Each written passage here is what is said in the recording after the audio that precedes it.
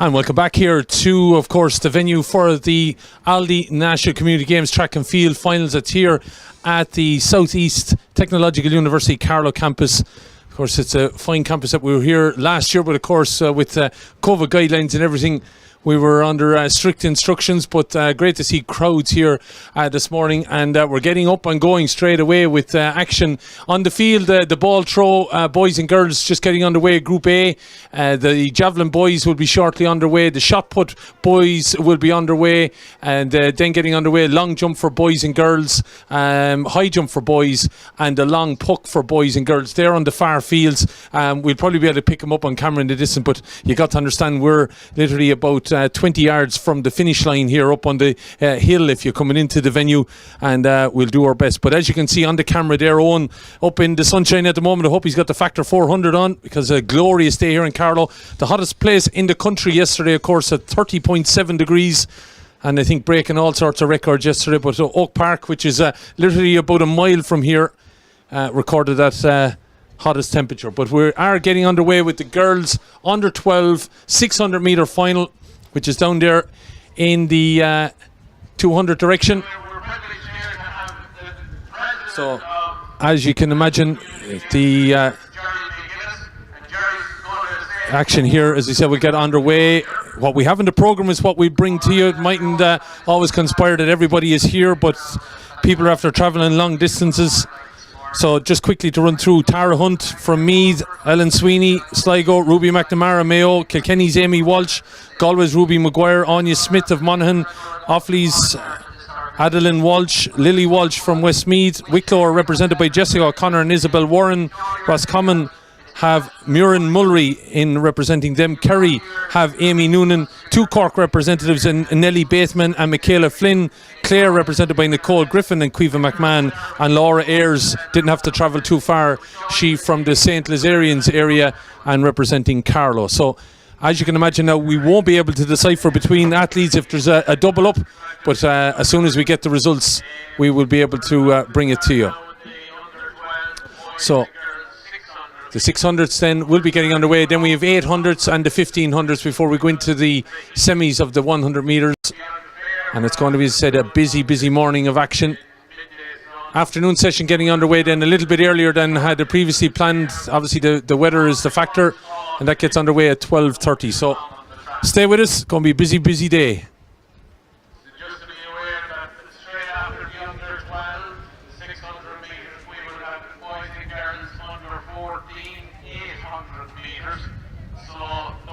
Just looking at the long jump getting underway. I don't know if Owen, I see some lads warming up here. I think they're getting their chance. A couple of Wexford lads here just on the pitch at the moment. Just down here getting their stride, I would imagine. There's a Mead man getting his chance there, just checking things out. See, all just getting their strides in and warming up. Also getting over here, then we can see there the lads that will be obviously throwing javelin. And don't forget, later on we will hear from a man that knows how to throw the javelin. Conor Cusick will be joining us in the afternoon, and we'll tell you about some of our other athlete guests that we will have. White flag is raised down over on the far side, so the javelin lads are getting ready, the shot put getting ready, but this is the girls now under 12 600 metres. And as we said, we'll be keeping an eye on action as best we can, but we probably won't be able to identify everyone by name if there's a double up, so we will be calling it by county. But lots of mammies and daddies and brothers and sisters and I think grandparents around today. There's a full house after travelling in cars from all parts of the country here to be in Carlow today. But everyone here early, our camera crew here from early on, and they're up and running then in the action. The first event of the Community Games National Finals underway. Warm-up still going on in some of the other sports, but we are no warm-up in this. This is the final of the girls under 12 600 metres, and a good representation from 26 counties that are involved here. So they have a lap to go when they hit the line here.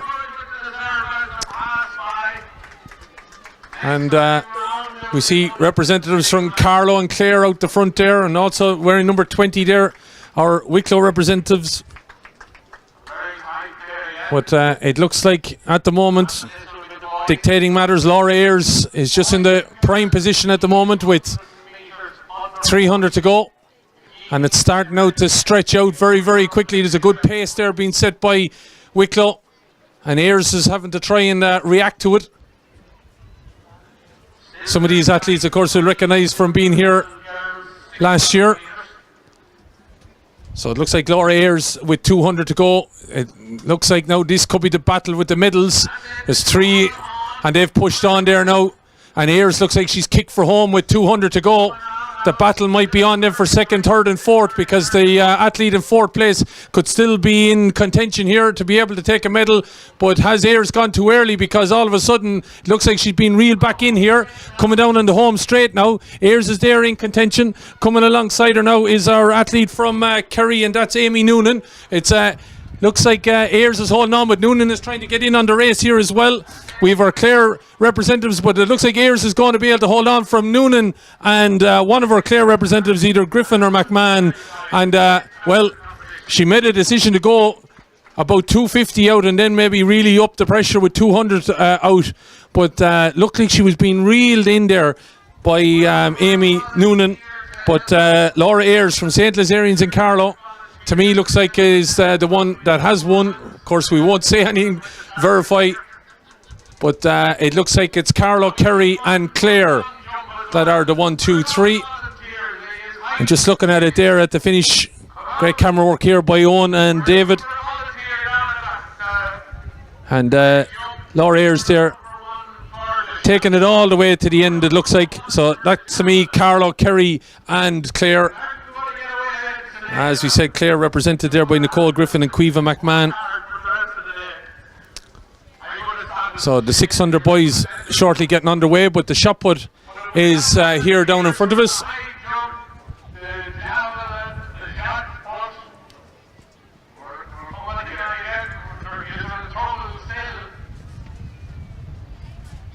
As you can see, the shot put, I think our lad's been given a warm-up throw there by the looks of things. Looks like Gavin Kennedy there from Kinvara and Galway throwing the shot put out there. Looks like stepping up here now, Wexford representative.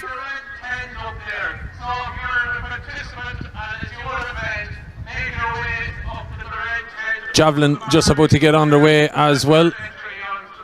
Lots of mammies and daddies here with the sunscreen and lots of tents up and everything just to keep athletes cool over the next while. Temperature is starting to gradually increase here. But as you can see on camera, our Wexford representatives represented there by Fiona Hay and James Prendergast.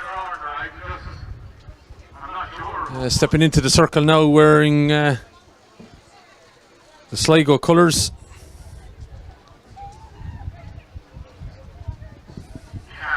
Carlow won the first medal of the Aldi Community Games.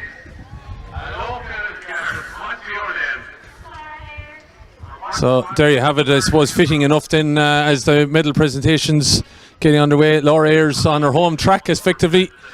Representing the St. Lazarians area, and obviously Carlow winning the first medal of the National Community Games finals in track and field here taking place in Carlow. The St. Lazarians area not too far away from us here, looking down the hill office. And we're getting ready for the boys now. 600 metres.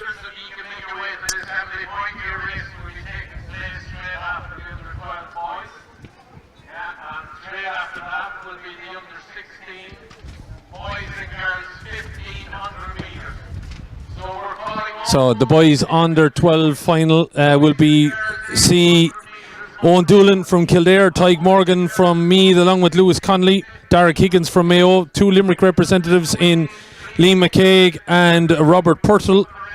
Galway have Ben Nocton, Ryan McMahon from Monaghan, Wexford are represented by Sean Power, Jack Brady is from Westmeath, Owen McGurk and Harry Pluman represent Dublin, Oisin McBride from Donegal, Idrissa Surrey from Roscommon, Dahi O'Shea, what a famous name, from Kerry, where else? And Conor O'Brien from Cork. Those are the lads about to get underway. Shot put, as we said, ball throw, javelin, all underway at the moment. Long jump also, along with long puck. Just looking at a young man wearing the Offaly colours, hitting the long jump pit there at the moment. We're still going through some elements of warm-up there, as are the shot put and javelin lads. But we do have a medal here early doors. Laura Ayres, the first one of the day.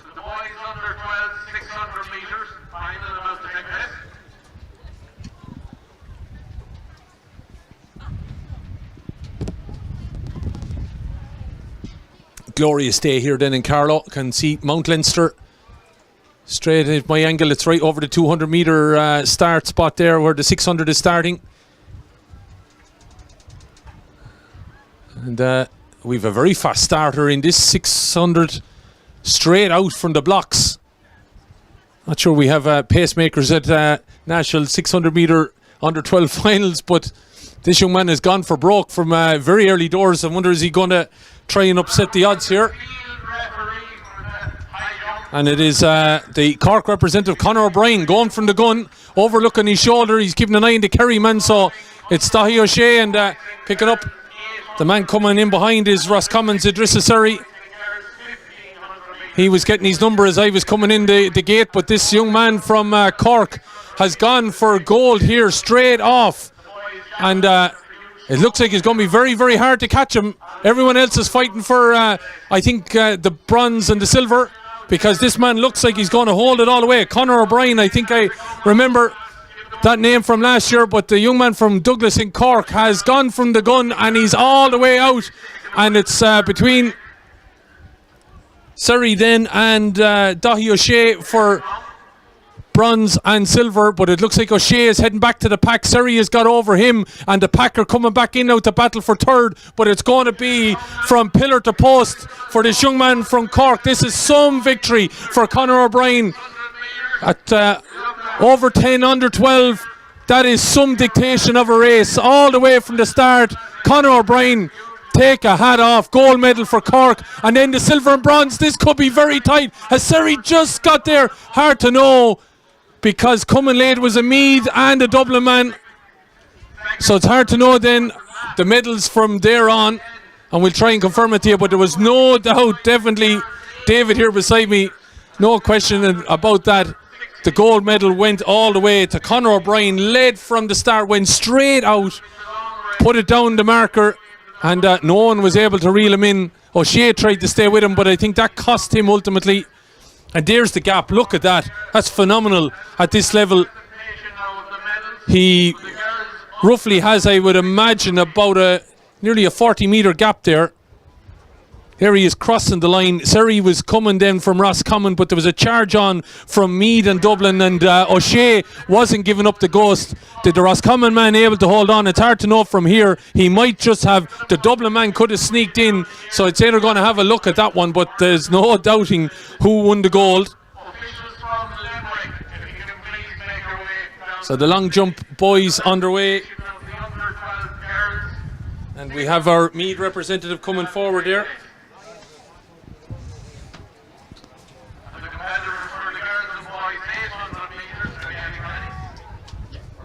So we have two Meath representatives, Cale Nocton and Caden Shaw.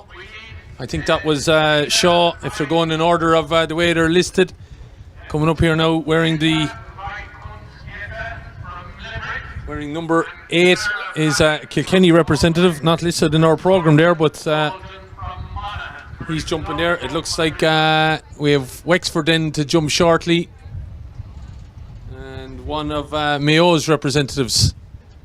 So I think we've got the 4 anyway. Not sure what order just yet, but there's no doubting Conor O'Brien was the gold winner. So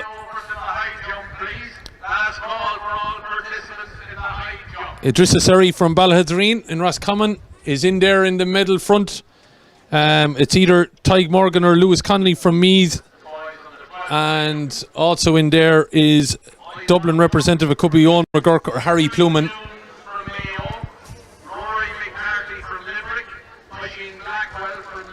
So next up then on the track is the under 14 girls 800 meters. Looking at the long jump there, still continuing with Leishman about to jump there.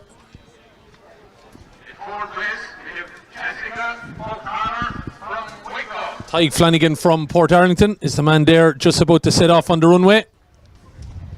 Third place we have Nicole Griffin, and she's all the way from Clare. In second place we have Amy Noonan from Kerry. And the winner is Laura Ayres all the way from Carlow. Give her a huge round of applause. So you have the medal presentation then taking place there in the background of the first race here, and a home win for Laura Ayres from St. Lazarians and Carlow. So getting their medals there. 800 meters is about to start now. At the finishing line here, it'll be 2 full laps. So 2 full laps then of the track for the girls under 14 800 meters. And just getting their call here from the starter.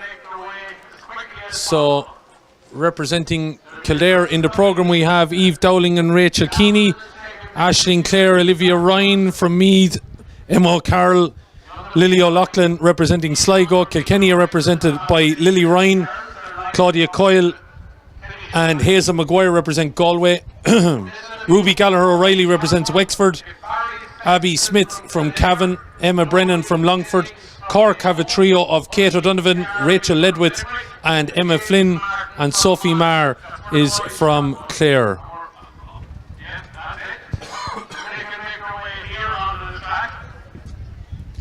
So shot put, javelin, long puck, ball throw, high jump, all on the way. High jump down in the far, down at the 200 metre start. And a lot of action up here at this end of the track here at the moment. That's the girls 800 metres. As you can see, some that are listed in our programme not there as we are about to start. So as we said, we'll try and refer to the double up on UFDR by county.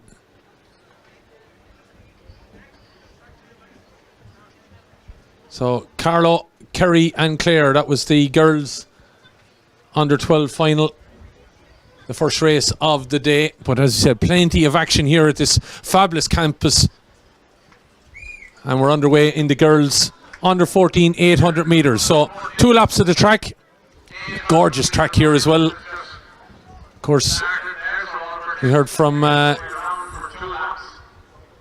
Marcus Lawler, Molly Scott and Sarah Quinn last year, and they were talking about how the track here was so perfect for them. I know Molly obviously and Marcus use it on occasion when they're back in the area.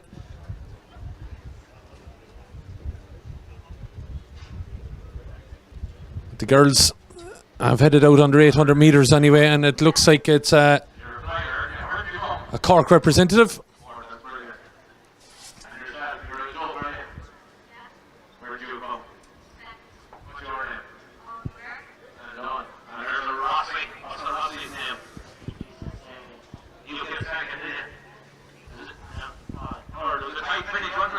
So tight finish for the second and third in that boys under 12. It looks like the Dublin man is the one that got in the second with Roscommon in third. But it is another Cork representative that's out in front here from Longford.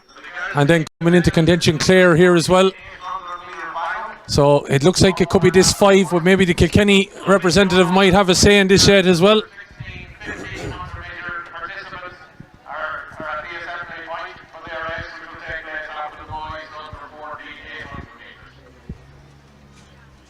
So it looks like 4 then to decide the medals, and there's a potential coming through as well down that back straight.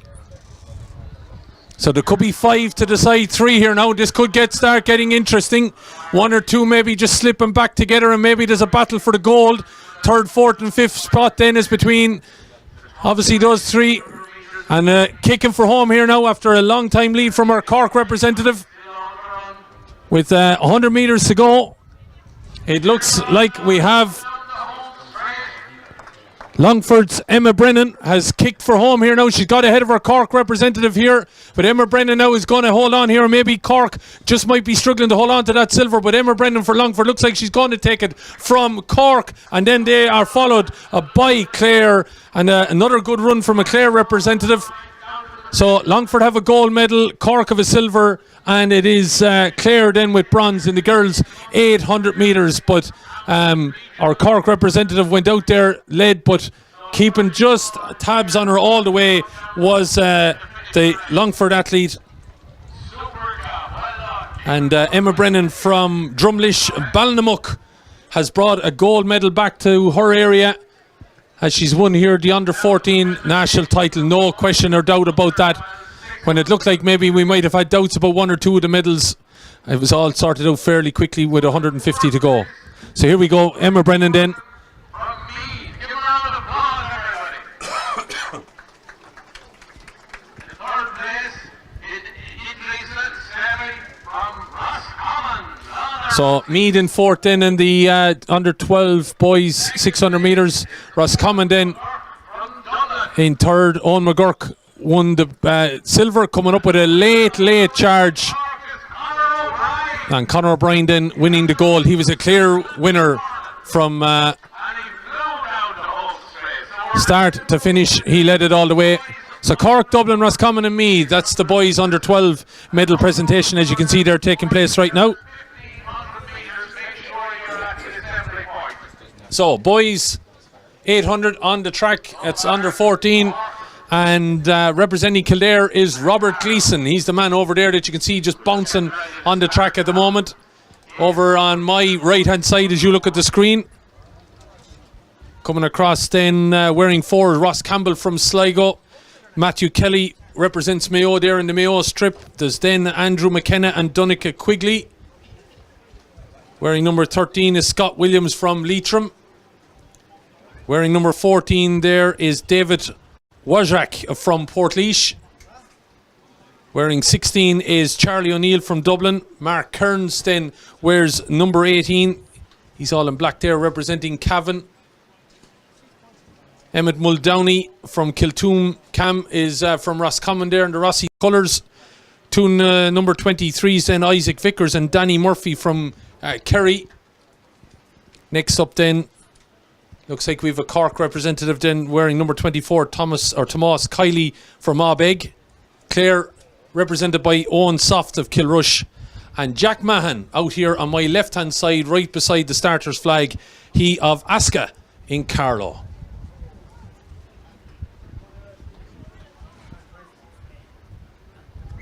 So starter's whistle gets them up and running then, and straight away it's the Kerry crew that are out in front there. Isaac Vickers and Danny Murphy, they're trying to dictate the matter here.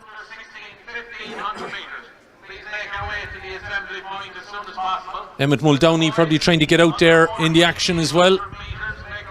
But good strong move there now, I think, from our Cavan man, is it? And we'll see them as they come down anyway, as they hit the 200 mark over on the far side. As you can see in the backfields there, the long puck and the ball throw, all those happening on those GA pitches around this fine campus here.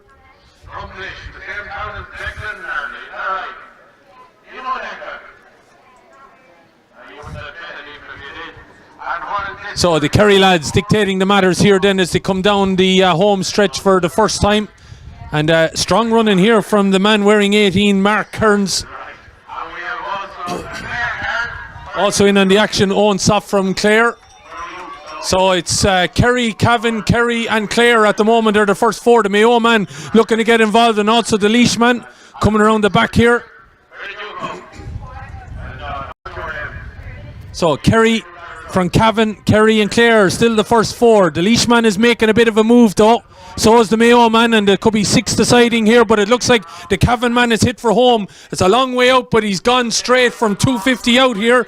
Looks like it's Mark Kearns from Annadrum Lane.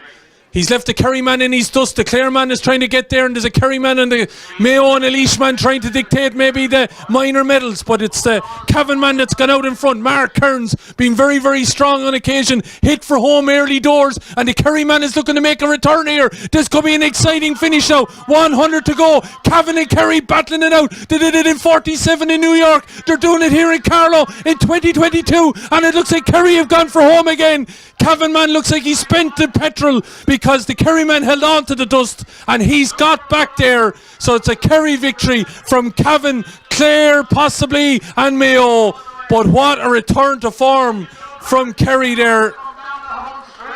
Not sure which one of the lads from Kerry it is though. It could be Isaac or Danny, but I have to say he looked like he might just have been burnt off by the Cavan man there, who went for home probably just a little bit too soon. Didn't have enough then when there was about 50 to go, and the Kerry man was able to get back in and get it over the line. But very entertaining final here of the 800 metres, and the boys under 14, and all of them getting some refreshment on. Here we go. There was the move then by the Kerry man, back just getting with about 90 to go, got back in front, and by God did he put on the burners. There was no response from the Cavan man, because he said I think to get ahead as he had spent some of the gas out around the 250 mark. And you can see then in the background the battle between Clare and Mayo for that bronze medal. Of course, all four lads will be on the podium, but it's Kerry, Cavan, and well, from our vantage point it's going to be hard, but I think it's Clare and Mayo that did that there. And you can see the guys heading up along now to get their registration. So Rachel Ledwith then being called out there. So,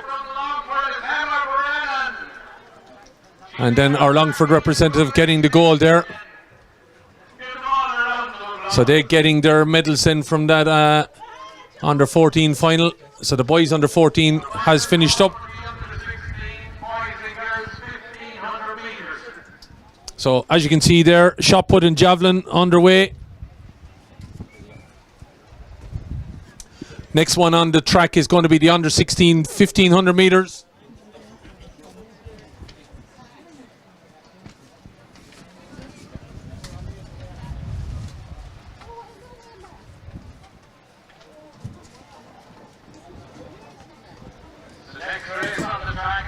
So boys shot put there underway, Group A, and looks like it's one of the Offaly lads there, Jack Cunningham, Conor Delaney are representing Offaly today. They're in there from Muckla, Rahandy Island and Shinrone, Coolderry. They're the men. It's Group A. The final is at 12 noon. There's a Group B then underway at 10:30.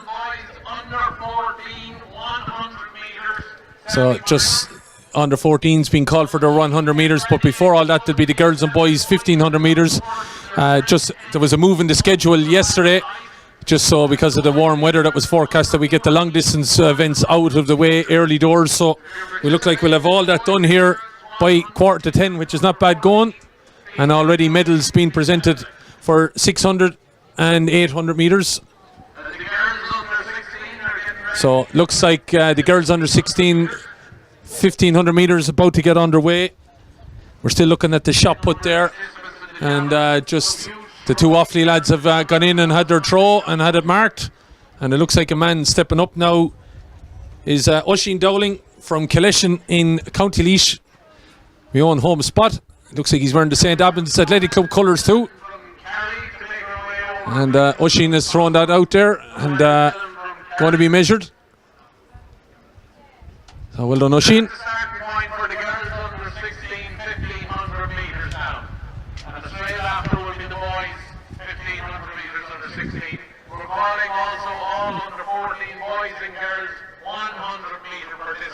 So girls under 16 1500 metres final then about to get underway. We can see them over here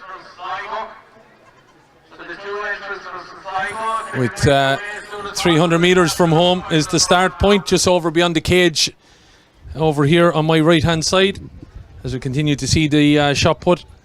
So representing Meath will be Emma Hunt, Anna and Grace Gardner, Gemma O'Callaghan, Kieran McGee from Sligo, Grace Jennings, Aoife Blewett from Mayo, Quiva Barry and Evelyn McAvoy from Kilkenny, Maura Coon from Wexford, Cara Daly from Offaly, Marie Murnan from Kenmare and Kerry, also Kerry representative Noel Dillon, Gemma O'Mahony from Cork, Clare's Emily Singleton, and Rachel Ayres attempted to follow her sister in winning a medal here today, representing St. Lazarians and Carlow. So just looking, Westmeath man after throwing the shot put out there, just looking at the javelin as well. Looks like we have a man representing Tipperary stepping up and throwing out the javelin there. As we said, we'll have a couple of athlete representatives on the way about an hour from now or thereabouts. We'll hopefully hear from Sarah Quinn. And a lady who's had a quite a historic moment a few weeks ago. And a bit of a false start there, I think, in the 1500 metres. So javelin being thrown out there by Tipperary as we were looking at that. As you can see there, the lads listed up. For any kids who need to cool down, there are cool down areas over there in the pavilion. So boys javelin is straight final by the looks of things. Jamie Connor and Dara Lonigan. Looks like Lonigan is the man that's up here now this time. I think throwing for Tipperary, if I get my figures right. No, we've moved on now to number 20. So looks like Jake McKenna, Daniel Burke there, the guys representing Wicklow. And I think it's the Roundwood man that's just throwing there. And his club counterpart and county colleague is about to throw next. And wow, we've another fast start here. It looks like Enniskeen's Gemma O'Mahony, is it? It looks like the Cork singlet, she's gone out good and early here, and long way to go. 1500 metres, of course. So 3 3/3, I suppose, of a lap of the 3/4, should say, lap of the track. So 3 laps to go when she hits the tape here, and she went out very, very quick. Flew down that back straight. And it is Gemma O'Mahony that's out in front, but has maybe just curtailed the sprint start that she made. And the bunch have quite happy to run along there with Kerry and Claire coming up behind. And also trying to get into the reckoning there, Maura Coon from Wexford. But they've 3 laps to go. And she's looking over her shoulder already, Gemma, who went out very, very strong and then maybe thought better of it. Looks like she's going to be joined very shortly by our Kerry representative. And I have to say, I've been impressed by the move that Maura Coon has made from the Castlebridge Crossabeg area, just outside Wexford town.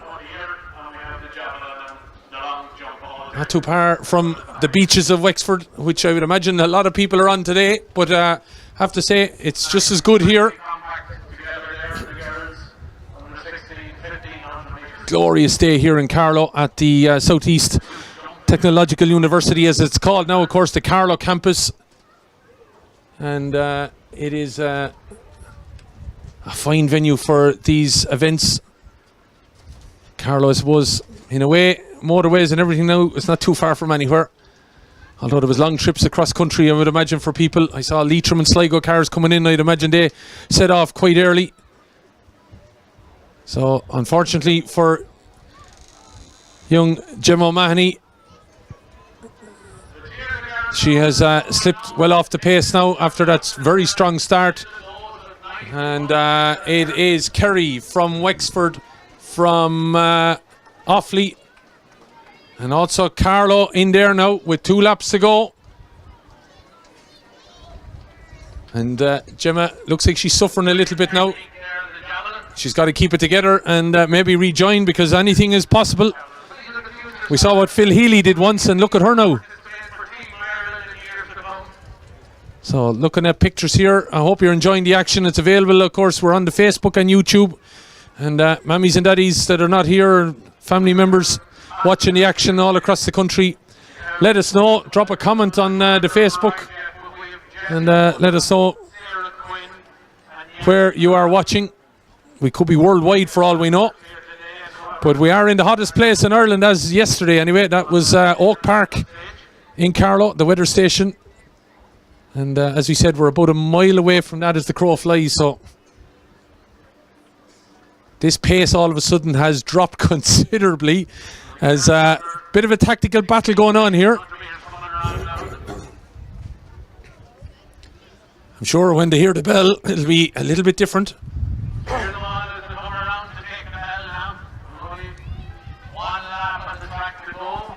So on-course announcer giving them no doubt what they know, and it looks like it's Kerry and Carlow might battle it out. Coming in there as well, Meath, Mayo and Wexford. So are we going to have the Ayres sisters with a double gold medal in the opening hour here in Carlow? It would be some story. So Rachel Ayres is there, but it's the Meath rep that has got out in front.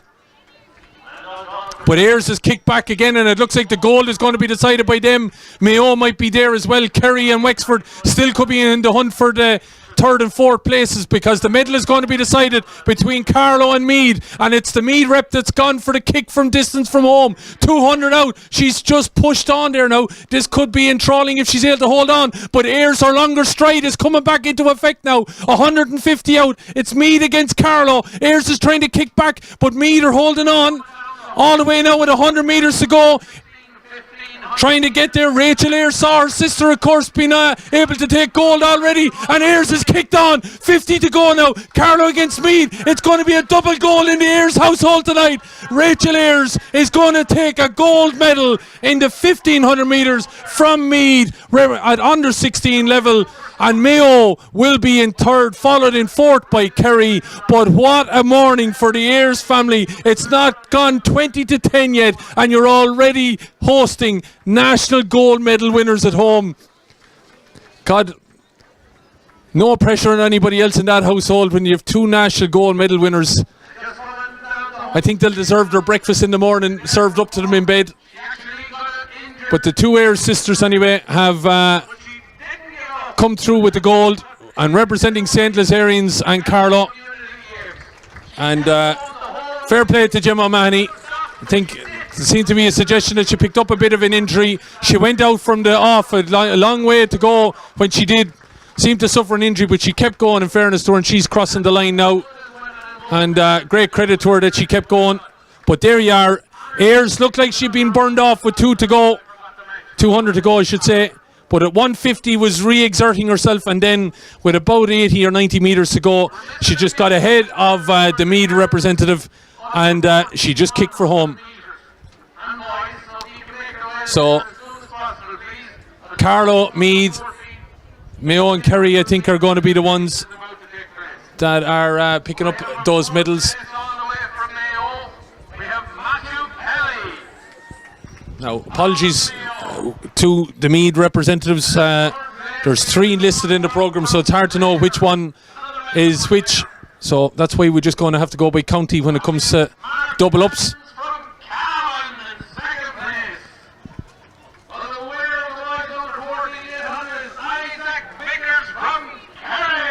So Vickers from Kerry is the winner of the boys 800 metres.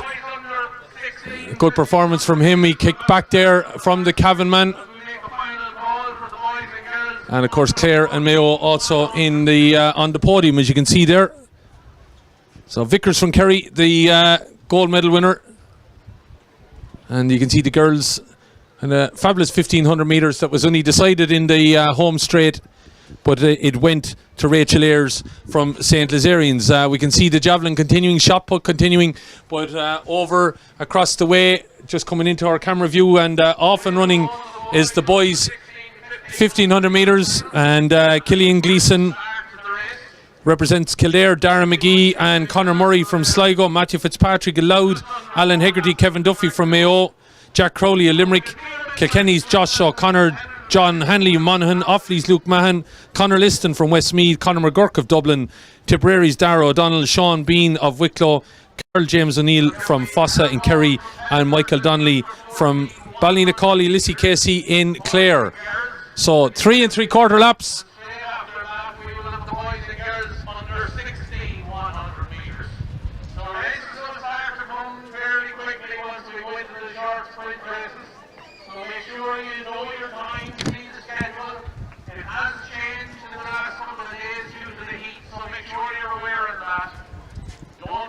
So out in front, it's all blue and gold.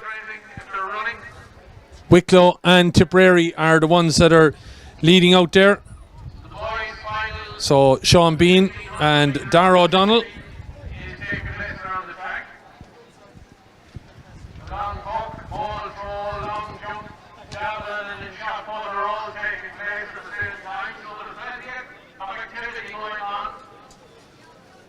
Toilets are located here in the pavilion as well, and there are some portaloos if you need to use the bathroom. Aldi Community Games official merchandise is for sale over in the tent area over here. And Mr. Frosty is up there selling his ice cream balls. Mr. Frosty, you need a bit of frost today. So it's Tipperary then that are out in front here in this boys 1500 metres, and that is Boherlahan Douala's Dara O'Donnell. And with 2 laps to go then, he's been tracked again here now by Wicklow's Sean Bean. He come bursting again. Mayo's number is up there as well. It could be Alan Hegarty or Kevin Duffy. And we've also got Offaly and Kildare in contention there as well. Killian Gleeson from the Selbridge South area. But Dara O'Donnell, who's been in the front two, now is, if he's going to win gold here, is going to have to do it a very hard way. Mayo and Wicklow battling it out for third. And it looks like Sean Bean of Wicklow coming back into contention. But the pack have tightened up on the Mayo and the Kildare man. So there's still a battle for the minor places. But can the man from Tipperary, Dara O'Donnell, hold on with 500 metres of the 1500 to go here in the boys under 16. We saw the girls decided in the closing stages. But has O'Donnell done enough? He's bouncing along there very nicely indeed as we see him take the bell. So Dara O'Donnell from Boherlahan Douala in County Tipperary, the Golden Veil, as he makes his way out, being tracked all the way by Wicklow's Sean Bean. Mayo looking to get in on the action as well, and coming charging here now is John Hanley from Monaghan. But it's Tipperary from Mayo, from Monaghan, and also Wicklow. Kildare looking to get back in the mix, and could be still a lot to be said in the minor places, but it looks like Tipperary are going to hold on. But the Monaghan man is not giving up with 2:50 to go. And is he looking to reel in the long-time leader, Dara O'Donnell? It's Mayo and Monaghan working together to try and pull in Tipperary. But Tipperary still have control. And O'Donnell looks to have found another gear. He's kicked on again at the water jump. On he comes with 100 metres to go. Representing Tipperary, it is Dara O'Donnell from Boherlahan Douala as Mayo and Monaghan battle it out for silver. Tipperary look to have taken gold all the way. This is a fine dominant performance by Dara O'Donnell from the Boherlahan club. Mayo and Monaghan still battling it out, but it looks like Mayo are holding on for silver, Monaghan in third, and the battle for the fourth place, oh, that's going to be tight between the near neighbours Wicklow and Kildare. But hats off Dara O'Donnell from Tipperary. Boherlahan Douala is his area. He is a national champion. He's bringing back the under 16 1500 metres gold medal. What a performance in this 1500 metres. He looked very, very confident all the way through that race. Himself and his Wicklow compatriot Sean Bean, well, they battled it out maybe in the first lap, but after that it was all about O'Donnell, and he was coolness personified. The Mayo man, he did all the tactics right. He was looking left and right to make sure he blocked off the attempt of the Monaghan man that was coming through there, John Hanley. But it looks like, as we said, Mayo took silver, Monaghan third. And for the fourth place on the podium, well, it looks like maybe Wicklow just got the nod there. It looks like Sean Bean just got in there ahead of Killian Gleeson. Credit Gleeson, he kept fighting as well down the field. But a dominant performance from Dara O'Donnell. He is the national boys under 16 1500 metres gold medal winner, representing Boherlahan Douala from County Tipperary. Well done to him. Fine performance by him. And we see the shot put continuing.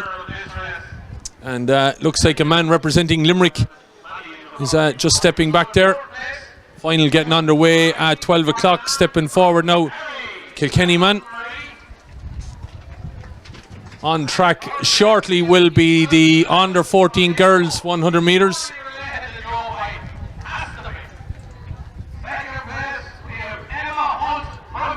So Emma Hunt was the representative there that was from Meath, and Rachel Ayres.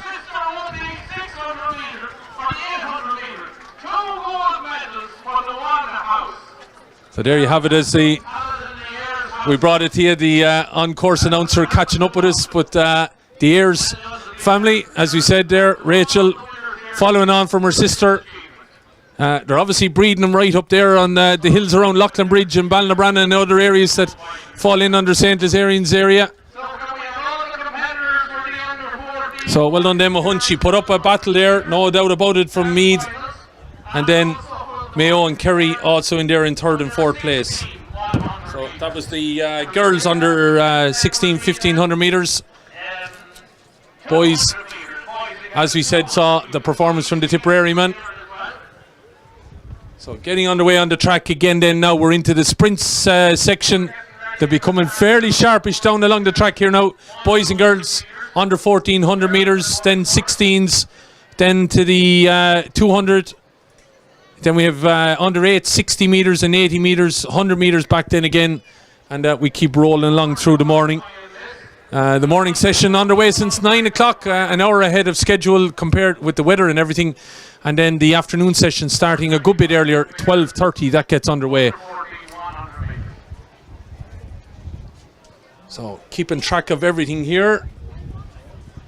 As you can imagine, quite difficult with so many events going on. As we said, we're on the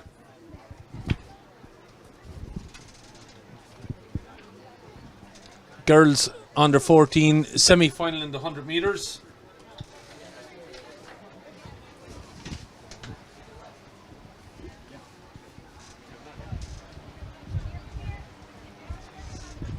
So, as you can imagine, semi-final, we're not going to be able to identify everybody. We'll just go with counties on this because there could be various different names across the 2 or 3 heats here, whatever might have to take place. The glorious day in Carlow here. If you're coming along, make sure you have all the shade and sunscreen and bottles of water. And David and myself and all the crew here at Entray, we'll take an ice cream if you want to drop one up to us. You won't miss us as you come in. We're on the big scaffolding as you just come in here. We're in the fabulous campus here in Carlow. This, of course, now formerly Carlow IT, but now under the new moniker of the Southeast Technological University, and this is the Carlow campus. Fabulous facilities here, as he said, and I probably should say that, seeing as my home place not too far away, as we get underway here in the 100 metres, girls 100 metres, and it looks like it's a very strong performance here, all the way from Clare. That is very, very strong. Carlow, Kerry, Kildare, all there, and maybe in the hunt as well. But that is a strong run there from the Clare representative. Girls 100 metre final, she had no doubt about it over in the second lane there.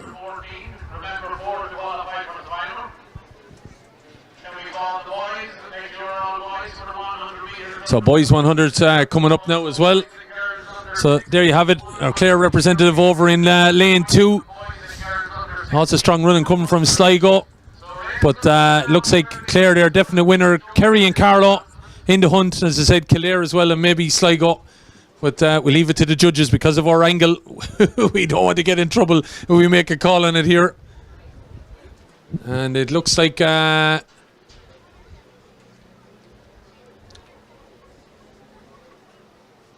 Kildare got the nod. So it looks like Carlow, Kerry, Clare and Kildare have qualified for the final.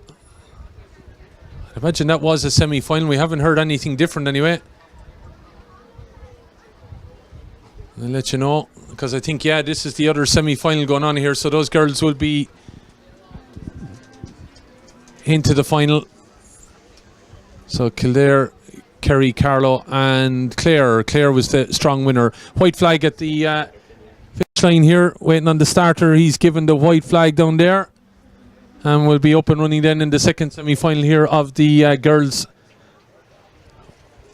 under 14 100 metres.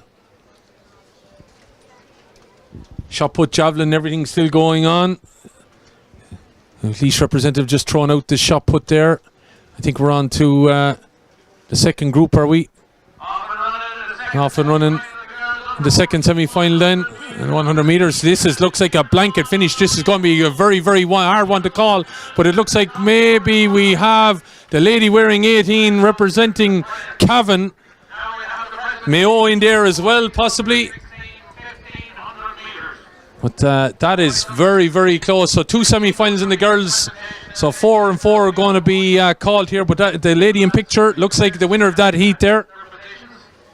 She representing Cavan, and I think looking at my list, that is Aideen Lynch from Killaan and Cavan. And it looked very, very with 50 to go, hard to call, but she came through there. Mayo as well there, and also I would say Meath, but we'll wait and see who's been handed a docket.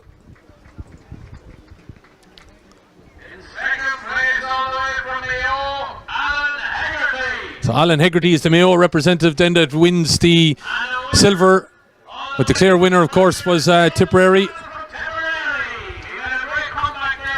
So Tipperary, Mayo, Monaghan and Wicklow. 1, 2, 3, 4 in the boys under 16, 1500 metres.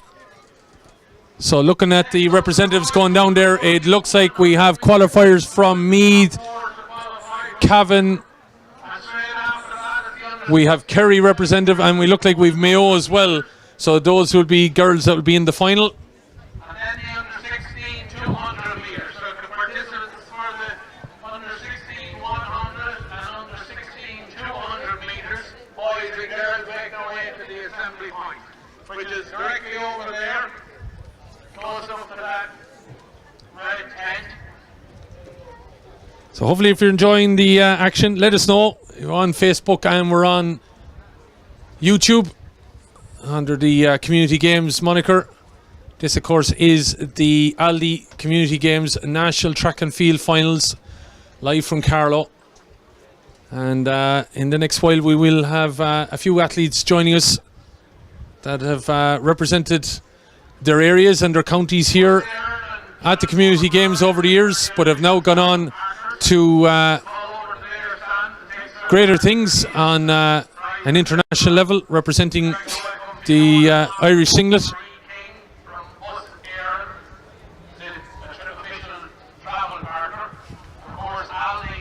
Hopefully we'll be able to bring you some results later on, and we'll be trying to keep an eye on that.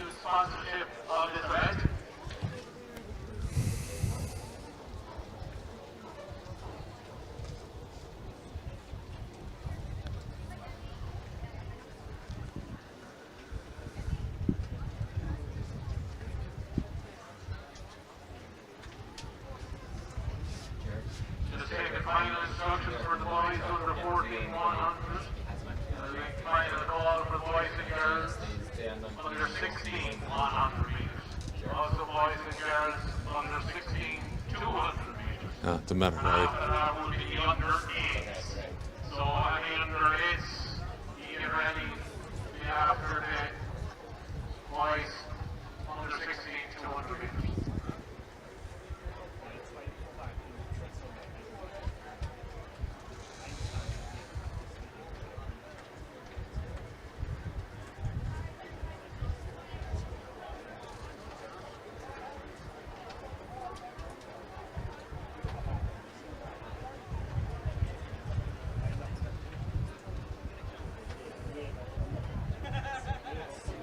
So down on track now at the moment is the boys 100 metres. And it looks like awfully representative, but very strong up the middle here. Wow, some finishing here from the man with number 26, the Carlow representative, Westmeath. Awfully, that was very, very tight all the way. Don't fancy the judges on the line trying to grab those singlets, but powerful running there in that boys under 14 semi-final.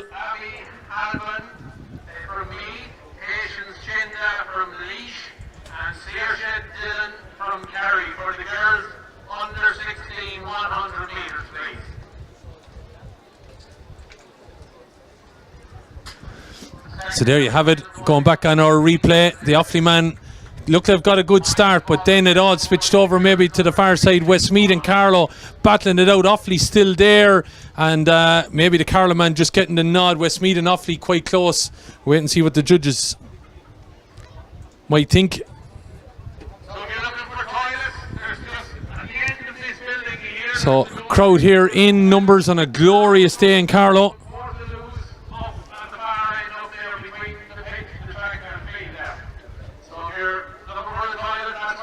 And if you're coming, plenty of parking around. Just be patient as you come out to Kilkenny Road in Carlow. Just at the roundabout there, it's getting quite busy, I believe, and everyone registering coming in and whatever. So it's just if you're still on the way.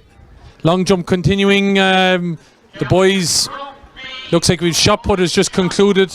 Group B they're calling for, so to be ahead of schedule there a little bit, maybe that wouldn't be any bad thing. Javelin looks like it's coming down closing stages here. Look like we've Westmeath and Dublin representatives over there. Meath also represented, still thrown into the final stages of that by the looks of things. And looking at the high jump, is still continuing, and it looks like it's at a fair height down there in the opening stages of that for boys. Girls due up at 12 noon. And in the far out pitches, you might be just able to see it in the angle of our shot there, just to the right, maybe not, but up in the far right there of our shot is where the ball throw and the long pucks are taking place, as Owen does a sweep around the campus here. So maybe just when we have a lull there, Owen, for a minute, if you do a quick sweep, if you can hear me, and you'll see all the action, the fabulous facilities here in Carlow. And this, would you believe, is their second campus. The main GA facilities are back in at the university. We're just a little bit out the road across from the Tyndall College. And there's the size of the campus. As you can see, the far pitches in with all those floodlights. That's where the long puck and everything's taking place. You saw the javelin and the shot put just maybe in the shot. And here is the boys then on their way in the under 14 semi-final here. Not going to identify anyone because of just has been a heat, but it looks like a strong run there from Kenneth Kalu, I would imagine, from Sligo. That was a strong charge from that young man down the track, and he's going to be a danger, you'd imagine, in the final.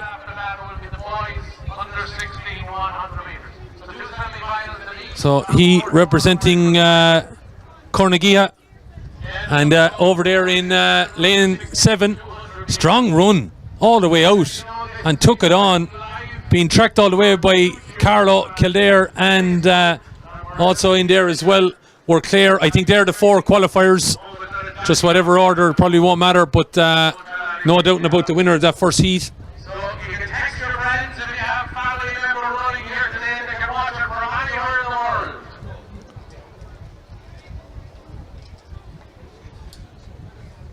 Live from Carlow to the world. So our on-field announcer giving us a shout out, and I don't know if you hear it, but we are live, as we said, watching the action here. Anywhere in the world you can watch us.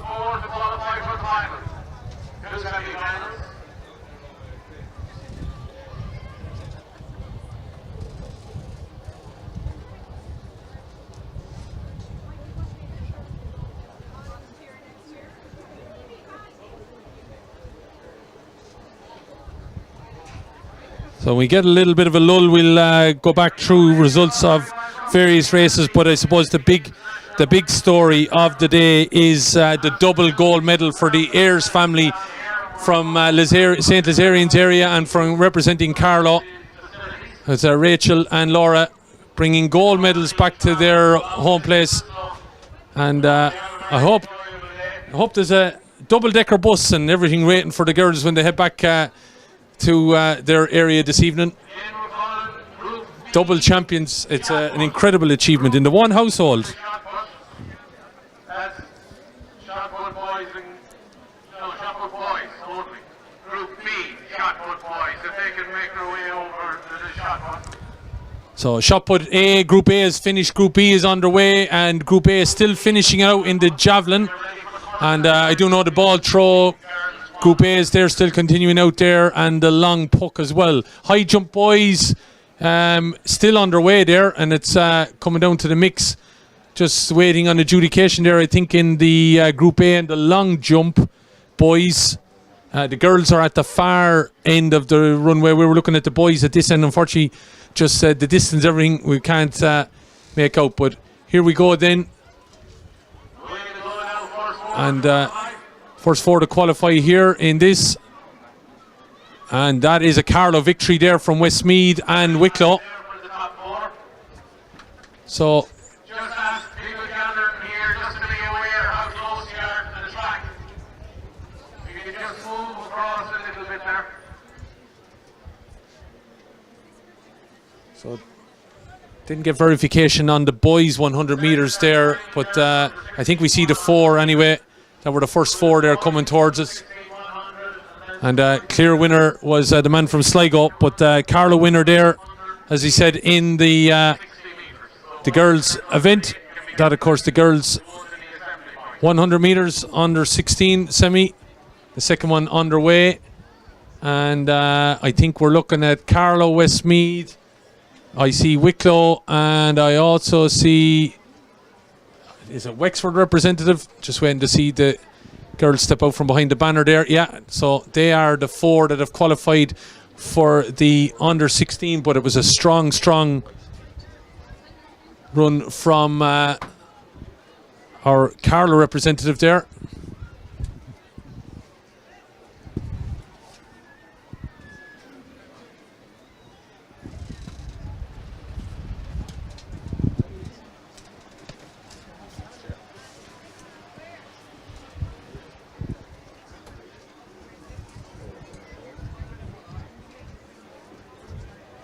Oh, plenty of action, and another heat up and going then.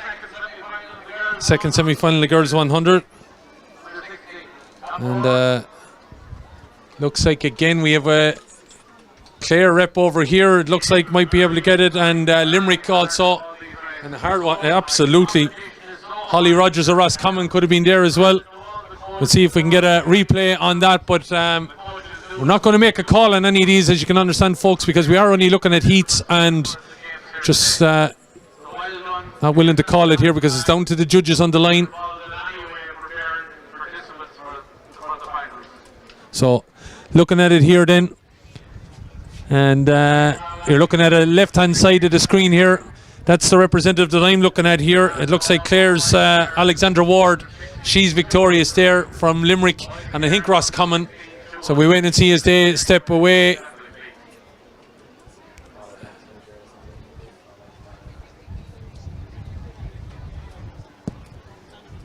So look like heading down the track there, as you can see on camera. Again, if you look for some Aldi community games, the official merchandise is for sale. So 25 is Clare, 21 Ross Common. I think I see 7 there from Limerick, and I'm unsure the other qualifier there at the moment, just with the singlet. It's not a county singlet, I don't think so. I don't know if we can get a zoom in on that.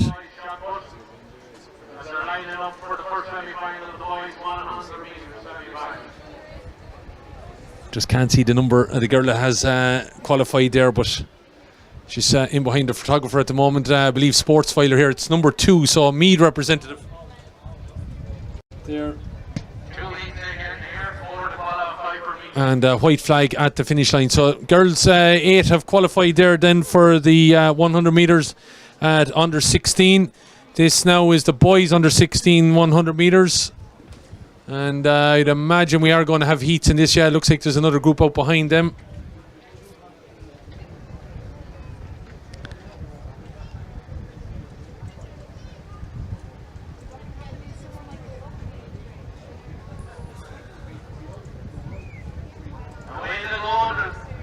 So, up and running.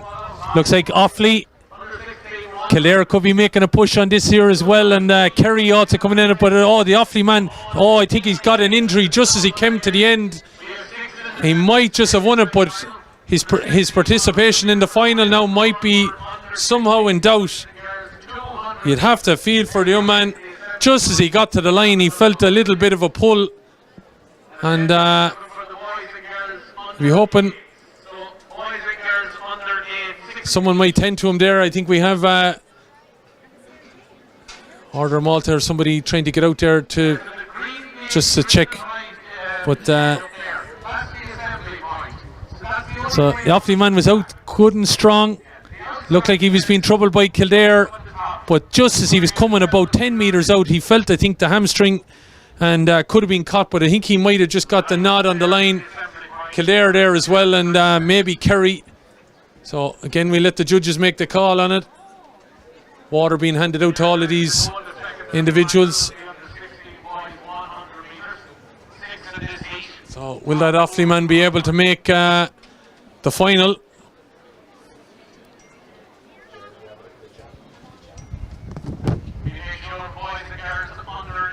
John Delaney leash there, looked like he was wandering around. With maybe he get a nod there in that.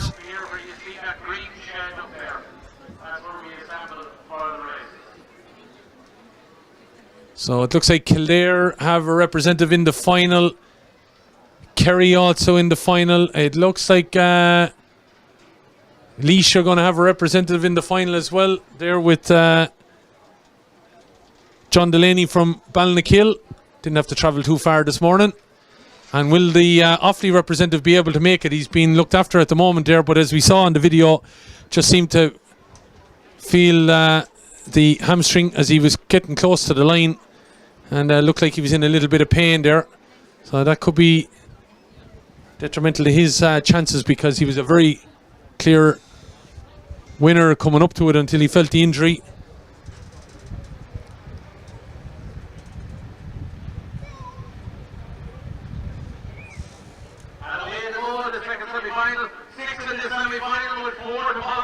So 4 to qualify and 6 in this, and it's a strong run from the Clare man and the Kerry man, and also there Roscommon, Carlow finishing as well. So I think we have our 4 there, there's no question.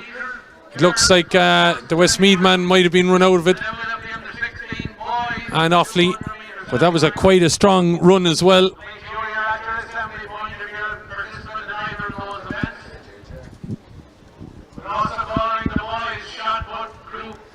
So shot put on their way. Javelin Group A just still coming to an end. It's been fought out well here by a Meath man and looks like Kerry representative. Could look like there still might be a Dublin man in the hunt as well, but they're trying to sort out Group A there of the Javelin that got underway at 9 o'clock. So Group B, the shot put lads are lining up there, getting ready to go. Javelin has just been thrown out there, and that's a hell of a throw from the Meath rep, or the Kerry rep I should say, and he's got a nice mark on that. That is a fantastic throw. So yeah, it was thankfully I called that right. So Kerry, Clare, Roscommon and Carlow will be in that boys final that we've just witnessed there. Westmeath and Offaly just run out of it in the under 16 100 metres.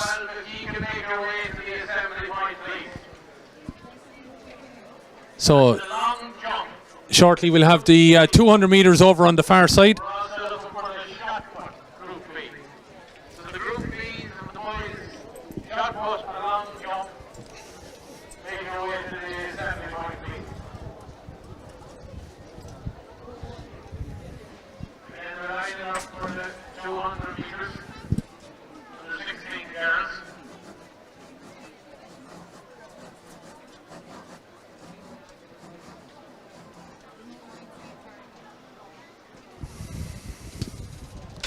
So when we get a lull, we'll bring you some of the results from this morning, but it's hot pace and ready to go here again. Under 16, 200 metres.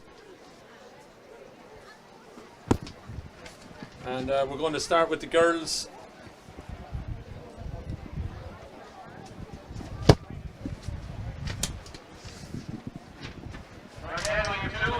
Apologies, paper flapping in the background if you hear it. Try to keep tabs on all the action that's going ahead here in the programme. So it looks like the javelin has come to a conclusion with Group A, so they'll be looking at winners there. Of course, that was a straight final, but a fabulous throw there by the Kerry representative that we saw, and just waiting obviously to decide who's come out on top on that, but that was whittled down there, and there was 5 or 6 gentlemen right in the mix there, right to the end. The girls gets underway not until 1:30, so we're finished on the javelin for the moment.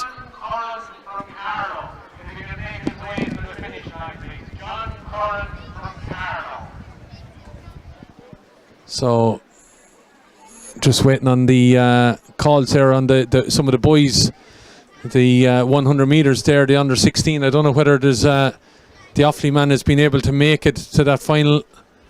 We'll wait and see. He's still been tended to, so hoping he hasn't missed out on his chance of competing in the final. But over on the far side that you can see there, and I don't know if Ger or Owen is on the camera there. Don't know if you'll see in the distance, if you just pan straight up, you will see there's a mountain off in the distance. There we go. That mountain there, that's the highest point in this part of the world. That is Mount Leinster. And the mast on the top of that, well, if you watch your TV channels and everything, especially your national channel, that mast at the top of that is the RT mast for the southeast and Midland area. Don't know if you can pick it out, but anyway, that's Mount Leinster, and that's what we're sitting underneath. And the girls, under 16 girls, 200 metres is underway, and as the stagger kicks out, then we'll get to see who's coming through. And it's a very, very tight top 4 qualify, of course, in this. So we won't be making any judgments here, but it looks like we do have a strong play here from Clare. And the Clare representative is being pushed all the way there by Wicklow and Meath.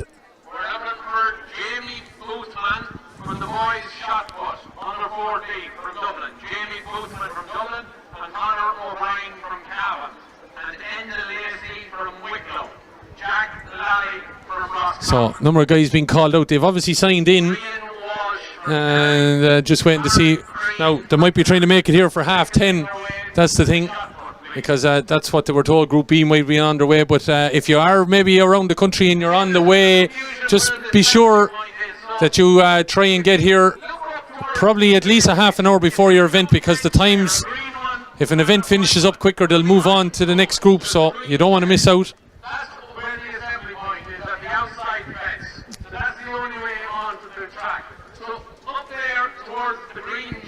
So stay the announcer here as we see Clare and Wicklow and Meath, and I think also getting in there might have been Tipperary. Was there number 19 there? I think she was. She's wearing maroon. That's probably what caught at me, but I think she might have got in the 4 there. But I can't make that call. As you said, the judges are watching back on tape and everything. So it looked like a docket has been handed to some of the players that I mentioned there. So yeah, I think I called it, thankfully. So Meath will be in the final, Wicklow, Tipperary and Clare. So they will be in the 200 metre final there for girls. Boys 200 about to get underway shortly, but the second semi-final will be coming up from the girls, so the 4 to qualify there. Waiting on shot put, javelin lads starting to maybe think about warming up. Those are in Group B. We're looking at the long jump here. The Group B lads might be shortly getting underway. High jump. It's been an interesting contest, I believe, down there. It's off in the distance, but here we go. And it looks like strong run here by the Monaghan representative. So Monaghan, Carlo probably going to be in there. Is there another one for Wicklow maybe? And yeah, Monaghan, Wicklow, Carlo, and it looks like another Meath representative might be there. So we could have a... Did I say Carlo? I should have probably... I think Kerry might have been just in that mix there. So I'll have to look back on the video. Just trying to identify the numbers. It might be the Kerry rep, I meant to say. Just get it here with Dave then.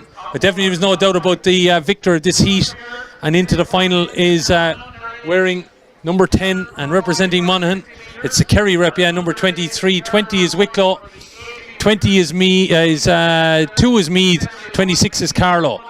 And it looks like they are the ones that have got through. Carlow might be just missing out. So wait and see what the reps have to say. So boys getting on their way.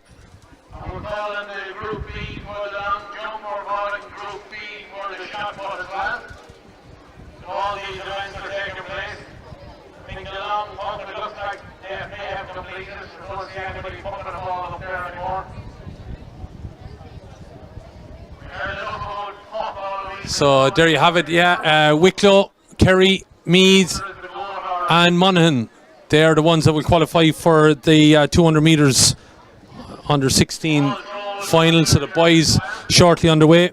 I'm just getting messages of results and stuff like that. Once again, if you're looking for toilets, toilets are at the back of the building here. If you go around the side and in around there, there are ladies and gents toilets there. Or there are some portaloos for those who aren't as sophisticated. If you want to use the portaloo, they're just up there. So white flag here at the finish line. So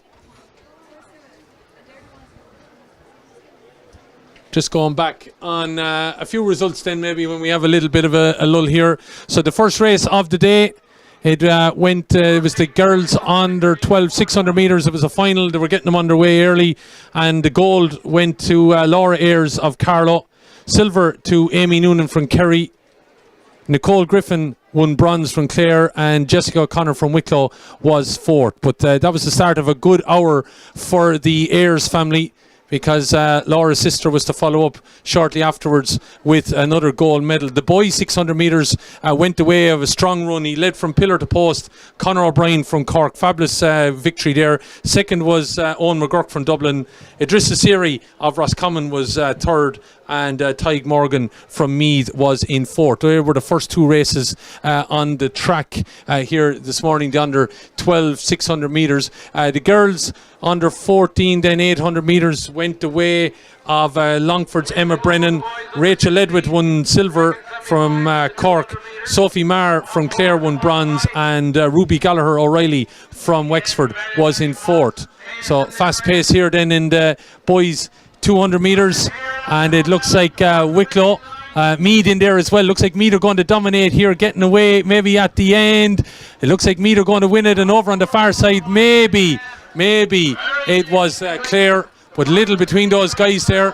Four to qualify, and leaving it on the judges on that one. Quite tight. That was the girls under 14 800 metres. The boys under 14 800 metres went the way of Isaac Vickers. He came back there.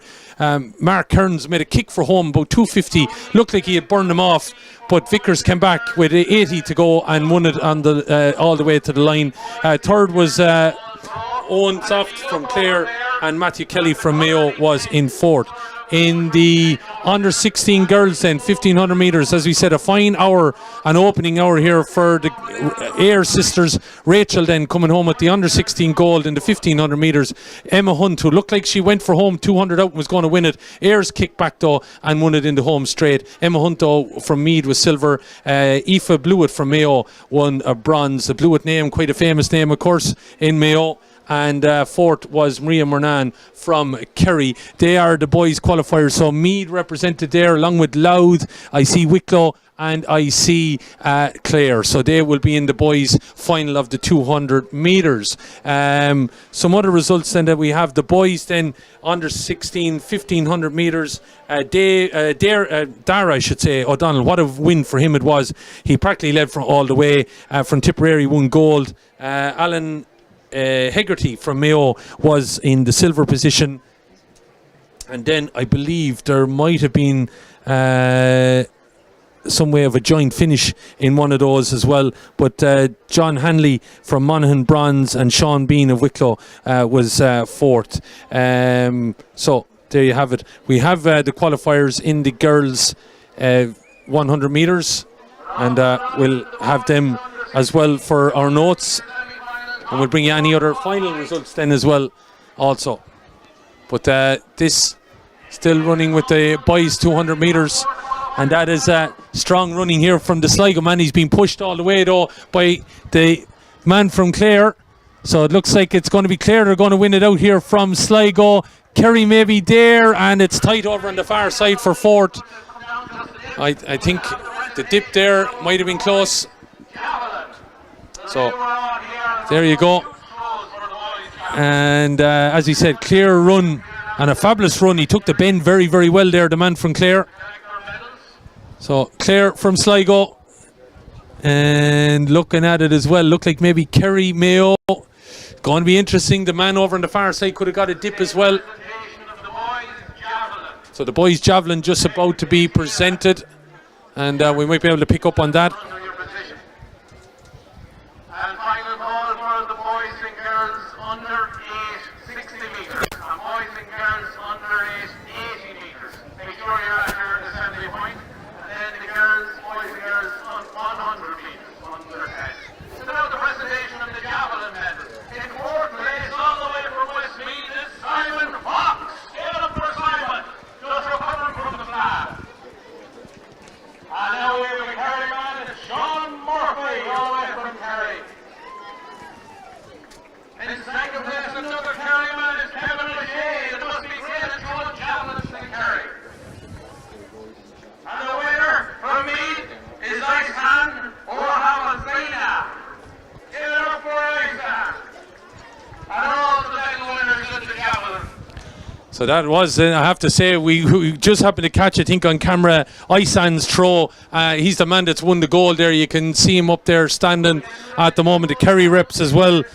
Second and third, Kevin O'Shea and Sean Murphy. So well done to them. They're getting their medals down there.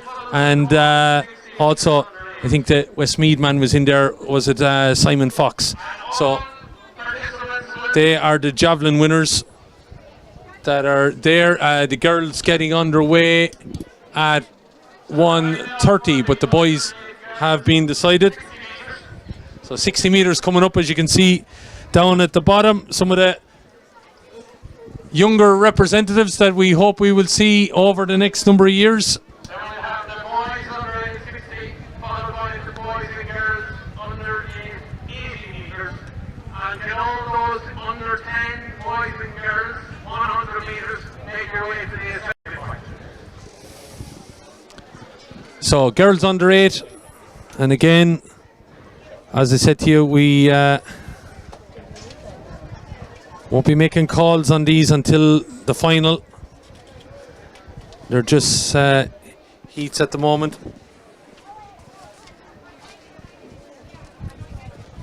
Possible to make calls on all of these with so many young people here today. But if you are heading to Carlow, glorious day. Long jump underway there again. I think we're looking at the second group in the under 12 boys. Under 12 girls should be underway as well. Those two groups, Group A and Group B. Group A's, I should say, and boys and girls should be finished. And looks like Longford there just on the runway at the moment.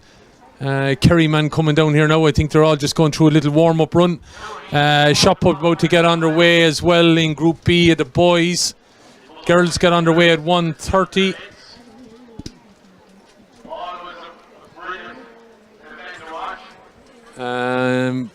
Ball throw and everything. I think Group A, they're done in both boys and girls, and also the long puck.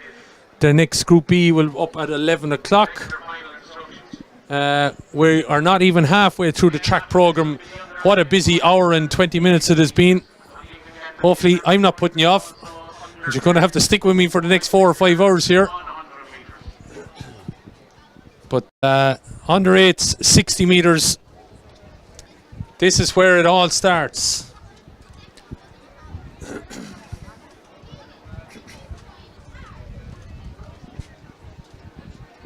So it looks like we're going to obviously have two semi-finals here. These are under 8 and over 6s. And don't forget, we'll have a great crack of mixed relays and everything coming up. And then the girls and boys relays. And then later on in the programme, and not coming till late in the afternoon session, we have obviously the finals and so forth, but heats on the way to end up the morning session. So no matter where you're listening, let us know where you are on Facebook or YouTube, and we'll try and catch up and give you a shout later. But you are watching coverage of the Aldi National Camogie Track and Field Finals here in the fabulously appointed Southeast Technological University Carlow campus. Of course, started out as RTCs one time, then ITs, now Technological Universities, and we have a right little blanket finish going to happen here. Don't envy the judges on that one, and some of them don't want to stop.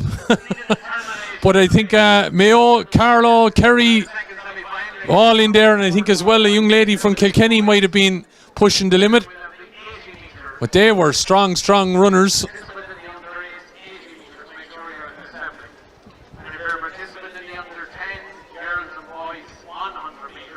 And it's fabulous to see these young girls out and representing their areas and their counties, making sure to get the water on. And they're just waiting for the judges to make a decision. Of course, this is the first age group at community games level, and then keep going till the under 16. But Boys and girls to make their way up to the pitch, over the far end up there, up behind the shed.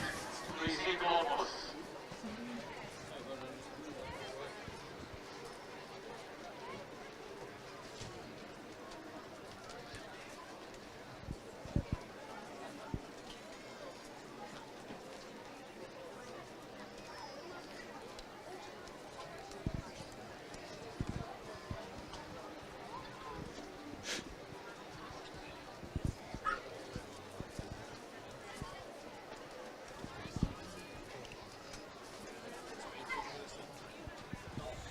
so waiting on the judges here. Looks like Kerry rep has been approached.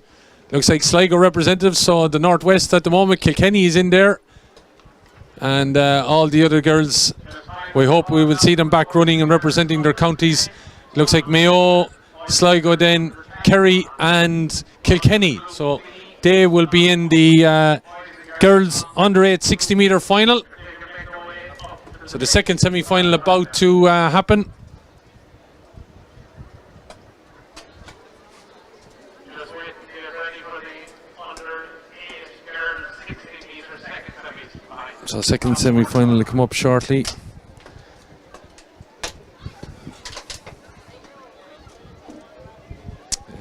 We'll hopefully be able to get through our notes here and be able to bring you the identification of all the people that will be in the finals. That's going to be the next big task that we're going to have to do here. Fun and games working all that out.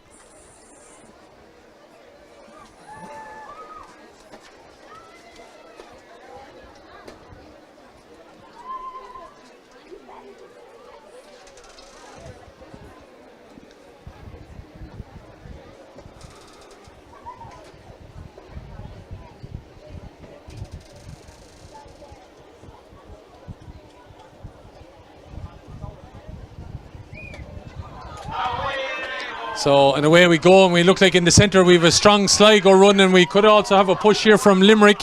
Sligo and Limerick look like they're the ones dominant. Carlow over there, Monaghan as well, maybe Kerry. But it looked like the two girls that are in the middle that were pushing it all the way there. And we'll leave it with the judges. And then the under 10 boys and girls 100 metres. So just be aware when your child is participating.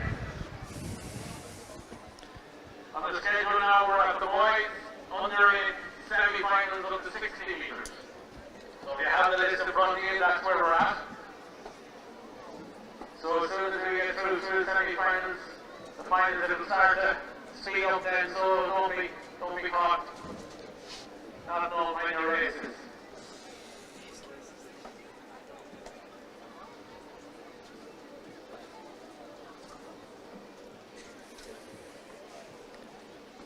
Can we call some for the long jump under 12 boys? Henry Noon from Mayo, Rory McCarthy from Limerick, Oisin Blackwell from Limerick, Dottie Lynch from Monaghan, Tommy McElwain from Monaghan. So in the background you can just hear the stadium announcer calling out some of those to come to respective areas. Boys long jump under 12. Can they make their way to the assembly, please? As we're getting ready for the first semi-final of the boys under 60 metres. So just waiting on the boys in to get underway while we're doing all that. Of course, we're just endeavouring to update who's going to be in the respective finals of these races.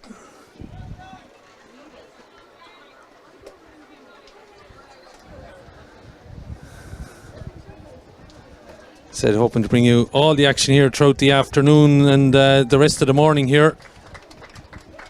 Looking at girls that have qualified there heading down. Looks like we have Sligo, we have Monaghan there. I think we have the young Limerick girl and a Kerry girl. So there you have it. They are into the final, which will come up in the next while. Just looking at some of the names then here that have qualified for the girls under 16 100 metres. Layla Colfer, she was a fantastic winner of her heat. She's going to be, I think, one of the standouts for the final and maybe the gold medal. Sarah Kiernan from Wicklow has also qualified. Ayole Amentorj has qualified for Westmeath. But the boys under 8s have kicked off. And looks like we might have a blanket finish. Oh, I don't envy anyone there. Mayo, Kerry, Meath, Carlow were all there. There could have been Westmeath man jumping in there as well. Don't envy the judges looking back on that one. Also is qualified for the girls under 1600 metres, Abby Doyle from Wexford.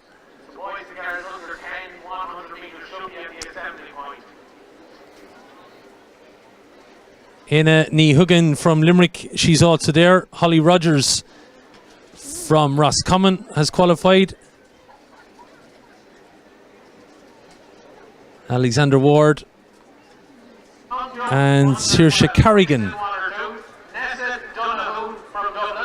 So they're in the girls 100 metres.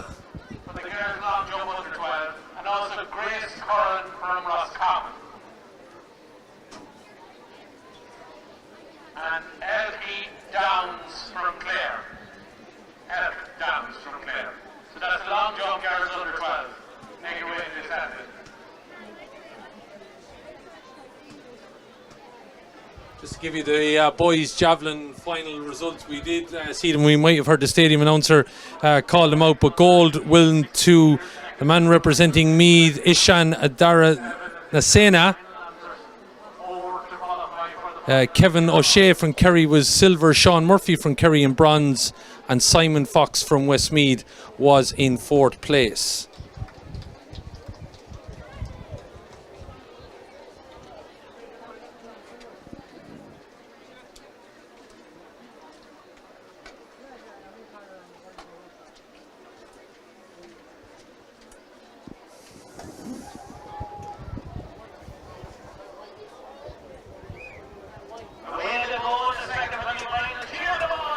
So second semi-final end of the boys here, and it looks like it's going to be a strong run here from young man that's representing Dublin is there. Kerry was there, and also a strong finish coming from the Longford man. He didn't want to stop, but he got there. Packed along the barricades here at the moment. So the 80 metres about to get underway then for under 8s. So waiting to see who will be called out.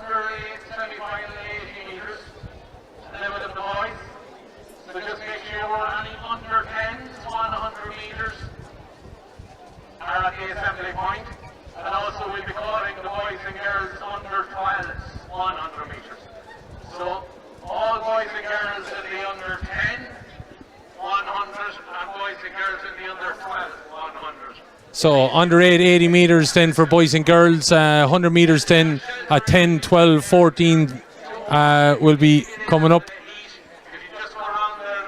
Finals then, as I said, to start with the girls under 14 100 metres, and that's going to be quite a busy hour or thereabouts of finals.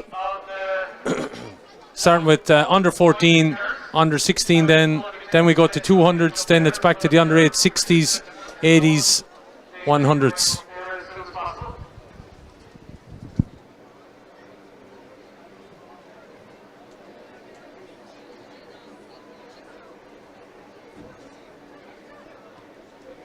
We're missing Dublin, Roscommon, Longford and Carlow, I think, for this race. Dublin, Roscommon, Longford and Carlow for the under 8 girls 80 metres.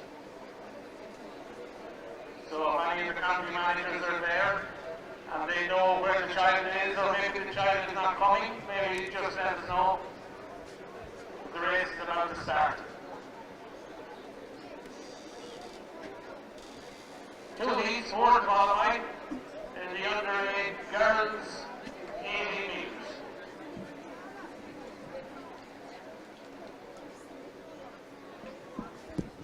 So you're watching coverage of the Aldi National Community Games track and field finals taking place at the Southeast Technological University Carlow campus, and this is of course the athletics facility with some rugby and other pitches here.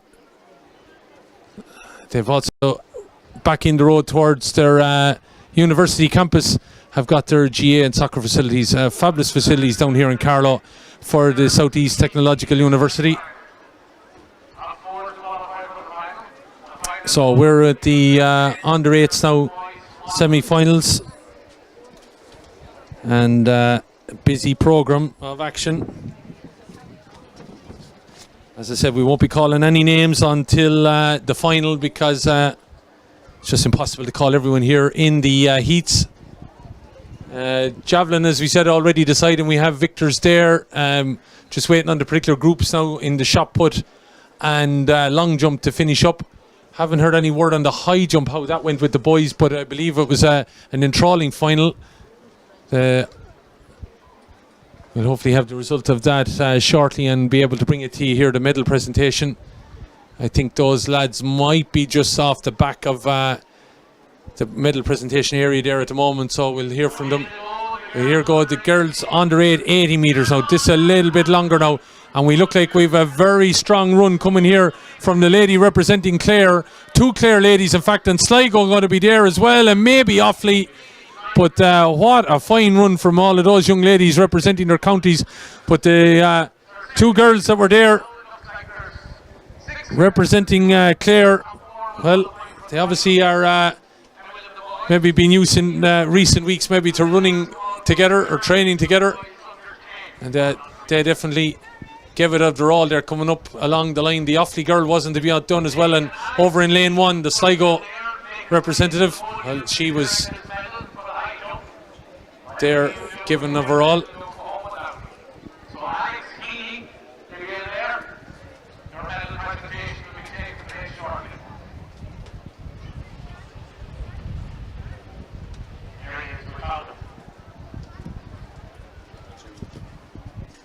As I said to you, we will have special guests coming up in the next while, and one of them, well known to us, was here with us on coverage last year. So Sarah Quinn will be joining us in about 20 minutes time.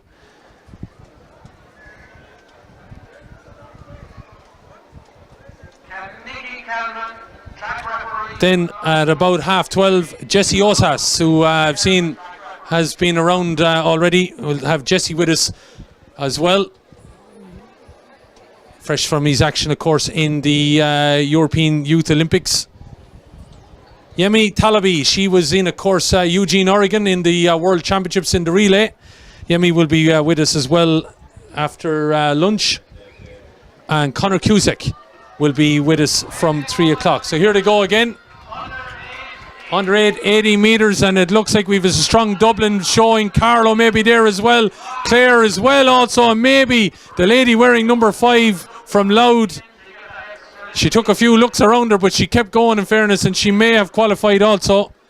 But Clare look like they might have 3 representatives in this under 8, 80 metres final. But strong showing there from the Dublin runner.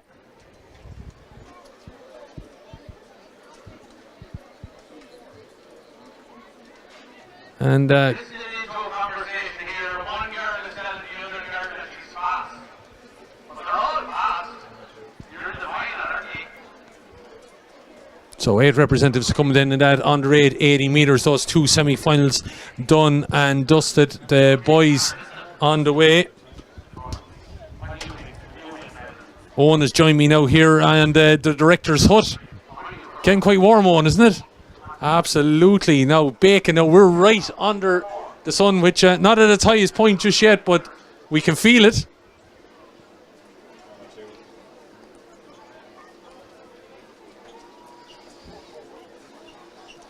And isn't it great to see parasols and umbrellas being used in Ireland for something different than they normally are?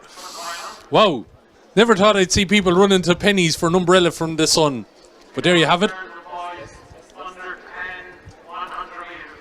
And I'm sure they're in Aldi as well, picking up some of those umbrellas. Coming down the pit lane there, we see young girl representing Wicklow. So the girls Group B are on this side, the boys I think with us as well on the pit.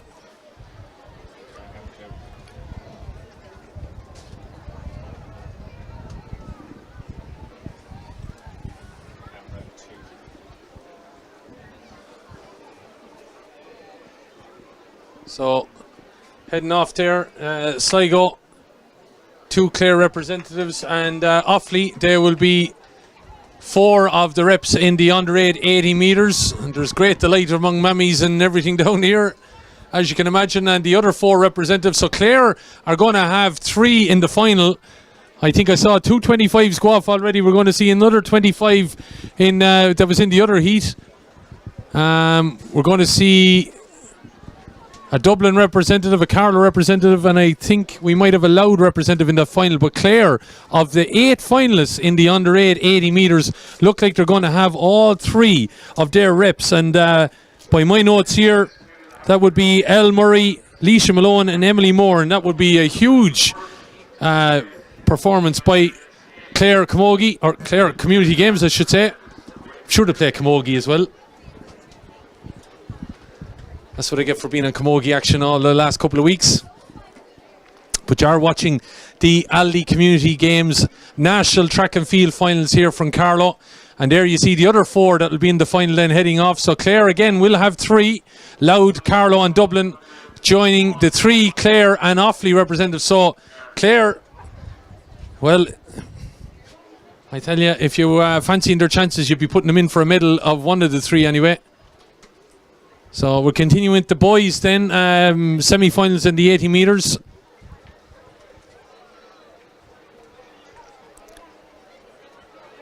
And I'm just thinking maybe when we get to the finals, we might be able to get down trackside to feel the white heat of the action. But here we go. The boys under 8 80 metres, and it looks like a strong run from man over here in the middle from Kerry. Mayo there as well, also coming maybe with a bit of a push for Clare, but it looks like Kerry and Mayo, maybe Monaghan.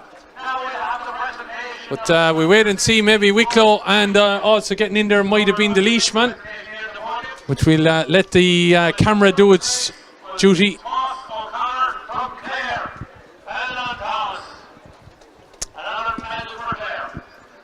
So I think we're looking at the high jump here now. That's the medal presentation. I don't know if camera-wise we can zoom in there. So we declare.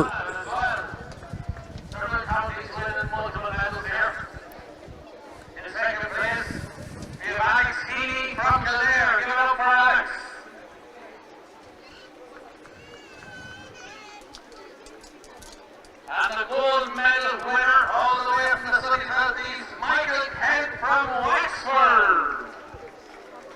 So there you have it, the boys under 16 high jump. Then the gold medal going to Michael Kent, he from Tintern in Wexford.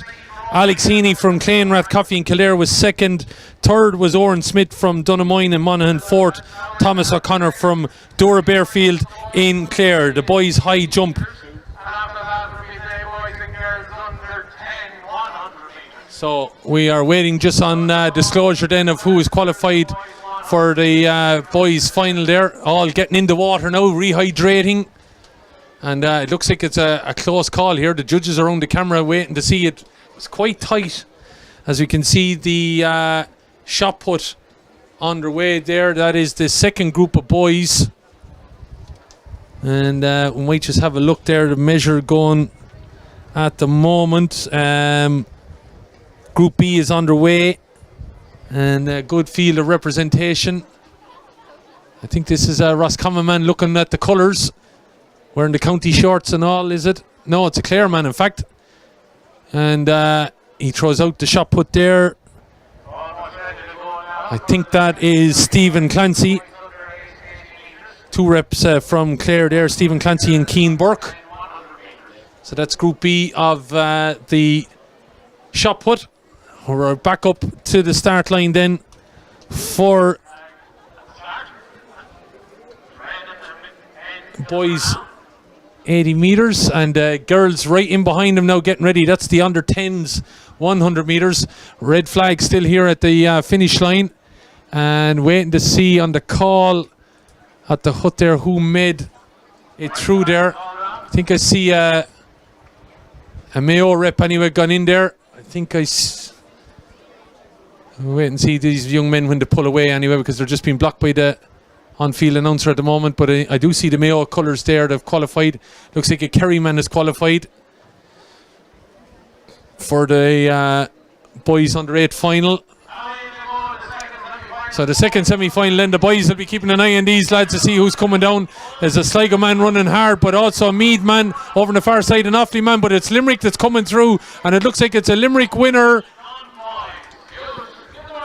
No doubt about that. Limerick seem to have come through there quite strongly. Is that Kieran McLaughlin from Broadford Drumcollier? I think he might be the clear winner, but the minor places then to see who will qualify for the final might be yet dictated. So I think I see a Meath man up there. I think I see a number 2. I see a number 10 as well, Monaghan. I saw Kerry. And we'll wait and see who else is going to join them. So finals on the way shortly.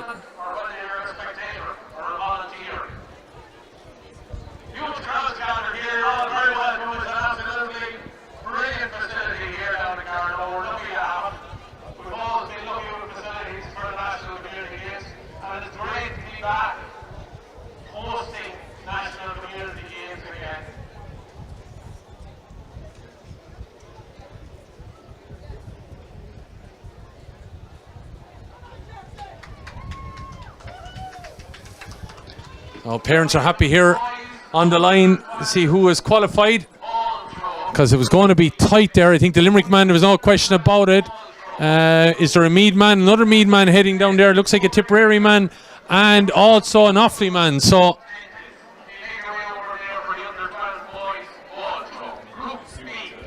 looks like we're going to have 2 Meath representatives in the boys 80 metres final. So those are the 8 lads there gathering down around the tent. We're looking at the long jump here. Looks like a Carlow man just getting ready to hit the line. We have the girls under 10 100 metres now on their way shortly.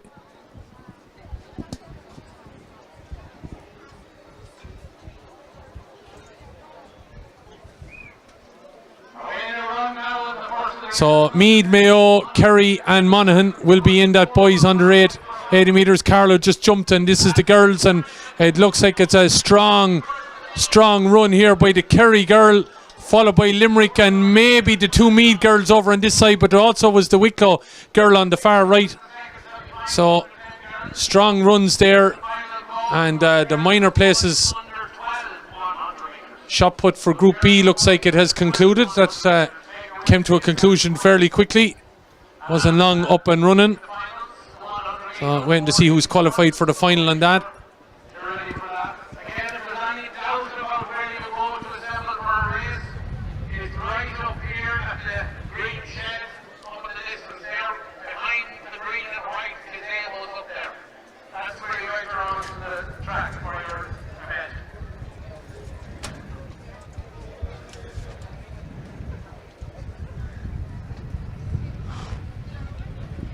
So boys under 8, 60 metres, who we're going to see in the final, Robbie O'Sullivan from Cahers-Iveen, he's qualified.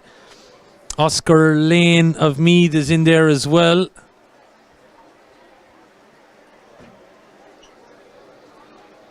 James Darcy from Mayo, he gets in. And Hayden Glennon from Westmeath. Representing Longford, Joe Rooney. Sean McHugh from Dublin.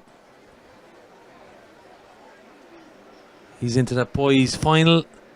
Also in representing Carlow is Jack Murphy. We'd like to welcome our ambassadors And Connor Scannell.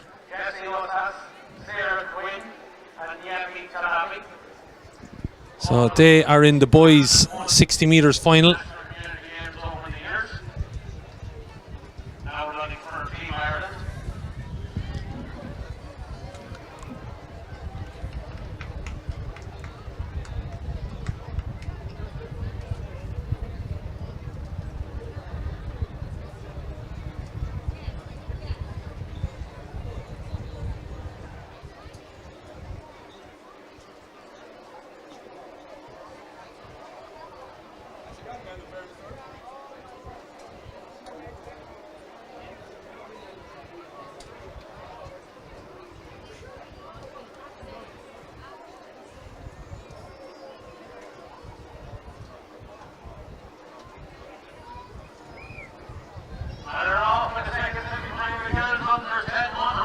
So the girls under 10 100 metres up and running here, and look like we have a strong runner from Meath over here on this side, and over on the far side we've also got a representative from Galway, and it's Meath and Galway, maybe Clare and Limerick could be in there as well. Hard to know, but it was lanes 1 and 8 that looked like might have been contesting against one another.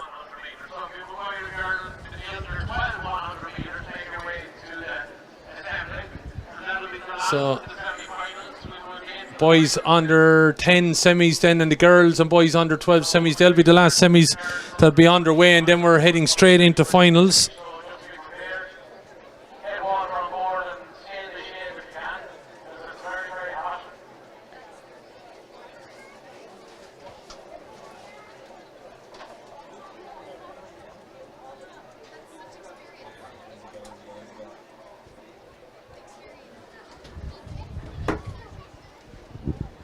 So just seeing representatives then who have qualified there. We look like then we have Meath, we have Dublin, we have Roscommon, and I think we have that number 9 lady, Galway. Yeah, so they made the final. And looking at maybe from the previous race then, we have Wicklow there, Meath, Kerry, and I think we might have a Limerick rep, do we? Yeah, so that's the 8 then that have qualified for the girls under 10 100 metres. The boys now on the way, and then we'll have the semis for under 12s. Lots of things to come. It's a hot day here in Carlow, the hottest place in the country yesterday. Broke all records.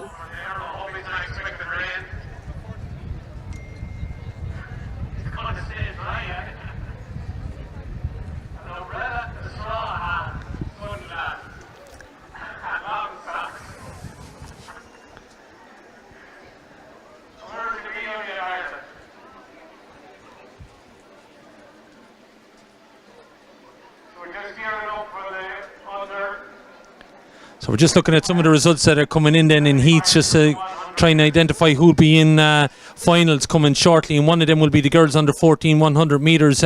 Juliana Gia from Enna St. John's of Clare. She won her heat. She'll be representing in the final. Maya Cullen from Carlow will be in that final. Also in the final will be Katie Griffin, she from Kerry, and Ava Brennan, she of St. Bridget's in Kildare. She will be in the final. Aideen Lynch, she from Killen in Cavan, she will be there also. Laura Hode, she from Cong in Mayo. Jessica Brody from Oldcastle in Meath, she will be in that final. And Amanda, just looking for who is from Kerry, Amanda Doohill, I hope I'm pronouncing that right. She will be in the final that will be coming up in the next while.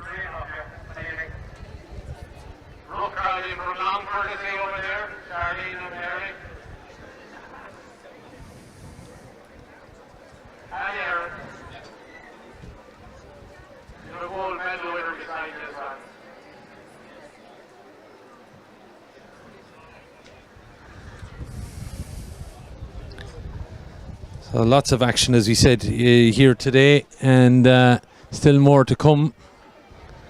Don't forget, we will be joined by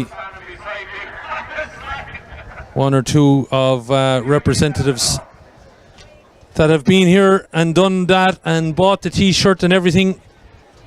Our Olympic athletes will be with us, special guests and everything, all on the way.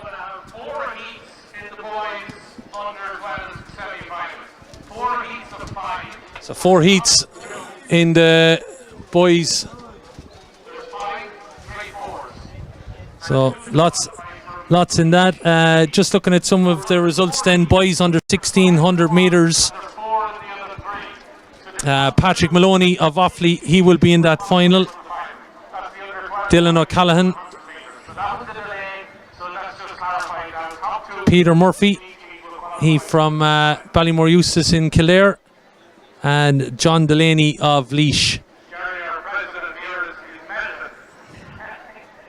Also in the final, representing Clare, will be Sylvester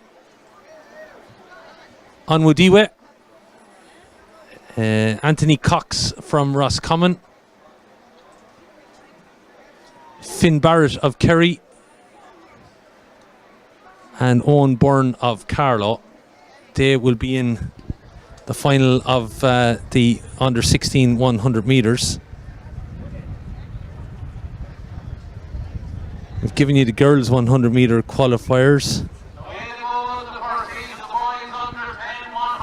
So the boys under 10, top 2 here, and there's 5 at a minute, and it looks like it's a Dublin rep, and he's up against a challenge coming in here from Leitrim, but Dublin rep though was run over in the end by Cavan.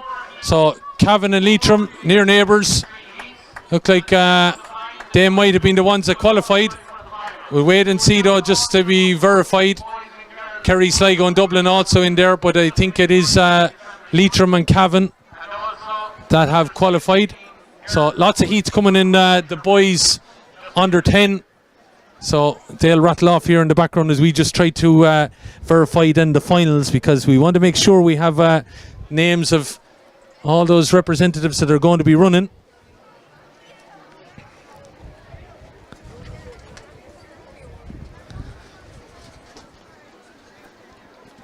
So in the girls under 16 200 metres, in the final, representing Clare will be Quiva Byrne O'Connell, Niamh Murphy, she from Meath, she'll be in the final of the girls under 16 200 metres. Abby Doherty, she from Wicklow. Sophie Walker, she will also be there from Tipperary. Top 2 here, so it's 2 of the 4, and it could be very, very tight here. Trying to come down, racing down to the line here is the man from Dublin, Loud in there in Tipperary, and unfortunately the Meath man, I think, just lost his bearings, and a little bit upset. He'd been comforted, in fairness to him, by his opponent from Tipperary. He just stumbled there at the wrong moment. But there was only 2 to come through there. Great credit to the young man from Tipperary in comforting the Meath man there, who just stumbled at the wrong time, coming to the conclusion. But unfortunately, Tipperary man quite sporting, even though he lost out. Looks like it's going to be Dublin and Louth that will be in that final. So lots of heats, of course, with the boys to be separated. Continuing with the girls, I think I said Sophie Walker. She'll be in the under 16 200 meters. Daisy Walker as well. She from Monaghan Town. She'll be there. Holly Arthur. She representing Kerry. She'll be in the 200 final. Casey O'Byrne. She will be in that 200 final. And Ava Nihanle from Meath. She will also be in that 200 final. So, third heat then. Top 2 will qualify for the final. Let's hear it for the lads. So it looks like then coming forward here now is Laois going to take it there, and who's going to be next? Oh, I don't envy the judges on that one. The Laois man, I think, is a definite, but it's who then and the others.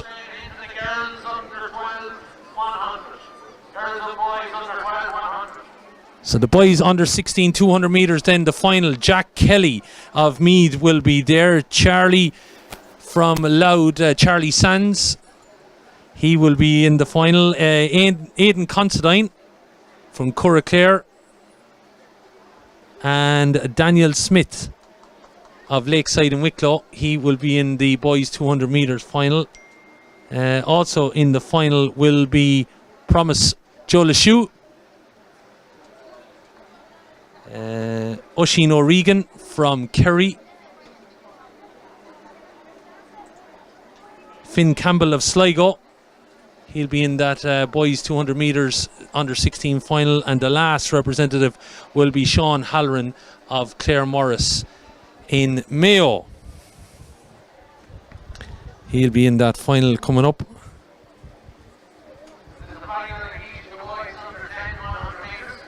So the final heat then of the boys under 10.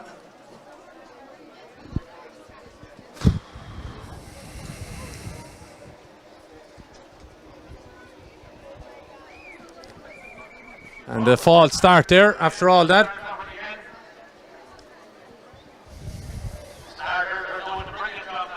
So busy day, as he said, here in Carlow. Lots of people coming in now. We're at the real height of it. Sun just beating up there. And hopefully we'll shortly hear from our ambassadors. So just waiting on the semi-finals maybe to finish up, and hopefully Sarah Quinn might be able to join us and give us some of her sprinting experience. And away we go. And top 2 qualify out of this 4. And got to keep the lanes here now, and it's a strong run here from the man wearing number 23, and that's of course Kerry representative, and it looks like he'll be joined by a Dublin man.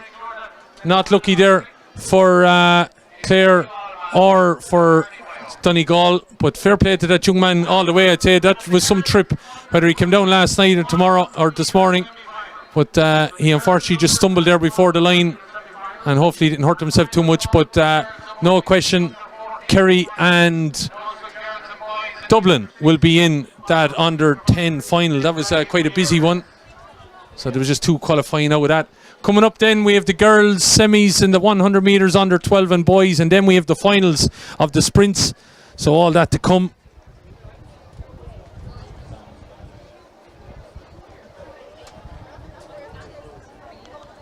But let's have a look at some of the qualifiers then and some of the others while they're waiting on that.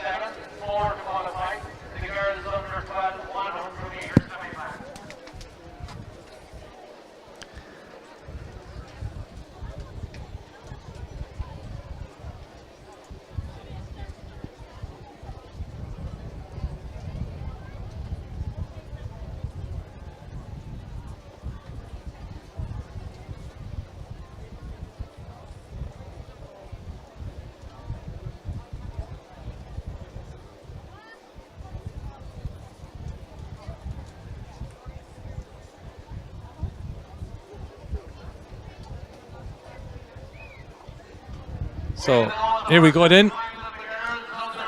First semi-final, the girls under 12 100 metres, top 4 to qualify for the final, and it looks like a very strong run from the Kilkenny representative, followed by Sligo. Kerry there as well. Carlow maybe on a nod, hard to know. Leave it on the judges again. Let's have a look down then through some of the results that have come into us.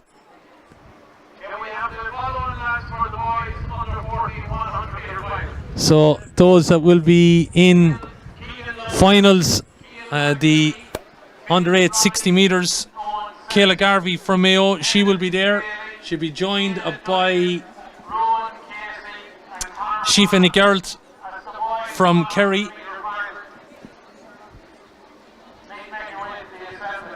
Freya Okonkwo from Dixborough in Kilkenny, she will be there in that final as well, and Lily May Ryan from Sligo, she will be in the girls 60 metres under 8 final.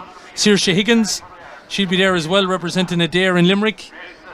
Aoife Nisulawan from Kerry, so double Kerry representation.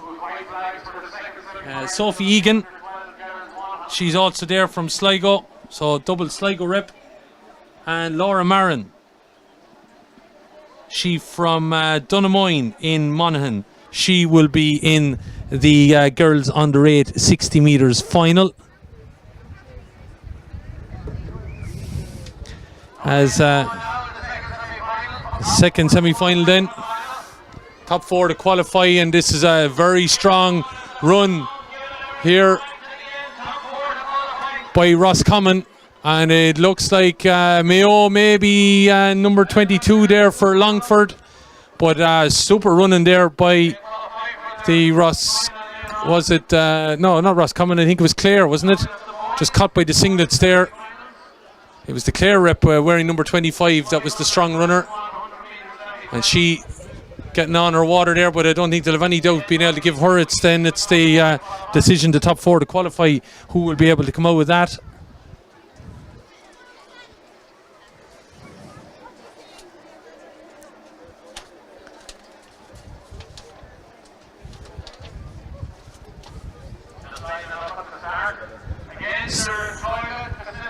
So waiting on the call there. Give you the girls under 8 80 metre qualifiers then. Leisha Malone, she representing Ennis St. John, she'll be there. Emily Morn, also Clare, she will be there. I think all 3 Clare reps, of course, I think are there.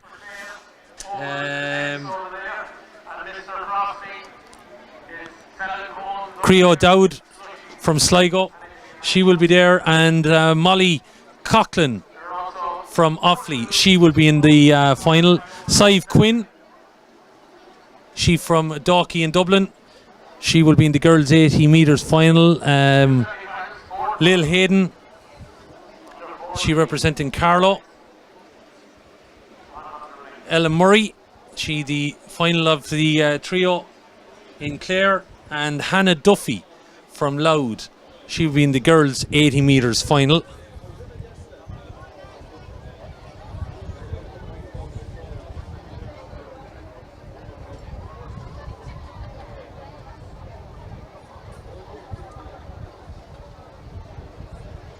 The boys under 8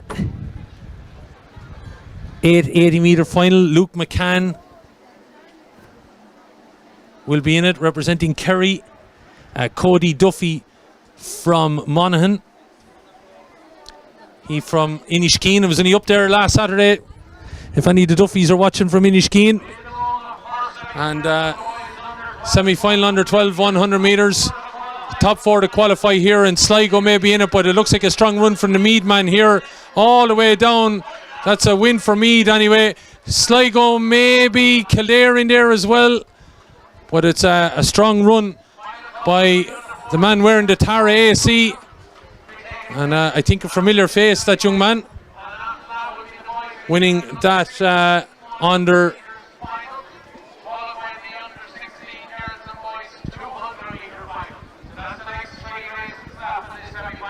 under 12s there. Just having a look then at some of the other qualifiers. Conor Doherty from Mayo will be in the boys 80 metres final, as will Luke Byrne from Meath. Joining them will be Kieran McLaughlin, Niall O'Rourke from Screen,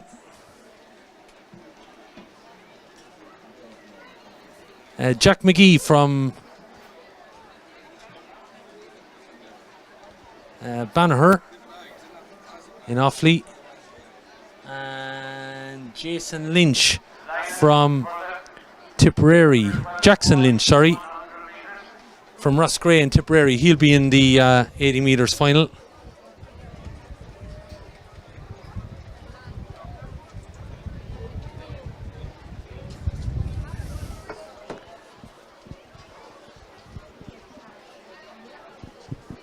So it looks like we have qualifiers there then from Roscommon.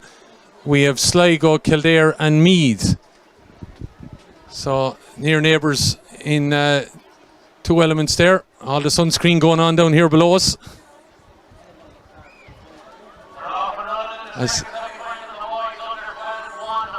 So the boys under 12 100 metres second. And that's a strong run out here from the Kerry man. Carlo pushing it over here on this side. Kerry man is through. Carlo man might be through. Then it's going to be tight. Sligo, Roscommon, Tipperary, Dublin. Any one of them there. But it looks like we have a strong runner from Kerry and Carlo into that final. The boys under 12 semi-finals.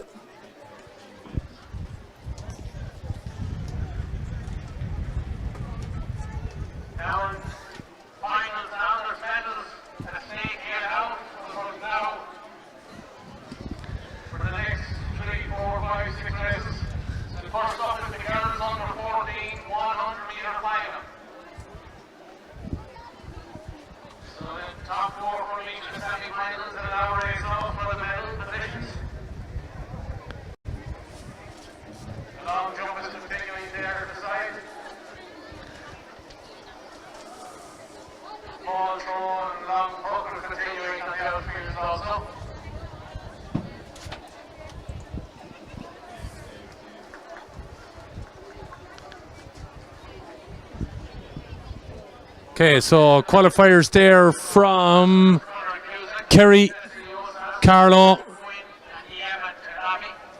Sligo, and I think I see as well Clare.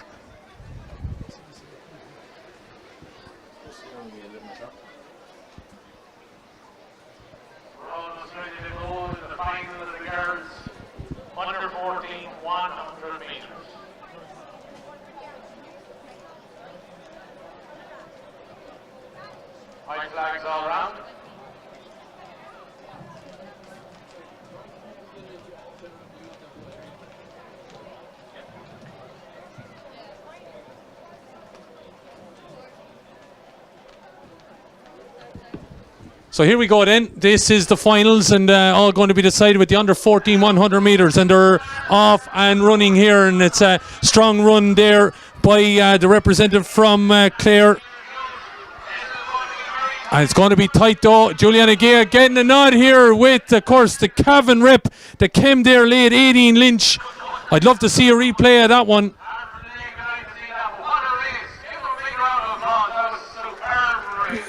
So Juliana Gea from Enna St. John's and Clare and Aideen Lynch battling it out there. Not sure about the closing stages, if we can just see a call back there just to be able to call the minor medals, but it's going to be tight between the two in the middle of the track. So here we go then. Watch Gea and Lynch, they're in the middle here in lanes 4 and 5. Gea gets the start, Lynch is coming back. There's also a move from the Mayo representative here, but it's between these two then at the top. And Gea and Lynch are battling it out all the way to the end. Maybe the Clare rep, but Mayo in there as well, maybe for a minor medal also. And that would be Laura Hode from Cong. Laura would have been in medal contention here as well last year. But it looks like we have our 4. And who's going to call it then? So going down there then to pick up a medal will be representing Meath. It looks like Jessica Brody is heading down there. Also the Mayo rep Laura Hode that would have been in there I think for the minor medal, but who was it between with gold? Was it Aideen Lynch or was it Juliana Gea? Well, we haven't got word yet, but well, We'll wait and see, but that final has come to a conclusion, and an exciting one it was indeed. On we go to the boys under 14 final, and we see a man there wearing number 4. He won his heat at an absolute canter. Going to be interested to see how Kenneth Calloo does in the final. Also alongside him, out there on the left-hand side, is Conor Brannock from the Suncroft Curragh Club in Kildare. Kenneth Calloo is in there wearing 4. 15 there is Fionn Roddy on the left-hand side. Wearing number 26 is Aina Dunnigan. Then we come into also in there Keegan Lawler in the middle there alongside Calloo. Then we see the Offaly man wearing number 12. That's Cian McNamee from the Fame Road area. Number 25 is Ruan Casey from Ennis St. John's in Clare. And out on the lane 1 over into the my right-hand side, your right-hand side as well, Owen Sexton from Enniskeane in Cork. So some like to get down on their knees and hands, others like to go from the standing position. So up and running. And Calloo, as we said, won his semi-final very, very well. But he's been pushed all the way here. But it looks like Kenneth Calloo might be the one to still be able to track. Is it the middle of the track that's going to sort the medals? It looks like it might have Calloo. It seems to have taken it from the Carlow representative. And then the battle is on for minor medals there. So I think that the Carlow rep there, I think, is Keegan Lawler. But that's a strong finish there then in that. But it looks like Calloo picked him out here in the heats. It looked like he was going to be hard stopped. Now, it wasn't as clear-cut as his semi-final, but he won that.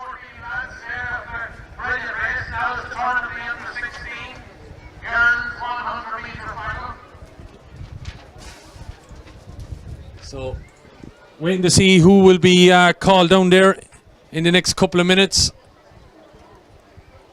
And judge is still looking at it. I think Calloo is the winner, and then it's going to be the minor medals to be sorted out. Westmeath man was making a push as well on the Offaly man. So going to be interesting to see. I think Carlow, Offaly and Westmeath are going to be in there. But as we said, waiting on the judges.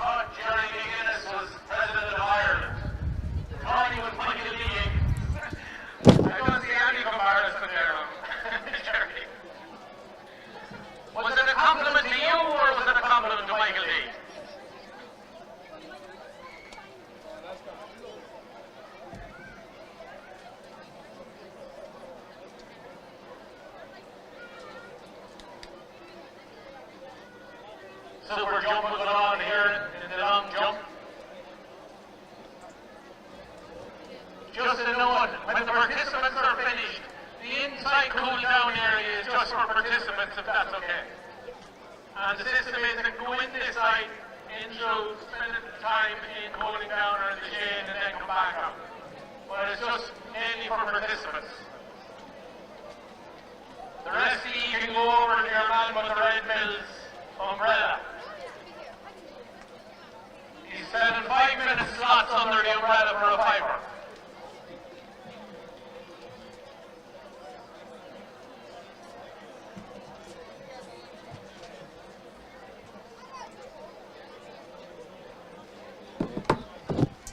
So our next race is the girls under 16 100 meters.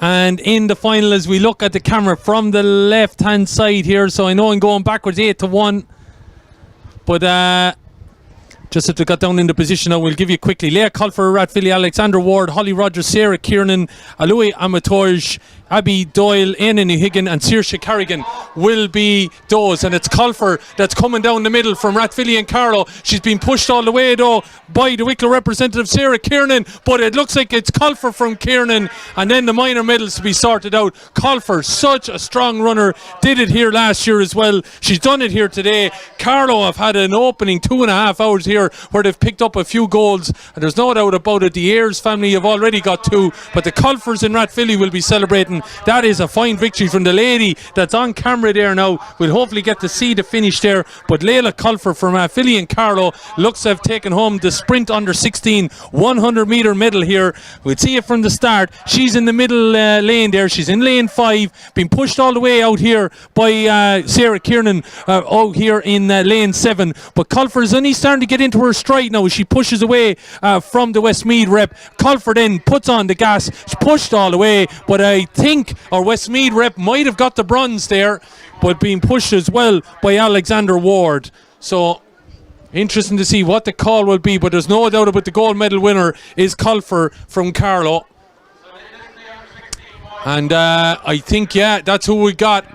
So we've Culfer, I think, then is victorious. I would imagine Sarah Kiernan is next, and then it's between Westmeath and Clare. So Iole Mentors from Kinnegad, Coralstown and Westmeath, and Alexander Ward, they are in the 3rd or 4th position. Hard, because he said to call it from here, but Culfer, what a finish.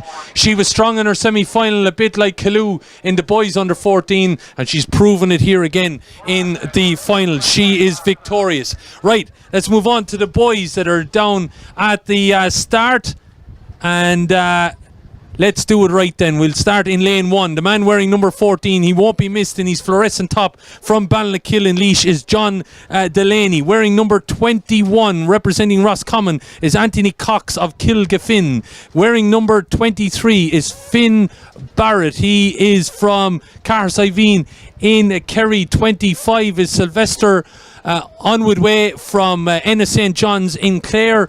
Then in the middle there, if he turns around to me just to verify, it is number 1, Peter Murphy from Ballymore Eustace in Kildare. Wearing the other number 23, Dylan O'Callaghan from Lickshaw in Kerry. And then wearing number 26 is Owen Byrne from Carlow. So those are the guys that are in the boys under 16 100 metres. This promises now to be quite a strong one.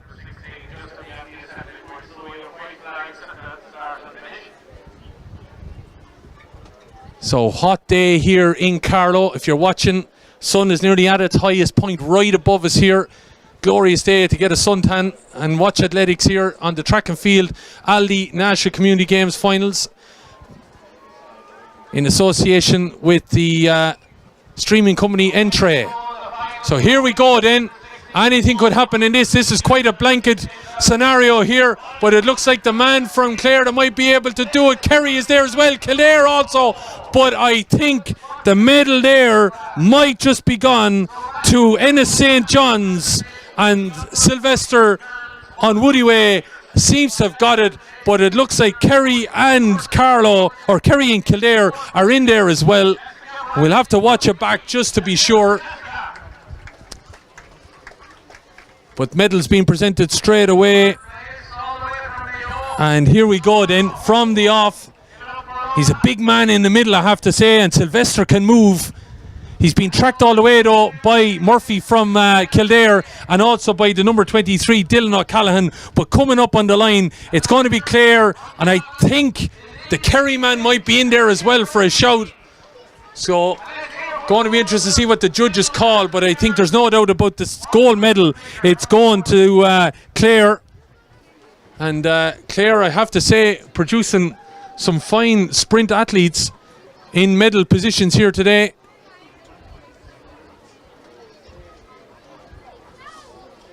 So, it looks like the Kerry man just maybe on the line might have been missing out there, and also the Carlow man.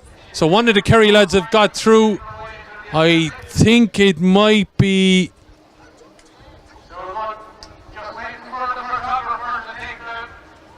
Barrett, but it looks like Anthony Cox somehow got in. We were just, I don't know if can we get that replay back again, Owen, just of that last race, and we just see the Kildare man there getting his individual picture is Peter Murphy from Ballymore Eustace. Let's just have a look at this again, because I suppose I was keeping an eye on the 3 lads in the middle, and I just want to see the run from the Roscommon man.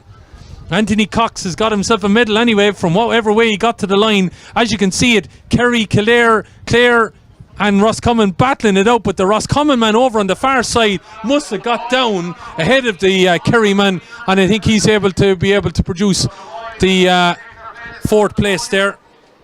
So it looks like the medal presentation for the boys under 14, and it looks like Kenneth Kalou, of course, victorious there.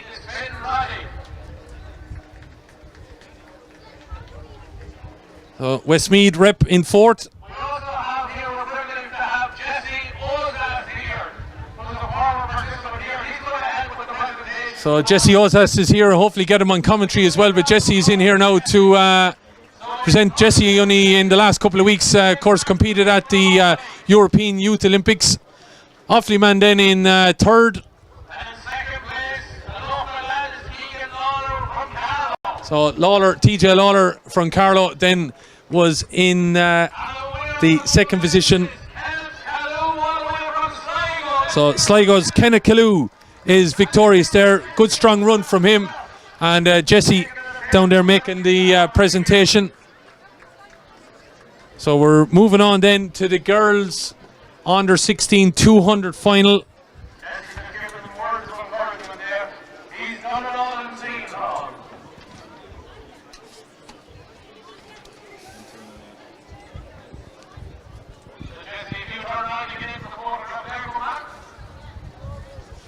So gonna be hard now to call these until the stagger straightens out here in the home straight.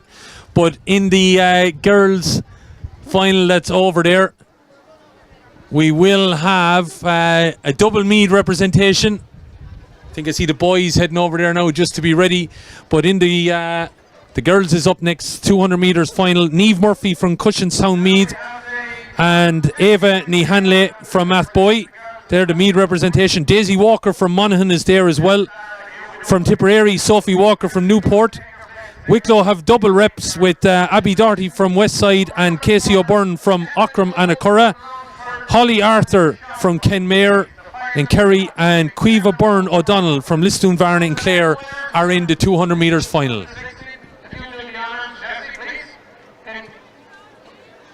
fourth place from Clare is Alexandra Ward. Let's hear for Alexandra. And in third place from Westmeath is Louis Amintore. So Clare and Westmeath getting the medals down at the presentation at the moment. Jesse, you can see there, making those presentations and giving word of advice, fair play as he goes along. And in second place from Wicklow is Sarah Kiernan. Sarah Kiernan then from Wicklow in second. But the winner for Carlow is Leila Colfer. Leila Colfer said, who had a fine performance here last year, victorious again here today. And strong run by her, of course, in that 100 metres. And waiting on the boys. So starters have the waiting on the flag at the finish. The white flag is raised down at the finish line here as we continue to bask in the sunshine here at the Aldi National Community Games track and field finals taking place at the Southeast Technological University here at the Carlow campus as the breeze starts to shoot up. So anything could happen now as stagger comes around here as we get to call it out here, and it's strong running. Daisy Walker is up the middle here. She looks like she has it maybe, and it's a Mead rep that might be able to push her all the way, but it looks like it could be a battle out as well with Quiva Byrne O'Connell. It's still there on the line. It could be Mead Monaghan or Clare. I wish the finishers the best of luck on that one, because there was a late dip there from Quiva Byrne O'Connell, and that will decide the gold, silver and bronze in this final. We might be able to get a call back on that in a minute. So here we go then, with 100 to go. Pushing it out here, Daisy Walker, one of the Mead reps. Not sure if it's Niamh or Ava, but pushing it all the way. And here then we see Quiva Byrne O'Connell coming with a charge. Who got it on the line? I think maybe one of the Wicklow representatives might have picked up fourth, but they're getting the water here. That was the girls under 16 200 metres.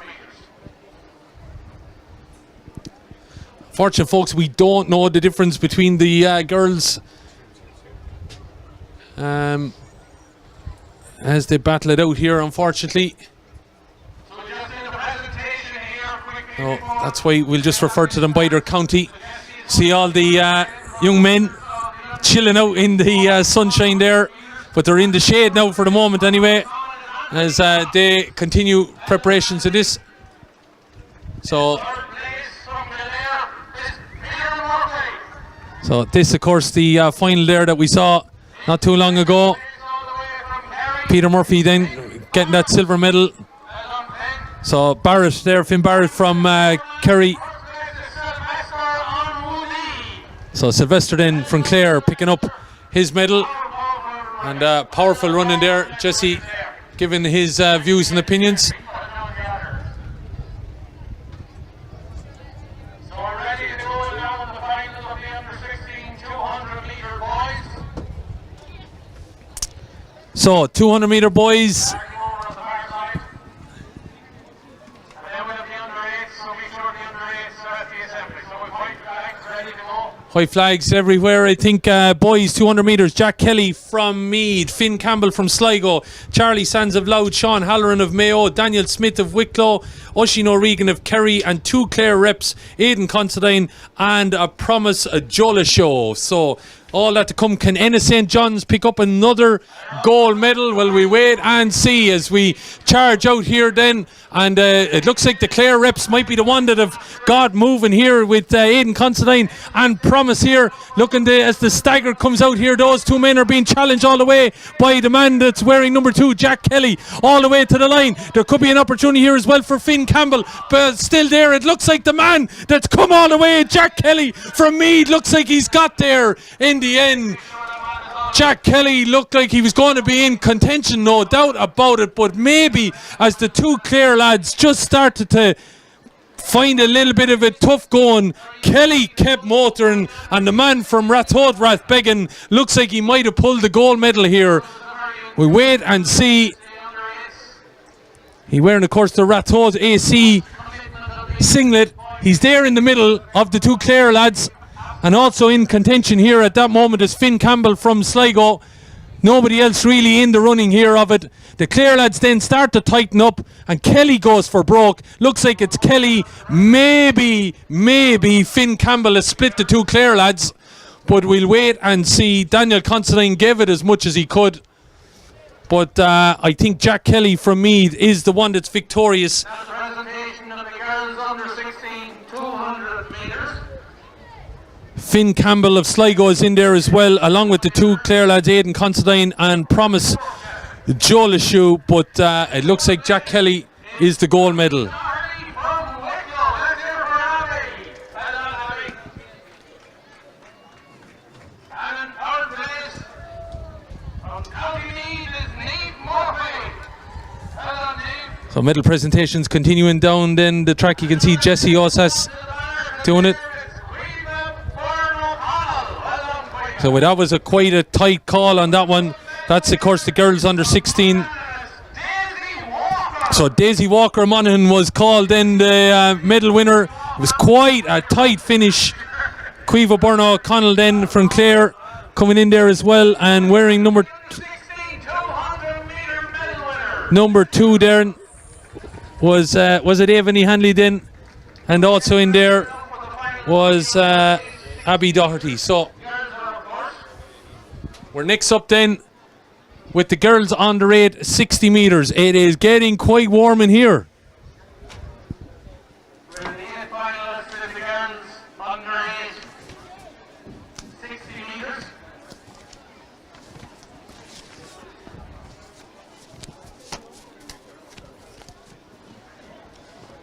Trying to keep on top of all the notes here then. I'm hoping we have everyone here.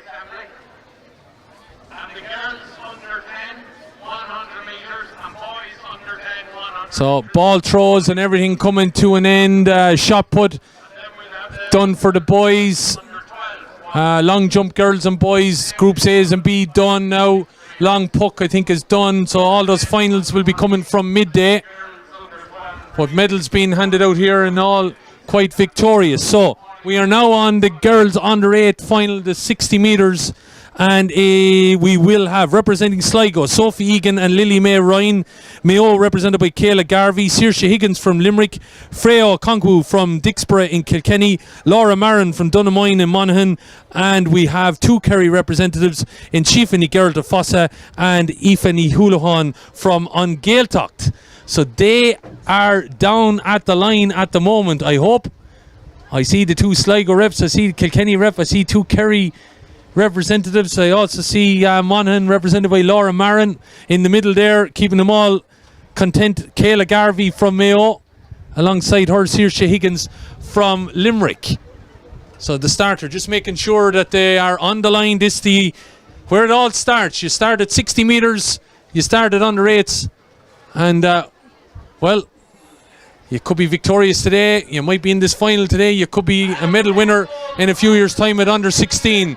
And it's a strong running here from Kerry, and this could be still a blanket finish though. Bit of a stumble there, and it looks like the Mayo lady might have just got a nod at the end, but it's again going to be tight.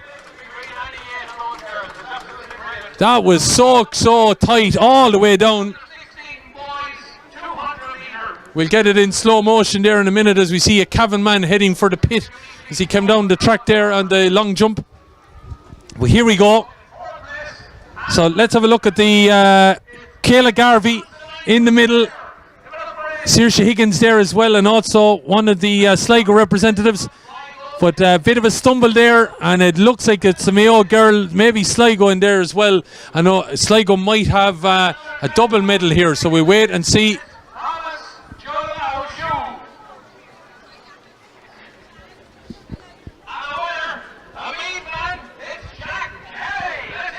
So Jack Kelly there then getting his medal for the 200 metres. And yeah, I think I was lucky to call that the Sligo man split the 2 Clare men, and he did. He took the 3rd place in that 200 metres final.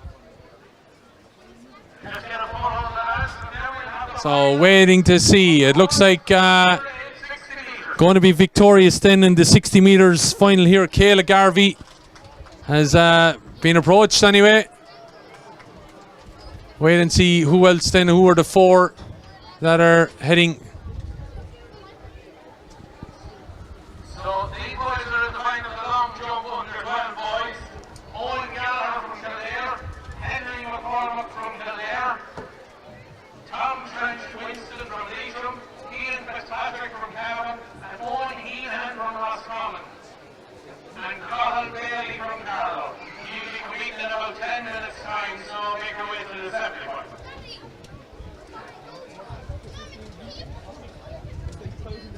There's a first call now for the girls under 16 high jump. First call for girls under 16 high jump. Make your way to the assembly point as soon as you can, please.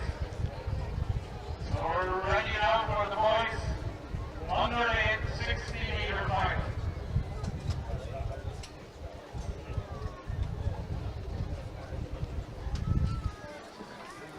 So looking at the medal hut going down there, it looks like we do have the Mayo winner then. We may have a Limerick medalist also there also. I think Sligo represented, and also Kerry. So they seem to be the 1, 2, 3, 4 then that came out of that girls under 8 60-metre final.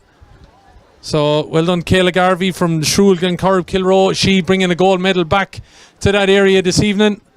Also Saoirse Higgins from Adair in Limerick. There's a few Adair lads around us here today, or close by anyway. And Saoirse picking up a medal as well. Also there, one of the Kerry representatives, not sure which, has got in there as well with a medal, and one of the Sligo representatives. So here we go. In the boys under 8, Oscar Lane, James Darcy, they represent Meath and Mayo respectively. Hayden Glennon, Sean McHugh, Joe Rooney, Conor Scanlon, Robbie O'Sullivan, Jack Murphy, but they're going to have to call it back. The Westmeath man was gone for home. He wasn't going to be stopped. And unfortunately, he's ran half his race already.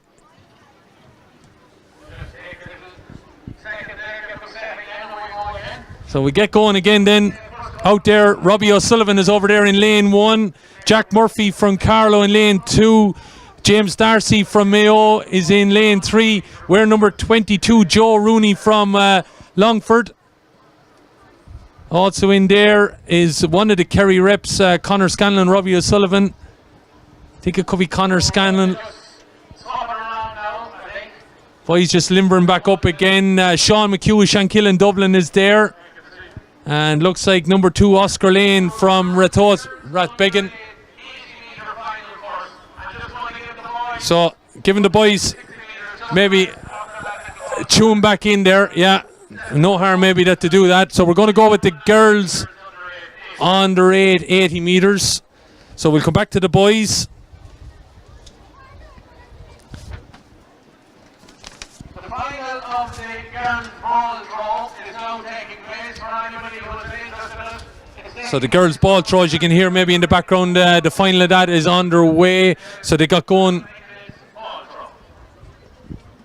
a little bit early if they have, but that could be underway there at the moment.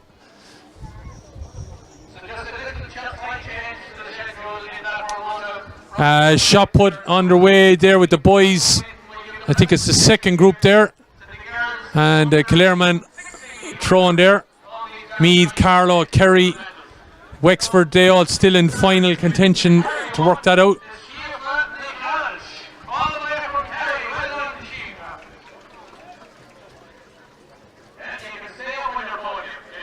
So Shifra Nick Geralt is the down there. That's the girls 60 metre final.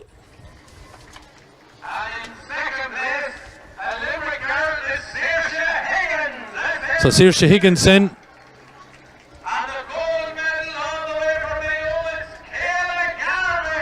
So well done Kayla Garvey. She victorious there then. You can see her on the podium. Adair's Saoirse Higgins then was in second. Sophie Egan from Cornageha in Sligo was in third, and fourth was Shifa Nick Geralt from Fossa in Kerry. So they are the ones that have picked up medals so far here this afternoon. As we head into afternoon, not yet, we're 15 minutes away, but we've lots more action.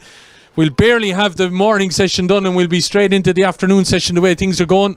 We thought we'd get a break. No hope of it. When looking out here at the fields on our left hand side, don't know if we'll be able to get a pan out to the left.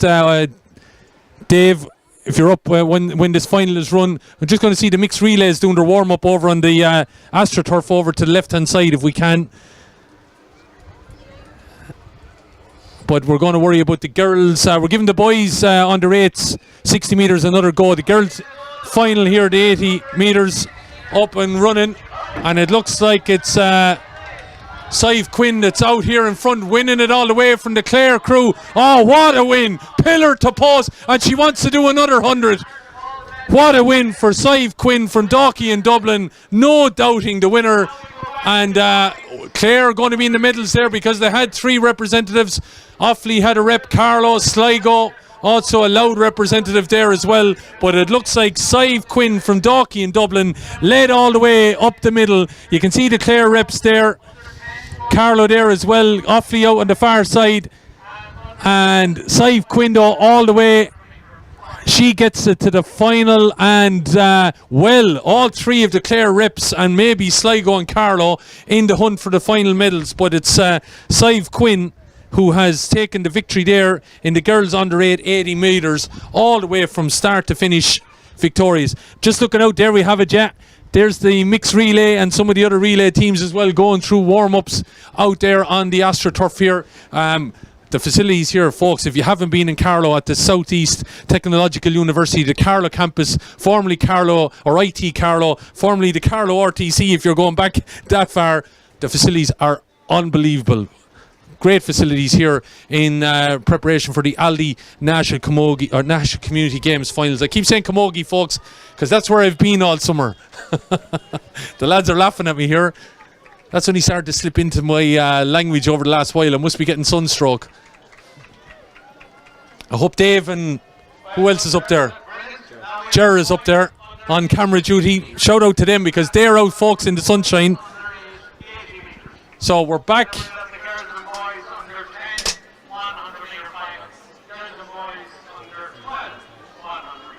Yeah, so this is back to the boys, 60 metres. They were given a little bit of a break after a false start. So I would think we have our representatives there. The Westmead man is back in harness. Hayden Glennon from Kilpatrick, he's there on the far left alongside Oscar Lane. Sean McHugh of Shankill in Dublin is there. Then we have 2 Kerry reps in Conor Scanlon and Robbie O'Sullivan. And here we go, up and running. Right charge, and it looks like the man wearing 22, Joe Rooney, is coming right up there. He's going to be a winner all the way. Rooney from Longford, from the Dublin man, and maybe Kerry and Mayo. But what a victory for the man wearing number 22, Joe Rooney from Edwardstown in Longford. That was a strong race from him. We'll just have a look at it again. The lads had to go away and have a little chat and calm down after their false start. And but I was looking at the man in the middle. It's a favourable draw, of course, but Joe Rooney being tracked all the way by the man from Dublin. But Rooney, I think, victorious there, and Mayo and Kerry could be in the hunt for the medals as well. But don't think there's any doubt about the winner. So victorious there. That's the boys under 8. We had to just give them a set of breaks. So we're back now to the boys under 8, 80 metres.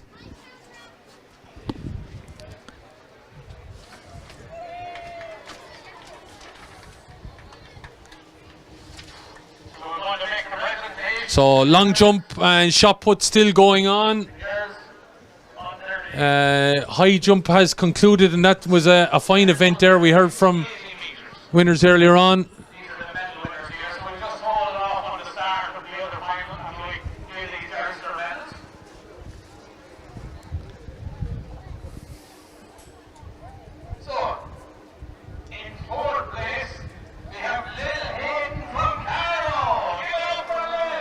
So this is the girls under 8 final.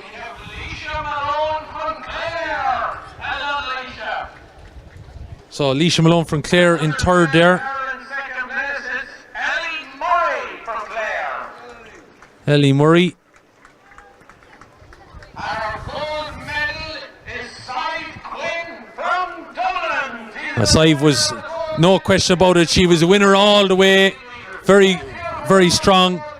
And great credit to Lil Hayden. She got in there to separate some of the Clare contingent.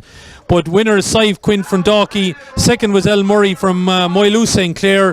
Leisha Malone from Ennis St. John's in Clare was third. What an afternoon, or morning I should say, it has been for the Ennis St. John's crew so far, picking up medals here. Fourth was Lil Hayden from Carlow, so she got in there to separate. So looking at going down there, it looks like we have Mayo, Dublin, we've got Longford, and we've also got Kerry. So the Longford man was the clear winner, Joe Rooney. He's going to step forward first there to the table for registration. I think the Dublin man has been classified as being in there possibly second. And then I think I did say to you, Mayo and Kerry were battling it out for the third and fourth positions. So we'll see their medal presentation shortly. But back we have to go with another false start as the lads are fierce anxious here today. This is the boys under 80 metres. We had the same with the 60 metres. Girls under 10 behind them there, just about to get ready.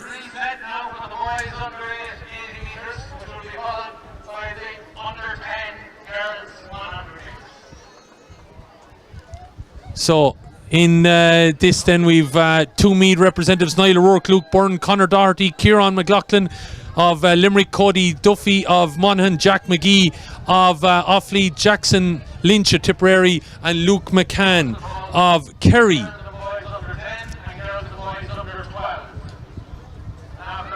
So Luke McLaughlin, just seen him there with the hands, or Kieran McLaughlin should say, quite a strong heat finish.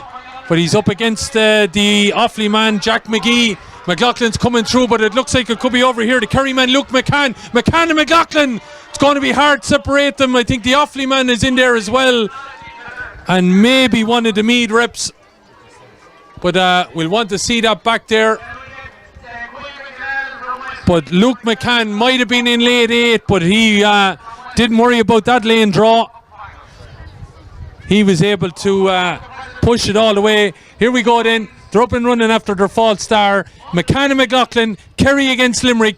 McCann and McLaughlin at the moment are nearly head and head. Then McCann just gets ahead, looking like he's battling it out. Think he holds it on the line for McLaughlin, and maybe the Offaly man might have got third from one of the Meath lads there. So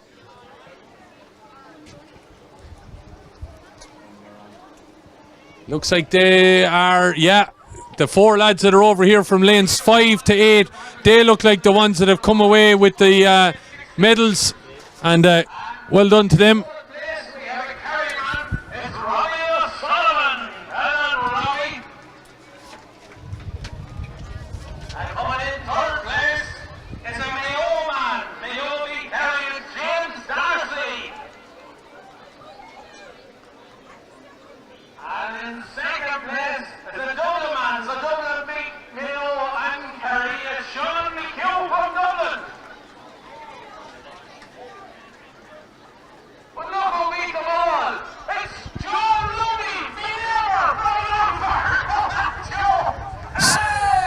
So the under 8 60 metres, then the boys medal presentation taking place there at the moment, just off screen. Joe Rooney then the winner, second was Sean McHugh, third was James Darcy from Mayo, and fourth was Robbie O'Sullivan. So Mayo getting the better of Kerry on this occasion.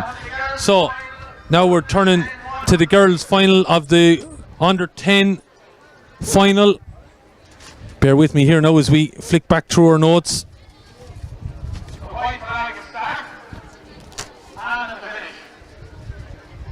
So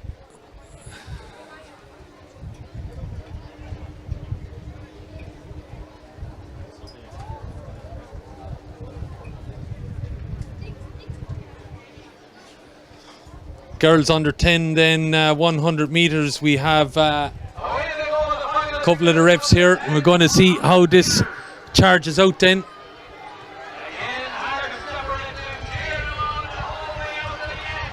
Looks like it's going to be a Meath and Galway battle here, or a Kerry and Galway battle, and it's Galway that maybe have got the nod there. Has Amelia Henry the one that maybe has come through there? She was a winner, of course, of her semi-final and was a strong winner of that. And looks like Amelia is the winner.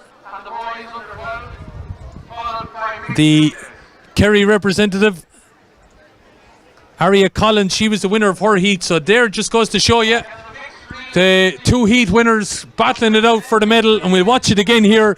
They really are ahead of everybody else.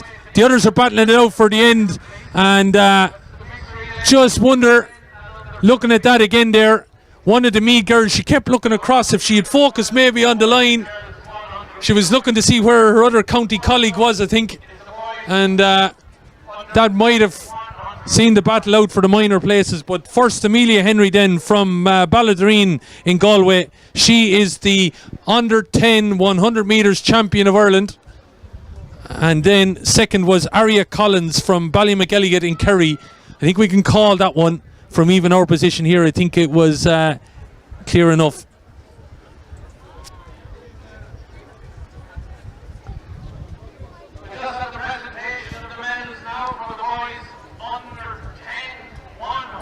So the boys under 10 100 metres going down as we get ready for the boys under 10 100 metres. And Dylan O'Reilly of Lurgan in Cavan, of course, was victorious in his heat. Shane Kelly of Ballinkill was victorious in his heat. So I'll be interested to see how they go on. Callum Jenkins of Dublin, he's going to be in there also. Also James Brosnan of Kerry, he will be there. Kevin English will be there from Carrick in Leitrim. Luke Ryan is also going to be there. Andrew Miley of Sligo will be in there. And Reen O'Cleary of Ranelagh in Dublin. He's going to be in that final. So the under 8 boys 80 metres going down for their presentation.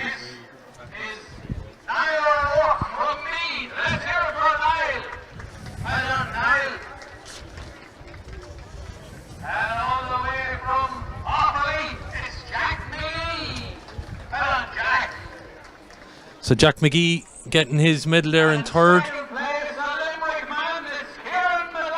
Kieran McLaughlin, so McCann got the nod, I would reckon then.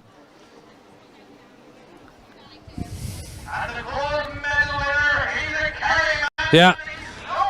So under 80 metres, Luke McCann from Spa, Fianna Barrow in Kerry. He is victorious from Kieran McLaughlin from Broadford, Drumcollier in Limerick. Third was Jack McGee from Banagher in Offaly, and it was Niall O'Rourke from Screen in Meath was in fourth place. So boys under 10 then 100 metres. Looking across the line there, we have a white flag. The one number 13 out in lane 1 is Kevin English.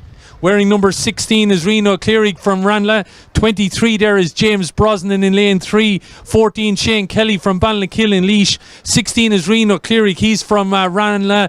Also in there as well, wearing number 18, Dylan O'Reilly from Lurgan. And we've also got representative from Luke Ryan and as well Andrew Miley. So charging up the middle here at the moment. It looks like it could be Cavan and Dublin. Dylan O'Reilly though looks like he's the man. He won his heat in style. Has he won this? He has. But I just worry about the lane infringement there. Don't know about that there. We'll have to see. We'll have to leave it on the judges there, but I thought there might have been a little bit of encroachment at the end. Yeah, just going to look back here then. So it was the men in the middle. So Callum Jenkins is out there in lane 2, but it's clearing. And then I'm just looking at the man, Dylan, coming across. Don't know whether he maybe had too much of an impact. I'd have to watch it again, Owen, if we can call it back there. Don't know if the judge is going to be watching on that, but it was a right battle between those two anyway. So Cavan and Dublin. Everything's fine coming up to here. They're going to be battling out for the gold medal. But then I think the Cavan man just starts to drift a little bit. Looking over his shoulder, he loses a little. Mightn't be a whole lot though. I think he might just get away with it. So, anyway, they seem to have adjudicated on it and they're quite happy. So it looks like Cavan, Dublin, going down there. Also number 23 Kerry, and I think I see a Leitrim man going down there. So they are going to be the under 10 100 metres.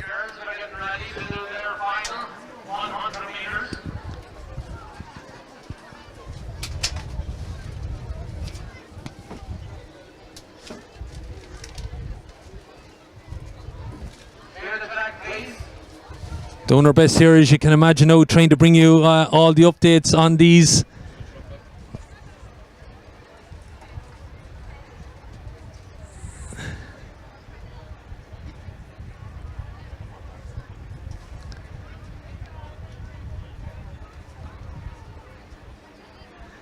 Girls under 1200 metres, we'll see in the final here Rachel Duff.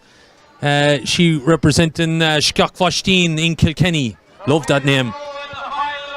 She will be out there in the middle, but the lady that we all got to watch out is Clodagh O'Hagan. O'Hagan then, and Kilkenny battling it out here. It's Clare and Kilkenny all the way to the end, and I think it's Skakfashteen that have got the nod. Rachel Duff might just have got there from Clodagh O'Hagan. And we'll watch it back for minor places. That was some battle between the two of those. And again, it just goes to show you the heat winners are those that are battling it out for the gold medal. They were right in the middle. So, looking at this now, and good start all across the board, and then eventually the two in the middle start to show, and even though at the moment O'Hagan is there, Duff is not giving up, and Rachel Duff tracks her down, and I think just there on the line might have. We'll have to wait and see. It's quite close.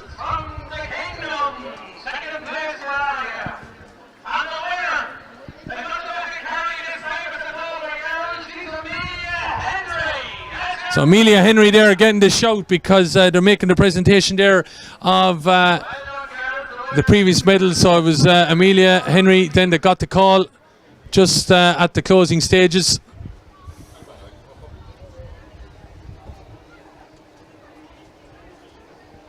And looking at who we got going down there then, so it's Kilkenny being represented, Clare have the representation, we've also got Kerry and we have Sligo, so those are the reps there heading down.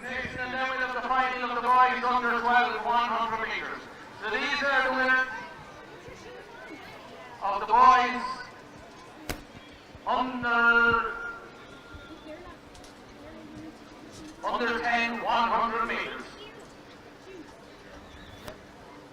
So just Liam is going to do the honors here for the under 10 boys 100, and in fourth place is Kevin English from Leitrim. Lovely Leitrim. Well done, Kevin. And in third place from Valleylocklea, it's Callum Jenkins. Well done, Callum. And another Kerry man in second place is James Brosnan. You have to be from Kerry with a name like that. Wait till Liam finishes chatting. And it's the Cavan man in the world. He's all the way from Cavan, it's Dylan O'Reilly. But Dylan O'Reilly getting the nod there then of winning that after a close kind of fought right on the line scenario, but the Cavan man is victorious then at the end, but there was maybe we thought that Dublin might have been in the hunt as well. It looked like they were pushed out down to third, but that the medal presentation taking place there right now. So we have just had the girls under 12 100 meters. We're waiting to see the official call on that, and it looks like it's gone the way of Rachel Duff. Looking at the scenario that I'm seeing down in the registration hut, second would look like Clodagh O'Hagan from Kilkishen in Clare, and waiting to see then who's in third. It looks like it might be Aoibhinn O'Driscoll from Ardfert, Kilmoyley in Kerry, and the fourth place then it's one of the Sligo reps. So here we go, finals of the 100 metres. I don't know if we're picking it up on camera, but it's coming back here now. It's going to be tight,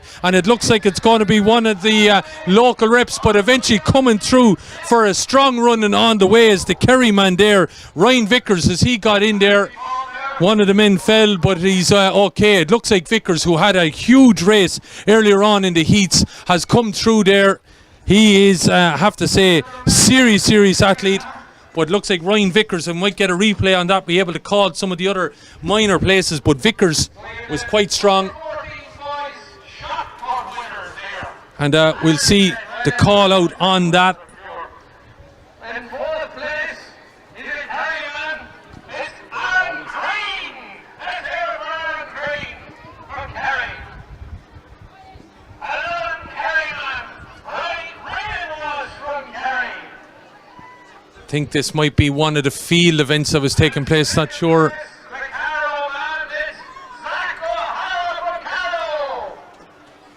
Lads are getting their medals presented at the moment, still willing to. So well done, James Prendergast there. So under 14 shot put going the way then of the Wexford man, and that rapidly coming to a conclusion there. They moved it along fairly quickly.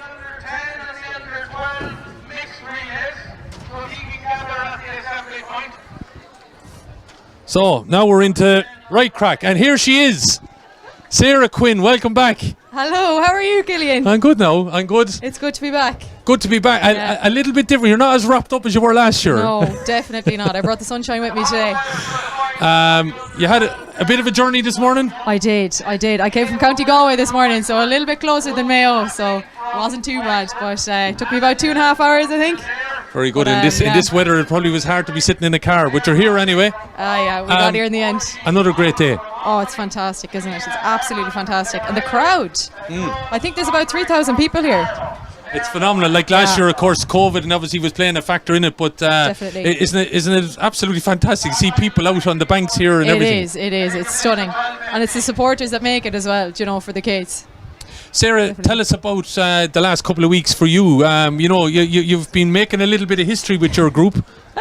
Well, so I have had a bit of a rocky road this last year with injury and stuff, but so I'm part of the panel of the women's 4x1 relay team, and they were at the World Champs recently. I wasn't there myself, but the girls did fantastically, and they really did do us all proud. But being part of a crew as well that's setting national records, and you seem to think, every event now you're going to, you're making inroads that you're bringing down that record, or you're setting personal or seasonal bests. Oh yeah, but it's a great time to be an Irish athlete, and the talent and the depth of the talent is extremely good at the minute. So it is an exciting time to be an Irish athlete.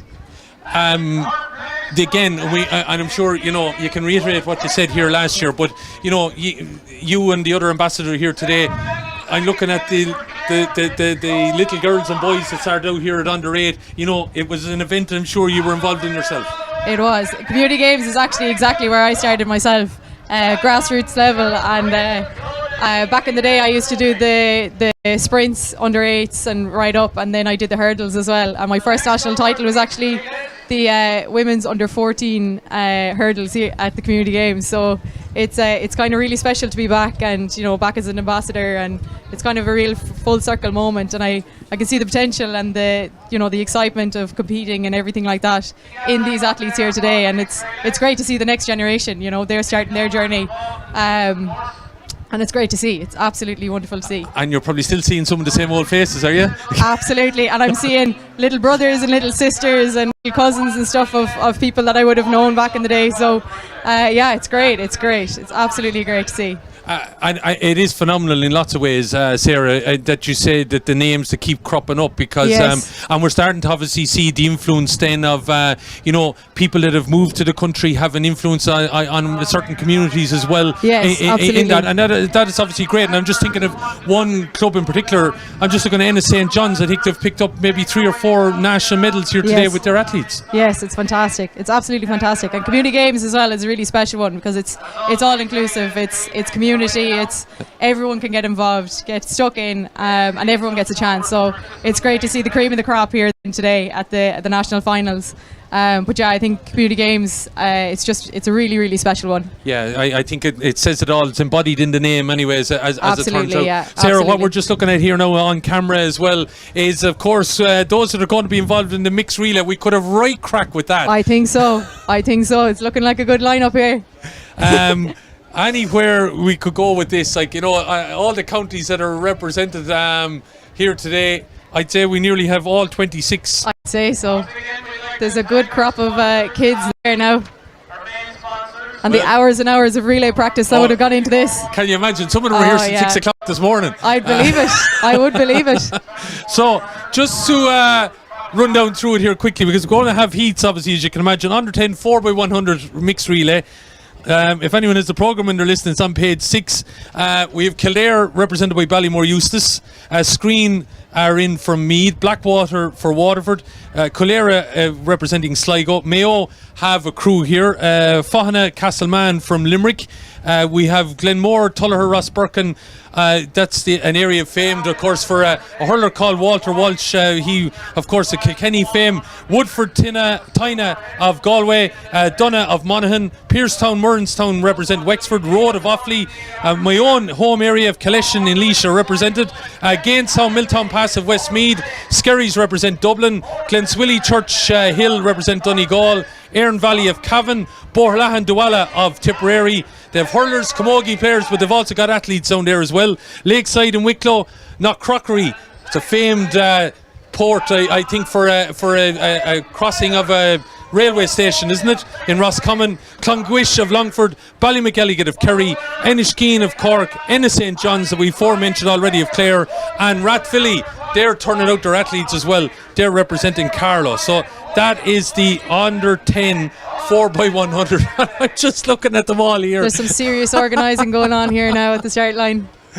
Serious organising. Oh my God. Best luck now to the stewards putting all this together. But I would imagine, Sarah, they've been well marshalled and coached by the respective county reps. Yeah, absolutely. As I said, there's hours and hours going into these relay practices, I'm sure. And I'd say we'll see the effects now in a few minutes when they get started. But it could be another few minutes yet. I'd say they have another bit of organising to do. Tell me, Sarah, when it comes to relay, you know, you heavily involved, baton changeovers, making sure you stay in lane, you get it within your grid, all Absolutely. that thinking, and then you have to run as well. I know. On top of it all, like, but yeah, and it can get very, very technical when you're looking at the kind of marks that the kids would be going off. So let's say if someone's really fast running into you, you might need a longer mark for someone to give more room to pass the baton, or if they're kind of slower than their next runner, then they'd have a shorter mark. You know, it gets very, very technical as you go up the ranks. But I'm sure these kids have mastered it now, and they're going to give it their best shot. And the mixed one as well. I have to say I'm delighted to see that there's a mixed event now at adult level and whatever. I just think it adds to the whole. There's a bit of, I wouldn't say novelty, but there's a bit of an enjoyment around it, I think.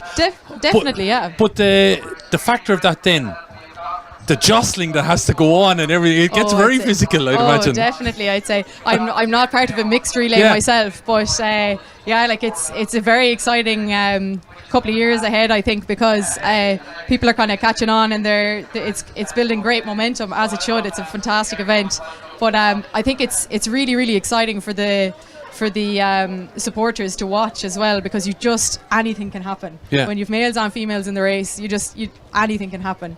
And I think it just adds that bit more of excitement to it. Personally, myself, I love watching it myself. But yeah, it's a really exciting one. Yeah, well, I have to say I'm delighted that it has been incorporated into the championships, and we get to see. Looking forward, I know you're not there, but looking forward to watching the Europeans. Absolutely, yeah. Looking forward to cheering everyone on.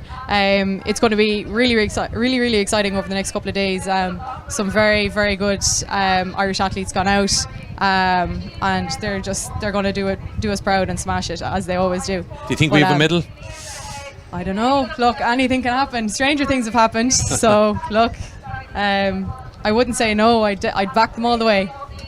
Well, that's the voice of Sarah Quinn is joining us here today. She might just stay with us for a couple of the relays here, we'll see, because I know you have a busy day planned here. I don't know how long you're going to be actually officially kept in place, but we'll see anyway. We'll roll with it. We also have Jesse Ozas here as well. I see you heading out into the middle there at the moment with Yemi Talabi, and also we'll have Connor Cusick later on as well. They're heading into the middle there, but Sarah with us here for the minute. Sarah, just as well, it has been like a huge summer of athletics, hasn't it? Like it's phenomenal to think we've rolled from Worlds. Then if you're in interest in athletics, you obviously watch the Commonwealth, and then you have the Europeans now this week. I know, supporters are being spoiled this way. There's so much to watch. And throw a Diamond League meet in as well, like, you know. Exactly.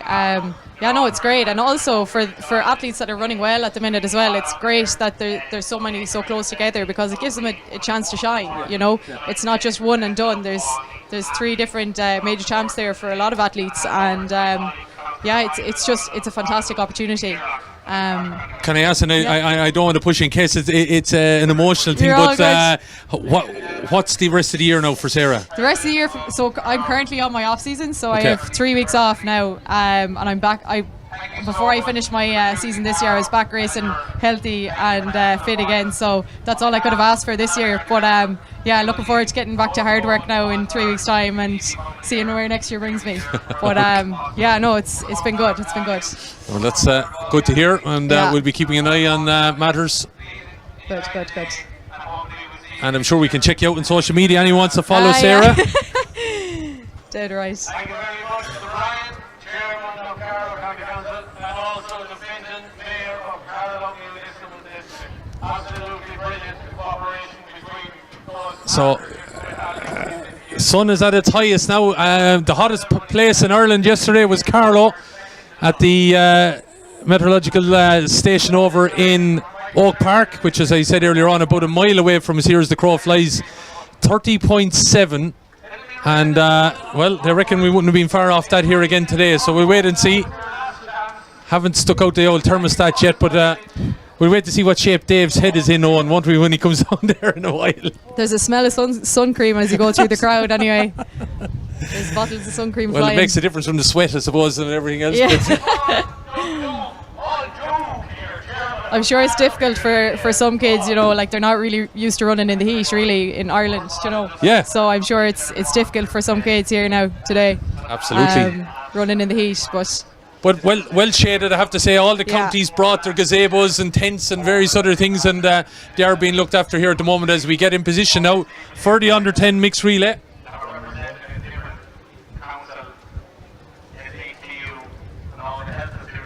Paul Doug, chairman of Carlow Community Games, just addressing the crowd here at the moment. But a huge crowd here in Carlow, and it's Costa del Carlo here at the moment, there's no doubt about it. And everyone now getting in position. So it's, all these heats going to be played out. So again, it's going to be hard for us maybe just to call on names, but I'm just looking at maybe in Heat 1 who we're going to see, and it looks like we're going to have, is it 1 to 8 by the looks of things, the way they've gone with this. Out here then, I'm looking at lane 7. Looks like we have Kildare represented by Ballymore Eustace. We have here some ambassadors. In lane 6, it looks like we have Fohana Castleman. Then in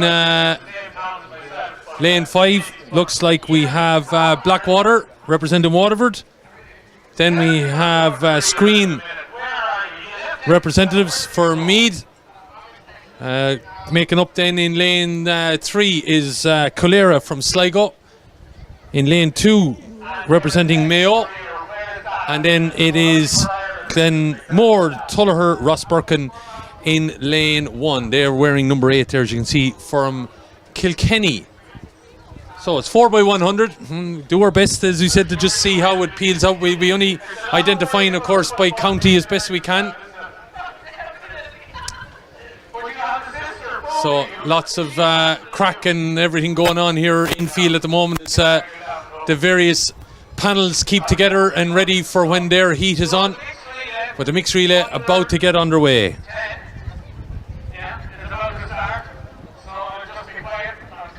And that will then, as we head on to the boys under 12, we'll bring it into the morning session. The afternoon due to get underway at 12:30, so there'll be very little of a break. Someone said they were bringing me an ice cream about an hour ago. I'm still waiting. Was that you, Owen? Was it? Melted, it did. On its way, it probably did.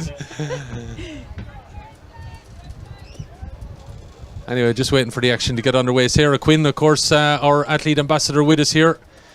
And we'll hopefully hear from one or two of the others also throughout the rest of our programme, which could go on. So waiting on the starter and waiting on the flags and all the zones that they're ready and raring to go. I'd imagine you're getting quite jittery if you're on the last 100. Definitely. Because it's up to you to bring it home. And especially if there's a lot of kids coming in at the exact same time into the zones, it can kind of get quite confusing. You know, who's shouting hand and... Yeah. You know. You want to be coming up with a different kind of code or something like that, wouldn't you? Yeah, definitely. So we're clear all the way around the track, white flags everywhere. And we're getting ready to get started here. Marks set and the whistle. And up and running. It's a strong start from the men from Meath, or the group from Meath. It is a guy that has started off. He's overtaken his stagger already. Kildare out there with Ballymore Eustace look like they've got off to a good start as well. Bit of a mess up with the changeover. And away to go over on the far side. Strong running, but it looks like Kildare have been overtaken. And in fairness, it's a strong run from the Meath girl representing Screen. The changeover again, it's a bit of a crash changeover and then a bit of a loss, and it's a loss of ground. Coming over on the far side then. So coming down now here in the first heat of the mixed relay 4x100 under 10s.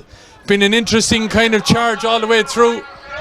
And it looks like Mayo that have kept it going. Sarah will be quite happy with this finish. They're going to win their heat. Clear run all the way. That's fantastic victory for Mayo. All the way from Meath. Sligo there as well. But Mayo eventually got it together, going down the back straight, and then when they came into the home straight, Sarah, quite an impressive finish. Quite an impressive finish, definitely. It's kind of hard to tell sometimes with the stagger who's coming up through the ranks, through zone 2, zone 3, but yeah, no, definitely strong finish, and onto the finals now. On that, Sarah, when you're out there running, and as you mentioned there, it's hard with the stagger kind of to know exactly where you are. Yes. I'm sure then it's all about running your own race then, isn't it? Completely. You have to stay in your own zone, just exactly focus on you and your teammates and block out everyone else, which can take a lot of practice, but you just have to do it. Otherwise there's way too many people there to distract you if you let them, you know. Yeah, because I would imagine, you know, again, you're standing there. The mind is a funny thing, because you can see someone then on a stagger that you're thinking, oh, they're 20 yards ahead of me, when in actual fact they may not necessarily be. Exactly that. And the staggers differ as well, depending on what sort of a relay you're doing, whether it's a 4x4 or a 4x1. But yeah, it's all about running your own race, and these kids did a great job of it there.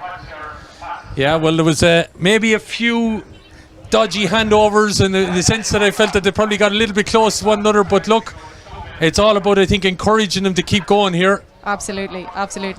And Mayo look like they've got the nod there.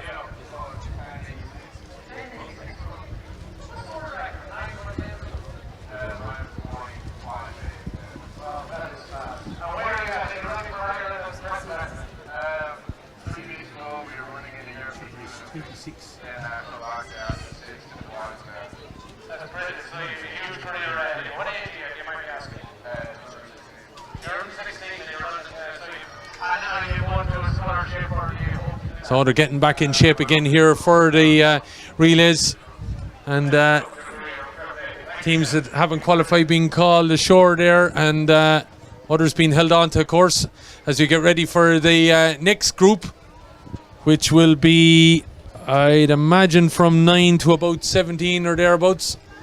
That's what it looks to be anyway. I think so, yeah. So I see out there, it looks like lane 1 is going to be filled by my old home club, Killesh and Elish will be out there. And then lane 2 going to be filled by Pearstown, Murrenstown's Wexford. In lane 3, Woodford Tina of Galway will be there. In the next lane then, looks like it's going to be Dublin. Skerry's representing them. We come all the way then to number 12, and it's Road of Offaly. Then I think bringing up in lane, the next lane is Donna of Monaghan. And finally then, it looks like Glenswilly Churchill of Donegal are out in that lane. Wow, that must have been some trip this morning. And they might have, I suppose, in sense if they could, made it yesterday.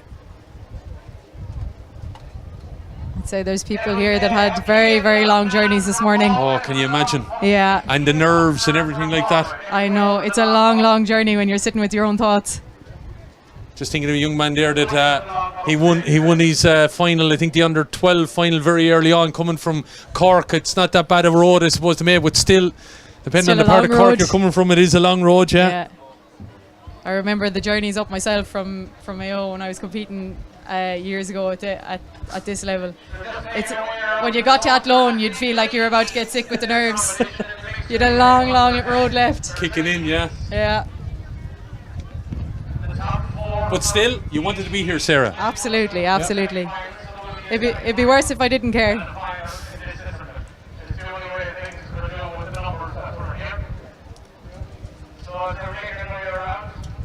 Just on that, Sarah, when you talk about nerves, I would assume you still get the nerve. I get the nerve coming in here doing this gig this morning, but it's how you control it to help you in such a way. So I'd imagine, what would be your advice to a young athlete now starting out in being able to, how would you say, work that nerve to their advantage?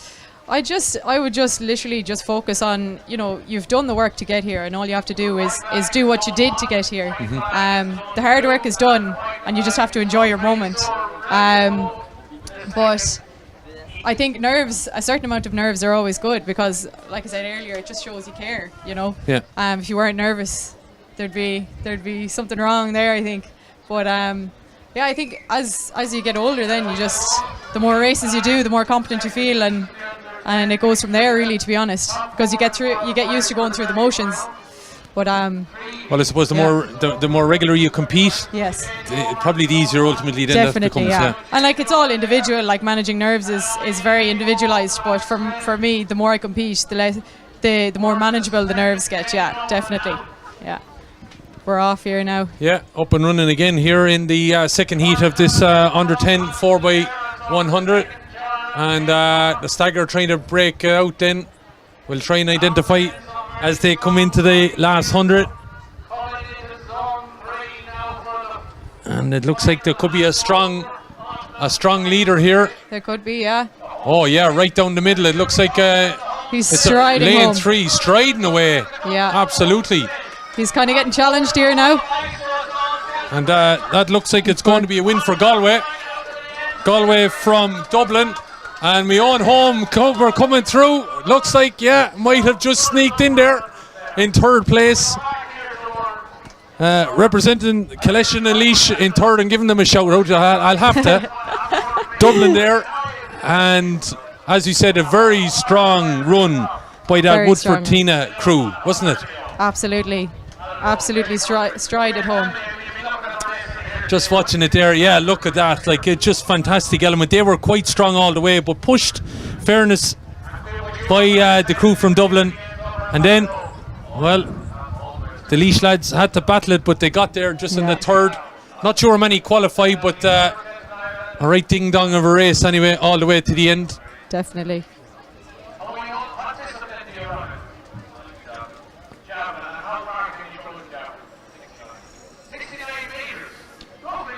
Conor Casey, I think, is the man being interviewed there at the moment. We'll hopefully hear from Conor later on when we have some of the field sport. We might be able to get out on the field there and have a chat with him. But he's out there on track at the moment, having a chat with the announcer here. It's funny, Conor Cusack and Oisin Joyce, they're both javelin throwers, and we're all actually from the same town in Mayo. We're all from Ballinrobe. So there must be something in the water. Must be down something there, in the water, absolutely. But doesn't that, I don't know, it does tend to happen. I'm sure it happens across the world, but in Ireland we do tend to have these little pockets that there seems to be a flourish of athletes maybe from particular areas, isn't it? Definitely, and there's a couple of reasons for that. I think it's the influence that you like, and the kind of the visibility on, you could do this as well, if you put in the hard work and if you have a role model to look up to. And then on the flip side of that as well, behind every athlete is a good coach and a good support system, and if you have those roots, there's a lot of buds that can blossom. I think there's a lot of different factors, but for the likes of the community games and all the clubs across the country, it's the coaches and the supporters and the volunteers that kind of keep the whole thing going. So I think that has a lot to do with it, but also the influence of peer influence and a little bit of healthy competition amongst each other and stuff like that. So I think that has a lot to do with it. Yeah, well, fair play. I might just get you to acknowledge some of the coaches that were an influence in your life, if you want. Oh yeah, like when I originally started out at community games, kind of under 8, my granddad did a bit of coaching with me. He was involved in the Claremorris Club in County Mayo back in the day, but he wasn't a coach at the time, but he coached me for a year or two, and then I joined the club in Claremorris, and I was coached by Jim Ryan, who was absolutely fantastic to me for a long time, and he's a great man, and he kept me in the sport for a long time, and I have a lot to be grateful for with Jim. He's a great coach, and in recent years I've been trained in Galway now the last couple of years since I went to college, but Jim was always in my corner. But I'm trained by Brendan Glynn now as well. So I think it's just the belief that people have in their athletes that they're coaching is something very special, and it's what keeps people going a lot of the time. But in Ireland, like, the coaches, they do it all off their own bat, and they do it out of the goodness of their heart, really, like, because they have an interest in the sport. And that's fantastic. They've given so much of their lives and invested so much time in all these young athletes here, and myself as well. Like, so many people have invested their time in me, and it never goes unnoticed. But yeah, they keep the athletics world turning. Yeah, they sure do. And I would imagine all those coaches from the time you were under 8, I'm sure they've all had, they still have a word in your ear, do they? Oh, definitely, yeah. Absolutely. I wouldn't have it any other way. Definitely. So here we go then. We continue with the relays, and we're all the way now to the end here. This will be our final heat. Oh, false start. There was a jump there from the young man in Longford there. He was a bit anxious to get going. And unfortunately, the top 4 had gone, so they're just going to have to reset here a little bit. So in lane 1 will be Enniskeen of Cork. Lane 2 represented by Clongish in Longford. In lane 3 will be Ennis St. John's of Clare. In lane 4 it's Knockcrockery of Roscommon. In lane 5 I am looking at, I think, Lakeside of Wicklow. It's all the way to lane 8. It's Kerry and Ballymcgelliget. So looks like Kerry have just got that advantage. So it'll be interesting to see will they continue to stagger. They got out there, but it looks like a bit of a move now happening from the Knockcrockery crew. And Cork bringing up the rear at the moment, but all that can change, of course.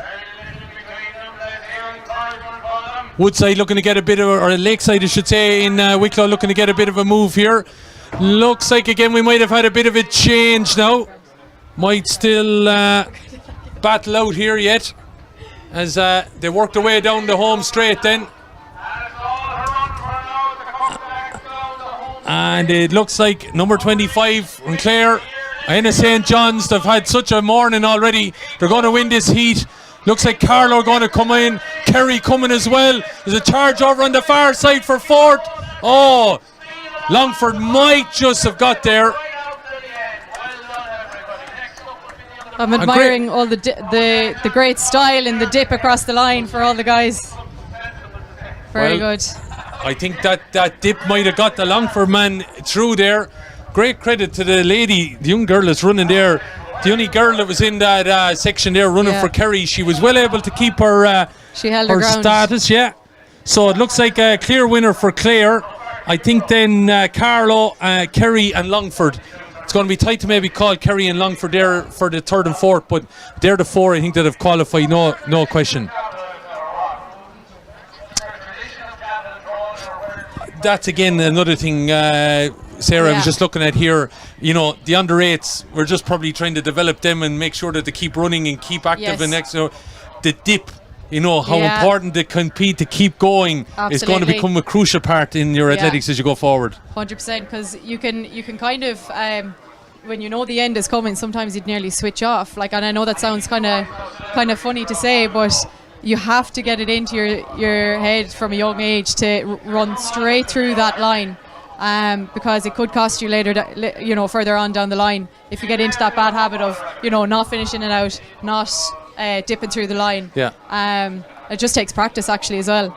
But I thought there was great style in some of them dips. Some of it was, absolutely. I was just thinking, the under 8s, and again, they're probably being told when they're doing the 60 metres, keep running and don't stop until you're told. Exactly. There was one little man, I think he ran another 60 metres before he stopped here, but don't stop till you run out of track. Absolutely. He'll end up in the field. But great credit. So those mixed relays are done and dusted. The heat's getting so much it's even taken away our sticky tape here at the moment. It is. So that's the under 10 heats done and dusted, and qualifications look like I think we're okay. I think we called them all right. Clare definitely, Carlow are there, Kerry and Longford. Those are the 4 that have gone through. So next then we should have the mix under 13. So if you have the programme, page 11, all the way through to page 13. And we have, representing Meath, we have Screen. And we see a familiar name there from the Screen area anyway, in Oisin Giles. Dad would have been a very famous inter-county footballer with Meath. Blackwater representing Waterford. Curry of Sligo. Mayo again have their crew. Cregora Patrick's Well of Limerick. Balladreen of Galway. Donna of Monaghan. Bree Davidstown of Wexford. Edenderry representing Offaly. Carrickere for Leitrim. Balnakill representing Laois. The Dunphy name quite popular in that area, and it is here today as well. Gainstown, Milltown Pass of Westmeath. Ranelagh of Dublin. Anna Drumlane of Cavan. Boherlahan Douala of Tipperary, and Lakeside of Wicklow. Sarah, I'm just looking at some of the clubs, so they're coming up again. I'm just thinking of one there, Boherlahan Douala of Tipperary. They've teams in both of the mixed relay. They've had athletes as well. I think they have a national gold medal gone back also. It just goes to show you in some areas, there's phenomenal work done. There is, and there's great talent there as well. But I think it goes back to what we were talking about earlier. You have the coaches, and obviously a good tradition of getting involved and getting out there and putting a team together and getting out and competing. So it's great. It's great to see that they've so many. Absolutely. Especially at this level as well, to get through. It's fantastic. Better not forget then the other 5 counties there. I just missed on page 13. Roscommon are represented again by Knockcrockery, so again great work done there. Mixed relay. Edgeworthstown by Longford. Beaufort in Kerry. Doonbeg are representing Clare, and I have a little interest in this one as well, because a friend of mine has a daughter going in this for Bennekerry Tinryland. Ella Hendricken is one there of the crew that'll be running for Bennekerry Tinryland and Carlow. So they are the 26 crews that are about to be organised again. The only advantage, not giving out to the under 10s, the under 13s probably have a bit more experience and know being able to get together and what to do here, don't they? Yeah, they do, definitely.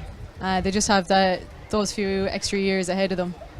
But in saying that, there could be under 10s that have more experience than some of these under 13s, but it's great to see it. Well, there's a bit more attitude starting to develop in one or two of these, A little bit. There's a few team talks going on there now.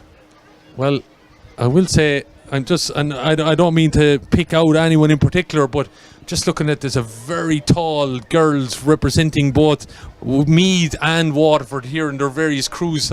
Just the phenomenal height of some of the athletes here. I see a Wexford girl got out there as well. Some of them are touching 6 foot here. I know, and it's kind of. Myself, I'm 5'3", and when I was presented medals last year, I think, to the women's high jump, I was nearly going up on my tippy toes. Come down off that roster, will you? Yeah. I wouldn't have minded if they were up on a podium, but we were all on the grass level. There was me trying to give you an out. Oh, there's no out. Funny. Right, well, here we go. So it's going to be the first 7 or 8 crews here represented, depending on who obviously has shown up and available. So in lane 1, it looks like we're going to be seeing Cregora Patrick's Well of Limerick. In lane 2, then Balladreen representing Galway. In lane 3, Bree Davidstown, a famous athletics area, of course, in Wexford. Also coming up here, and he's giving me the thumbs up here. He's on camera as well. He's spotted that well. He's listening to me here. Representing Blackwater in Waterford. It could be Liam or it could be Patrick that's here with me. Representing Mayo. Then there's in the next lane, that's lane 5. Next up then we have, and he's gone off there for a bit of a warm-up, is Sligo. And they are, of course, Curry. And then it looks like out in the next lane, it is Edenderry of Offaly. And also then in here is representing Meath, our Screen. So all to look out for then over the next while. These, of course, are heats.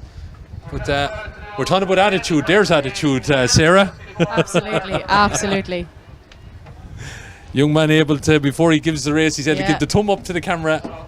100%. We love to see it.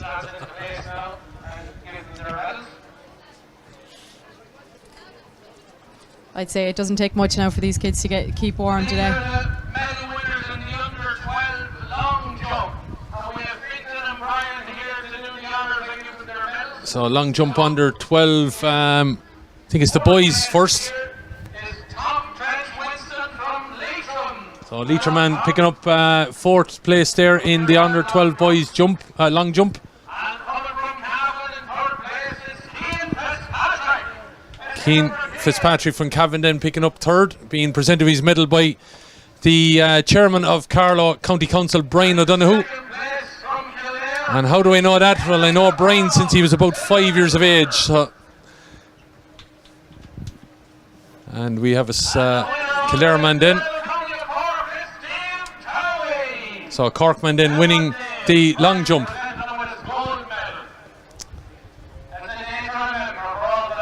Are the Mayo Crow giving you a wave, are they?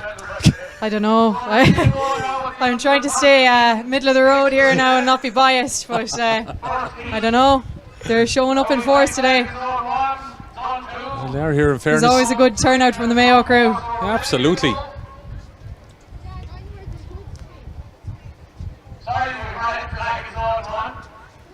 Still on a red flag here, waiting for Still getting organised. organised, yeah. Know what we're holding on, maybe on the presentation there or something like that. We have white flags everywhere else, but we're just waiting on the starter. This man in lane 1 is ready to go here. Isn't now. he? He's ready to go. And so is the young man from Galway. Yeah. So just waiting here anyways at the start. There on camera is our lane 1 representative. And he from the Cragora Patrickswell Club. Could be Jay or could be Pierce, Jay Collins or Pierce Griffin. And hopefully you're enjoying the action. We got underway, live broadcast started here at 5 to 9. We're still on air here with the heats. We're running a little bit behind schedule because the afternoon was due to kick off at 12:30. We thought we might even have a time for a cup of tea or something, but I don't think there's any rest for the No. wicked here. no. So, just tell you, I brought the bottle of water with me, Sarah. Just tell you how warm it is. It is now actually tepid in that bottle, you know. And that came straight out of the fridge. Like, it's unbelievable how the heat. Oh yeah, absolutely. We're sitting ducks here in the sun. Thankfully, though, we're not up there. Yeah, definitely. Our cameramen have collars up and everything to keep the sun off. They're taking the brunt of it. But they're bringing you the best of the action, so don't be too harsh on them. Don't think we've seen any negative comments yet, David, have we? We've ignored them. So, anyway, where you see that wide span shot now, we're just roughly about 20 yards beyond the finish line. Gives you a good enough angle of the whole track. But in case someone is saying, well, I can't see the long puck and I can't, well, it's going to be actually physically impossible for us to be able to get there, but there you go. So hopefully, we're trying our best and we'll bring results. And what we'll do at the end of this session, we'll probably try and wrap up all the morning results as well as we do have them to hand, but it's just impossible nearly now to get time to call them out. We have a white flag in zone 3 there now. Yeah, they're ready to go. I Yeah. don't know what we're waiting on here. Not too sure. We have a white flag now in zone 2. Yeah. Or zone 2. It's just a long time to be keeping athletes on. Are we waiting for someone to appear or something? I'm not too sure. A county manager from Tipperary and a county manager from Clare, please, if you wouldn't mind just making your way over here to the tent. As soon as you can. From Tipperary and from Clare. So it seems to be an issue anyway that they're calling for officials. So that's going to be a bit of a hold up there. So maybe when we have that, we might be able to run down then through some of the results so that you're up to date. So bear with me here now as we try to do it. It won't be in any particular order. I'll just go with them the way I've been delivered. But it was a good morning, as I said already, for the Ayres family from St. Lazarians in Carlow, with their daughters winning 2 gold medals in the space of 40 minutes of each other. Rachel Ayres came home with gold in the 1500 metres from Emma Hunt of Meath and Aoife Blewett of Mayo. Marie Murnan of Kerry was 4th. That was the girls under 16 1500 metres. The girls under 14 800 metres went to Longford. Emma Brennan, Rachel Ledwood of Cork was second, and Sophie Mara Clare was third. Ruby Gallagher O'Reilly of Wexford was fourth. Then we move on to the boys 1500 metres. Fabulous win for Dara O'Donnell from the Boherlahan Douala area from Tipperary. He was first. Second was Alan Hegarty of Mayo. John Hanley of Monaghan was third, and there was a joint fourth, I think it was, between Sean Bean of Wicklow and Killian Gleeson of Kildare. So we're just moving on through some of the final results, because we had some of the heats. The javelin final went away. The boys, that was an early start as well. Ishan Darren Asena of Meath was the gold. Kevin O'Shea of Kerry won silver, and Sean Murphy of Kerry was the third with bronze. Simon Fox, he was of Westmeath, picked up fourth place. Looking at some of the other results then.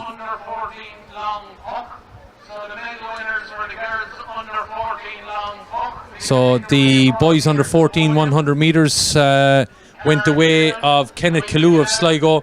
Keegan Lawler of Carlow was in silver. Bronze was won by Keane McNamee of Offaly, and Finn Roddy of Westmeath, he was in fourth. Under 1400 metres girls, Aideen Lynch was winner from Juliana Gia in second. Bronze won by Laura Horde, and Jessica Brody was in fourth. The under 16 100 metre boys was won by Sylvester Onwoodwea from Clare. Finn Barrett of Kerry was silver, and bronze was won by Peter Murphy of Kildare. Anthony Cox of Roscommon was fourth. That was the boys under 16 100 metres. We'll try and pick up with some of the other results now in a minute, because we finally got underway. And we're up and running here. Just looking at the staggers playing out. Still hard to call, as you said, Sarah, any one of them until they get through here in the final 100. And also there's 4 chances to drop that baton, so hopefully they all get through it okay. All seem to be moving, but it looks like it's the crew from Cragora Patrick's Well that have come all the way through here. And they're running away with it. Yeah, run away. Isabel or Megan, I don't know which one. It looks like Wexford, maybe Meath, Tite and Sligo. So Wexford and Meath are going to be tight. Sligo definitely take up the fourth, and if it's 4 to qualify, I know there's an O'Shea with us here on camera duty. He'll be happy to see the O'Shea name continue on athletics fame anyway here. Megan and Isabel are part of the girl crew there with that mixed relay team with Limerick, but Cragora Patrick's Well way out in front, as you can see, roughly about a 20 metre victory, I'd say. And it was close roughly about 20 metres, I would say. Wexford, Meath then, and Sligo. So it's interesting to see who Wexford or Meath, it won't really matter, any of the top 4 qualify in that. So waiting on everyone then to get in order. Again, we'll keep going with some of the results. Under 8 60 metres girls, Kayla Garvey won gold. Silver, Saoirse Higgins. Sophie Egan was bronze, and Shifa Nigeralt was fourth in the under 8 60 metres. The under 8 60 metre boys went to Joe Rooney of Longford. Sean McHugh of Dublin won silver. James Barry of Mayo was bronze, and Robbie O'Sullivan of Kerry was in fourth. Then the 80 metres boys under 8 went to Luke McCann of Kerry. Kieran McLaughlin of Limerick was second. Jack, just lost that there now, 1 second. It comes back to me. Jack Moore of Offaly was third, and Niall Burke of Meath was in fourth. The shot put final, James Prendergast of Wexford won gold. Zach O'Hara of Carlow was third. Reen Walsh of Kerry was in bronze, and Aaron Crean of Kerry was in fourth. Boys under 10 100 metres, Dylan O'Reilly of Cavan, James Brosnan of Kerry, Callum Jenkins of Dublin, and Kevin Walsh of Leitrim. Ryan Vickers won the under 12 100 metres at Kerry from William Myers of Carlow, Oisin Giles of Meath, and Glenn Carty of Sligo. Under 10 100 metre girls, Amelia Henry won gold. From Aria Collins, silver. Ellie Doherty was bronze, and Isla Nocton won 4th place. Rachel Duff was the winner of the under 12 100 metre girls. From Clodagh O'Hagan, Avine O'Driscoll won bronze, and Ruby Savage Conan won the 4th position. So those are the ones that I'm up to date on anyway. We'll endeavour, as we said, to let you know later on. So all coming into play there at the moment.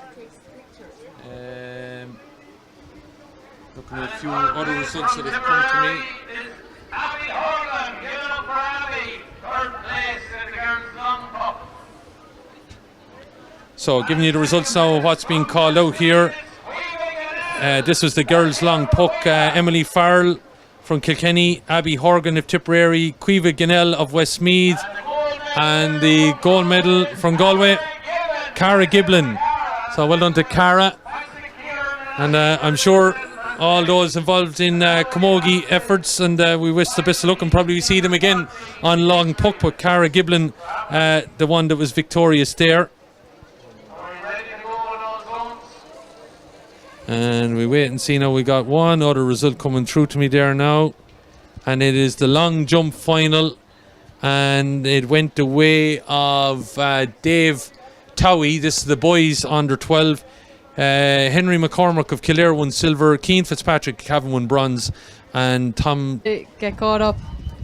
I think in the middle of the track as well. We have the I think it's the girls under 12 heats. They're gathering there, getting organised. Getting all organised again. Yeah. There's lots more to arrive here with relays and everything. Yeah. You'd imagine when we get to the final it'll be quicker and so forth. The heats just do take a little bit of time. So let's go. Lane 1 are Ranelagh Dublin. Lane 2 are Lakeside of Wicklow. Lane 3 are, I think, the Tipperary representatives, if I can see that rightly. Looking like they have the jerseys there. Borlahan Duala, yeah, it looks like Tipperary. Next one up, it looks like, I think it's not Crockery of Roscommon. Then we have Doombeg of Clare. We have wearing 13 is Carrick of Leitrim, and then out here is Kerry, and they are Beaufort's crew. They're wearing the number 23 number. So good to go here. No hold up on this one, as we see some of the crews getting ready. In fairness, I will fair play to the stewards that are organising all these kids to be ready to go to their zones. It's a bit of a task. So unlike the rule we've seen in World Athletics that men run against men and then the women run against women in the community. Team balanced obviously with 2 men, 2 women, but yeah, it's fairly working out for some teams here today. Yeah, and we're up and running. A bit of a dodgy change up there at the top, but it's worked out in the end. Be interesting to see now, as you said, as the peel off here, who's going to be out in front. I think we could have it. Oh, it looks like we could have a battle over here. Yeah, it looks like Kerry and Carlow might be battling it out over here. I think so. It's going to be 4. Carlow, Kerry, Roscommon and Wicklow, they'll be the 4 in the final. And it was a right ding dong along here, there 6, 7 and 8, wasn't it? I wouldn't like to be calling that now from this angle. But good running there.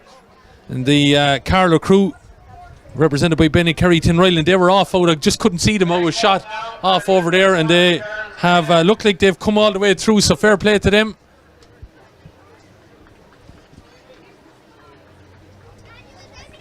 They are the 4 then that look like have qualified. Still so much action to go on here. It can be a long old day when you're out and about.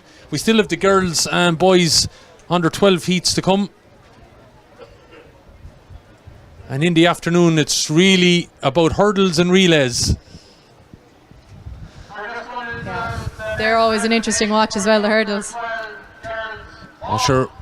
Once you put an obstacle in the way, a lot of things can happen, can't they? Yeah, exactly. There's the under 12 girls ball throw. And Yemi is going to present the medals to the girls. So the ball throw is being presented at the moment. Just haven't got the results live to hand here, so we might be able to join the announcements that take place in here.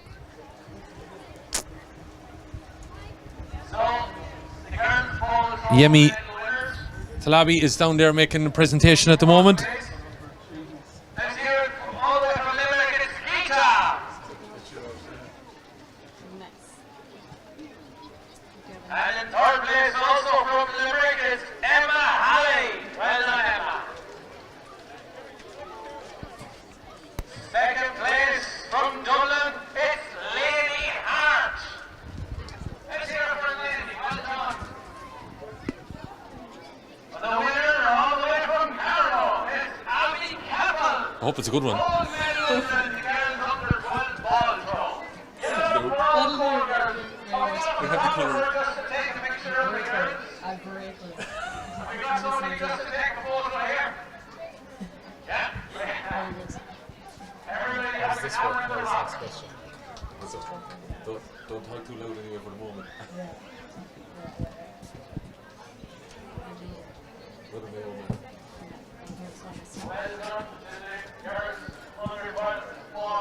So we're waiting for everyone to get in place. Sarah, you're going to head off, but thanks again. You enjoyed it. I enjoyed it so much. It's great to be back again, and best of luck to all the competitors.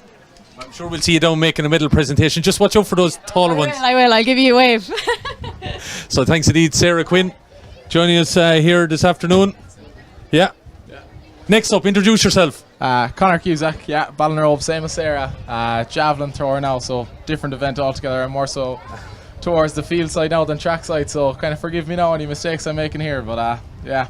But sure, we might be able to call on you later on. I don't know how long more you're around, but we might get out on the field later on, and we'll see, because there will be javelin with the girls in a while, so we'll get to see maybe. But again, before we get up and run here, community games for you. You know, tell us where your journey started. So same as everybody else, kind of signing up for the day and doing every event you possibly can, really.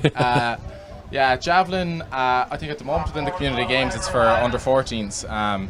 So I got one good run at that time. I came second. I'd say it was probably, it's 2014 or 15 anyway now at this stage. But yeah, did as much as I possibly could between relays now and shot put, discus, high jump, everything. I don't really know. So. Very good. Well, that's what happens, I suppose, when you, especially in the community games, your local athletic club and everything. When did you finally head in one direction, let's say? Well, I kind of did a bit of everything up until the age of about 15 or 16 within athletics anyway. There would have been plenty of kind of shot put, high jump, all them kind of events up until then, and then it was kind of at that point I was kind of deciding, well, javelin's the one I'm kind of more successful at. I might just try and stick with that for a while. Even at that, I stuck with a bit of football, rugby, boxing, everything you could do really when I was younger, until I don't know, obviously they just kind of incrementally fall off. Then I played football up until I was about 18 or 19, and I kind of stuck with athletics after that. Then once I went to college, so. The openings, Conor, obviously show up then. Is that the way maybe your focus then goes with the focus on the javelin, that you just have to then unfortunately cast aside some of the other things?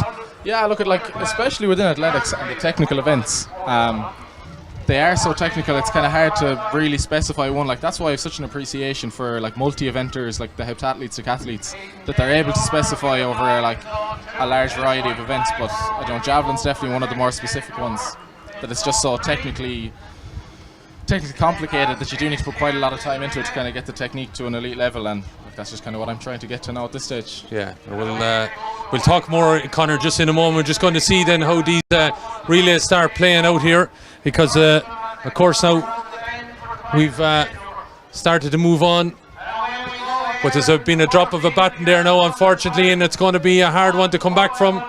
But it looks like Sligo are going to come through here, followed by Meath here.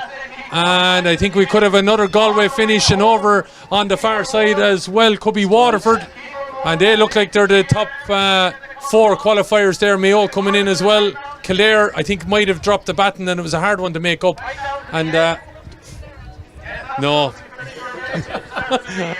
Now you're throwing that at me. He brings the ice cream to us now. And tell you how hot it is, even the chocolate is melting. Oh my God, Conor! I've never had that happen on live commentary. You're doing awful slobber now. Aren't I? Oh, now I have one as well, so we'll compare notes here. I can't. It's just.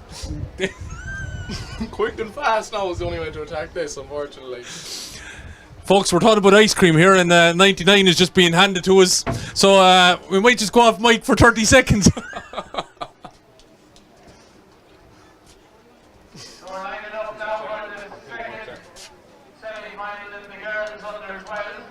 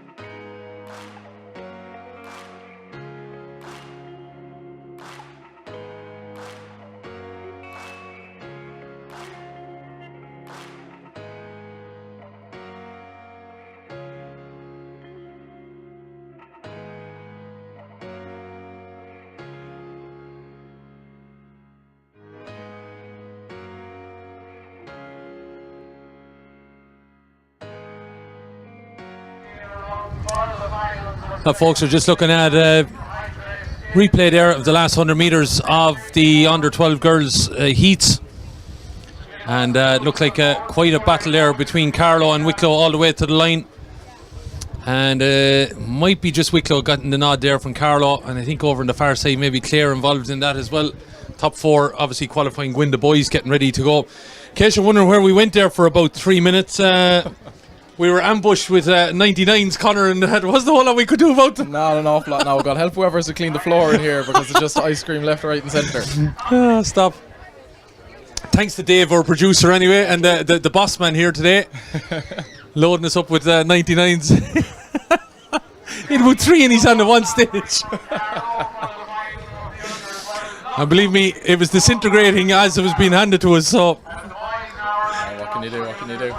Anyway, we enjoyed it for the short-lived that it was. So with me for this part, Conor Cusack. Of course, Conor is a man earning a bit of a reputation for himself now as a javelin thrower. Conor, as a vast era, what's the plans? I know now season-wise, everything like that, sometimes they become coming wrapping up or people are in off time, but what's your plans now? Well, at the moment now, I wrapped up the season there maybe 2 weeks ago, 3 weeks ago. So just kind of on a bit of downtime now, really, just kind of let the body recharge. And that's where you had the 99, was it? Exactly, yeah. Make the most of it while I can.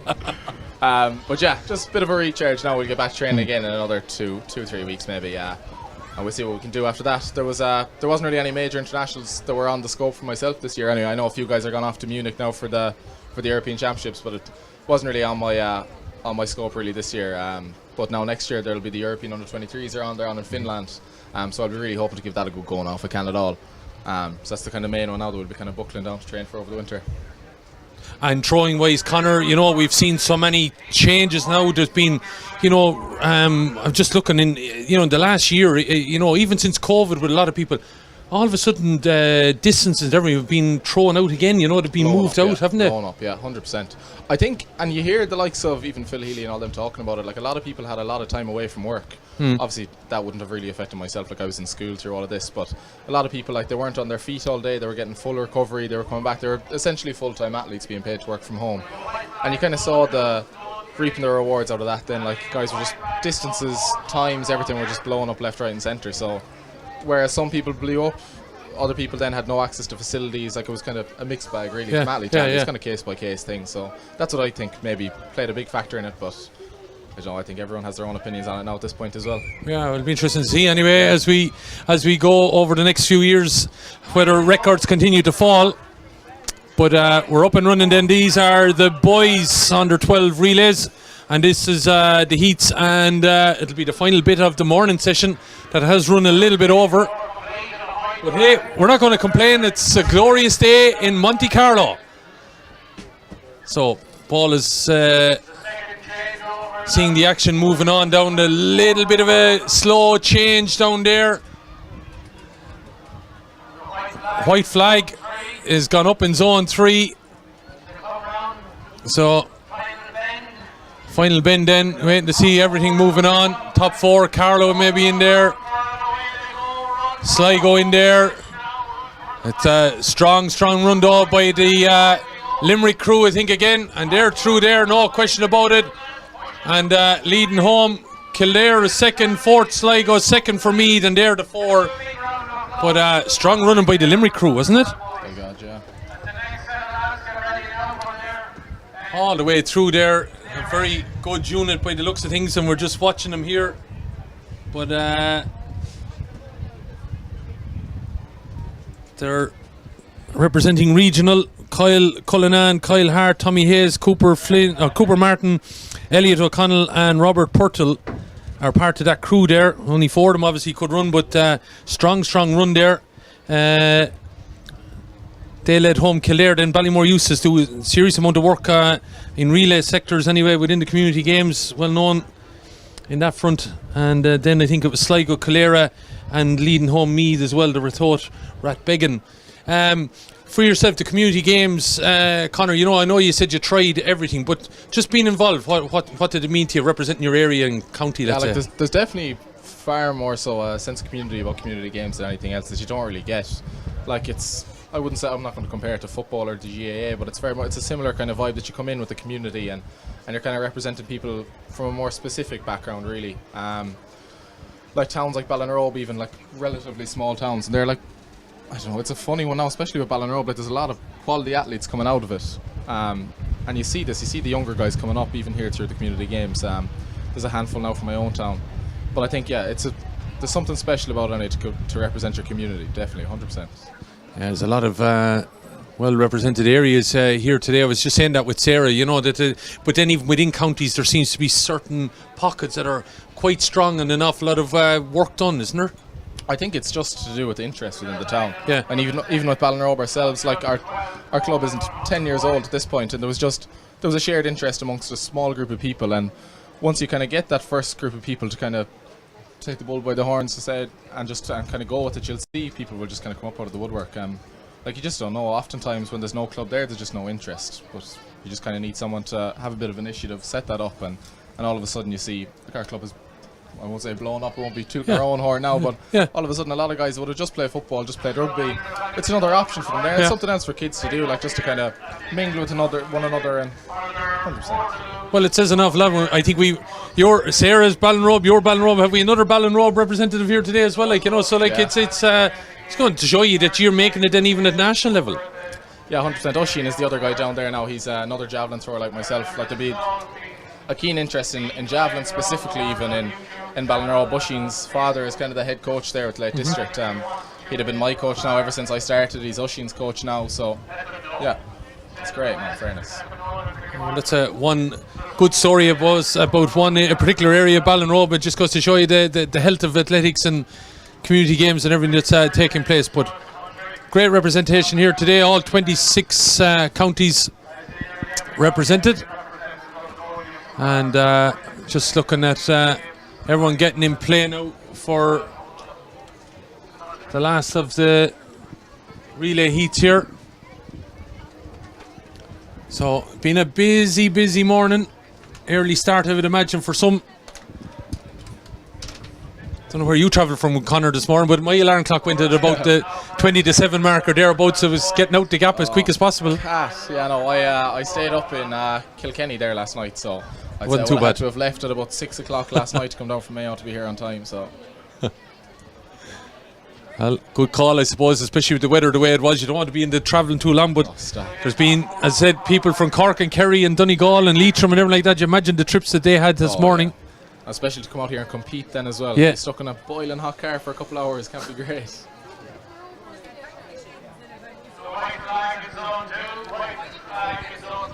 Okay, I think we're good in the zones here then. As we said, the boys start to come together now, the last crew of them. I see there in lane 1.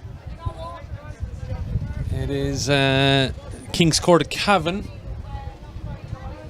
16 then are the Lusk crew from Dublin. Westmeath are represented by Kinnegad Coralstown. Bree Davidson and Wexford in lane 4. Then we have an Offaly crew, a Tip crew. And I'm missing just the county over on the far side. So we're all clear, and it looks like Borland Douala gone out rare now in front. Geez, that man took off there, didn't he? He's absolutely motoring. And the Tip lads are well out in front now, and they're in control of this, and it's following up behind. The Bree Davidson Wexford crew trying to charge in there to maybe make sure that they might qualify. So a bit of a slow turn handover, but look like we might have a challenge now to the boys from Tipperary. And all of a sudden, once the stagger worked itself out, and that is a strong finish. The boys from Tip eventually do come through from Offaly and Wexford. But fist bump from him there now as well. Yeah, confident man there. The Lusk crew eventually came through, in fairness to them. We were thinking Borland, but once it was 150 from home, when things were starting to even out, they really did come through, didn't they? Out of nowhere, flew down the home straight. So, anyway, it looks like Dublin have got through there. Tipperary, just looking at it there, they're the Lusk crew, and it looked like head-to-head then, and then all of a sudden, the man who's running the anchor leg just put the afterburners on and coasted home. from Tipperary, and it looks like the dip on the line might have went Offaly's way, the Shinrone Coolderry crew, and Wexford's Bree Davidson, that's who's there. Relay heats. Hey, we're going to get a break at last, Connor. So it looks like the afternoon session will be starting a little bit behind, but as you said, when the weather's like this, sure, look, if we're here till 9 o'clock tonight, David, we're all right, aren't we? Plenty of time for a few more 99s, right? Maybe give us a warning that you're coming the next time. So, Connor, I hope will stay with us until the break, and then we'll hear from one or two others. Ever tried a relay, Connor? I would have when I was younger, yeah. We've a couple of 4x1 teams that are younger now as well. Basically, the whole crew from the football team will rock up, and they were always brilliant crack, in fairness. Like, for a sport that's just full of individual events, it's great to get a shot at a relay and get the more so the kind of team aspect of it, in fairness. Yeah. Finished fourth, I think it was Leinster. We never got to the Nationals, but again, like that, you were putting four lads together and you were trying to, I would imagine, judge them into where would they fit, I suppose, in four, I ended up running the anchor leg. I'm not known for my speed anymore, but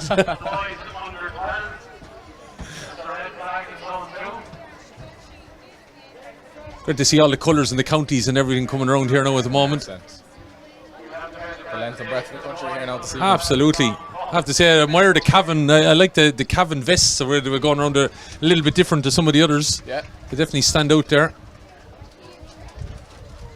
So we're going here again now. This is with the final shot then of lads. So in lane 1 there, representing Drumlish, Ballinamuk, Longford. Then in lane 2, it's the Kerry crew from Lickshaw, and a few famous hurling names in that squad as well. Enishkeen of Cork are in lane 3. Then it's coming up there in lane 4. It looks like it might be the Ennis crew again from Ennis St. John's representing Clare. Then we have Strokestown of Roscommon. We have Carlow, and we have Clare, as we mentioned there. So Wicklow are there as well, I should say. Sorry, of Shillelagh. So interesting crew. I see a famed journalist in the Wicklow fame is Brendan Lawrence, and I think his young lad might be running in this crew. He's down there in front of me. But it looks like in control at the moment might be the Carlow boys. White flag, everything's going okay over all the way around anyway. It's quite an interesting tussle though with the boys from Clare, I think. And it's going to be in lanes maybe 7 and 8 as the stagger works itself out, but the Cork lads might have a say in this yet as well. Looking to come late, but this is a strong finish from the Carlow anchor all the way to the end, and he's going to lead home the Clare crew, the Cork crew, and it looks like Kerry might make it as well. But Connor, that was some last run there by Carlow, wasn't it? Now he looked about 10 metres out, he knew he was in the clear, so very strong run home. All the way, and good I have to say, relay event there in that heat, but Carlow leading home that from the lads from Clare, and they're just waiting on the judges there, the long puck being called, and we have some results. So what we might do is, Connor, we'll let you go because I think that's done and dusted for this. I hope you enjoyed it. That should be in your introduction to it. Did, of course. And the 99 as well, you got. Trying to win me over now, I might be back. Yeah, you might be back. Well, Sarah's back now as well. She heard about the 99s, I'd say. That's they're gone, tell her, they're gone. Well, thanks to Connor Cusick for joining us, and I hope we will see you. Perfect. We'll see you over the next few years anyway on the javelin scene. All right, talk to you. That's Connor Cusick then giving us his views and opinions.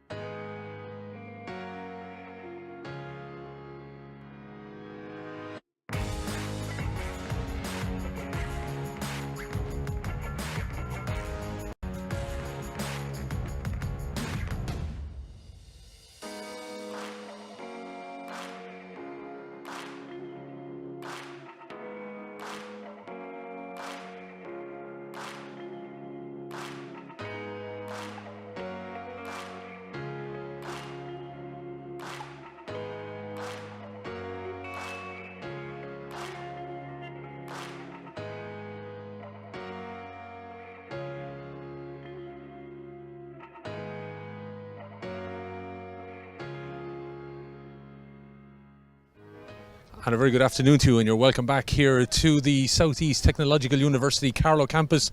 And it is, of course, their fabulous sports facility here. My name is Killian Whelan, and of course we are at the Aldi National Community Games finals. It's the afternoon session here, and Sarah Quinn is back with me. She couldn't go away because you're liking this so much, but glorious day down here on trackside, isn't it? Oh, it's absolutely fabulous. I can feel the heat radiating off the track here. It's absolutely brilliant. Yeah, I think we're kind of refreshed now after a much needed water break. we had the water break, all right, Sarah. Keeping an eye on Owen up here on the tower, who's bedecked in the sunshine at the moment. But we have one of your favourite events anyway coming up, of course, the hurdles. Yes, the hurdles. It's always a very, very interesting one. I think we have 5 hurdles lined up for the under 10s. There's quite a stacked race there now. We have quite a lot of entries. So it'll be very interesting to see a few standouts from the heats. Looking forward to watching them, of course. And you'll be happy there's a few Mayo representatives, absolutely. of course. I think we have. Do we have 4? Do we have 4 Mayo? Something like that, 3 or 4. Yeah, 3 or 4 anyway. I think one for my hometown Ballinrobe as well. So it'll be interesting now to see those get a run out and see who makes it into the final. Well, Sarah's going to stick around with us until we get rid of her. But just looking around, as you can see here, I don't know if Owen is panning out, but right here behind us we have the shot put that's underway. We have the javelin as well that's there just up and running and getting underway shortly, that we'll bring you coverage of now, is the under 10 semi-finals of the 60-metre hurdles that are currently underway. We'll have the mixed relays, and we have finals and lots of medals still to come, as we see a charge here at the end. It looks like, from my angle, maybe the girl from Sligo might have been victorious there, but we wait and see. We'll head back up to our commentary point and bring you the best of the action. Do stick with us. We're here until the end, whenever that may be. So rejoin us in a couple of minutes from our commentary position.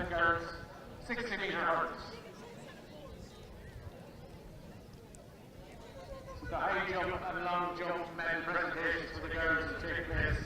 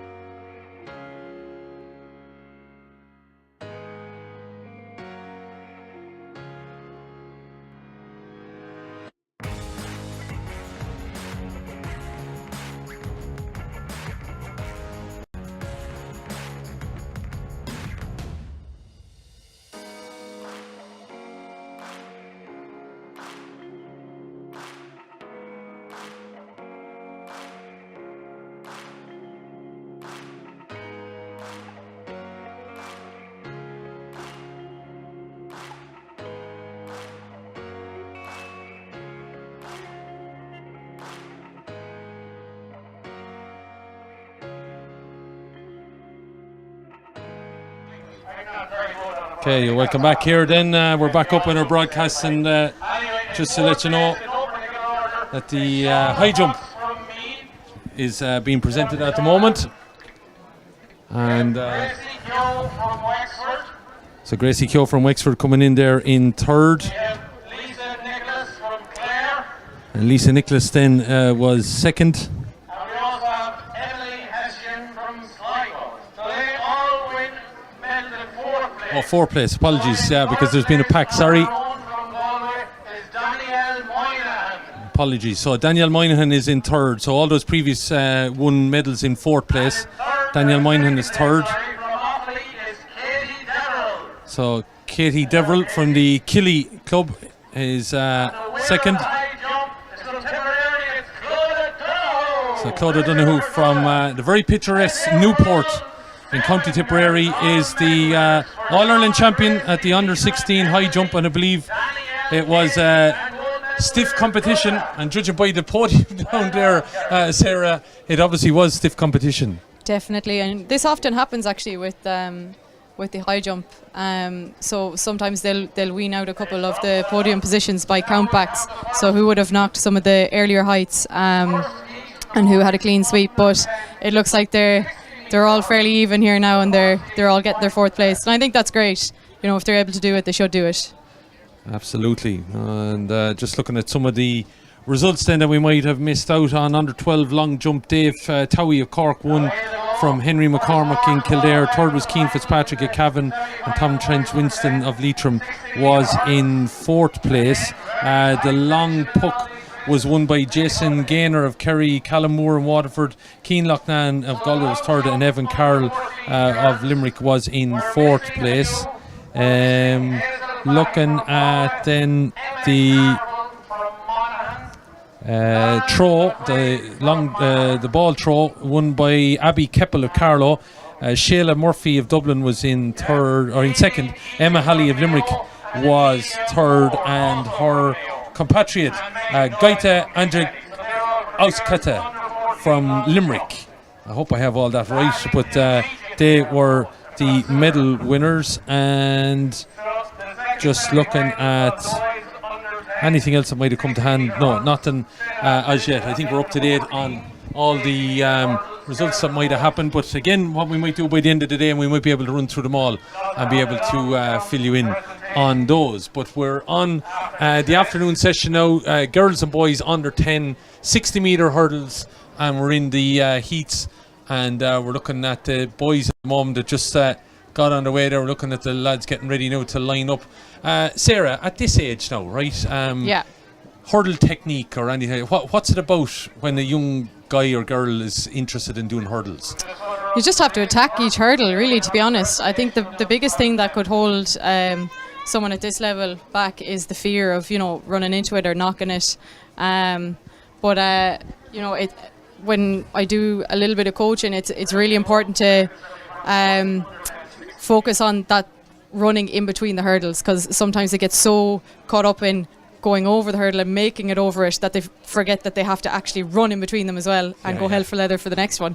But yeah, that's what it's about really at this age, and just kind of building the confidence going over the hurdles in the first place, and building year on year with that. Yeah, there's no doubt.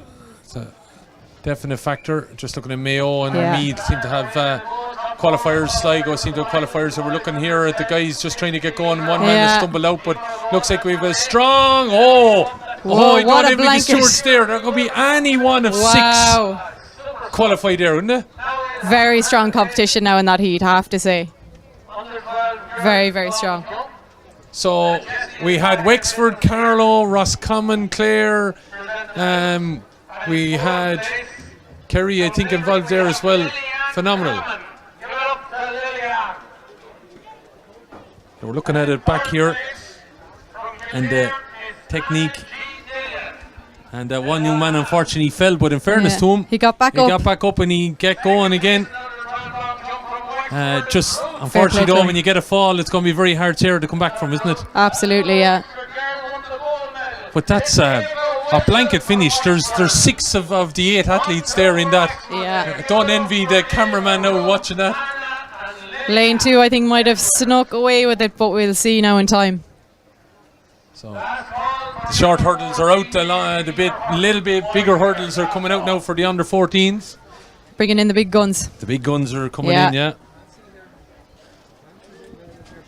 Another presentation taking place in field at the moment, and just to inform you then of the high jump there that we saw the presentation of, and who were all fourth place. So Shauna Fox, Gracie Keogh, Lisa Nicholas and Emily Hessian, Meath, Wexford, Clare and Sligo respectively, they took fourth.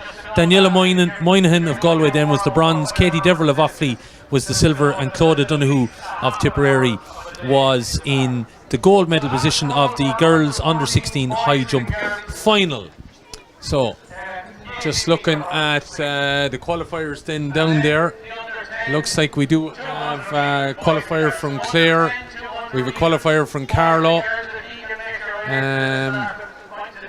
Just looking at some of the other guys that are there, we have a qualifier from, I think Roscommon is down there, and I think we might have Longford as well, so just waiting on verification. No, it's actually Wexford. Just looking at the singlets there, so it's actually Wexford there instead of Roscommon.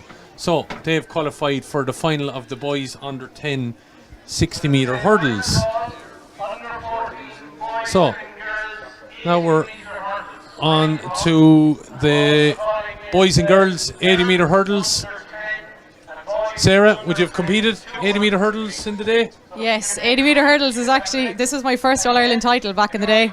I won this back in, do you know what, I actually think it could have been 2012. So we're 10 year anniversary. Yeah. Can someone get a cake, please? Drum roll. Bring out the candles. But oh yeah, sure. This was, when I look back at some of my athletics highlights, like this is really up there, because it was my first kind of, you know, big title, and you know, at this age, it means the world, and yeah, it'll be exciting now to watch this. Now, obviously, you've moved on from under, you know, 8s and 10s, Yeah. and the height of the hurdles, everything like that started to change. Yeah. What maybe is an under 14? What's their technique and everything come So out? I think looking at those hurdles there, I think they'd be about 2'3", maybe 2'3". I think anyway they're 2'3". I could be wrong there. They could be shorter, but for senior height, just to give perspective, they go all the way up to 2'9" for the senior women's.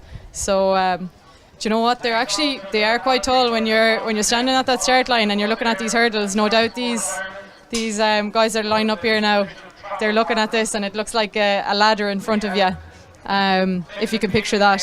But yeah, they are quite tall.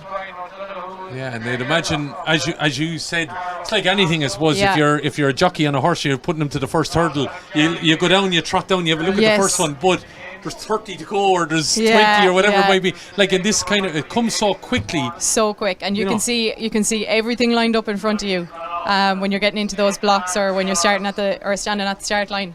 But yeah, it's a nice sight, to be honest. Just looking at the long jump there, under 14 boys is underway, and that was in Group A, and we're just seeing some of the athletes all coming down the runway, and just trying to identify. There's Mayo representatives there, and I think that might have been Henry Noon from Clare Morris, and his compatriot Jamie Mullaney from Bala is on the runway, I think, at the moment. And looking to make the jump, connects with the board, probably had a little bit more as well, but he gets his jump in, and decent enough. Some great jumps there now the last few minutes. Limerick coming up next, and we have two lads from Cappamore, Rory McCarthy and Oisin Blackwell. So again, just to get people, if you're at home and you're maybe wondering why we haven't been able to see certain events, it's just the location. It's just actually physically impossible to be able to get to everything, but we are trying our best here. Just to give you the under 12 results then of the long jump girls there, Ava Wilson won the gold medal, from Ruth Hassey was second, she from Wexford as well, so the two Wexfords there, gold and silver. Anna Dillon from Kildare and Lillian Cremen from Limerick. They were third and fourth in the long jump girls there. Just another result coming through to me here. Actually, that's heat, so we won't worry about that for the minute. No other results just as of yet. Waiting for the hurdles to be put in place. And again, don't envy the girls having to wait, but I always think of this, community games, volunteerism at its best, Sarah, and you're getting out there and you're going, oh, feck, what was the height again? Yeah. Trying to put up these hurdles, I know. There always has to be someone with a wealth of knowledge down there. So I think they're on the money here now with their heights. Yeah, judging by how far it comes up on people's legs there now, I think we could be on the money. My guess is 2'3" anyway. Well, they're as you said in the closing stages of it now. Yeah. Putting them all together. Obviously, there's somebody there who's the chief. Yeah, chief organizer. Making sure that they are right. Yeah. And correct. They look like busy work bees down there now, going around in the high-vis jackets. Yeah, and there's a few lads, I think, from the university as well out there. Yeah. Maybe it's part of their course. I'd imagine they're involved in this today. Could be, yeah. They're doing great work, though. Great work. Ah, yeah, in fairness to the boys. The day's been running really smoothly, in fairness. Yeah. To all the guys down there. So lots of hands on deck here. A glorious day, as we said, and sky has probably, if you could say such a thing, is probably clouded because of looks like it's gone a bit hazy. Little bit hazy. That probably will add to the humidity a little bit. But we've been here. If you haven't been here, where have you been? Because we've been here since 9 o'clock this morning, and some of us were on the road a lot earlier than that. So we'll be keeping, as we said, an eye. These hurdles are put in place. Under 14, then we have the hurdles taken off the track for the 200 meters semi-finals in boys and girls at 10 and 12. Then we mixed relays 10, 13 and 15. Then we have relays for 12, 14 and 16. We're back to the mixed 4x200 then. And then we have some finals all the way to the end. Sarah, if you want to stick around, we'd be glad to have you. But I'll stick along. Golliv could be calling. Yeah. Oh no, we're. Thinking this is where the action is here now. Salt Hill and enjoying the weather might a nice be a place dip to be. Off Black Rock. Absolutely. Just watching the girls then getting ready. The last of the hurdles. The boys under 14 Group A. Long jump is underway. And just looking at some of the boys jumping out there.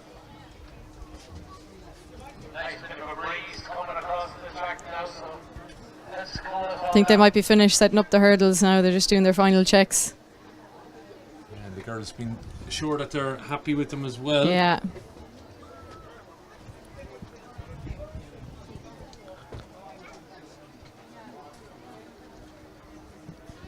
There's a lot of umbrellas going around to shade them from the sun. That's right. Mummies and daddies that have got used to this kind of career over the last few years. Absolutely. Absolutely. It's not their first rodeo. No, but it looks at one or two of them anyway. Yeah, absolutely.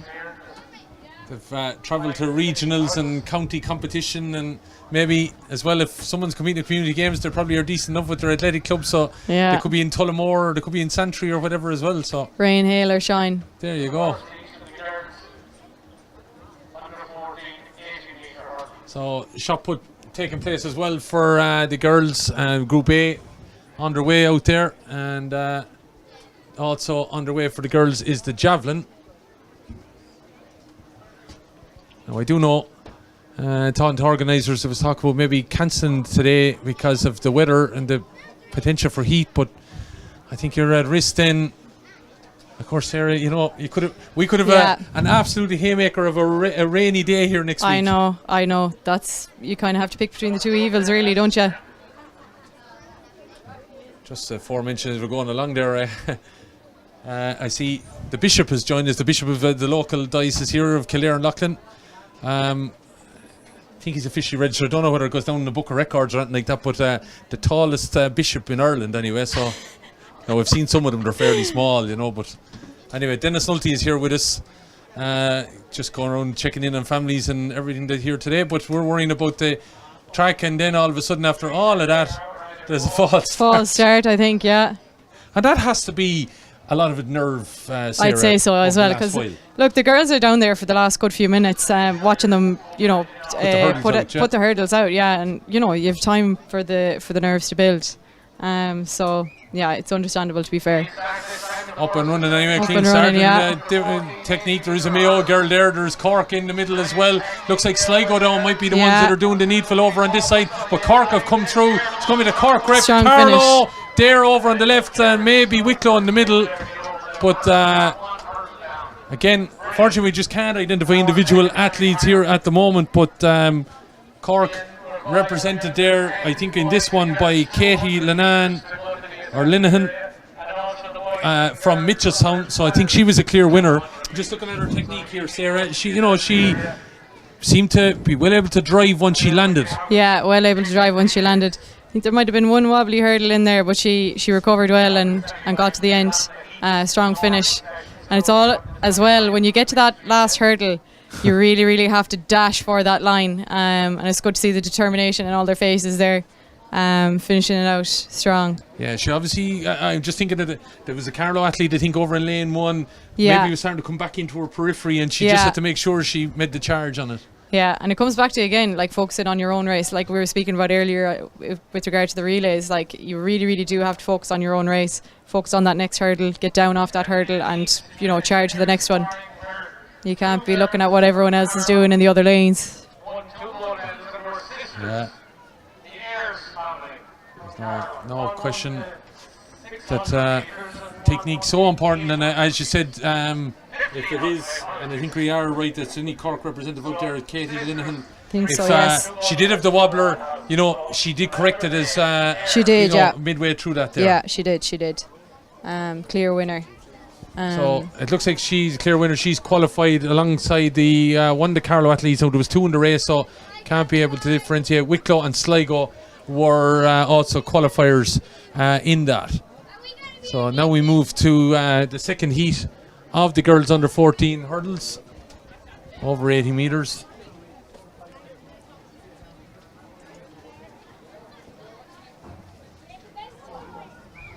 And we're up and running then. Again, very good. Good Mayo representation here, but it's a strong Limerick run down the middle, and this is a fine run from the Limerick representative also in there, Tipperary, and it's a battle of the West. It is Mayo a battle of the and West. Galway for the third there. From this angle, I actually can't tell which one is safely through, to be honest. But no doubt about the winner, I think. Yeah. If Megan O'Shea is after being out running already, I think, in the relays, and then she's able to come and produce it in the hurdles. I have to say, I was impressed enough by her technique, but technique is her very ability, good, yeah. speed. Coordination as well, very, very good.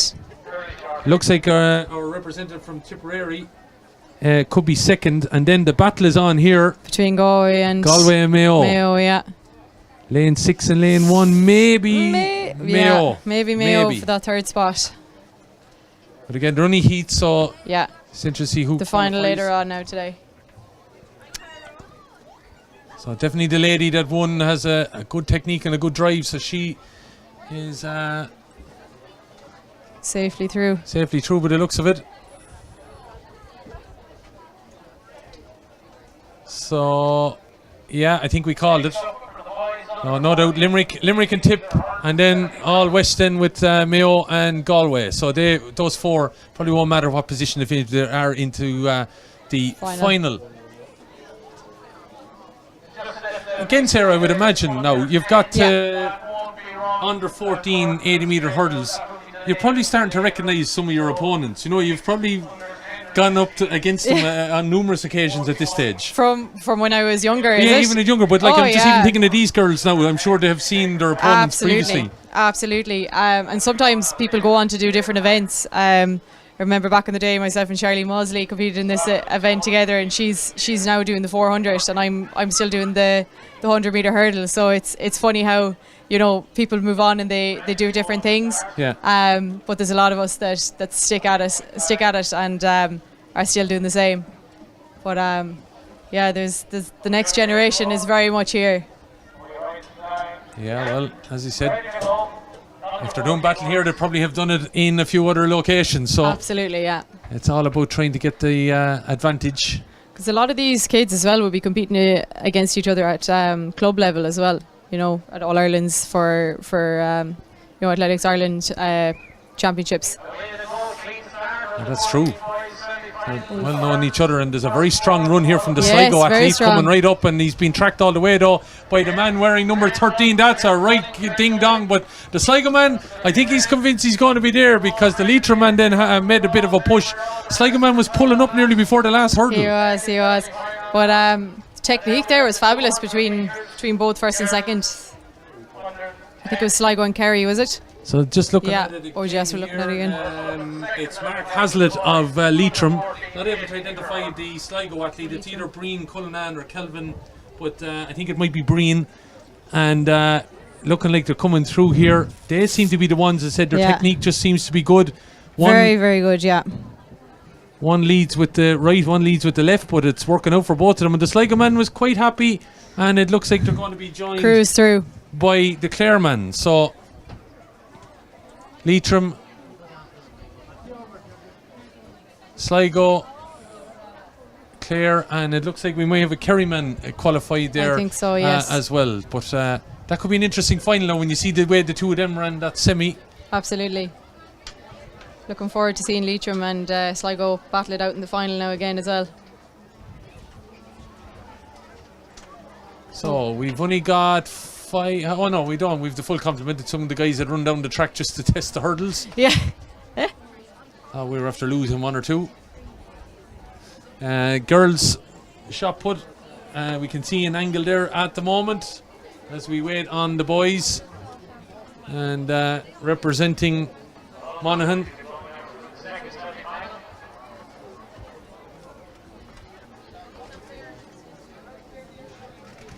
Just keep on this out for the moment. The girls shot put. And that looks like it's Tara Laverty.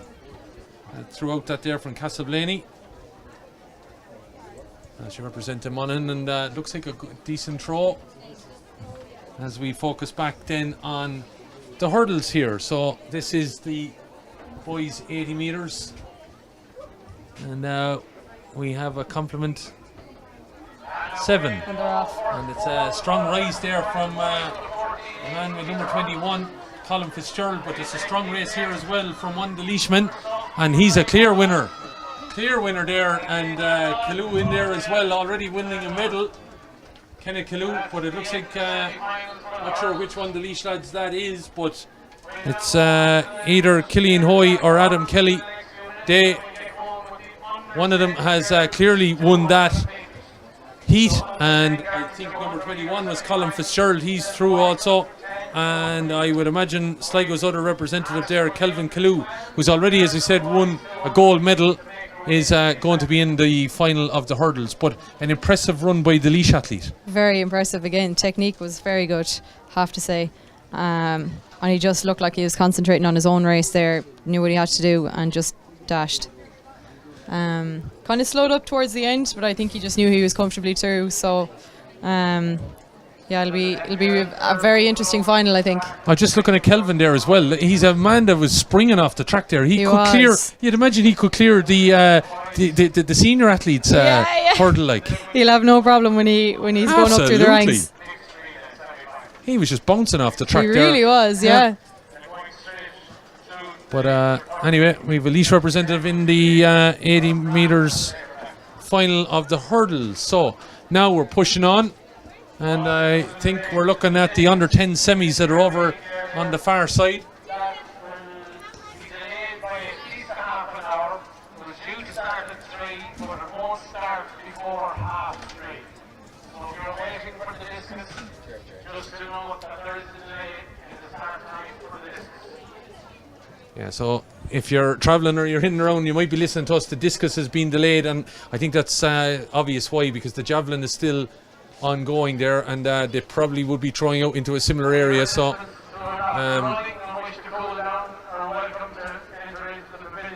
think, Sarah, we're talking about a huge crowd here, touching over the 4,000 people. I think we are. Yeah, I think it's it's in and around the 4,000 mark, which is fantastic to see.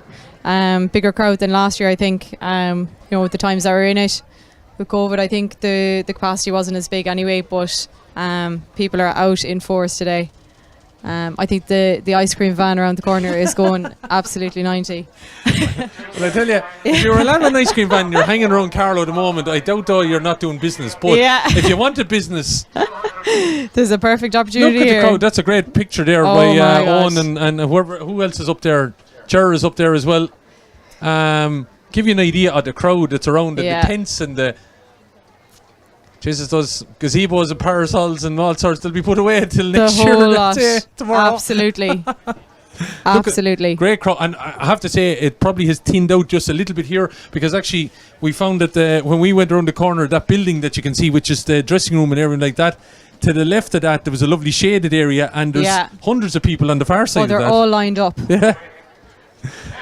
So, look, we have a white flag over there in the 200 metres, but given the shot put here is continuing, looks like a Sligo representative there for the girls. And try and identify maybe who that was.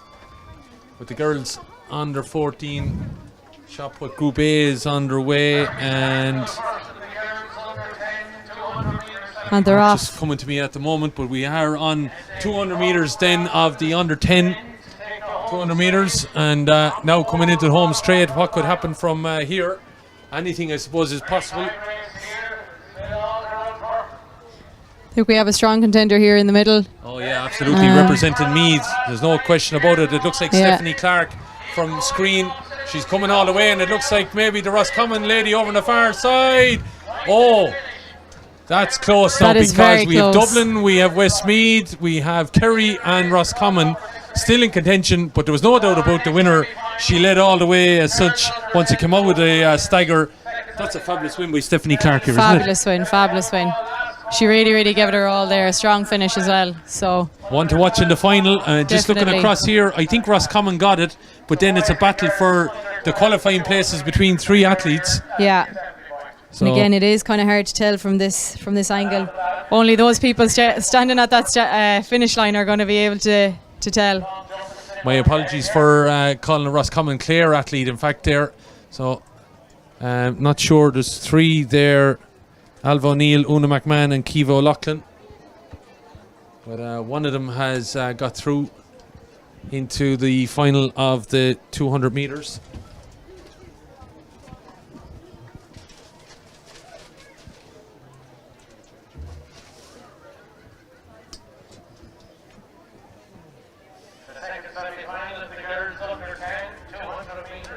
So the under 14,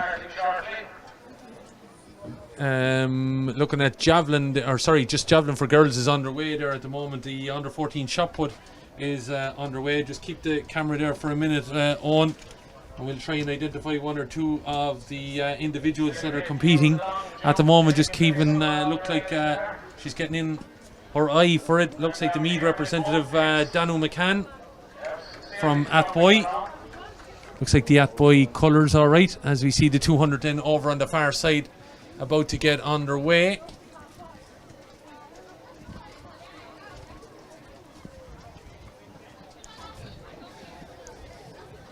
Being called into the start now, with the judges here still deliberating here. I think it had to be tight. It had to be, Sarah, yeah. I think they're looking back on the camera there, so we still have the red flag yet. So I'd say might be another minute. Actually, they're walking out. They might have walking out. They've obviously got the deliberations done, and thus it'll be interesting to see who to go to now. Definitely, the lady from Meath was a definite winner. Looks like we have Westmeath. Do we? We have Westmeath. Yeah, we have Clare, and we have Kerry. So that's how tight. So definitely the Dublin Meath and Clare winners were clear enough. The battle then was for 3 for 2 qualifying places, and that's what they've come up with. Kerry and Westmeath. Tight one. Tight one, yeah. I couldn't have called that. Yeah. I think we're on to the second semi-final now of the girls under 10, 200 metres. I think they're ready to go. It's easy enough to be a starter, isn't it? The finisher is where it gets difficult. Yeah, definitely. Because there's a mammy or daddy not too far away going, why so-and-so won that? Yeah. I didn't see the same thing you saw. No. Very good. They're fairly motoring here now. Yeah, fairly motoring down the middle here. And definitely some very strong athletes using the centre of the track. And this could be an interesting one, but it looks like we do have a clear winner here coming from Clare.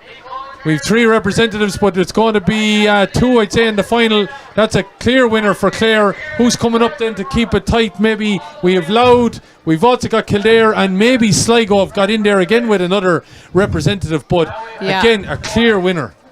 Clear winner. The first semi-final of the boys under 10, 200 metres. So final call now for boys and girls under 12. As you can see here, Sarah, she's 10 metres probably ahead of she would be, yeah. You could kind of tell coming around the bend that stagger was closed well and truly closed, kind of prematurely. So, yeah, she was in a good position coming around that bend, and she was able to carry through. And I don't think there's much deliberation here. Yeah, we called it on the 4 there. So did, yeah. Bit of a high five from between the Clare group. So they'll be competing against each other in the... Oh, stop. Yeah, there's a confident little lady going off too. Yeah. She will be in the final. And high fiving her fellow Clare compatriot. Also there, as I said, there will be a representative from... Louth, there will be a Kildare, and there will be Sligo, all in that 200 final.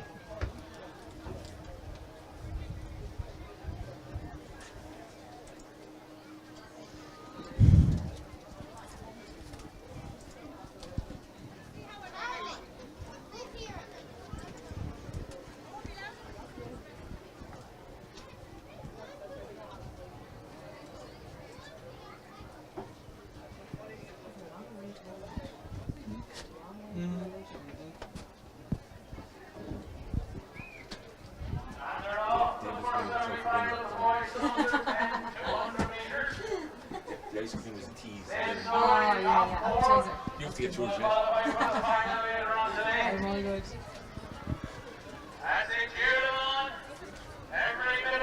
Oh, strong running here again from Meath athletes, being tracked all the way here by Ross Common. But it looks like Meath are going to be out in front here. I think so. Coming strong, maybe a Carlow athlete, and over on the far side, Monaghan, and there's a blanket there as well for second. There was no doubt about the winner, I think, but that second place is going to be going to the judges there, but it's going to be, they're going to qualify anyway. Who's going to be second, third, and fourth? But that's your qualifiers, led out by the Meath man. And I think it's Rhys Mooney from Ratoath. Looks like he's wearing the Ratoath AC singlet. Singlet, yes. So he was a definite winner. We've had a lot of definite winners now the last while. Haven't we? Yeah. It's just been very clear, and then the fight's been on for the minor places. Big time. Dara Fox, it looks like a man that might be true. The Carlow man that's there is Devon Morrissey from Bennekerry, Tinryland. And I think it was tight as well, wasn't it? Number 10, Aaron Rooney from Taholland in Monaghan. He might be in the mix as well, but I think there's no doubt about the winner. So Rhys Mooney gets the tag. So too does the young Monaghan man as well, Ross Common. And Carlow, so they will be in the final.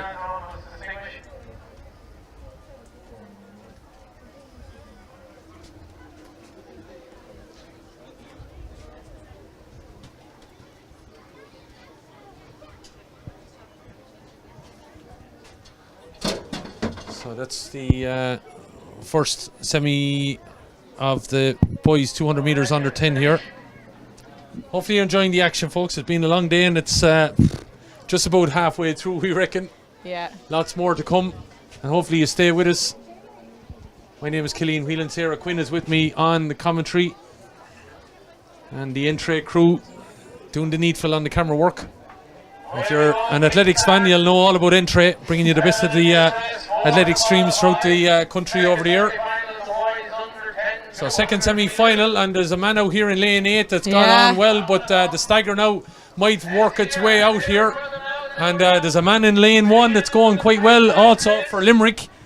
Driving on here. The Limerick crew that are with us here today will be quite happy with this, but the Dublin man, the Mayo man, and also the Clare man could still have a shout here. And they're the 4 qualifiers.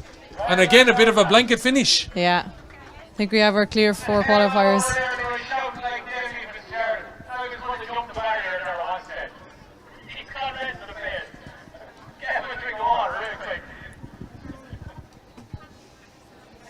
I think it's Donica Ronan there of Kilmaine and Mayo. He'll be one of the qualifiers, I reckon. Not sure which one the Dublin lads it is have qualified. Shea Maroney of Newmarket on Fergus. Clare looks like he's qualified as well. I'm just waiting for verification. And then as well the winner. Not sure if it's Kyo or Kyogan. 2 lads there from Munaleen in Limerick. One of them anyway is in the final.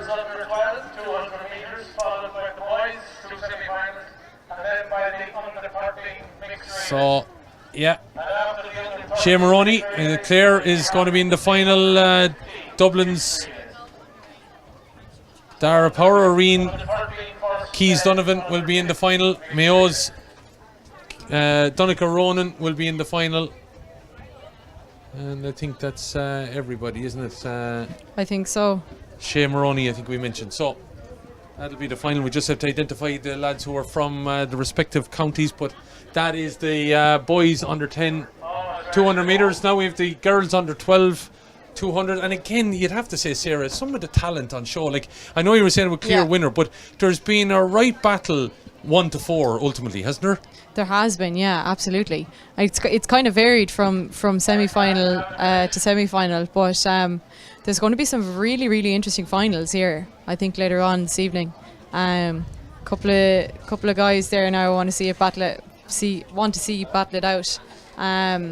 But yeah, the talent is well and truly here. So the first of semi-finals under 12, 200 metres then.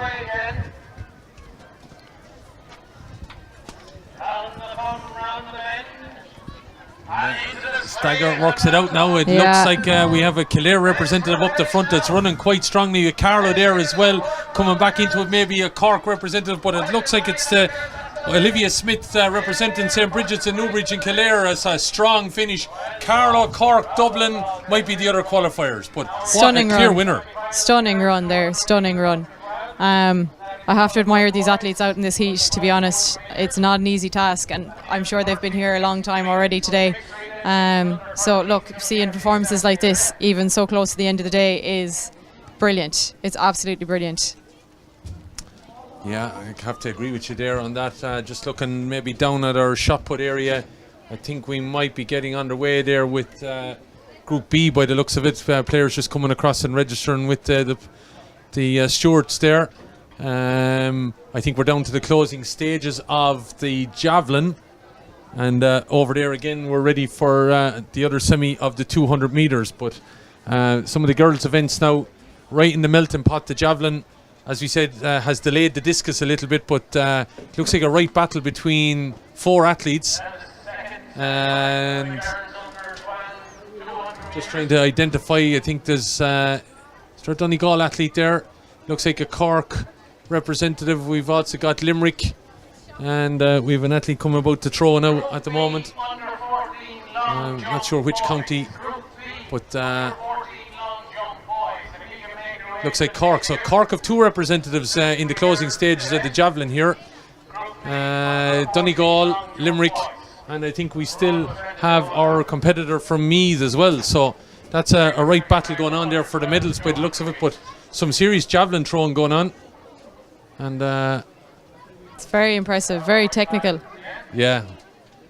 Well, Connor's trying to convince us of that, all right. Yeah, he's doing a good job, in fairness. I nearly believe him. Well, we might get to have a word with Connor maybe again before the end, just to talk about the javelin there. He's looking very busy in the high vis down there, Isn't he? officiating at the minute, so he might take a break from his duties after what a while. height out there. Yeah, That's a phenomenal throw. Just looking at that thrown out there by the Limerick athlete. That was off camera as we're focusing here on the 200 metres. And going to see how this all works its way out now. The Mayo are in here, Kerry is in here, also Carlo again. It looks like maybe trying to sneak in here also could be Tipperary, but it's a Mayo victory. Who's going to be on the second? Carlo might be there, Kerry, and it's between Tipperary and I think also the Longford athlete. That could be tight for the fourth place, but good strong finish again, Sarah. I think so. Yeah, very good finish. Very strong finish. So not sure which one of the Mayo athletes it is, but they look like the one's victorious. It's in the programme here. There's two representatives signed up, Ciara Jennings and Holly McAlarney, but that's a good win there for Mayo. Just looking at the replay there, she was quite strong in her technique, even towards the end of the race, where usually you would be fatiguing and the knees would be dropping or the hands would be going sideways, but no, she held form there and got there in the end. So there's the javelin. Owen is just throwing it up at the moment, waiting for I'd say maybe she was just covering from the sun, the Kilkenny athlete that's out there just about to throw. So to Cork, Kilkenny, there's a Donegal, there is a Meath athlete, and also I think now there might be, it's either Limerick or Carlow that's out there, but there's been a phenomenal throw put out there by one of the athletes, and we're coming down into the closing stages of the javelin, but we're now on the boys semi-finals. Can we please have some order of Malta members to the main building? Some order of Malta. If you are wrong, can you make your way over to the main building over here? We need musicians of the order of Malta. Is there any volunteers there, please?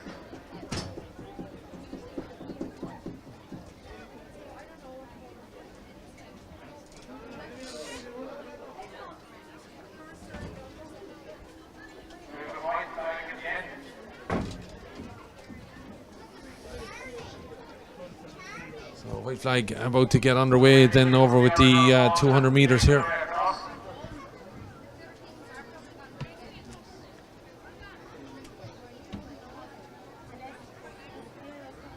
Results of heats and everything coming forward here now, and we'll be able to bring you the finals later on. Thanks indeed to Michelle and Sinead keeping us going here with the results that are coming through. But again here we are back on track, and looks like a very strong runner from Cork out in front here, being tracked now all the way.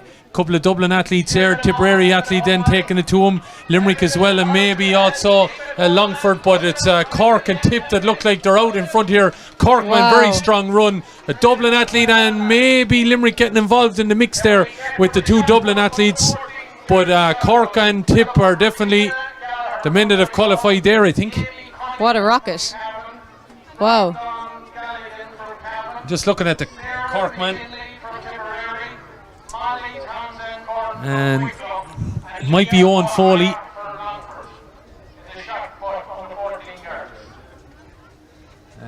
Tipperary's representative Killian Croak, he in second place there.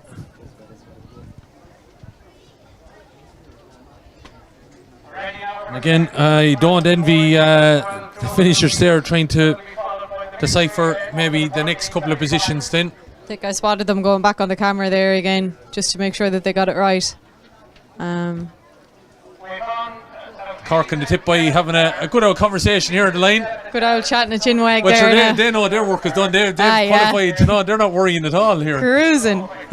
Absolutely cruising.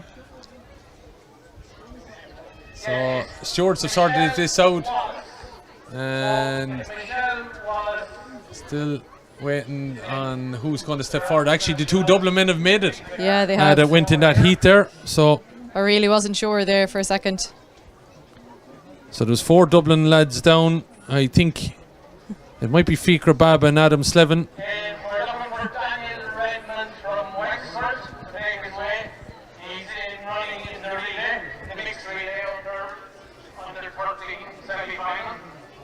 So Daniel Redmond, his teammate. So I think we have Cork, Tip and Dublin anyway. They're the representatives that are advancing. Mixed relays on the way shortly. Second semi-final of the boys on the way. Mixed relays under 10, 13 and 15. They're semi-finals. Then we have semis for 12, 14 and 16. Mixed relays 16s. And then loads of finals. Could be a cracking finish to the programme here. I'm getting excited now for these finals. You're not going anywhere. No, I'm staying put. Staying put for another while. The voice you hear, of course, is Sarah Quinn, Irish international athlete.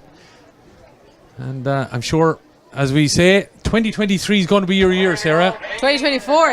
You mean? Well, you target 2024, all right, yeah? So you don't want to be too far ahead in 2023, is that what you're telling me? We'll take every year as it comes.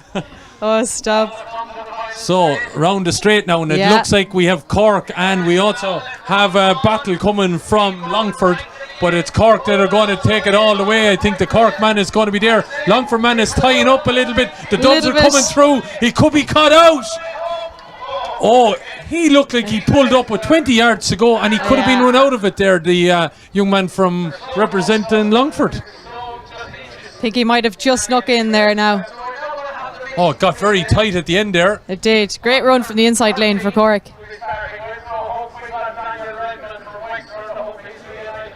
So he's looking at it here again, Sarah. I'm just watching here. Yes. Clear winner from Cork.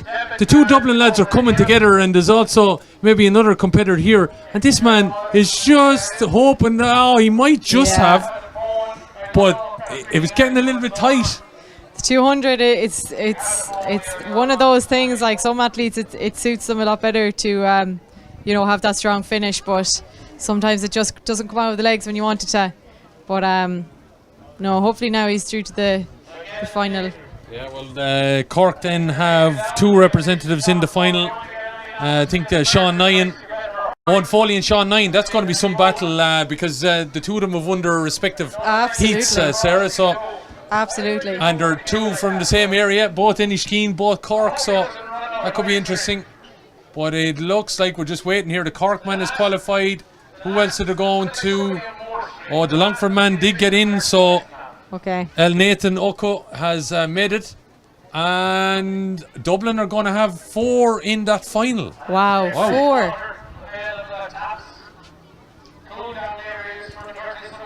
So, by my reckoning, that final is going to see Fikra Bab, Adam Slevin, Ryan Burke, Louis Murphy. They're all Dublin. El Nathan Oko from Longford. And also Killian Croke from Mullinahone in Tipperary, and the 2 Corkmen from Inishkeen, Owen Foley and Sean Nyan. That could be a cracking final, just looking at the 2 heats that we've seen. Absolutely. Now we're just looking at Ross Commonman getting ready in the long jump there, getting his markers ready. Long jump for under 14 boys. I think this is Group B. They're just starting to warm up there.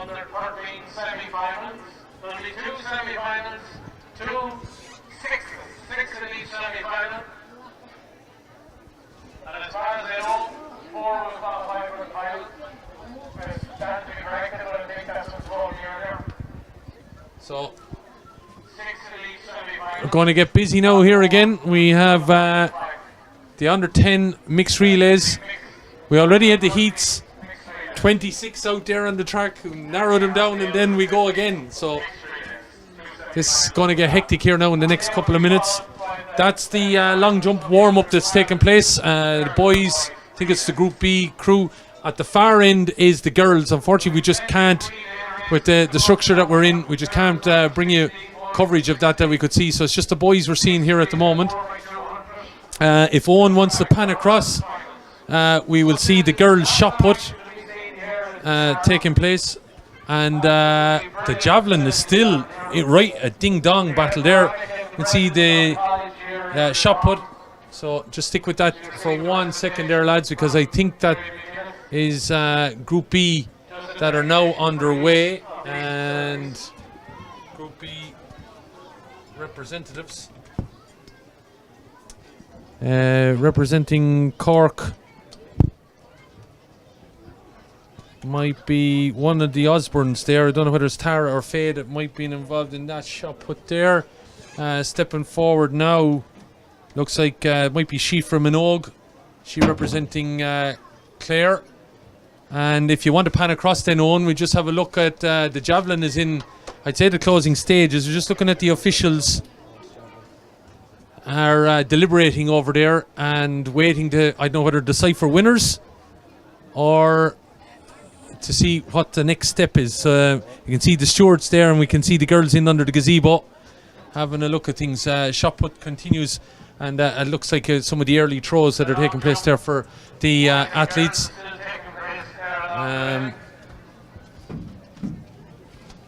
Carlo's representative now stepping forward. Looks like it's Kaylee Keppel from the Ballinrathoe Club, and she throws out the shot there and does well enough with that. But again, all these athletes maybe just getting a feel in the early throws. As we said, we still see the deliberations going on. As I said, there's Donegal representative Meath. I think there's 2 Cork. I think there's a Carlow, a Limerick, Kilkenny representative, and a Kildare rep. They're still fighting it out there for that javelin title. So Stewart's now having to be right there and making the decision as we get ready for the mixed relay semi-finals. And that's why there's a delay to the discus.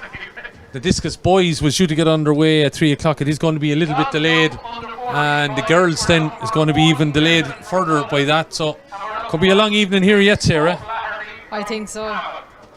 But I think we'll move through these semi-finals a lot faster than the heats, obviously. But yeah, I think it's going to be a bit of a long day for these poor athletes, especially if they're in the final. You know, having to compete 3 times on a day like today, it's no easy task, especially for these young athletes here. So just to confirm, by the way, that the boys under 12 200 metres is confirming Sean Nyan then and Owen Foley will be in the final with the Dublin quartet of Fikra Bab. He's there with Adam Slevin, Ryan Burke and Louis Murphy. And then also in there is Killian Croker Tipperary and Nathan Oko of Longford. So those are the finalists. Owen is joining us now on production duty. Thanks, Owen. Dave is swapping over on camera duty. But the girls under 12 200 metres, Olivia Smith, Nicole Wrigley, Hannah Murphy, Pearl O'Brien, Ciara Jennings, Emma MacDonald, Sophie Constable and Neve Buckeridge. They will be in the final of the 200. So better make note of all those names.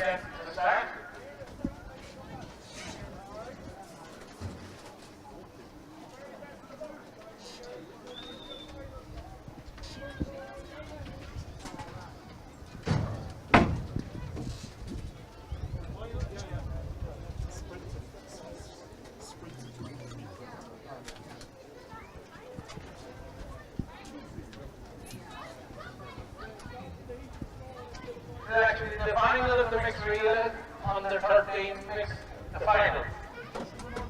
So white flag is on 2, white flag is on 3, and white flag is on 4, so ready to go.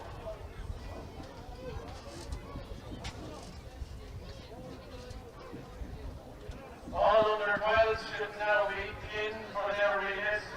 All under 12s.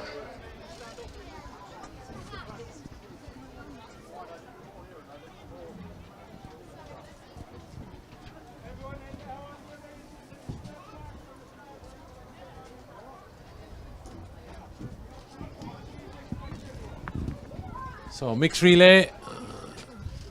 Now, heard the on-course announcer saying that this could be a final. Trying to maybe see, can we get someone to verify that? But it is down for semi, but we know that finals can take place.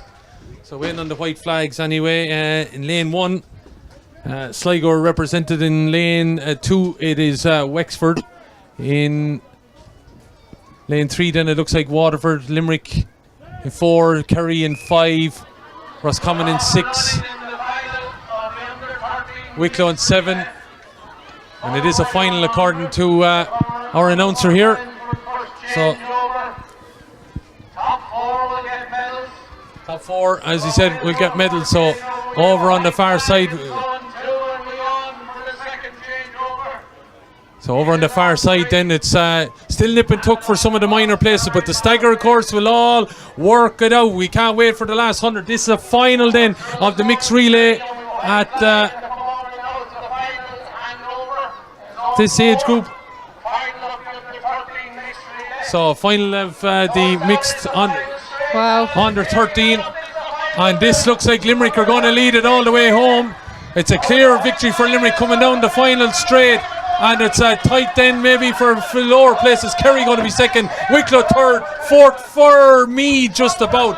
But what a run by Limerick. And I have to say, Megan O'Shea has just been involved in a hurdle race literally half an hour ago, Sarah, and she comes out and pulls that run on the last leg. And she's come back and absolutely blitzed that.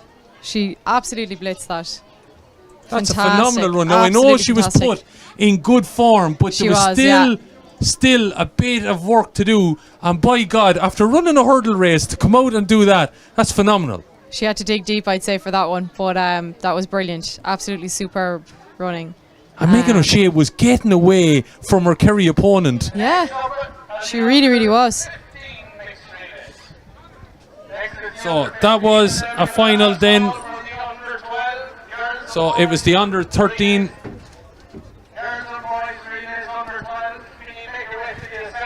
Just switching around on the programme that little bit. So just to give you then the victorious team that Megan O'Shea has led home. They're from Grecora Patrickswell. They're All-Ireland champions in the mixed relay under 13.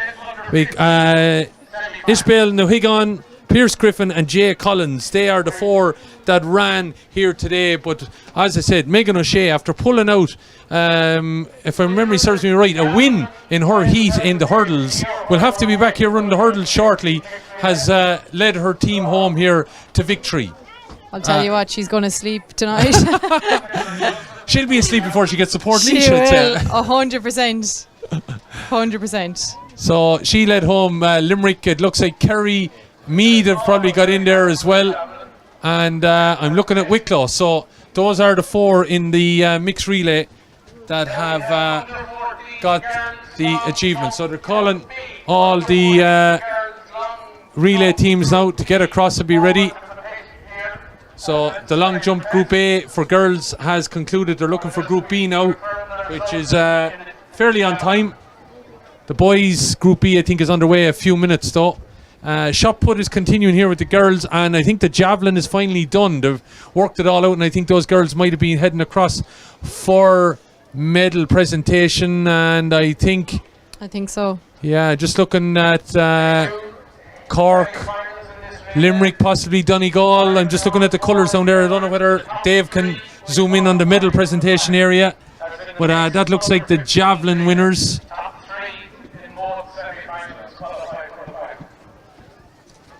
So that was a final though in that mixed relay. It was down the semi, but obviously we're able to eliminate teams or whatever to move forward. It is a final. So Limerick victorious there, or more particularly Gregora Patrickswell. The under 10 mixed relay. We don't have a start time for that yet. Apologies. We will, as soon as we know a start time. I know you're waiting around, but try and keep cool. As soon as we know a start time for the under 10 mixed relays, we will announce it. But it won't be for a little while yet. So you probably heard that there just in the background that time for the under 10 has to be confirmed. So they're moving on with the rest of the programme. It is a busy day, as we said. We could be here for a while, but we are moving along. And I'm going to see if we've got any other updates for you. So there'll be 2 semi-finals in the mixed relays under 15. 5 in one semi-final and 4 in the other, and the top 3 will qualify for the final.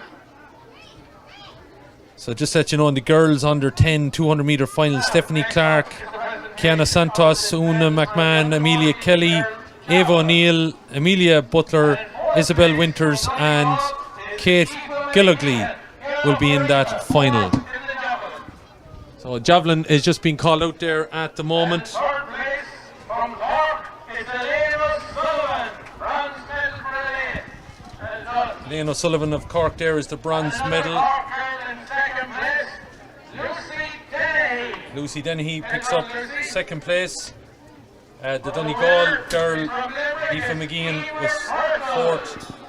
And Emer Portal from Limerick is the winner. And again, you know, I just saw with certain counties, Sarah, just in the last few minutes, Limerick seem to have, you know, come to the fore in a couple of events. Definitely seem to have. Yeah, just great talent. Great, hours and hours of practice have gone into those relays clearly, and it's just great to see their hard work paying off, you know. Yeah, no question. It's great to see as they pan to the shot put there, which interesting competition that continues here. But we're moving on here in mixed relay. First semi-final, so it's the final call for the under 12 relay teams semi-finalists, under 12 girls and boys relay teams. Take away to the assembly. So they're looking for the under 12 girls and boys and under 14s to get ready assembly. This is the mixed relay under 15s. And as we know, the boys and girls can be mixed. It is a mixed relay, but they don't have to run all boys and all girls on the respective legs. But I'm just looking at Sarah, you know, there can be a bit of a disparity because I'm just looking at height differential and everything like here. Doesn't mean you're going to win, but definitely you can have an advantage in stride and stuff. Definitely can, especially, you know, with the changeovers. Sometimes if the male runner is going first, they can get to that first changeover quicker than some of the other teams. But look, it all balances out in the end, but it can just make for interesting watching, in fairness. No doubt it can. We do have 2 semi-finals in this. So in lane 1 it looks like it's the Mayo team. Lane 2 looks like it is the Ballymore Eustace team from Kildare. Then in the next lane, lane 3, looks like we have the Blennerville Balliard Kerry crew coming up then, wearing in lane 4 it looks like we have crew from Newport in Tipperary, and then it is Blackwaters Waterford. So it's only a 5-team heat, and let's see how this all plays out. So Mayo, Kildare, Kerry, Tipperary and Waterford. Shot put just being thrown there. We're waiting just before we can start the relay in case it took from the attempt there of the Dublin athlete. So javelin done. I imagine discus then will eventually get underway. Won't be too far behind time, I suppose.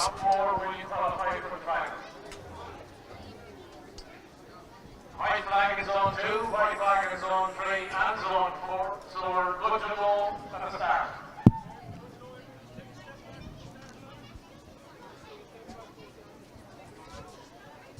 So all set and raring to go. These kids have been waiting a few hours now in preparation after running their heat, and we're up and running. And as I expected, just purely because of the size of the 2 male athletes, they were going to dominate there at the start for Kildare and also for Waterford.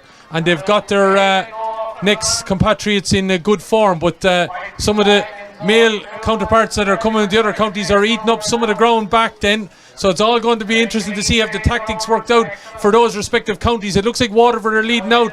Kildare are still there. Also maybe an opportunity for Tipperary to get back here in the mix, but it's going to be here where it's all going to be sorted out. And Kildare look like they got the first baton and are on their way and charging home. They led from the start, but it looks like there might be a wearing down coming through the middle here, because there's a charge coming on for Tipperary, or I should say for Kerry on Kildare, but Kildare are through with Kerry, Mayo, then it's the number 19 from Tipperary, and 3, of course, represented by Waterford. So just goes to show it all, as you said, it balanced out. Waterford went with a man, boy to start, boy to finish, 2 girls in the middle, and other counties switched it over. Yeah. It does balance, but Waterford had a lead over on the first change. Yes, and they had quite a lead actually. But Mayo kind of had a good comeback there, and strong finish, and I think they could be through now to the final, I think. Yeah, I think it's the top 3. Yeah, top 3, I think. The top 3, and so Kildare and Kerry were through, but he definitely made up the ground, came from 5th to 3rd, and was able to make that. So waiting on the other semi-final now to come through.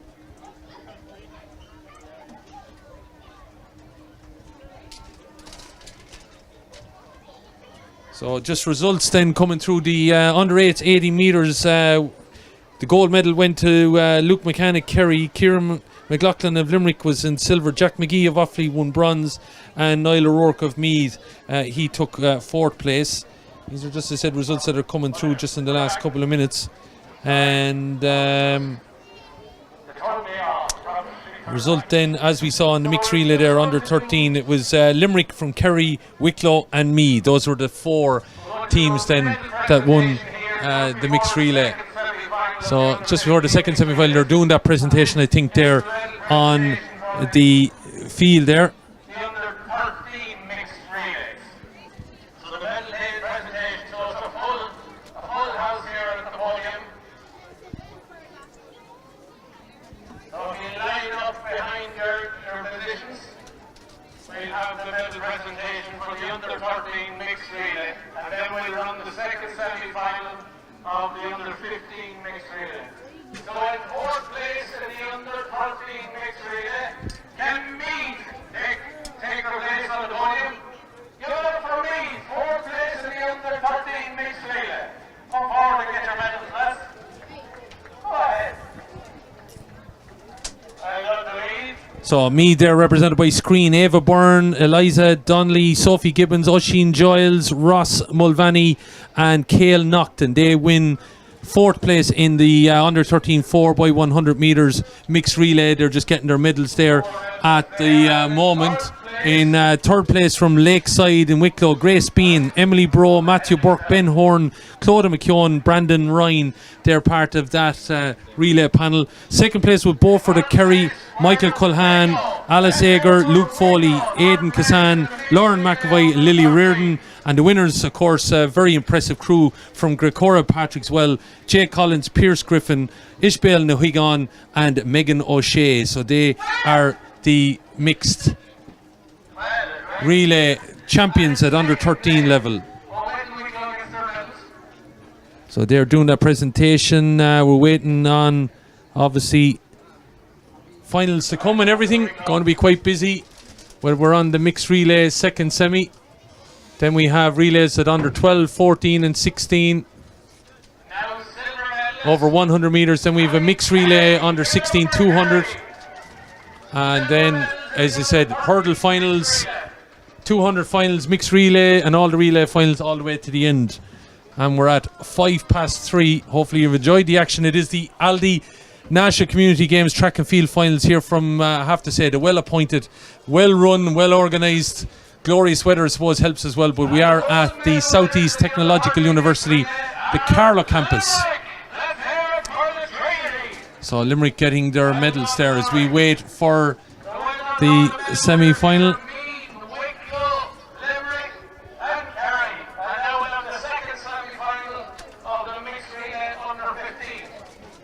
Sarah, you were mentioning early on about the weather. You were saying that this could be the hottest part of the day, the way things were going. I think so, yeah. I think we're supposed to get to about 32 degrees around this time of day. So That'll get quite tough for the athletes, I have to say. I'm not exactly sure on what temperature it is, but I'm just going to do a quick check.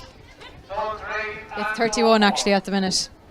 So It's hitting 30 at the minute. that is absolutely boiling. Yeah, it is. Carlow was the hottest place in the country yesterday. We're up and running here then. So all the change happening and moving.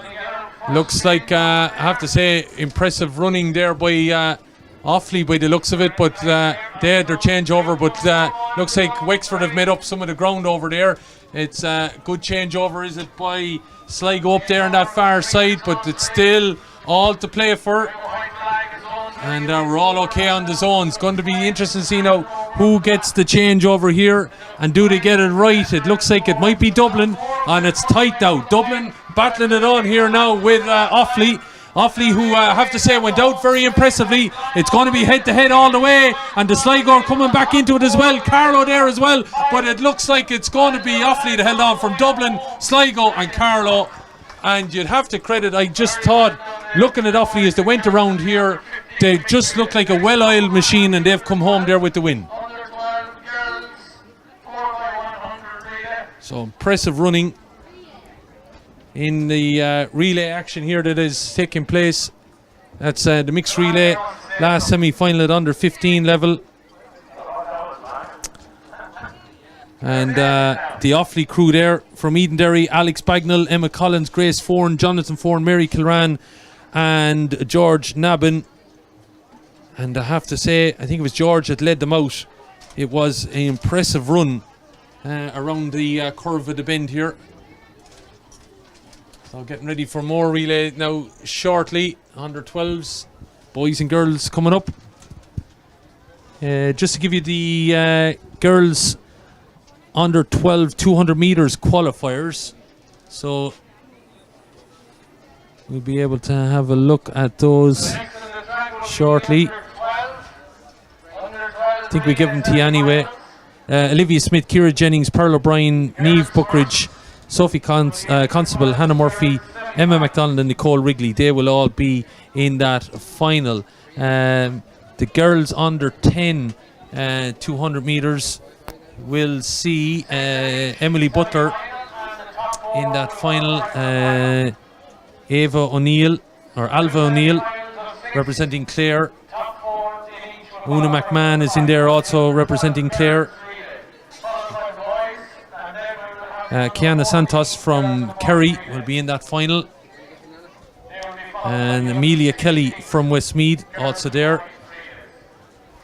Isabel Winters from Louth. And Kate Gilligley from Riverstown in Sligo. She will be there. And I'm just missing one athlete there. Might have come through, we might have to find her.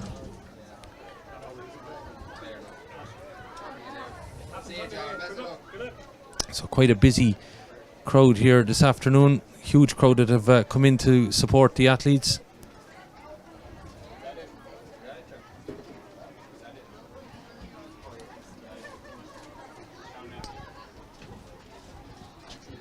Yeah, Stephanie Clark of Screen and Wicklow, or Meath, I should say. She's the other one that has qualified. Waiting on the call of the judges here now. It looks like with the just They're that all relay huddled around that camera, finish line camera. Yeah, there was a close enough, I think, for Yeah, some of the there position. was. I think.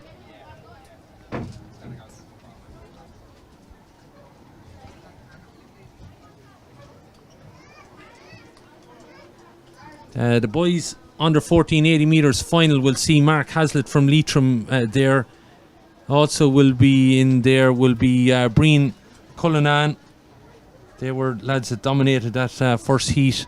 Rory Daly will be there as well from Kenmare, and Keane Maxted from Clare. He will be in that final. They'll be joined by Killian Hoy from Port Arlington in Laois.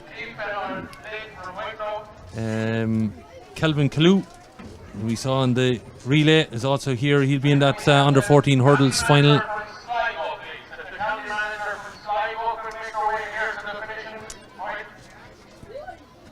We're also looking at Harris Moffat will be in that final, and Colin Fitzgerald of Roscommon will be there. That's the under 14 80 metre hurdles for boys.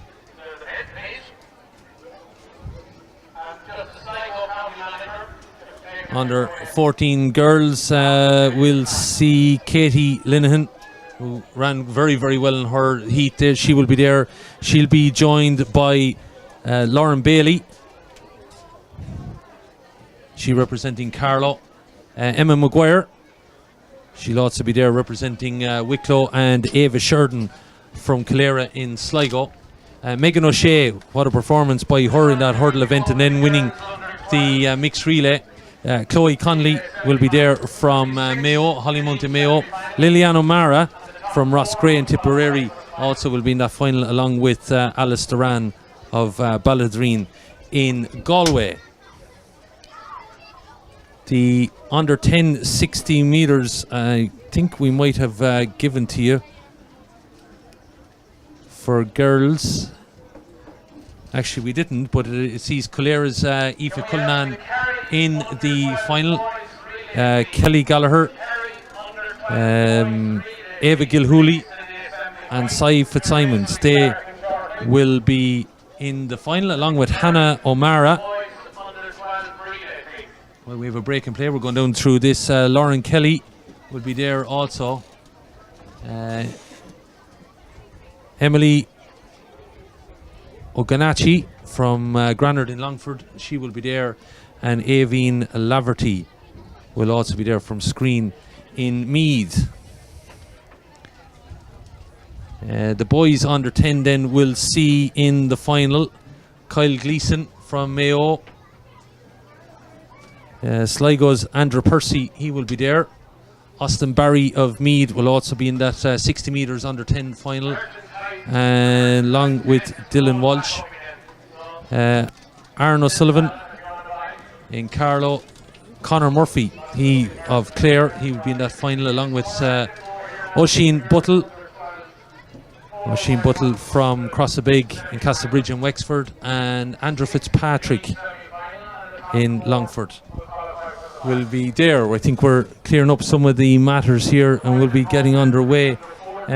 Just in case I didn't give it earlier, the long jump for under 12 girls went to Ava Wilson from Wexford.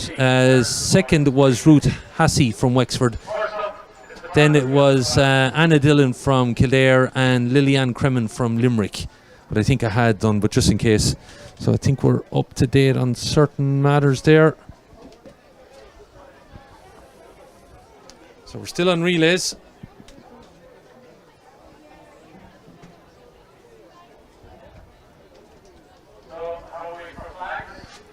Waiting on girls under 12 semi-final.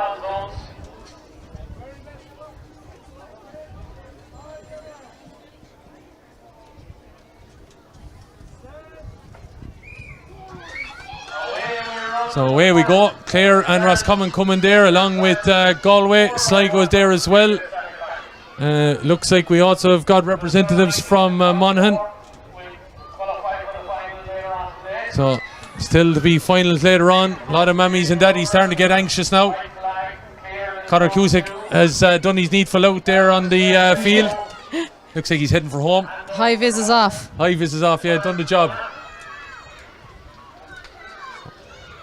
So moving around the bend on the far side. Look like Sligo, they're still, white flag Still is in the clear mix. all day, yeah. Sligo running quite strong, but we have an outside run coming here from lane 8. And look at this now. This I could wouldn't be write off a lane right one. battle of Wexford. Though look like they have it from Sligo, and over on the far side then could be Clare coming in as well. Roscommon. It looks like Wexford have got it. So Wexford, Sligo, Clare and Roscommon look like they're the ones that have qualified. But Wexford, again, I'm just looking back on it, Sarah, it was roughly around the back straight there. They seemed to all of a sudden put on a burst of pace and dictated matters from there on against Sligo. I think so. They really powered through there. Good clean changeovers as well, which always helps. But yeah, that was a great finish. Qualifying for the final are Just looking at the change over there, just slightly Wexford got it ahead of Sligo and coming up making a charge and weren't giving up or clear. But Wexford, I think, got the dip. A battle all the way to the end. Was, no doubt.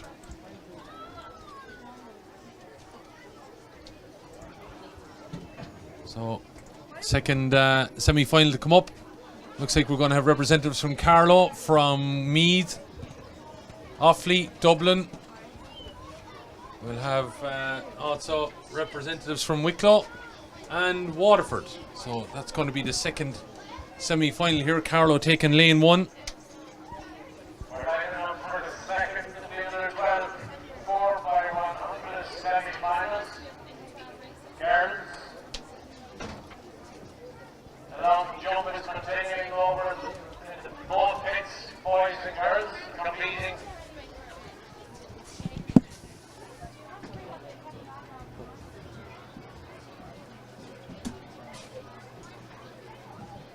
Just lining up, almost ready to go now. Just waiting for So that's Waterford there. all zones. And they are represented by Blackwater. I think we're changing over. Come back in here. Come back in here. White flags now. Just before you go, Sarah, we'll wait, and we'll probably have you back before the end. Yeah. I'm just thinking of Carlow. Laura Ayres won the very first race of the day at 9 o'clock this morning, and here she's back here now running in the relay. I think that girl deserves a serious 99 on the way home. A serious 99. I know a lad can get her one.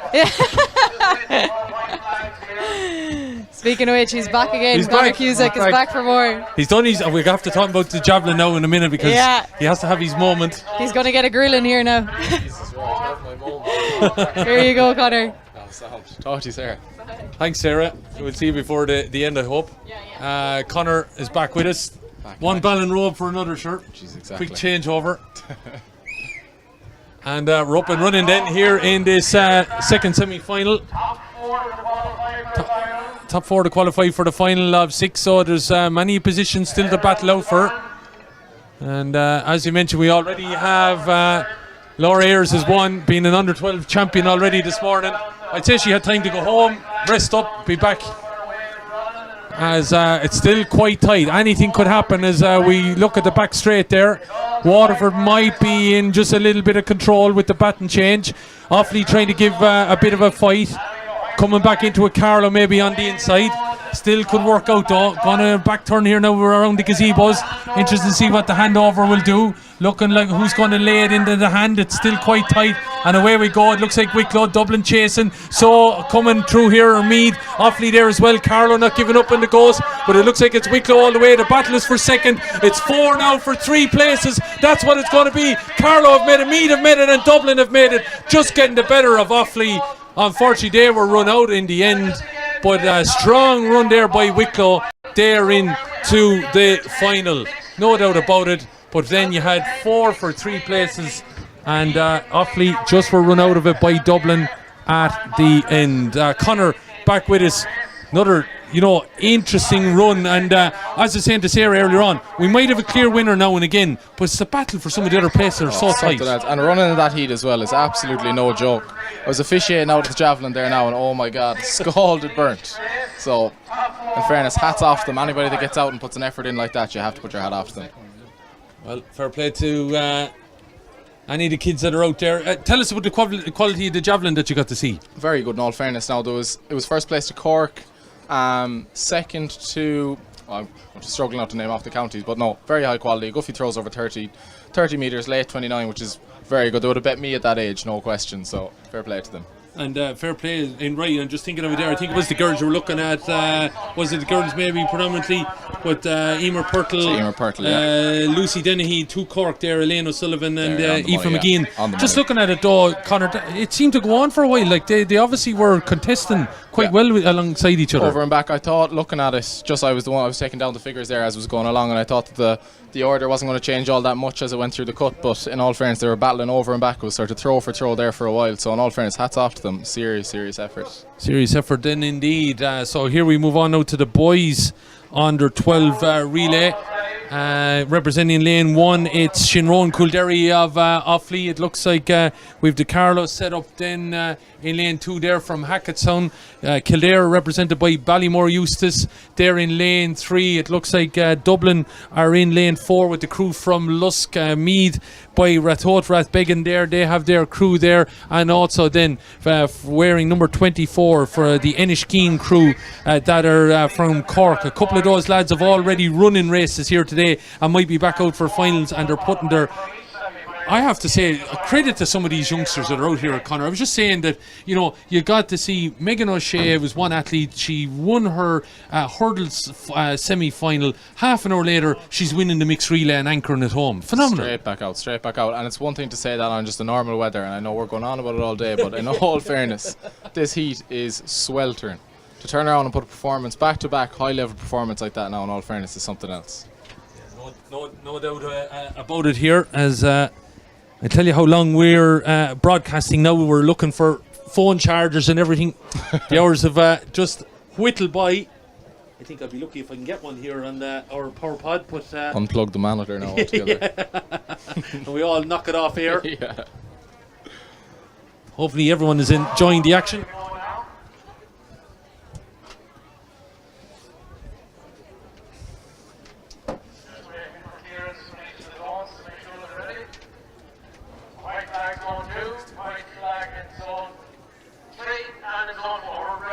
So all ready to go here, and it's the finals, of course, of the Aldi National Community Games finals, and we're here in Carlow.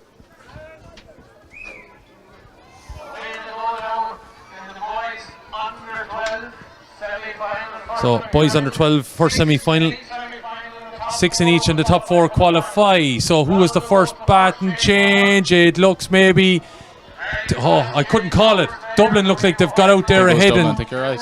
Yeah, gone powerfully out, and Very Cork strong then as well. second leg. Very strong down that back straight there. Cork. It looks like Dublin, yeah, just maybe getting the handoff there quite well. Meath looking to make up ground, so are Kildare. White flag, okay. Cork still there. Carlow looking to make a bit of a run in it too. This could be another blanket finish. Who gets the baton in hand very quickly? Dublin look like they have it. Kildare maybe have made up a bit of ground here. Dublin out in front from Meath, and also Kildare still in there, maybe Carlow. This could be a right battle of the Leinster counties. Dublin in front, but it's Kildare coming back at them right to the end here. 20 metres out. It could be neck and neck. Anyone to duck. It's Dublin's, I think, from Kildare and Carlow, and maybe Cork have just forced Meath out of it. What a finish. What a finish. Fought the entire way down the home straight. That was some ding-dong between the Dublin and Kildare representative. You thought Kildare were just going to head for home, but watching it here again, good baton changes all round. I have to credit the pace moving off, and then blanket across. The Dublin, the Kildare man battling it out. You really thought the Kildare man was going to overtake, but credit to the Dublin athlete holding on there, and I think he just did. Of course, he does qualify, it doesn't matter, but they will be seeing each other in the final, and we could have a right battle there between the two of them.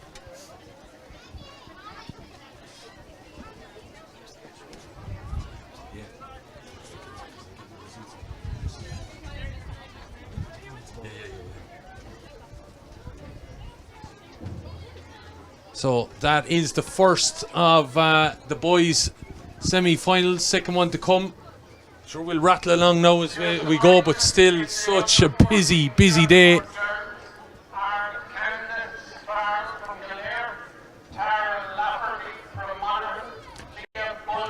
Connor, just when you're out at the javelin throw then as well, and we won't probably pick out any individual athlete because we don't want to, you know, maybe if you're looking at technique, we don't want to discredit anyone or anything like that because everyone is different. Yeah. What did you just make of everyone's ability that was out there? In fairness, especially for that age, like only I would say a week ago, we have an iPad there that my coach owns. We're looking at our own throws from, I would have, myself, 2-3 other guys would have been maybe 13, 14. It's the exact same age as the guys are there, and in fairness, they're worlds apart. Like the guys, like I'd say nationally, it's just come on so much. Like the knowledge that people have, just I'd say the overall interest people have in the event. Watching the guys, there's a couple of guys from Kerry, I know I won't pick out anyone in particular now, but there was a couple of like very, very high displays of technique that you just wouldn't have seen 5 or 6 years ago. So it's very, very interesting to see how it's just coming along like that. But I always maintain, I know, look, we're looking at in an area now that maybe Ireland wouldn't have been known for sprinters, and we're probably gone in that design in the moment. But I always maintain that maybe at throwing we should be a little bit better than than we have been. Now I know we've had the odd one that maybe has, but definitely in the last 20 years we probably haven't had someone that you would feel would be able to come through, would you? Yeah, well, I think like what you're going to see now in the next couple of years is a serious development in throwers. A good few guys coming through, especially both men and women. You see the likes of Nicola Tuttle, she finished very well in the World Championships there a week ago. Nia Fogarty, another girl, she got injured there at the end of last year. She's discus thrower, another high quality thrower. There's an endless field of guys that are just thereabouts. Us, you know, the 4x1 is taking off again here now, but thereabouts that are seriously going to push onto the scene the next couple of years. Well, we'll wait and see. We'll talk maybe more about the javelin in a minute as we focus again on the relay 4 to qualify, and there's a bit of a harsh changeover down there, but it looks like Tipperary are the ones that are heading down the back straight there, well out in front at the moment, but of course that could all change. Their Munster compatriots are right beside them as well as the change happens. It looks like Tip do have it though, just about heading out, and they of course have a fine crew behind them here. Well hassled and well trained, there's no doubt about it, as we see the final leg taking place then coming down here. The Ross Gray lads from Tipperary, but it's looked like Clare have made a bit of a comeback here, have they, on this scenario, looking to charge forward, looking to maybe get it here at the end. Tipperary have slipped back, but they'll still qualify. Limerick are there in second, Sligo and Tip for third, but it was a fine run there by the number 25 from Clare. And I'll have to look back that final leg again. It looked like Tipperary going around the top of the bend there, Conor.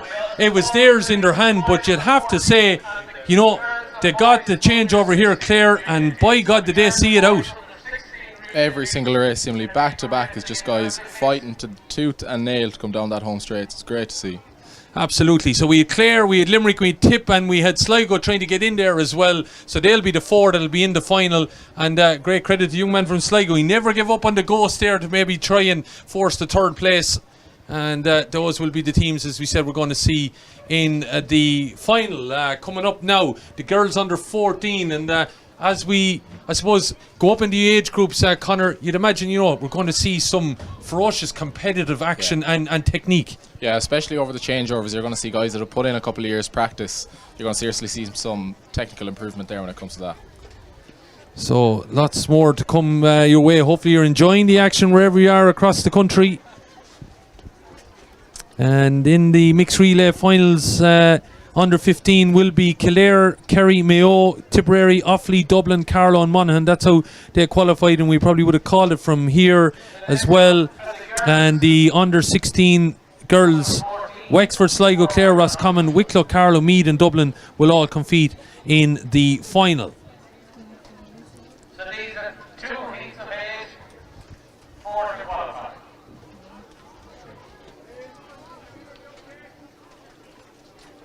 Under 14 girls, 4x100 relay.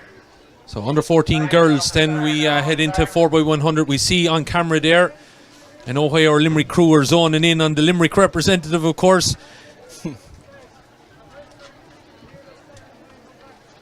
And Limerick represented by the regional. Cavan are represented then in lane 2 by Kingscourt. Next up then for Wicklow are Lakeside. Then we have the Kerry representatives, and they are Kiltala. Then we have Meath. They are represented, I'd imagine, by the Ratoath contingent there by the looks of things. Yeah, Ratoath, Rathbegan. Also out here then in the lanes as we progress out along. Looks like number 15 there on the back, Kinnegad Carlstown for Westmeath. Also there it looks like we have Wexford, and they have a county representation. And all the way out then in lane 8 are Kildare, and they are represented by St. Bridget's Newbridge. So this first semi-final, just waiting. There's a flag here, red flag at the start. So just waiting on everything. Just waiting on confirmation. I suppose they're just checking on an athlete here, maybe from a previous race, just before things go.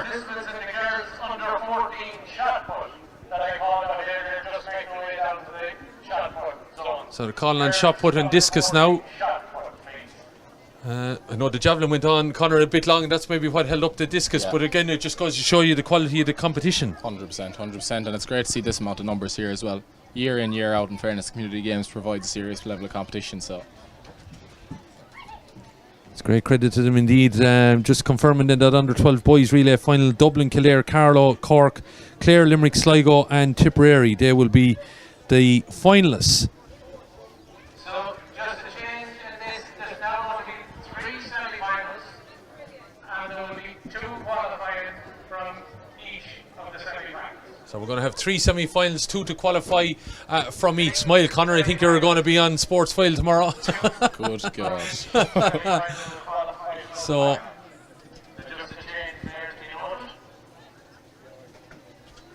action just waiting and nerves brimming, I would imagine. It's all these girls over the last few weeks, of course, qualifying out of county, qualifying out of regional, and then here in Carlow for the Aldi National Camogie National Community Games track and field finals.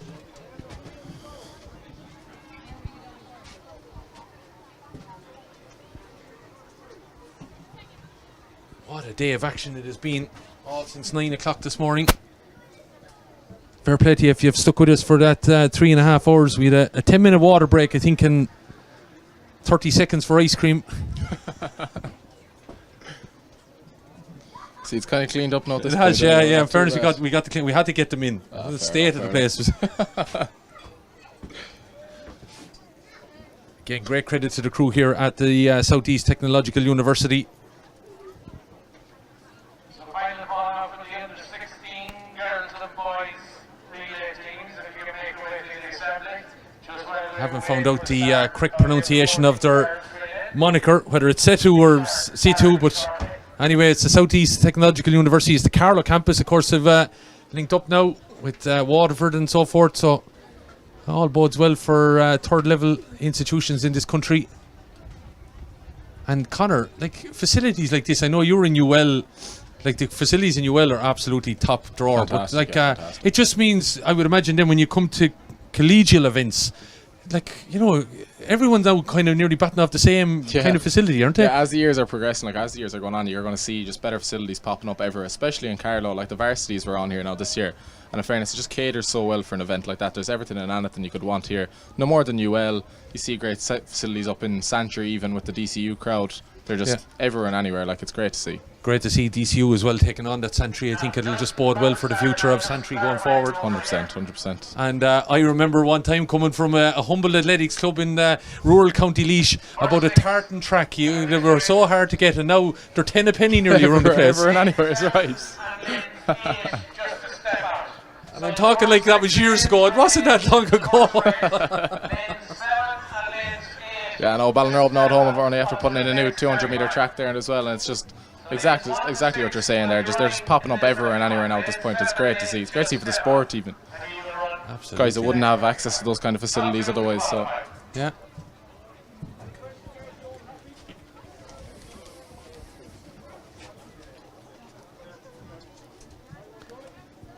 So just had a bit of a delay, but I think we're happy enough to go. Just making sure the zones are okay. So there will be 3 semi-finals, so 2 to qualify.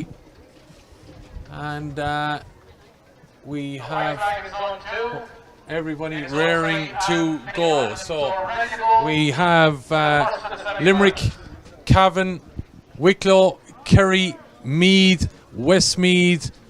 Out there as well are Kildare, possibly. And actually, they've withdrawn 1 or 2, I'd say. That's maybe making it into the semi-final. So they're the 6 teams that you have. So it's a strong start there then from Limerick again. Looks like they have the changeover, but Meath have done it very well over in the centre of the track. We'll see it now when the stagger all works out. Also in contention still are Carlstown Kinnegad eating up the ground on the Meath crew down at the far end. This could be a right tight battle coming into the last 100, but it's Meath that have got away the changeover very, very quickly there. The Ratoath crowd now won't be stopped in this one, you would feel, unless there's some kind of a mess up, but looks like there still could be inroads made by Limerick. Changeover is coming to happen now. All the way is making a move. Coming down now the home straight, Meath, but there's a battle coming on from Kerry, and there's still there is Limerick. Here we coming now with 200 or 20 metres to go, and the chance is gone. Kerry have won it. Coming in from Limerick, Westmeath are there, and Wicklow. So unfortunate for Meath. They were just catching up, but she stumbled, and unfortunately they've lost out on a final place, it would look like. The heat of that track now, hopefully she hasn't absolutely goaled herself on the rider. So unfortunate. But because there's no doubt I think Meath would have been in that final, but the stumble, that's the way it happens. Fortunately, the top two are in the final here. And as we said, Meath went out, but there was a chase coming on from Kerry, and they weren't giving up the ghost. And maybe, just maybe, she saw the Kerry girl go by, and that was the difficulty there. So Kerry and Limerick have gone into the final there. So Limerick have got off to a good start. They probably had lost a bit of ground, but they were able to get back there. But they are in to the final.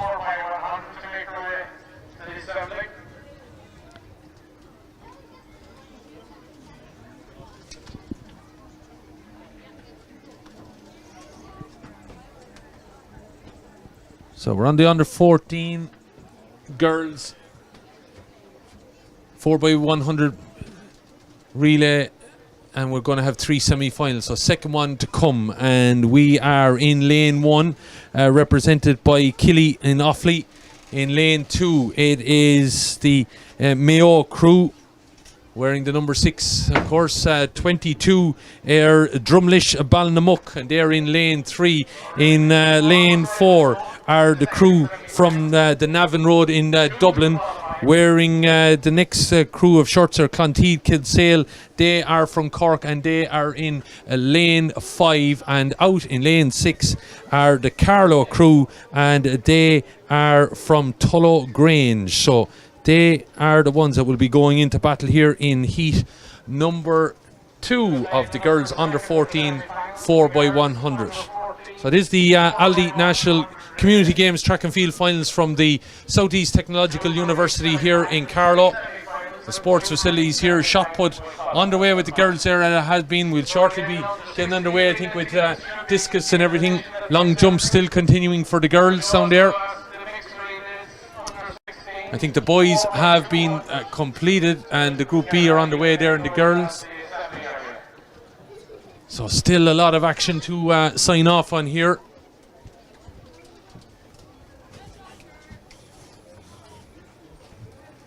Shot put continuing, the discus still to get underway.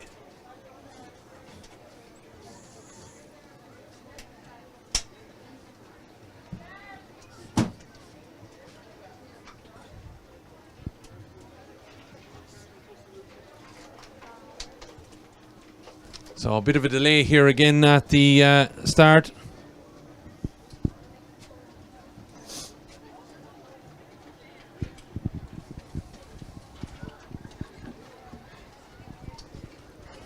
Well, huge crowds have come in. I think Sarah mentioned early on over the 4,000 had come through the gates. Yeah. Jesus Christ.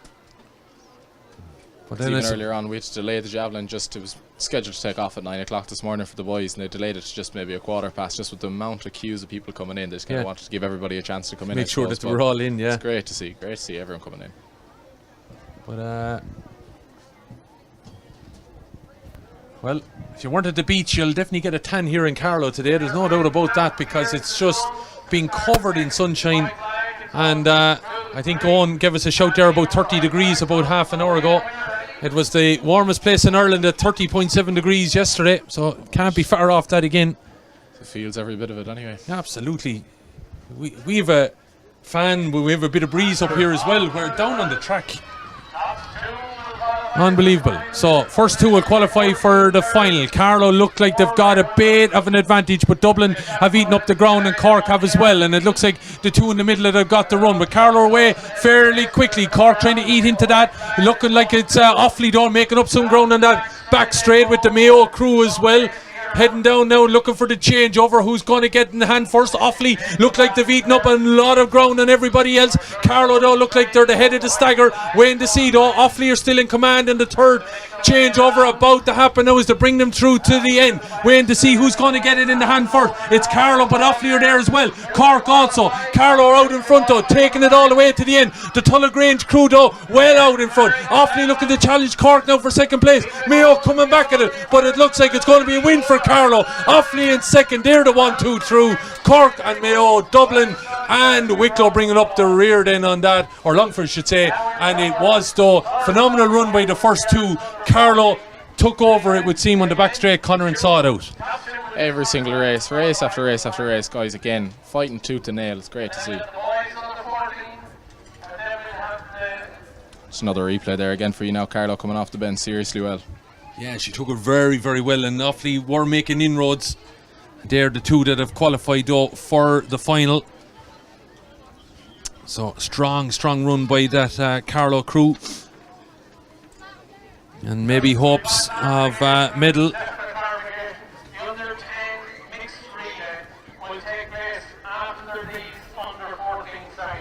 So we have to go back to the mixed relay that was held up there.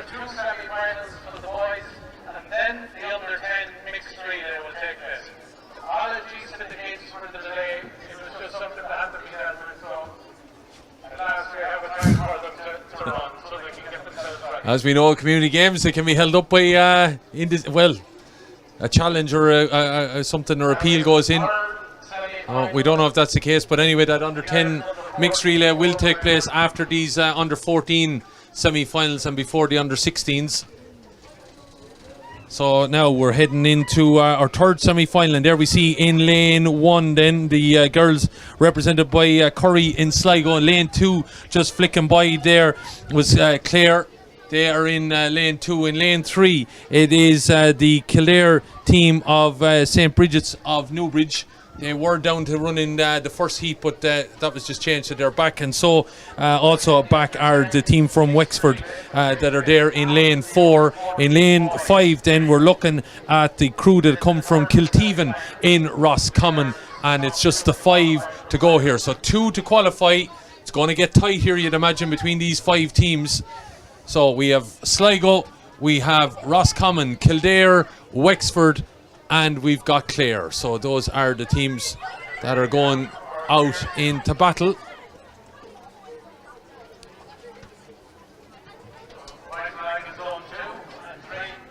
We're happy enough in the zones then. We're just waiting here at the start. Interesting to see what happens then. Who will qualify for the under 14 100 metres final to come in, say the way things are going, in about an hour and a half time or thereabouts. And we're off and running then. And Roscommon got off to a bit of a stumble, and Limerick have made up the ground, and so have Kildare.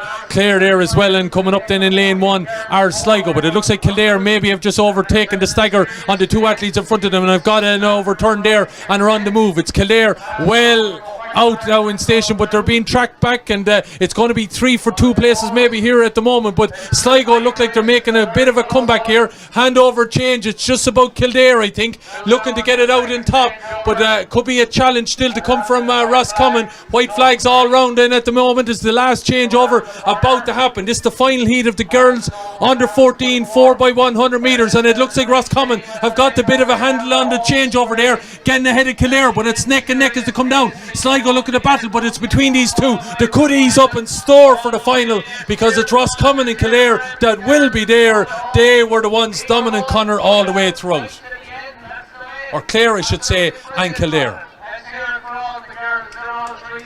And the Clare girl seems to have injured herself there. She just looked like she hobbled across the line there. Must have been just slowing up too quickly.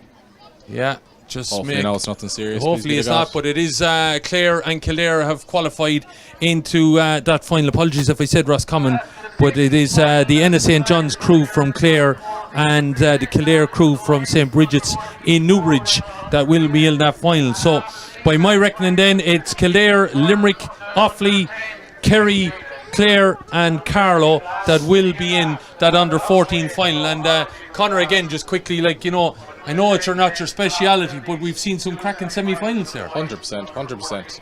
I see how that girl is only after going over to the medics there, but she seems to be laughing and smiling away a little bit, so please be to God now she's all right. Yeah, well, she'll be looked after there by our medical Malta, crew. I think, are down there as well. Hopefully she is okay. And hopefully, well, she has a little bit of time before that final is to be run, so you'd hope maybe time will be, but I would imagine if all comes to all, there are a number, they have 6 in their crew, but I think it might be Juliana Gea. We've seen her already involved in action. A busy lady on the track, and that can be a factor, I'd imagine, as well, Conor. You know, you psych yourself up, you're involved in another race, you go and you compete, and then you have to cool down, exactly. Build back up again. It obviously has an impact. You see it very much so with the decathletes and the heptathletes as well, having to go 5 events a day for 2 days. Like, I couldn't even imagine putting myself through that now, God's honest truth. But yeah, same here now, obviously on a bit of a smaller scale, but it can't be easy going in and out. Again, I'm not going to try my best now not to say it again, but the heat is definitely playing a factor in that. I don't think it's even hot in Ireland if you're not complaining about it all day. So yeah, exactly. And with it's raining next week, we'll be doing the same. 100%. But anyway, we're on now to the action that is taking place in the boys under 14 relay, and a full house here. I think it's going to be 2 semi-finals, and in lane 1 then we are looking at the crew that are representing Sligo, and they are from Coolera, so they are in lane 1. In lane 2 then, pricking up the baton for Castle Pollard Finney, representing Westmeath. They're in lane 2. In lane 3 then, heading out to action there, it looks like will be representing the men that are coming in there from Meath. Then was been late adjustment. I don't have a Meath team there in my programme. Lane 4 then will be Kildare. They are represented by the St. Bridget's Newbridge crew. Then in the next lane out is Limerick. They are represented by Cahir Davin. All the way out then to lane with Shalala in it from Wicklow, right on the border with Carlow. But those lads there representing Wicklow. Then we have Dublin in the next lane. They are the Navan Road crew, and all the way out then it looks like it's Tipperary and it's Newport that are representing them. So all ready and raring to go. Can't miss the man with the Tipperary jersey looking around him. Probably should be focused on what's ahead. But as per the programme, I just don't have a Meath team to hand here.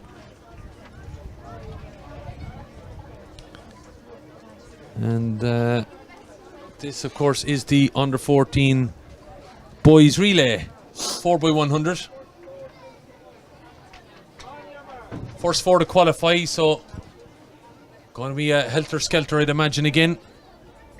And we're up and running, and it looks like Kildare have made a little bit of a good start. So have Dublin, eating into the staggerer Sligo as well, all the way through the middle now, and also making a bit of a push is the Limerick man, but the Kildare have eaten up who's got the changeover. It looks like it might be Dublin. Tipperary, the size of that man running the second leg for Tipperary, he's made up serious ground on the Dublin man beside him. Kildare and losing a bit of ground. Sligo have made up serious ground on the inside. Tipperary, with thanks to the run of the man in the second change, have got back in contention, but now look like they've slipped away. Looks like Sligo are coming with a strong charge here now. That's a serious turnover there. That has been a fantastic performance by Sligo. I think they can pull up now because they're home and hosed, pillar to post for them. And that is a strong run by the Sligo crew. Limerick in second. They're through and along with Westmeath, and I think Kildare just about get through there against Wicklow. Dublin will be seriously disappointed, as will Tipperary, because at various stages they were in charge. That back straight there, especially with that young man, 100% made up savage ground. But Sligo kept to their duty all the way around on the inside lane, and that is a savage lead coming down the home straight. No, hats off to them now, in fairness. Serious performance. Sligo getting through then, Limerick, and I think it's going to be Westmeath and Kildare. Yeah, no doubt about it. They are the 4 then that are through. But what a performance then in that boys final from the Kildare crew. Limerick, as I said, were there with Kildare, and Westmeath represented by the Castle Pollard Finney crew. But strong performance by Oisin Chu, Brian Cullinan, Charlie Fenton, Michael Hart, Tyke Henry and Adam Kenny.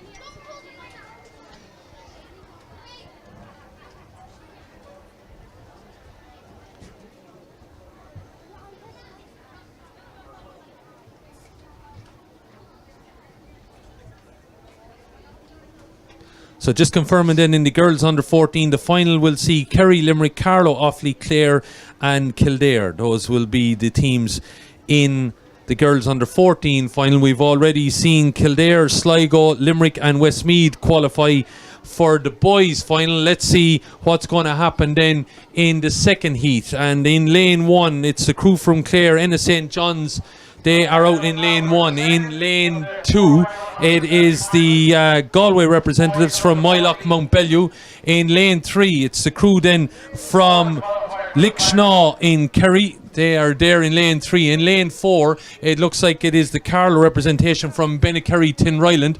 In lane 5, it's Enniskeane in Cork. In next lane then out, it looks like it's lane 6. It's going to be the number 22 jersey of Kenna in Longford. And then we have representing Wexford, wearing, as we said, the number 11 number, and that's the crew from Bree, Davidstown.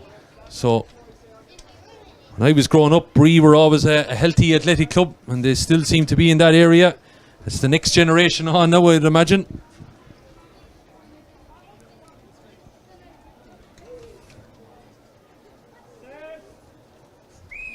And we're up and running then in this, and it looks like Ennis lads and Clare have got off to a good start, but also as well, looks like Kerry have got off to a fine start, also going up the middle. But the boys from Wexford look like they might just about shaded it there on the changeover, but it looks like Limerick are going down there strong. Also, as we said, the Clare lads holding on, pushing it out though as well. Maybe Cork trying to get back into it, and it could be getting tight among some of the others. Looks like Limerick might have got the changeover just ahead of Wexford. Cork looking to come back into it.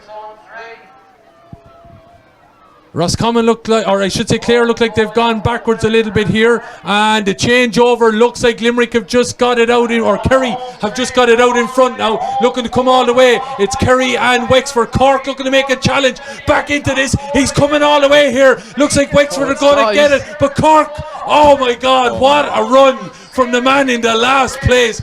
Cork made a serious run, Connor. In the back straight, I think they were about 5th. But to come up there to possibly split Wexford and Kerry. Get this over the line first now. That is a phenomenal Absolutely run. Neck and neck. Now. We're just looking at it here. He's receiving the baton, I would say, about 5 metres behind the boys that are out in front, and he makes up that ground. That is a serious all the way to the end here. Wexford tying up a little bit. Cork will come. I think Wexford have got it from Cork, and I think Kerry are there as well. We'll have to wait on that. Yeah. But no wonder he's the anchor.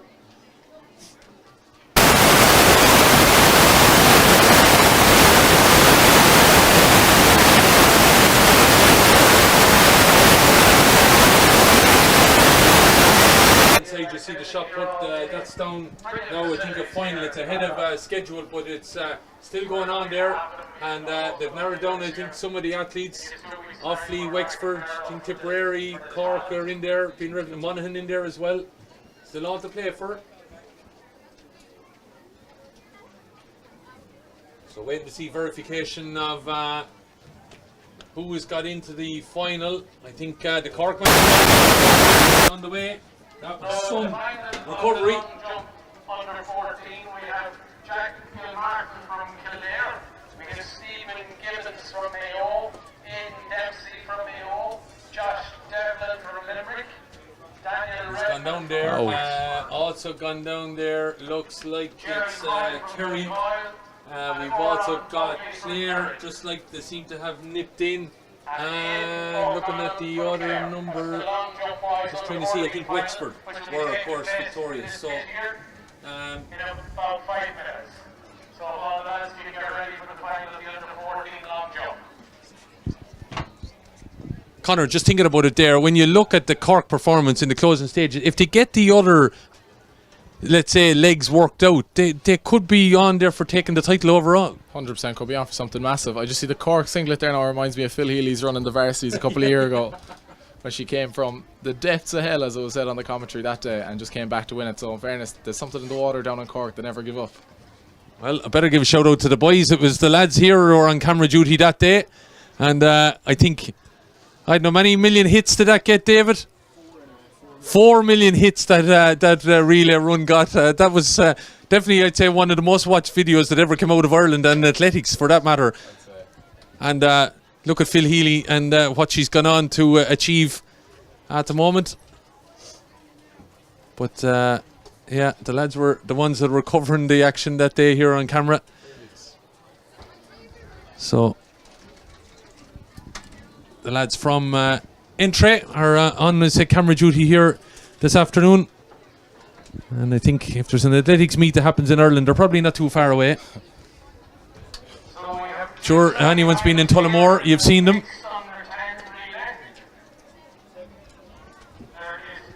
So now we're heading on to the mixed under 10 relay that was held over. And then we'll resume with the girls and boys under 16 heats. So this is the final of the under 10 mixed relay. So we look like we're gonna have Carlow representation. Oh, it's going to be 2 semi-finals. Sorry, thought it was a final the way he was talking about it. So 2 semi-finals then. So out in lane 1 there, we're looking at the shot put there, just continuing with throw to come there from the Kildare representative. But lane 1 then will be the crew from Rathvilly in Carlow.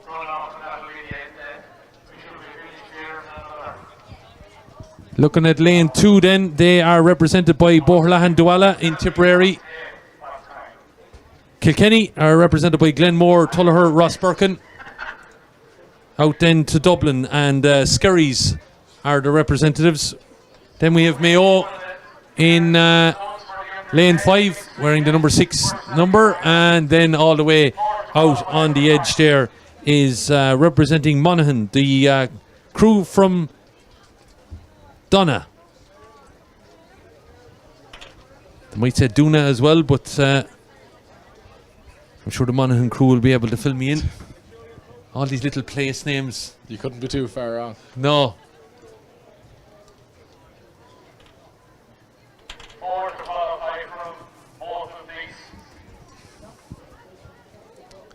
Anyway, fantastic day it has been here in Carlow. If you're just joining us, we are about 2/3 of the way through.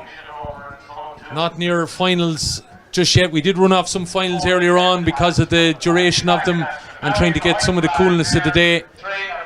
And one of the big stories of the day was the Ayres family winning 2 gold medals. The Ayres sisters from St. Lazarians, victorious, Rachel and Laura. So we're up and running. And Monaghan, Mayo, Dublin, Kilkenny, Tipperary and Carlow. So this is the mixed under 10. They had to delay it a little bit, but interested to see who gets the chain. Looks like Carlow maybe just getting a nod there on the first changeover. And of course it is, as we said, the mixed relay. Going to be charging through. Looks like Mayo maybe have eaten up a bit of ground. Dublin there as well. Carlow look like they are making up a bit of ground on the inside. Baton change looks like the Dubs have just got out in front. Anything of course could still happen, especially in a mixed relay. And the variants that are at play in that, it's all about tactic, I think, when it comes down to it. For 4 to qualify for the final, who's getting it in hand first? It looks like Mayo have got the changeover, Come on, but Mayo, they're battling with the Dubs. This year. Connor is urging on the Mayo crew, but also Carlo coming back into it there. 4 to qualify. The Dubs and Mayo are safe. They're going to be in the final. Carlo look like they're joining them. Will Kilkenny beat Tipperary? It's going to be on the line. It's going to be close. Oh, the dip, maybe. Mayo all day. Mayo all the way. Dublin there. Carlo as well. But the Kilkenny beat Tipperary to make it through. It's going to be hard to call. Very, very close. You were jumping up and down here, admit it.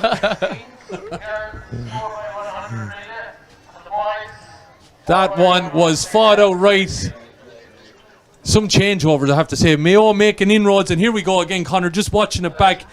Monaghan might be out of it. It's a battle here then for the fourth qualifying, Kilkenny and Tip. These two boys are having the battle here with the Mayo and Dublin. Carlo looked to be comfortable enough, I suppose they had to keep going, but all the way to the line, the Dublin man was just 4 times, didn't they? Home straight. And then coming into the battle, maybe just leaning towards the Mayo man. It's hard to know from our angle. He might just have dipped. Mayo, Dublin, Carlo, and did Kilkenny just dip ahead of Tipperary? Another one. Neck and neck. That is a right ding-dong battle, that one. So anyway, they're going to be in the final anyway. So Dublin, we can mark it down. Dublin and Mayo will be in the final. Carlo are going to be in it as well. And then, did Kilkenny beat Tipperary? And I think they have, looking at the Tipperary crew that are coming off here. So the crew for Glenmore, Tullaher, Ross Birkin have got into the final. Waiting on the next semi-final then of the mixed under 10. Absolutely love relay. Anything can happen. Absolutely. That's great as well, especially when the whole onus of community games is for community to come together like that, just to see the team events coming together, and like even to watch the kids there now absolutely delighted with one another. You see the leg one guys racing down to the home stretch to cheer each other on, so it's great. Yeah, absolutely. Cracking scenario here. So the next crew in the mixed relay coming forward then, looks like in lane 1 will be the crew from my own part of the world, Kaleshin in County Laois, will be out there in lane 1. Coming up then in lane 2 will be the Ballymcgelliget crew from Kerry. Lane 3 will be represented by the Colera crew from Sligo, wearing the number 22 number from Clongish, and representing Longford there in 4. In 5 will be the crew from Woodford Tina in Galway. Then out to the Ennis St. John's crew from Clare. They will be in the next lane. And then it is the crew from Screen in Meath. So if you were jumping for Mayo, you might have to hold me back, Connor, if we're in contention coming down the last here.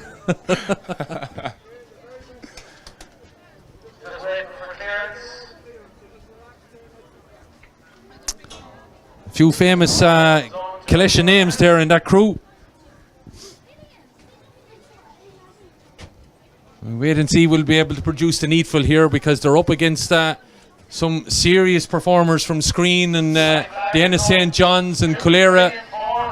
Another good battle now, no doubt. But we wait and see. It's all about getting a run, and the baton changes and the tactics, of course, that have been played out here.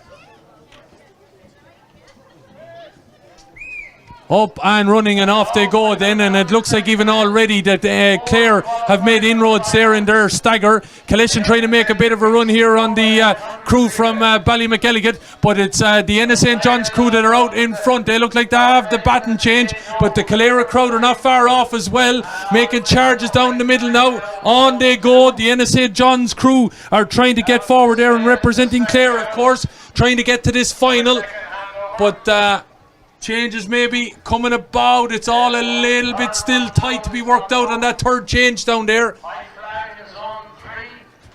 White flag, everything is okay.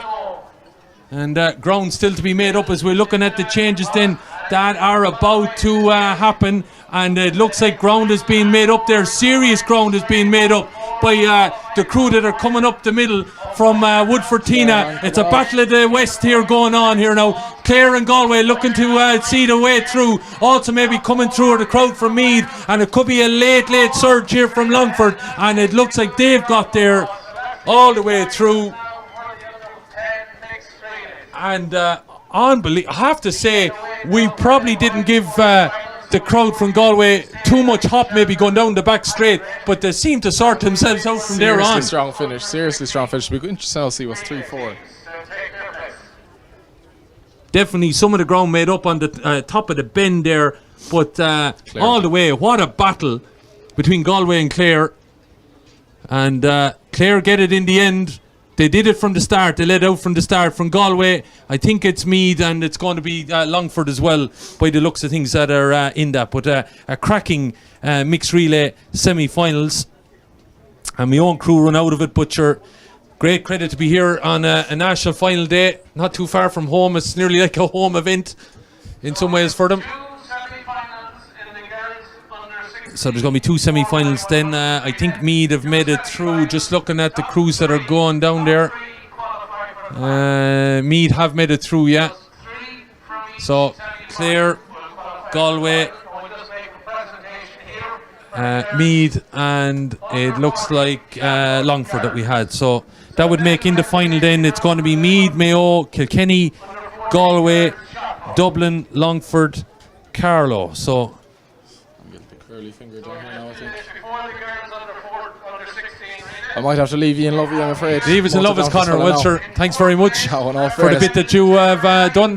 Look, if you're around, we'll be here for another while if you want to come back up. If I'm around, I'll motor back up. Absolutely no problem at all. Thanks very much. Great seeing you guys. Thanks, Conor. Thank you. Fair play to Conor for joining us this afternoon. And he's, as he said, giving us the help out, and also Sarah. Maybe we'll see her by the end as well. So I think that's the shot put. Also from Cork, and also Osborne, it's Tara Osborne. By any chance are you related? They're sisters.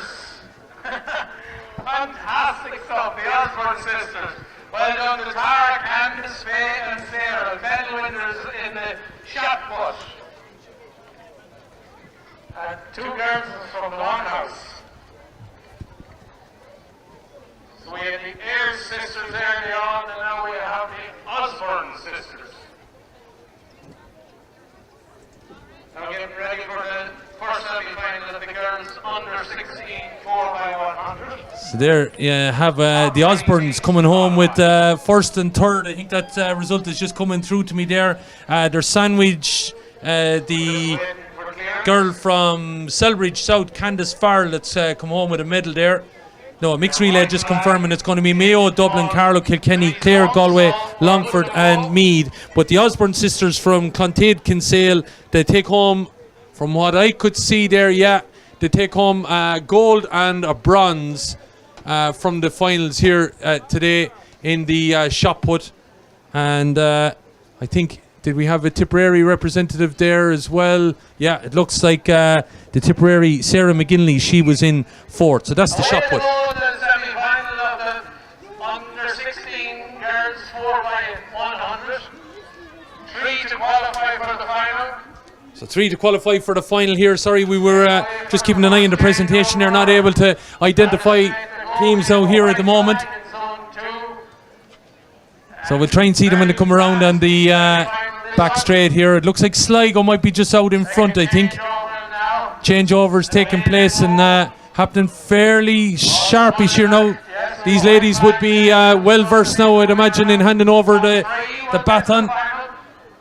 So movement still taking place. Looks like Offaly have taken over here now. Offaly from Sligo, also coming forward there in Meath, Wexford, and still a late charge might be happening from a Westmeath point of view. It's getting a bit tight though. Offaly look like they've done it. Kildare maybe from Meath, Wexford and Westmeath. They are the finishers, but close enough run thing there. Great quality, I have to say, but it looks like Offaly with the Tullamore crew there. Top 3 then, so just might see the end of that again, David, and we might try and call it. I think we have our 3, yeah. So it's Offaly, Sligo and Meath, I think have got it there. And after that then the under 10 hurdle women's finals will take place. So all Yeah, awfully Sligo and Meath. Unfortunately, Wexford not able to make a top three, as we said, in the final. the assembly point two.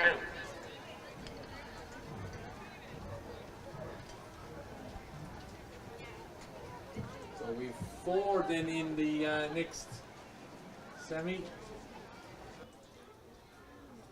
Crowd has started to thin out a bit, I suppose, with the events now moving on, especially when you have relays and you haven't qualified. You can move on, and your relays bring at least 6 members, and then they bring family members. So things have started to thin out here a little bit, but still healthy crowd, and we still have finals to come. After that, we will have the boys 4 by 100, 600 meters, or under 16. I didn't hear now how many have to qualify in this, but with 4, might only be 2. So in lane 1 is Carlow, in lane 2 is Cork, in lane 3 is Wicklow, and in lane 4 it's Kerry. So waiting to check on everything around. All the field events have finished up for the moment, but there's still discus to come. Long jump is still ongoing there for the boys at the moment. Finals, I think, taking place in that. So it's just really the field events of long jump and discus now to be finished out. The shot put, the girls is over. And we're up and running then in the girls under 16 second semi-final. So Carlow, Cork, and out there as well.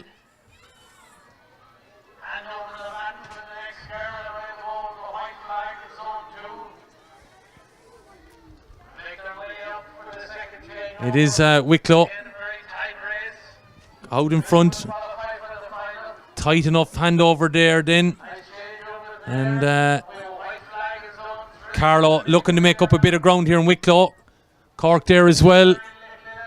And it looks like might be happening for Kerry. But down the home straight to come. And here's a bit of a race on. But looks like Wicklow are in control. Carlow. So Wicklow all the way there, Carlow in second, followed by Cork and Kerry. But a Leinster-Munster battle, but it's the Leinster crews that came out on top.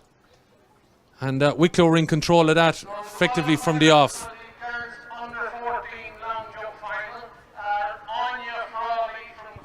We're just seeing it there all the way to the end, as you can see. And Wicklow very much in control. Carlow had made up the stagger here on the start and done it very quickly. But Wicklow then saw it all the way. Carlow keeping the toes with them, and they have a good advantage there over the rest of the counties.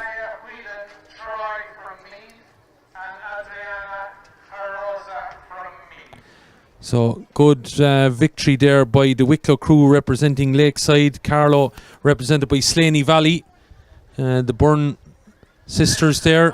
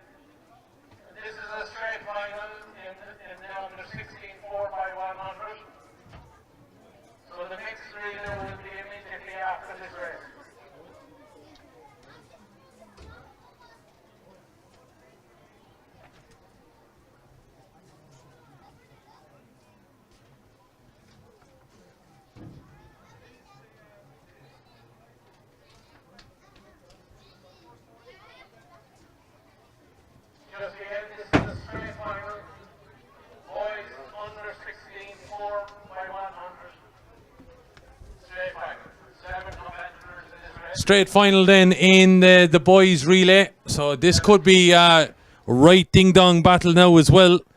So looking at lane 1 then, they are represented by a team from Wicklow. Not listed in, just seeing here now, hold on, I give the right page. So Wicklow represented by Lakeside there in lane 1. In lane 2 representing Thurles in Tipperary. Lane 3 are the Mayo crew. In lane 4 it is the Hackettstown crew from Carlow. In lane 5 then it's Rathmore Gwinaquilla from Kerry. It's then the number 12 is Shinrone Coolderry. They're representing Offaly. And then our last crew are, I think if memory serves me right, they might be running for Ennis St. John's, and that is the Clare contingent.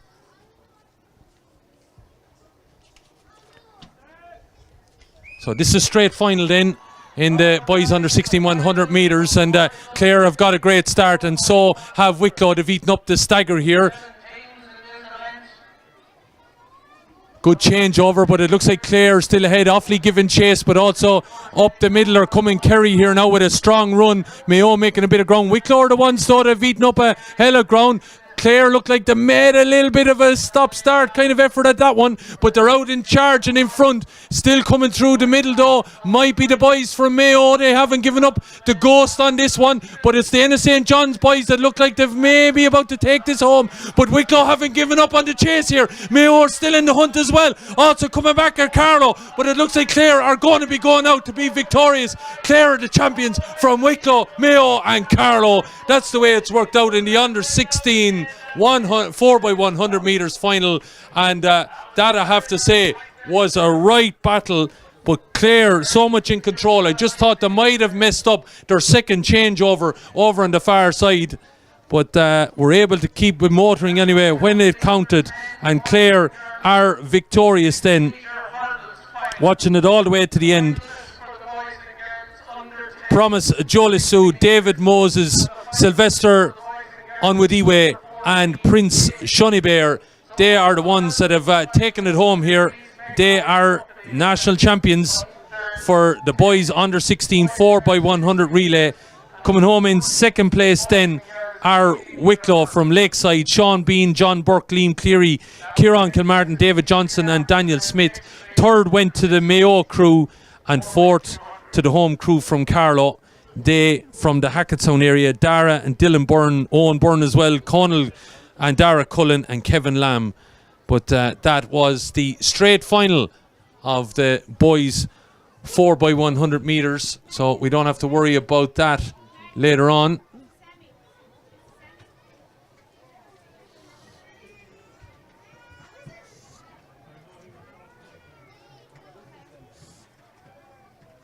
So now we have our mixed relay under 16, the semis 4x200.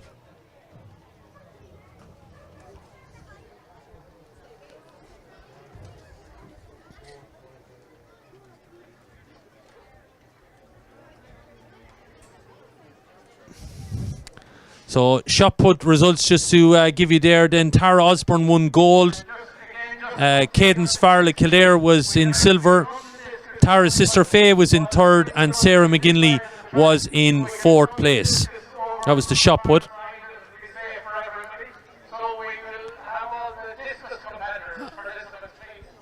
Discus has been called a little bit behind time, but they are up and running, calling on the discus competitors. Girls under 16 final then will see Offaly, Sligo, Meath, Wicklow, Carlow and Cork. They will be in the final. So Offaly, Sligo, Meath, Wicklow, Carlow and Cork have made it in to that final. Straight final here again then in the 4x200. Knocking down the schedule a little bit. Gets us home a little bit earlier. I don't think we're looking for home just yet. Gorgeous day in Carlow, and enjoying the action here at the Aldi Community Games National Track and Field Finals. And let's see who's out there in lane 1, representing Ratoath, Rathbegan and Meath. Lane 2 is taken up by the regional crew for Limerick. Lane 3, Newport, representing Tipperary. Then we have the Rathvilly crew Being led out here by Leila Colfer, of course, who's already victorious as National Under-16 champion. Then we have in the next lane, we are looking at the crew that are coming from Listowel Varna in Clare. And then it's out to Sligo and Drumcliff.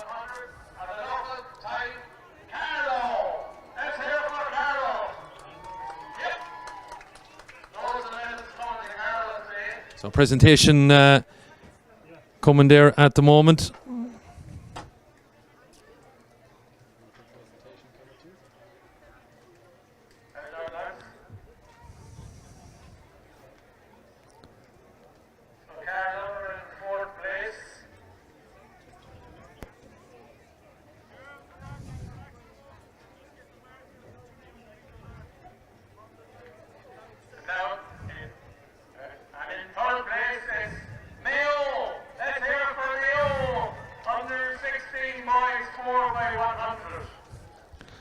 So medal presentation then just going on.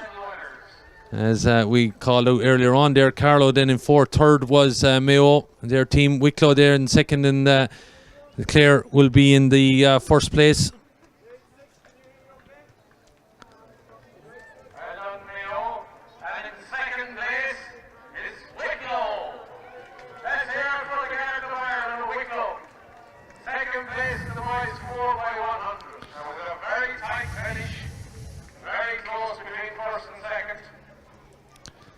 The moment here, we're just looking at the temperatures around the country, and again, it's a warm spot here today.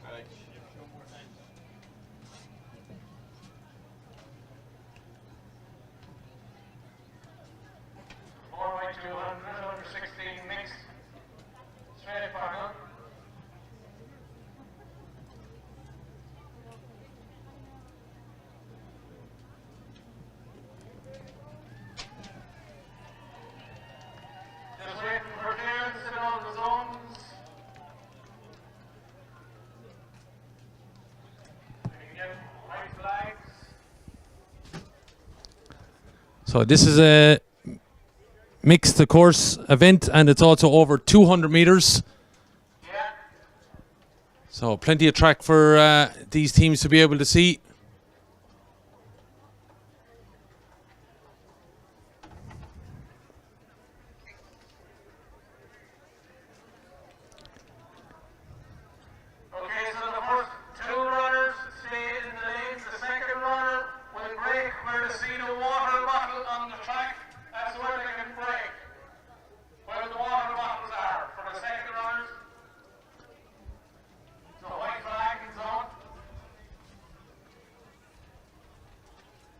Long jump, as you can see, continuing there with Mayo representative, Wexford representative about to come on as well. Mayo still have two in contention there. Not in the boys' final, under 14. I think the girls are still continuing down the far end as well. They're jumping into the pit at the opposite to us here. So here we go then, straight final in the mixed relay under 16. 4x200 meters. And we're off and running, and Culfer's already made up a little bit of ground, but it looks like the Limerick crew also eating into them, but Tipperary also have taken up some of the stagger on the Carlow crew that's around them. Don't forget, it's 200 metres to run, so a little bit of gas having to be contained, and then you let go. And still coming back into it there, though, or look like Tipperary, they've made up serious ground out there, but good handovers that's taken place out there.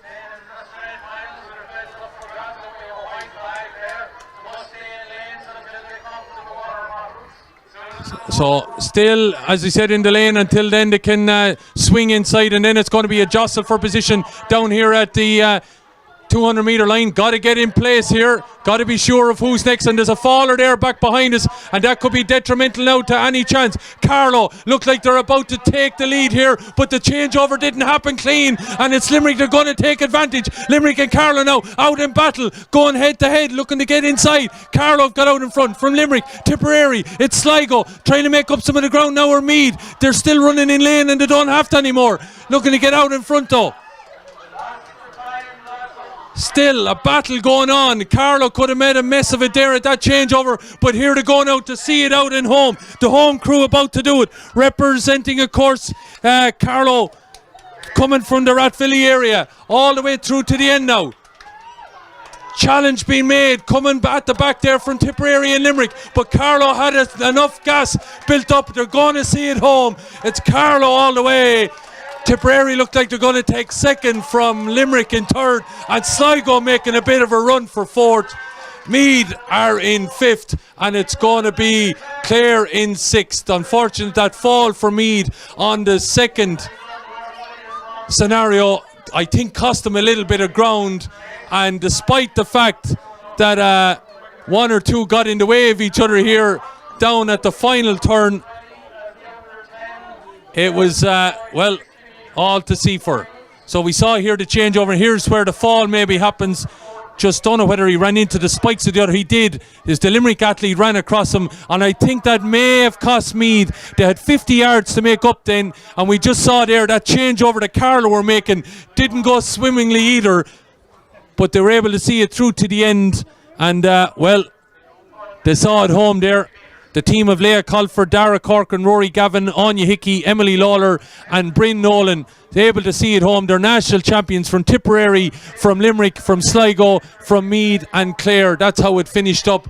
And you just wonder, did that fall cost, at the end of the day, Meath maybe been in medal contention? But well, it won't matter to Carlow, because they were, have to say, out there at the off, we're always in the top two positions, I think, and ultimately we're able to see it home here.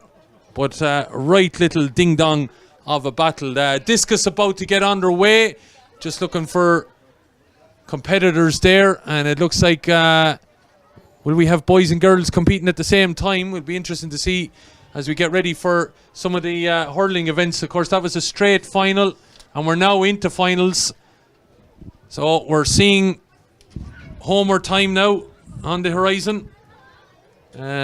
Long jump still continuing.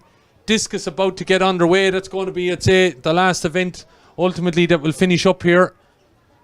And we have our relays and hurdle events to come. So the Carlow crew down there now accepting some applause. I don't know, David, can we just see the end of that relay race again? Just if you don't mind. Just, I think I just want to show you how Carlow got their tactics right. Ran with a female off, two men in the middle, and a female to finish. And I think, you know, when you have an athlete like Leila Colfer, she was able to take on any of the boys around her as well, and built on that. As you can see, then Carlow coming home with Tipperary in second, Limerick in third place, Sligo taken fourth. That in the under 16 4x100 mixed relay, it was a straight final. Getting ready now for the under 10 60 metre hurdles final. Also, just over to the right hand side, the discus competition about to get underway. Boys and girls have been called over. Don't know whether they're going to throw at the same time. Whether that can happen, but I'm sure if they're over there, if they're calling for the girls to come over, they must be looking that they will run on that competition together. The long jump is continuing here. Not too much longer left, I would imagine. Girls and boys still in the closing stages of that there. Just on the runways here beside us.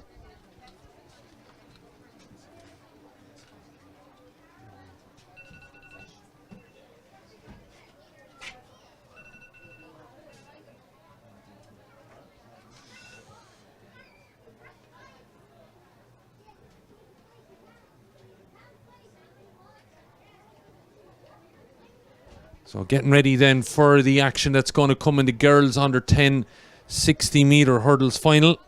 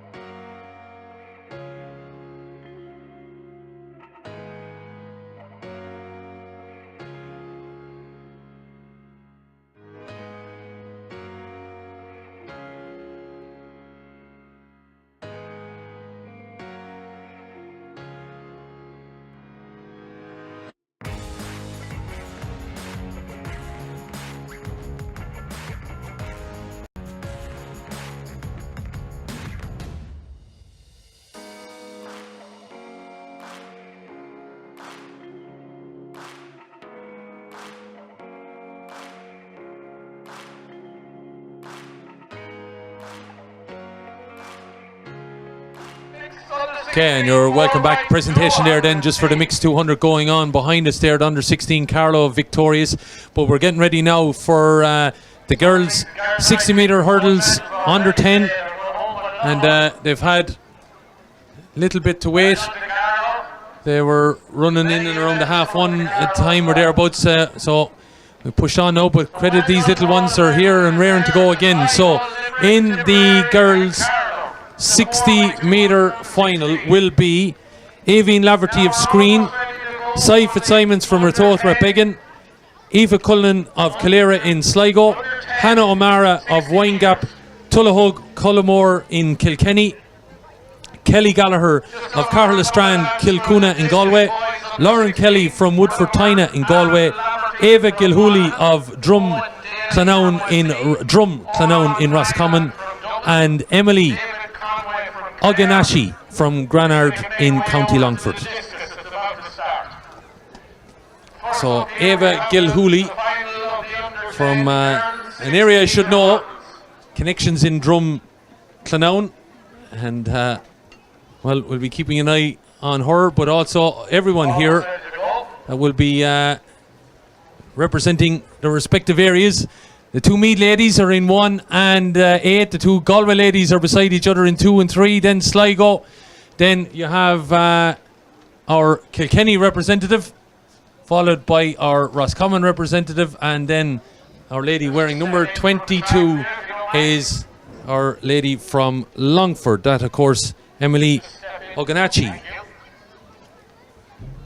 So great crowd here today, over 4,000 they reckon came through the gates. It started to thin out a little bit with events coming to a conclusion, but we're now in the final straight of finals here, and this is the hurdles. 7 taking the standing start. And here we go then, breaking through over the first hurdle. It's very, very tight. Looks like Longford maybe from Sligo. Kilkenny making a bit of a run as well up the middle here. All the way it's coming from Kilkenny. Maybe Galway and Longford in there as well. But I think it's no doubt about the champion. Hannah O'Mara looks like they're used to All-Ireland medals in Kilkenny. Well, she's bringing one back to Windgap. There was a lady from Windgap last weekend that won a Camogie All-Ireland. Well, she has a bit of a challenge on an All-Ireland medal here, because it looks like Hannah O'Mara might have just taken this. So just watching that back here then, it looked like the Lauren Kelly was out there doing the needful, but Kilkenny were coming through. Sligo on her left hand side as well, but it looks like Hannah O'Mara just got there on the line. Maybe the Roscommon athlete there, Ava Gilhooly, might have got through on third. We'll have to see, but I think that there's no doubt that Hannah O'Mara is the champion at 60-metre hurdles for under 10 from Windgap, Tullahug, Coolamore in County Kilkenny. And we wait and see confirmation then of the results. Galway in there, Sligo were in there, Roscommon were in there. And we're looking at maybe one of the Galway athletes is getting a ticket. And yeah, it looks like we might have called it. The little lady Gilhooly from Roscommon looks like she's got in there as well. So congratulations to them. We'll wait and see what order that they come in, but definitely we have a Galway representative, we've Roscommon, and we've also got Aoife Cullinan from Calera. Looks like she's got in there for one of those places as well. So we're getting ready now for the boys. Final should run off now fairly quickly. Looking at it there, the starter down, they're just getting them all to warm up. The boys wearing 22 are separated by lanes 1 and 8. That's Dylan Walsh and Andrew Fitzpatrick. Coming from the right hand side and wearing number 25 is Conor Murphy from Doura Bearfield. Wearing the number 11 is Oisin Buttle from Castlebridge Crossabeg. Wearing the Mayo strip is Kyle Gleeson from Clare Morris. Wearing the Carlow jersey is Aaron O'Sullivan. The number 2 jersey there is in the property of Meadman Austin Barry from Kenstown Bow Park. And Andrew Percy from Drumcliff is for Sligo wearing the number 4. And as he said, it's the two Longford men that are separated, Dylan Walsh and Andrew Fitzpatrick from lanes 1 and 8. I'm assuming they're in the order that they're in the programme, so that would mean Dylan is in lane 1, Andrew is in lane 8. We wait and see. This could be an interesting final as well, as we keep an eye on our monitors here. Get up and rearing to go. Fall start, it looked like. I don't think he blew the whistle even. Just to get the boys reset here. So up and running. Who's first to the hurdle? And it looks like it's the man Austin Barry, a Beaufort, but he's losing a bit of ground to the Sligo man, and the Mayo man has made up a bit of a ground. Mayo have taken it from Meath, and there's a shot. Don't know if that was meant deliberate, but David might have got just a still on the line. I think it's the Mayo man that has come out on top there, if I'm right. Kyle Gleeson looks like he's going to be a hurling champion going forward. Not too far away will be Austin Barry, the Meath man. But here we go again from the start, when it mattered. Or maybe the heat is getting to our replay machine here.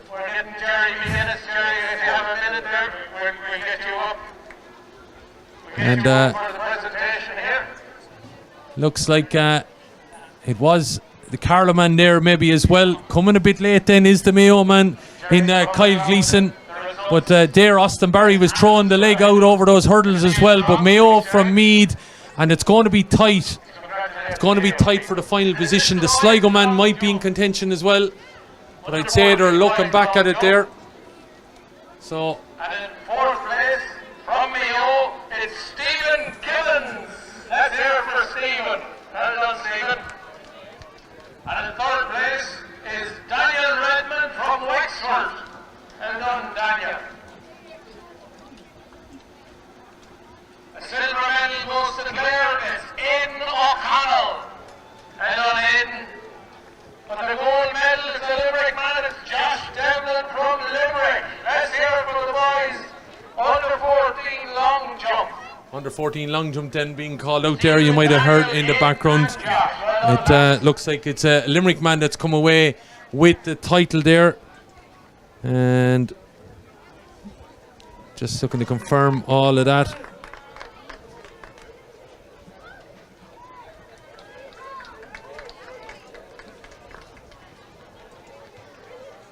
I'm going to bring that result to you shortly. But waiting to see, and it looks like we have the nod then of the four, and we'll go to that table. We wait and see what order that they're in. I think there's no doubt that it is Mr. Gleeson, Kyle Gleeson from Clare Morrison Mayo is the national 60-metre hurling champion. He steps away from the table. Next up then, looks like it will be Austin Barry from Kentstown Bow Park.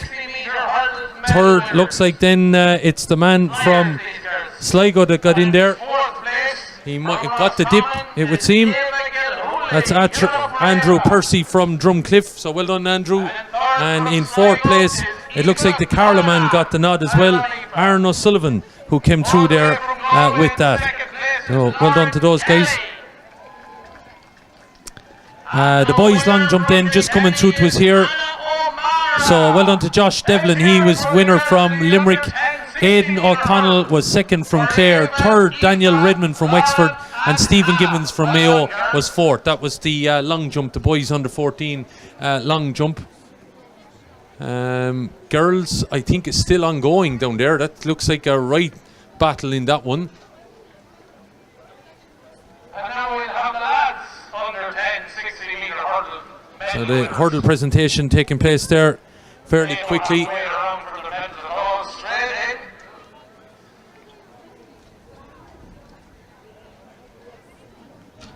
Four happy men lined up to get their medals.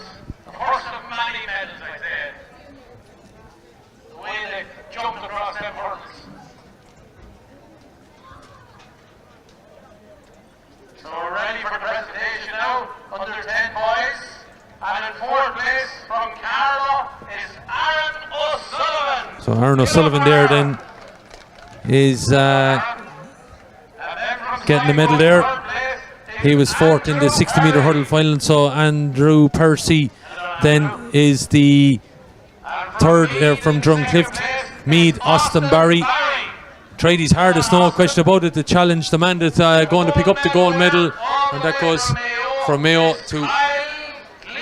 So Kyle Gleeson is the man that's victorious then in winning the All-Ireland title. Girls under 14, 80 metres final on the way. Let's hear it for the medal winners, under 10 boys, 60-metre hurdles. So I think we're right up to date now with medal presentations.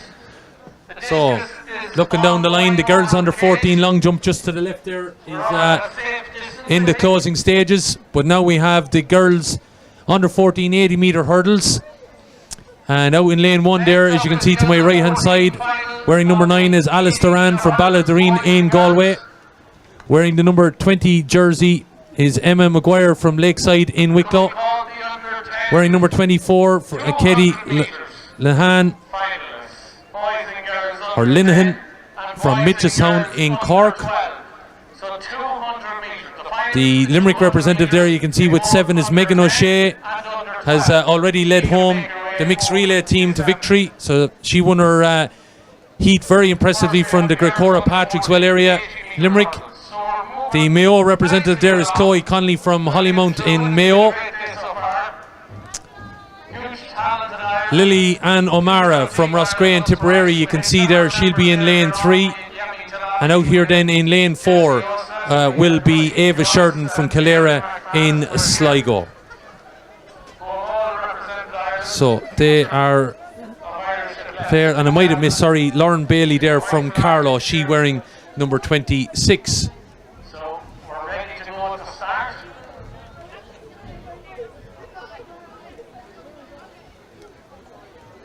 So just looking down below us here, the victorious Carlow mixed relay team with their gold medals, they're quite happy. But here's the 80 metres then that you can see for under 14 girls. It's over hurdles, and we welcome Owen back on duty. Not that he's been off duty, he's been up baking in the sunshine. What a day though again in Carlow, and I'd say pushing the hottest place in Ireland again, and it's looks like it's the lady from Limerick that's driving all the way forward here. Megan O'Shea has already anchored home the relay. Is she going to take the victory? She has, from Tipperary, Cork and Mayo. The Tipperary lady might have hit the last hurdle, but I don't think that mattered because no one was catching Megan O'Shea. What a victory, what an afternoon for the young lady from Grecora Patrickswell in Limerick. She is the national 80 metres hurling champion, and she also led home the mixed relay team with a fantastic final leg in the relay. Here we are to watch her in the middle of your picture. She gets up and away close enough at the start, but from the second hurdle she's out ahead of all the rest. She's been challenged there by Liliane O'Mara, who comes home in second, and there as well was Katie Linehan from Cork. But it's that's O'Shea, as we said, that takes the victory from Liliane O'Mara from Roscrea, Katie Linehan from Mitchelstown, and I think I could see on the corner of my eye Chloe Connolly from Hollymount in Mayo taking up the 4th place. So an entertaining 80 metres hurdles under 14 level, but as I said, what an afternoon for Megan O'Shea, anchoring home the relay and also taking that 80 metre hurdling title.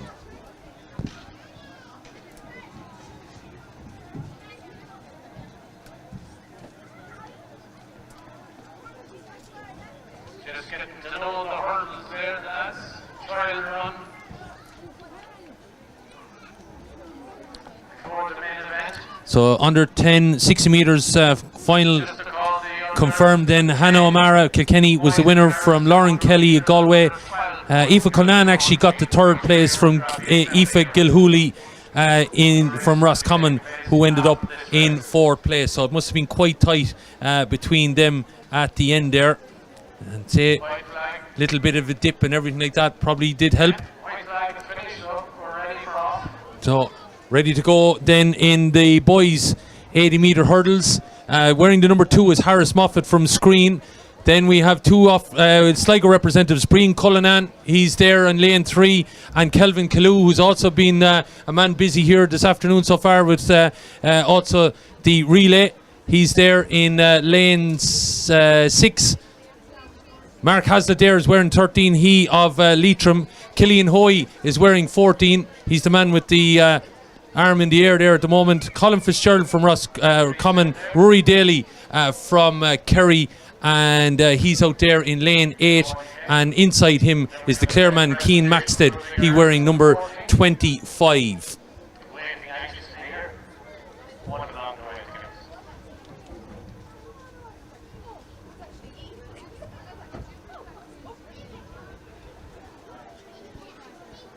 And this could be an interesting encounter here now. And we're up and running, and it's the Leishman Killian Hoy that's got the great start, and he's tearing away here. It's going to be Hoy's title unless something happens. What a victory for the Leishman, all the way from Sligo and also from the man wearing number 13, Mark Hazlitt. But the Leishman all the way took it there, no question about it, from Brian Cullinan from Culera, and I think third went to Mark Hazlitt. We'll just have to verify, but I don't think there was any doubt about the winner. Killian Hoy from Port Darrington in Laois will just get the start. He's the man with the hand in the air, the unusual start, but it's all effective to him. He's able to get moving possibly and get his stride going that bit quicker. He's the first one to the hurdles there, and he's charging away. Kalu, I just feel he's just hopping over them rather than driving through them. He takes it away from Cullinan, and then Moffat was in third there. So interesting final place.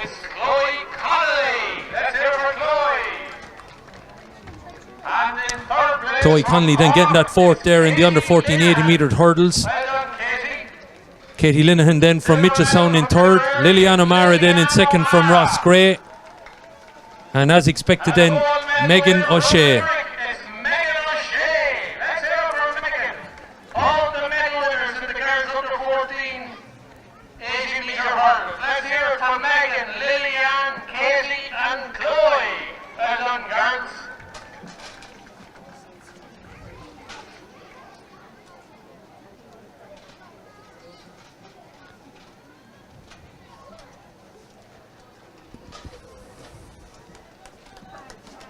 So we have the medal presentation shortly for the boys, and then we'll be straight into the girls under 10 200 metre final. So they're just clearing the track for the hurdles. So I think, judging by what I've seen walk away there, Hoy is victorious there then. No question about him. He was the clear winner of the boys under 14 80 metre hurdles. Second, looks like stepping forward to the table there is Breen Cullinan from Calera in Sligo. Third, looks like it's going to be Mark Haslett from Loughallen in Leitrim. And fourth place looks like it was taken by Cian Maxted from Quinn Clooney in Clare. So that's the 1, 2, 3, 4 in the boys 80 metre hurdles at under 14. So under 14 hurdles done, and all the hurdling events are finished. We're now on to 200 metres, girls, boys, under 10, under 12. We've the mixed relay finals then, if required, and then we have under 12, 14 and 16 finals to play out here this evening, and that will be done and dusted. The discus is underway, and I think we have started with the boys. The girls, I think, were registered as well, so to save a bit of time, but the boys are underway over there, a little bit behind time, but anyway, we just had a hold up because the javelin and shot puts went on so long. But we're getting ready now for the under 10 final of the 200 metres. Now we'll have the medal presentation for the boys under 14 80 metre hurdles winners. So Liam, I'm sure you're going to do the honours here, Liam. When you present these medals, you will.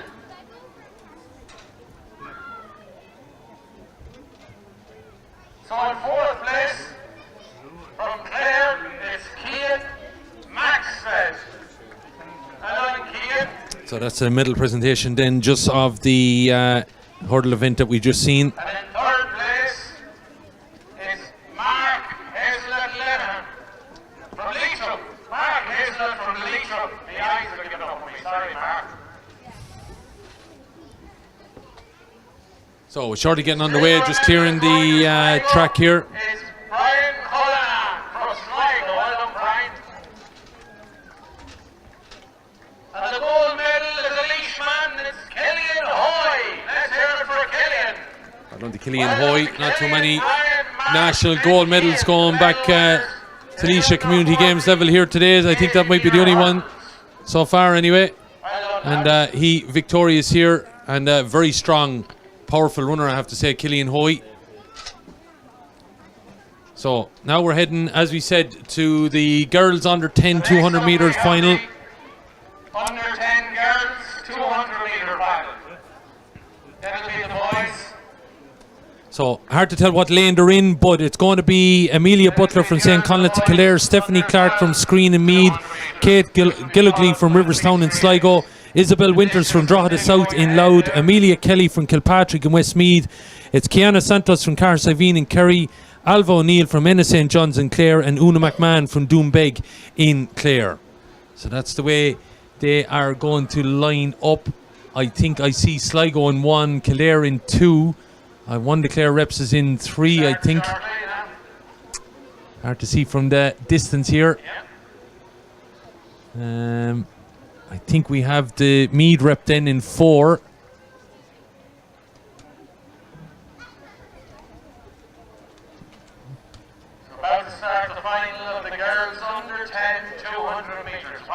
Amelia Kelly is all the way out there in the outside lane anyway.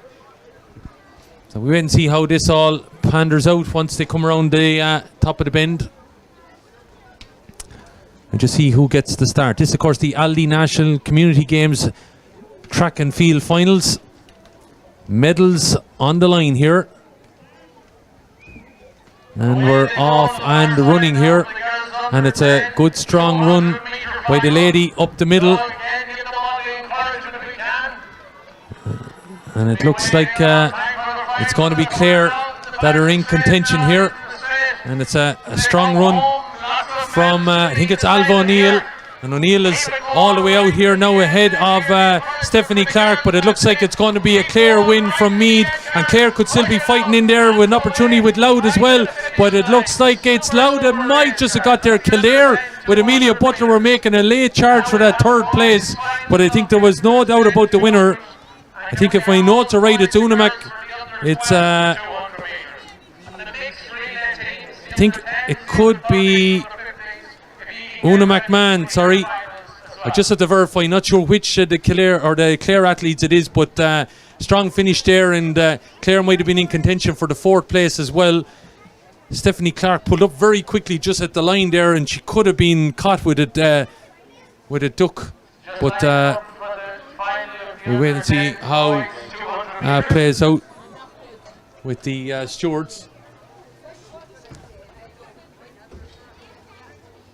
The stewards are looking at it again there, but I think our Clare athlete out in front is no doubt the winner. It's the battle then for the minor places. Just looking at it here again. Clare have won this all right, there's no doubt about it. But then coming behind, you have Meath, Louth, Clare again, and Kildare making a bit of a late charge. So Clare are victorious, Meath are victorious, Louth and Kildare are in the hunt for that third and fourth. So that's where it's going to be tight.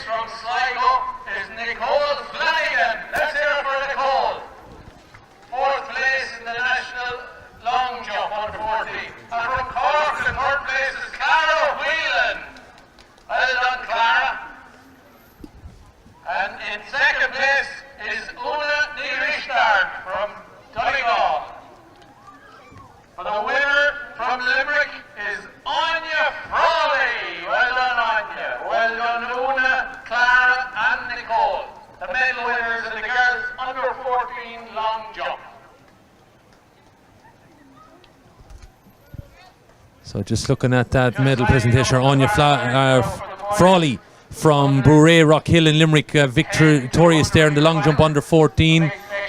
Second place was Unani Rishtard from Gweedore in Donegal. And then I think in third place was the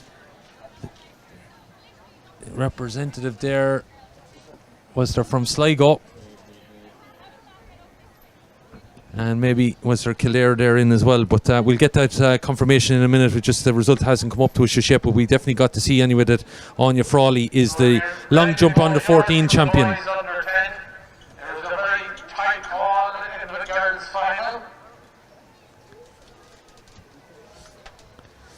Trying to continue to flick through my program here as we move on to the boys under 10 final.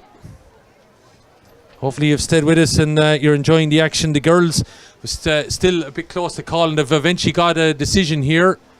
And it looks like it's Clare, Meath, Clare and Cork that actually come out on top in that. Just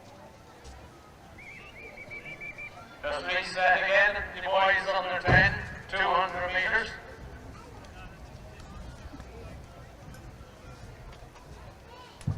Sorry, it wasn't Cork, it was right. It was the Louth athlete, Isabel Winters, has got the fourth there. So the two Clare athletes, not sure which is which, but one has got first, one has got third. And they've separated the Meath athlete, Stephanie Clark. So the boys are up and running here now. And anything could happen here still because it's quite a close run thing. But Reese Mooney looks like he's the man that's directing traffic here at the moment.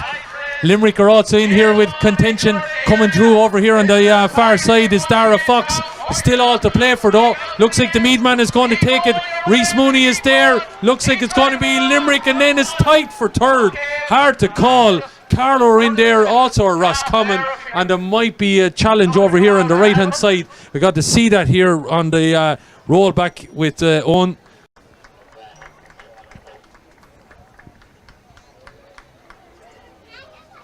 So here we go. Strong run from Reese Mooney from Ratoath Rathbegan. Ratoath, a very, very good athletic club underage. Anyway, starting the show here at community games level.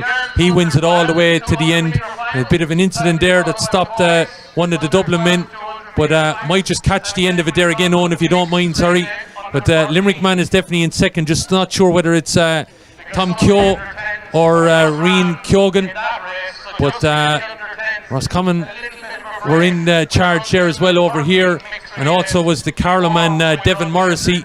They were in challenge, and I think it's between them. I think the others are out of it, so it looks like it's going to be Meath, Limerick, and it's a tight one then between Roscommon and Carlow. So Reese wins that. Limerick then are in second, third and fourth out between Roscommon and Carlow.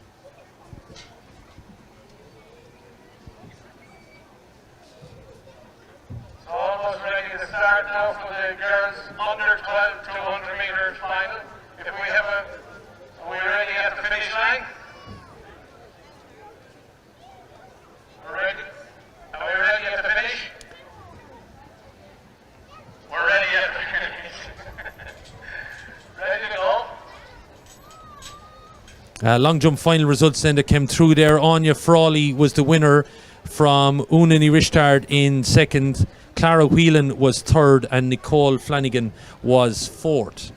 Well done to those as we're underway then in the girls under 12 200 metre final. And medals are as always at stake here now in the next few stages here, and it looks like it's a strong run up the middle from Olivia Smith from St. Bridget's in Newbridge, and her Kildare on the way to a gold medal here at the national final. She's been tracked all the way though by Ciara Jennings. It's Kildare and Mayo going to battle. It looks like Olivia Smith from Mayo, from maybe the Cork athlete Hannah Murphy. We'll have to see it back then again, but Olivia Smith is bringing a gold medal back to St. Bridget's in Newbridge and Kildare. She is the national under 12 200 metres champion, it would seem, from Ciara Jennings in second place. And we'll check her replay for the minor placings. But Smith looked always in charge and in control coming up the middle. Didn't look like she had to overly exert herself on occasion. Probably knew that she had it in the tank if needed be, but she holds on to that lead ahead of Ciara Jennings, takes it all the way to the line, and I think it's the Cork athlete in third and the Carlow athlete in fourth. But well, we'll have to wait and see. I think it's Hannah Murphy that might have taken that third, and it's either Emma MacDonald or Nicole Wrigley, not sure which of the Carlow athletes it is, that will have taken that fourth place. So rocking along, that's the under 12s, boys under 12s coming up now. And we will see a quartet of Dublin athletes here. Fiacre Bab, Adam Slevin, Ryan Burke, Louis Murphy. They are competing here. Killian Croke from Tipperary, El Nathan Oko of Longford, and we have the Cork pair, Owen Foley and Sean Nyan. They've just been involved in relay action. It'll be interesting to see have they got the legs. We've actually 2/3. There was a dead heat in this race. That hasn't happened too often. So it's Una McMahon from Clare and Isabel Winters from Louth, and they both get bronze medals because there was absolutely nothing between them. Well done, girls. And in second place from Meath was Stephanie Clark. Let's hear it for Stephanie. And the gold medal winners from Clare is Alva O'Neill. Well done, Alva. Okay, so apologies there earlier on, just trying to identify all the athletes that were coming there in from Clare. It was Alva O'Neill that was ultimately the winner. Second was Stephanie Clark of Screen. This is the under 10 200 metres. And there's a joint third. They couldn't be separated on the line, it would seem. Una McMahon from Doombeg and Clare and Isabel Winters from Drogheda South in Lough. They were the 1, 2, 3 in the under 10 200 metres. So well done to Alva O'Neill from Ennis St. John. She victorious here in the girls under 10 200 metres. Waiting to see the boys then. So they're coming forward here now to be presented. We do know that Rhys Mooney, there was no question about him being victorious here. So, have we a white flag at the finish line? Yeah, we're good to go. The final of the under 12 boys, 200 metres. So the final of the under 12 boys 200 metres will be first before that under 10 200 metres presentation.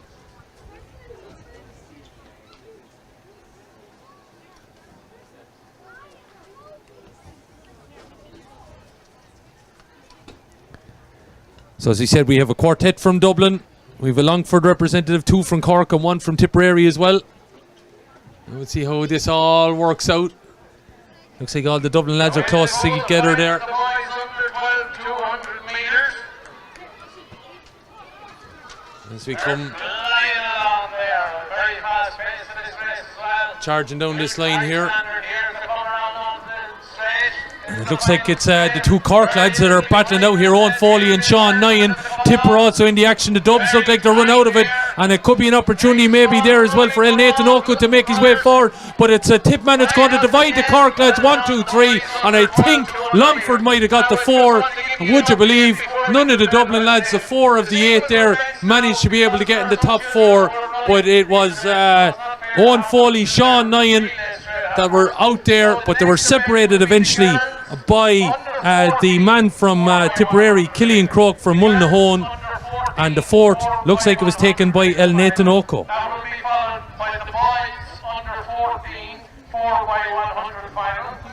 That will be followed by the girls under 16 relay final. And that will be followed by the under 10 mixed relay final. So here you see it then coming down the line, the 2 Cork lads in the way, and have to say credit to Croke. He kept an eye on him, knew he was eating into a bit of ground on one of them, and he's able to get up there for a silver medal that'll be going back to Mullinahone. But great credit to Enniskeane. What a scenario that you had lads win 1st and 3rd here this afternoon, divided maybe by a Tipperary man, but victorious. And El Nathan Oko from Longford South looks like he's taken the 4th position. Unfortunate for the Dublin lads that were involved there from Ranelagh, Knockline, Skerries and Shankill. They weren't able to get in among the presentations there. 200-metre medal winners. And from Roscommon in 4th place we have Dara Fox.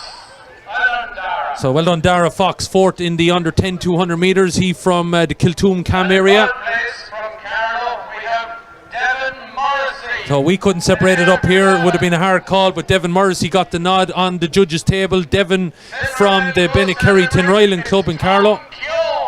So Tom Keogh then was the Limerick man that was running and finishing 2nd. But the clear winner was Rhys Mooney from the Ratoath Rathbegan area. He from Meath. He is the national champion at under 10 200 metres. So great achievement for him. Getting ready now shortly for mixed relays and everything to take place. I think there'll be a few more medal presentations before that happens. Just about the girls and boys under 14 relays. Boys and girls under 14 relays. They will be followed by the girls under 16 relays. So now we'll have the medal presentation. For the girls under 12, 200 metres. So medal winners, the girls 200 metres. So the girls under 12 200 metres here then coming forward. I think there's no doubt Olivia Smith is victorious. Looks like there's Carlow, Mayo and Cork coming through here. So in 4th place from Carlow is Emma MacDonald. So Emma MacDonald from St Mary's in Carlow came in then in that 4th place. Hannah Murphy from Cork is in 3rd place then. All the way from So second place then to Ciara Jennings and Olivia Smith.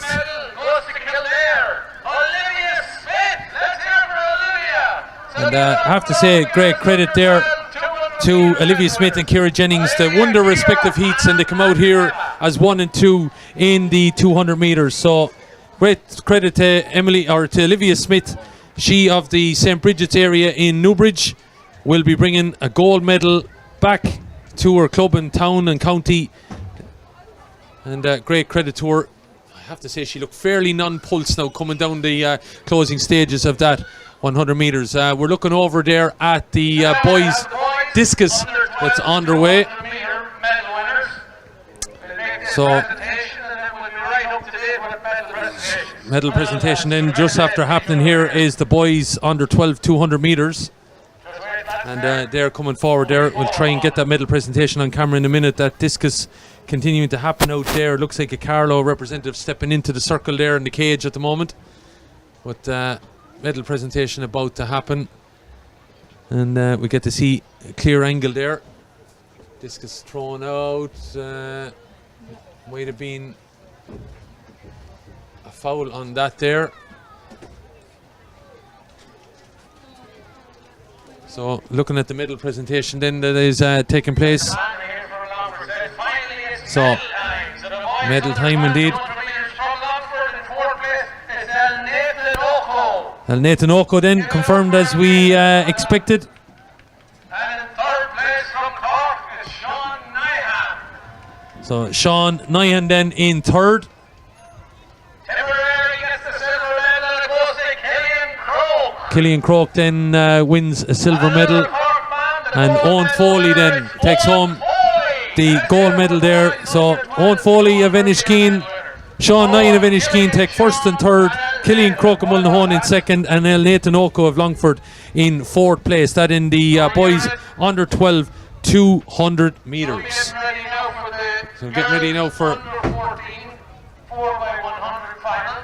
So girls under 14 4x100 final is what we're heading to. Skipping down the programme a little bit. Relay final followed by the girls under 16 relay final. So that's where we're heading, probably to give some of the athletes a break because they've just competed under 10 and under 12 for the mixed relay and whatever. So we're heading to the 14s. They've been off now a while, so that probably makes sense. So we're going to have the girls under 14 final, the boys under 14 final, and the girls under 16 final. We don't need a boys final because we've already run that off in the heat schedule. So that'll take a while to get set up, I would imagine. Just about the under 15 mix, there's a slight delay. We haven't forgotten about it, but there's just a slight delay on the mix under 15 for anybody inquiring about that. Yeah, so just waiting on the mixed under 15 relay, but we're going to push on anyway. As we said, with the under 14 girls relay underway. The discus boys is over there. Just looking to show you one or two names. Looks like there's a Mayo man in there throwing the discus out at the moment. And that might be Mark McVan from Castlebar. In there, that looks like it's got a measure and he's marked up. An ovation for the lads in the lead of the track.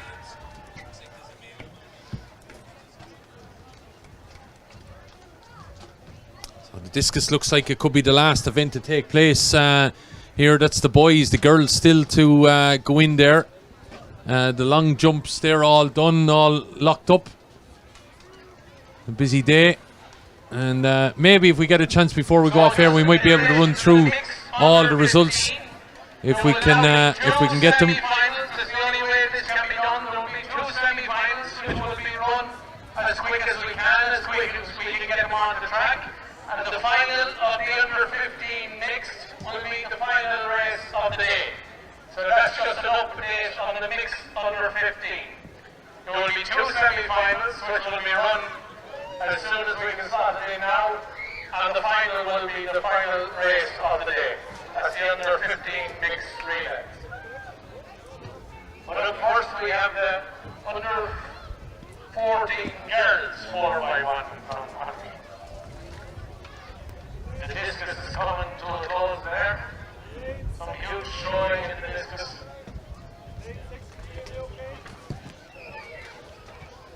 So here we go, back on track then. It's back to relay, and it's the girls 4x100 relay final. Girls 4x100. In lane 1, representing Offaly, are the crew from Killy. In lane 2, it's the regional crew from Limerick. In lane 3, it's going to be the crew from Kiltala in Kerry. In lane 4, it's the crew that are representing Tullow Grange and Carlow. They're so impressive in their heat. The next lane then will see the Ennis St. John's crew from Clare, and then Kildare are represented out in lane 1 by the St. Bridget's Newbridge crew. So this could be a right interesting battle now between all these girls.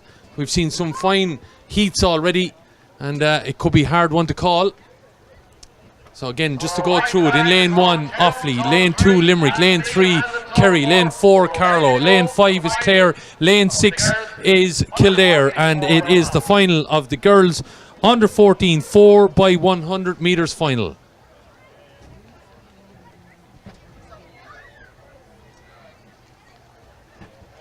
Waiting for the clearance as the boys' discus continues on over there.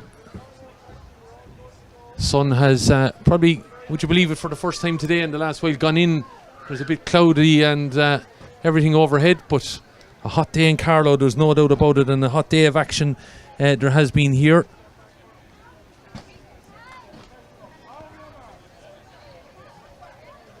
On the marks has been called here by the starter. Girls under 14 4x100 metres. Carlow so strong in their heats, and they've made up a bit of ground on Clare and Kildare in front of them.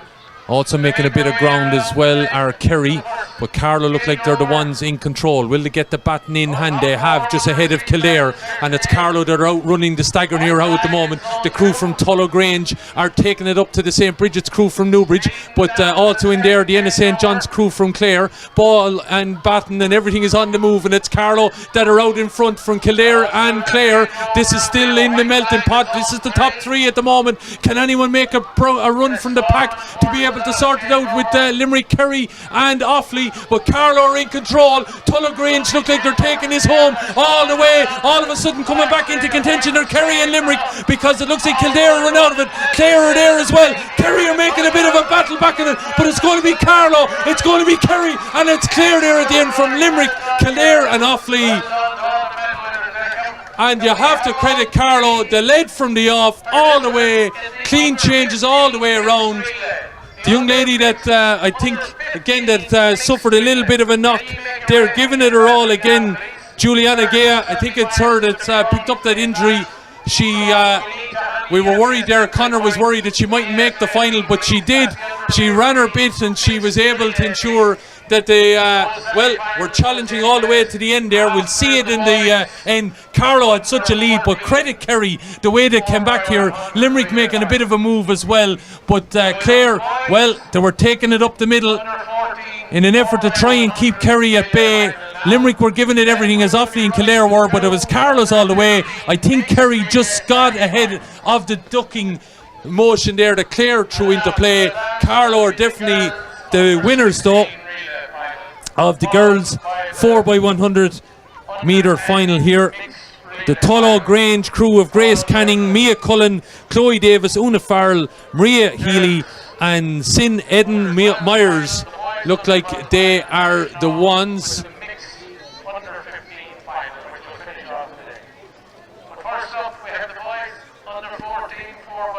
So just waiting to see what order they maybe approach down there. Definitely, as we said, Carlow, who are victorious. So again, final call for the under 15 mixed relay teams. Make their way to the under 15. Delight among all the girls, even the ones I suppose that didn't run in the race. They have to be ready to go in case anything happens. So Carlow are victorious.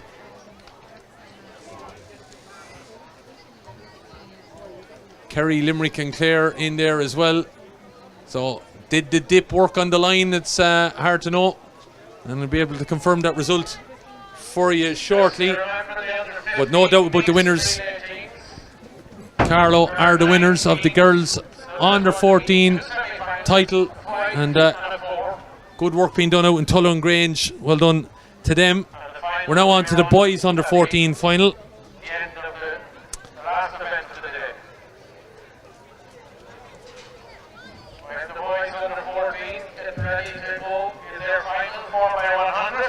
The cheers go up there for Carlo. Looks like. So we're waiting for white flags now and on zones so we can get it going with the white flag is on 2, 3 and 4. So we're ready to go for this final. So the boys under 14 getting ready to go in lane 1, Enna St. John's, Clare.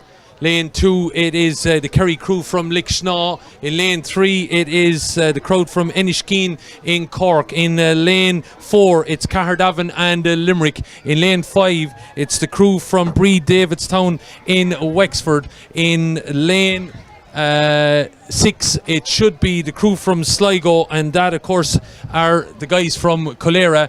Out in lane 7 then, wearing number 15 on their back, and wearing also the maroon and white are the Castle Pollard Finney crew representing Westmeath. And over then in lane 8 are the crew from St. Bridget's in Newbridge representing Kildare.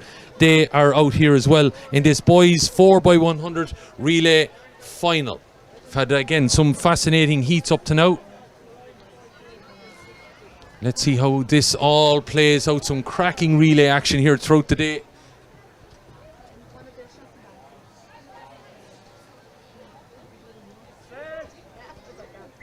And we're up and running then, and it looks like Kerry have made a little bit, but no, call back, something happened there. So I have to get rejig the nerve and everything, and maybe your presentation is going to take place while that happens. I don't know. There's a medal presentation for the girls about to get underway down there. They've confirmed everything.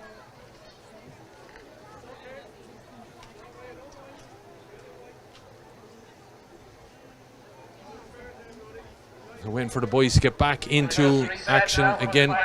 So just to reiterate then, in lane 1 are Clare, lane 2 are Kerry, lane 3 are Cork, lane 4 are Limerick, lane 5 are Wexford, lane 6 are Sligo, lane 7 are Westmeath, and lane 8 are Kildare. This is the boys under 14 4x100 metres. We're at the Aldi Community Games and National Track and Field Finals, coming now into the end of it. The starter getting them all ready and going here again.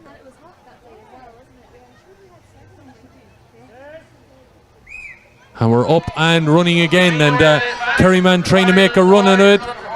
Kildare taking a substantial lead out in lane 8, but we'll see how that folds out. Sligo making a bit of an inroad. Who's got the bat now first? It looks like Sligo just ahead of Kildare, and there's a right challenge going down the far side now. Sligo making serious inroads down the middle of this, and they're chasing away from everybody else. Limerick possibly in the hunt as well, but Kildare have given it up on that side because Sligo are just about in charge of them. Sligo then, it's a battle of the white and black at the moment here, and Limerick not giving up the ghost, or either Kerry. Now it's all about the last bad change here, and see what happens here as Kildare and Sligo battle it out, but it's Sligo that are taking it home. Looks like Kildare are going to be in second, but this is a fine run from Sligo all the way out, pillar to post success for them. The Kildare boys are national champions. From Kildare in second, third are Limerick, fourth goes to Westmeath.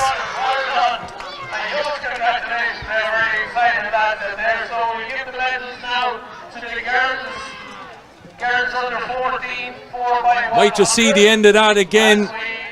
What a finish though. But you'd have to credit Sligo, took it all the way, but credit Kildare, they held on in there. But Sligo all the way. Colera, Oisin Chew, Brian Cullinan, Charlie Fenton, Michael Hart, Tyke Henry and Adam Kenny, they are national under 14 champions. Kildare, Limerick and Westmeath. So, the girls 4x100 under 14, medal positions.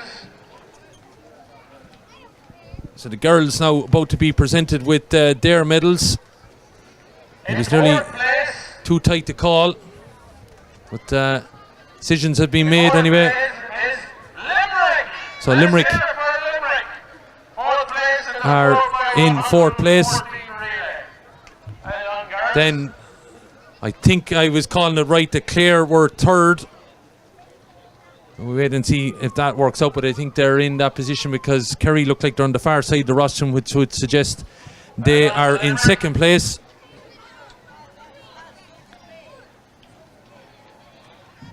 And in third place is Claire. The Ennis St. John's crew. She fought through a bad injury. She got that injury in semi-final, I think. Fairness, yeah. It's a team game, so we all I think it's Juliana was battled through that injury at the end of and was able to make it back for the final, and as we said, lead her team home here to third place. Second, by my reckoning then, should be Kerry and the Kiltala crew. Well done to them. And there was no doubt about the winner coming from the Tullagrange Club, an area. Grace Canning, Mia Cullen, Chloe Davis, Una Farrell, Maria Healy and Sin Eden Myers will be the gold medal winners. National champions at girls under 14 4x100 metres relay. But the gold medal and the title goes to Carol! And the fair crew of parents from Tullagrange. Boys discus continues on here. To Kerry, to Clare, and to Limerick. Silver stuff by all the girls. So all events winding down here now, as I said, but just the boys discus continuing. The girls have to throw yet. 15 mixed relays now. There will be 2 heats, 5 in one, or 2 semi-finals, 5 in one and 4 in the other, and there will be 3 qualifying from each of the semi-finals, and the final will be the final race of the day. So now we jump back in with the mixed relay that has to have under 15 semi-finals, and then we'll revert, and the mixed relay under 15 will be the last race of the day, as you might have heard.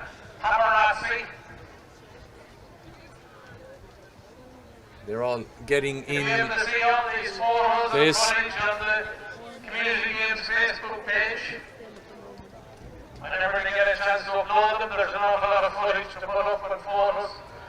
So I just do the best presentation for the under 14. So this is the Aldi Community Games National Track and Field Finals from the Southeast Technological University here at the Carlow campus, and a fabulous athletic facility that it is that has hosted these community games. We've been here a long day, it has been, and luckily I didn't have to travel too far. The boys have come from Limerick that are on the camera duty here today. But just confirming then in the boys there, have just got verification that they have come through there with the results, that the boys then were victorious from Sligo, Kildare in second, Limerick in third and Westmeath in fourth. Running straight after the mixed relay semi-finals. So under 16 4x100 relay teams. Under 16 girls 4x100. So just to let you know then that the mixed relay, we have heats now, then we have the girls on the relay under 16 final, and then we'll go back towards mixed under 10, 13, girls and boys under 12, and then the final race of the day will be the mixed relay under 15 final, which these crews here are trying to qualify for.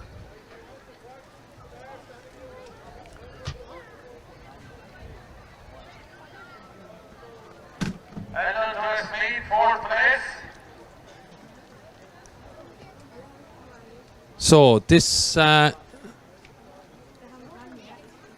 heat, the semi-final, whatever way to call it, in lane 1 will be Kildare, represented by Ballymore Eustace. Third place was Limerick. Give it up for Limerick. Third place in the under 14 boys, 4x100.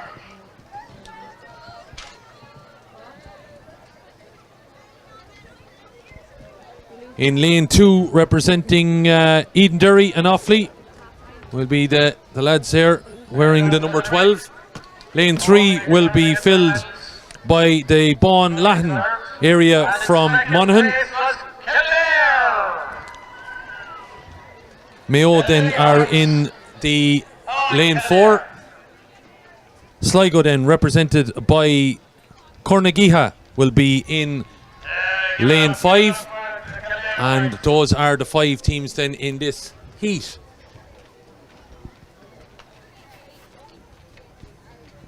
So the Kildare lads getting their silver medals there in that, of course, the boys' final that just took place, under 14 final.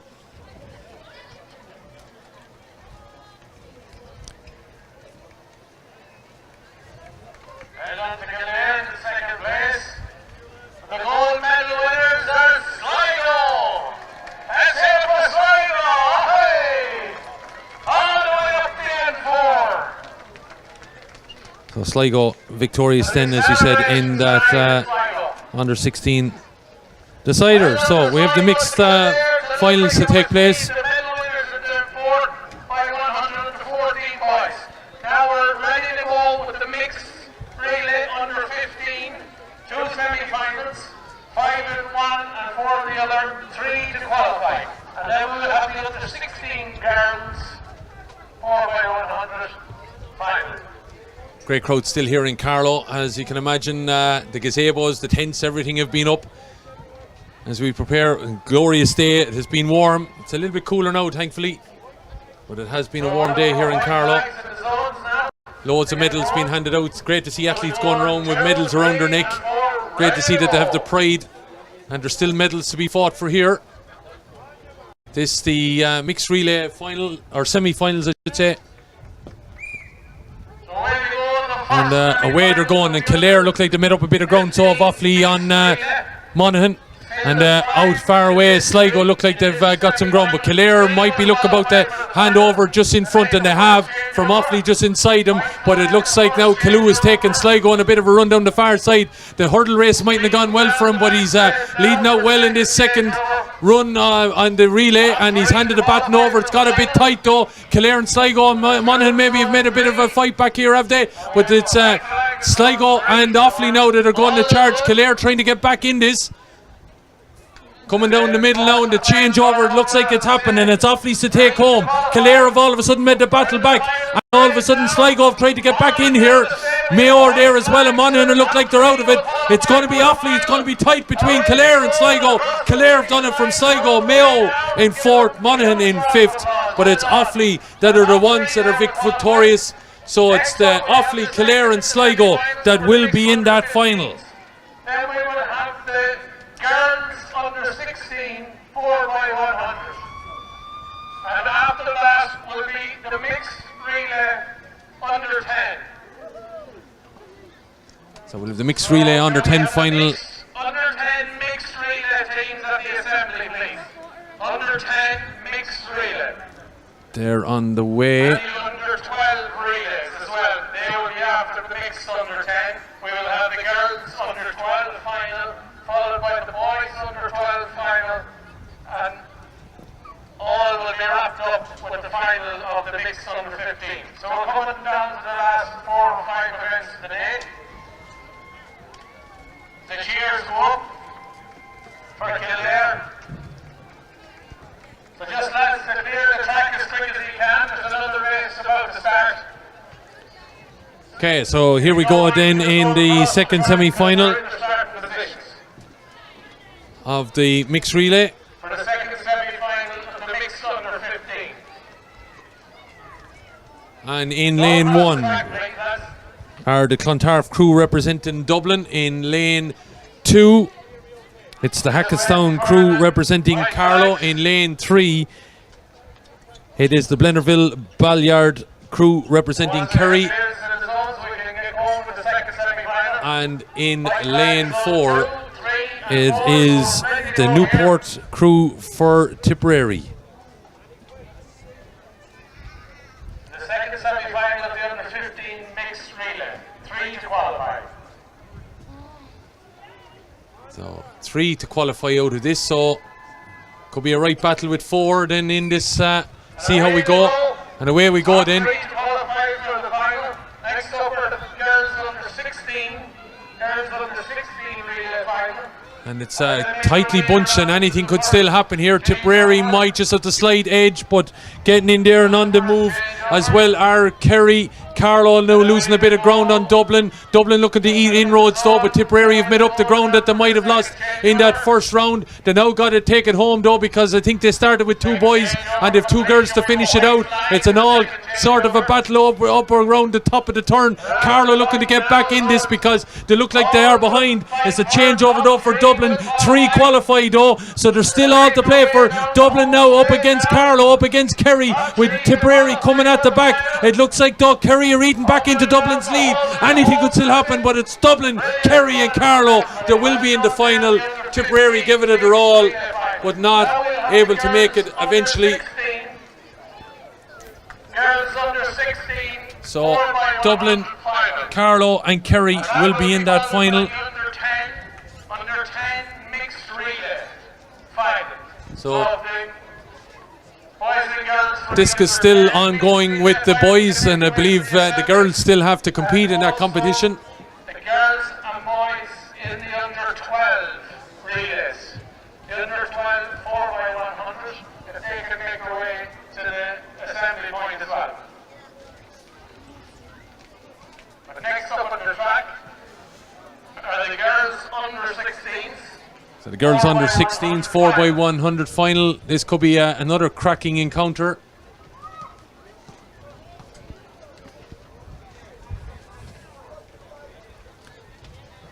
The strength of some of these ladies could be interesting to see how it plays out over the next few minutes.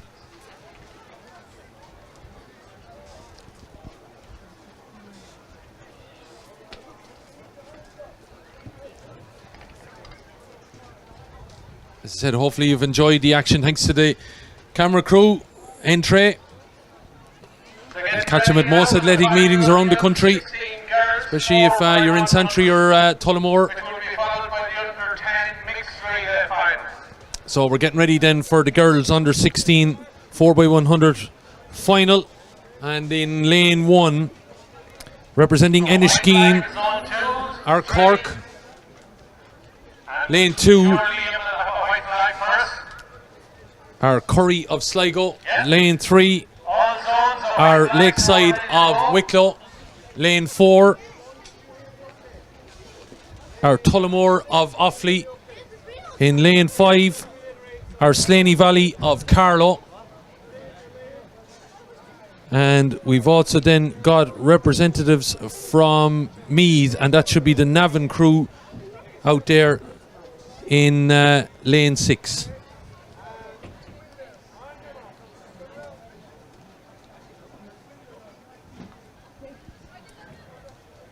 So Offaly, Kildare, Sligo, Dublin, Kerry and Carlow will be in those under 15 mixed finals, and we're on the move here then straight away, and Carlow made a bit of a move there on the stagger out ahead of them, but eating up a little grounder. The Lakeside crew from Wicklow, they're the ones that look like they're in the strongest position at the moment, but the Navan crew also just handing over now. Carlow and Carlow I should say, and Offaly looking to make a bit of a charge here. Offaly look, they're wearing into the bit of that lead from Navan. The Offaly crew coming from the Tullamore area, bit of a charge on then as they take it on board there. Navan against Tullamore, that's what seems to be the charge at the moment, but it looks like there could be still a bit of a battle for the medals on the last change over here. It's Offaly that look like in front, tying up a little bit, but it's going to be the final change then down the end here. Anything could still happen here. It's Offaly against Wicklow, and Wicklow of Lakeside look to have hit the front from the Tullamore crew, and Offaly. Navan are still in there with an opportunity. Carlow coming strong with Sligo, but it's Wicklow that have taken it, and it could be a blanket finish there again. But Lakeside and Wicklow, what a revert to form there. Went out fairly good off the first leg, might have lost a little bit of ground, but then it all changed again from 3 to 4, and they saw it home here. So let's have a look at it again. The change over there, it looked like Offaly were slightly in front, but it was a quick turn and move from the Wicklow crew, and they saw it home from there on. No question about your winner then. Lakeside in Wicklow are victorious, and I don't know how you call that 4 into the middle positions. There's going to be one crew that are seriously disappointed anyway, but victorious are Wicklow. They are the national under 16 4x100 relay girls winners, and well done to Mia Allen, Katie Bean, Katie Bro, Sarah Kiernan and Aaron McMahon. They are the crew that have seen them home to victory.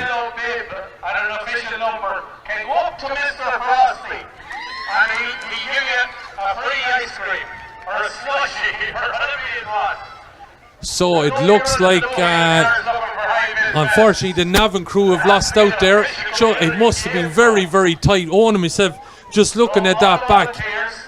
Now we're 20 metres behind the finish line, so we couldn't really be sure, but it must have been extremely, extremely tight there on that finish. But no doubt about the winner, Lakeside. They are the ones, or no, maybe I'm wrong. Maybe the disappointment from the Navan crew was that they didn't maybe get in the medal, so they're going to be in fourth, but they mightn't be finishing the top three. Just have to verify it there in 1 second.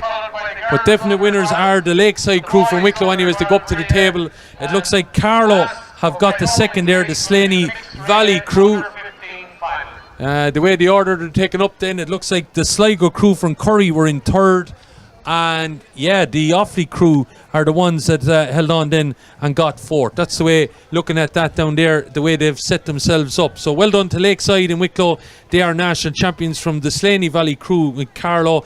Curry and Sligo were third, and Tullamore representing Offaly were fourth. So Navan were looking like they had started off quite strong in the first two legs. Unfortunately, it just came against them in the next two. But anyway, great credit to be in the national final, and some excitement and everything for those teams ahead. So that's the girls under 16 relay done and dusted. We have mixed relays and the girls and boys under 12 still to come.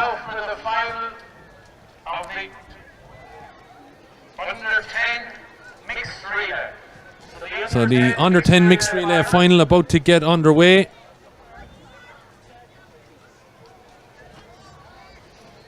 The boys' discus is starting to wind down a little bit. We're down into the last few personnel.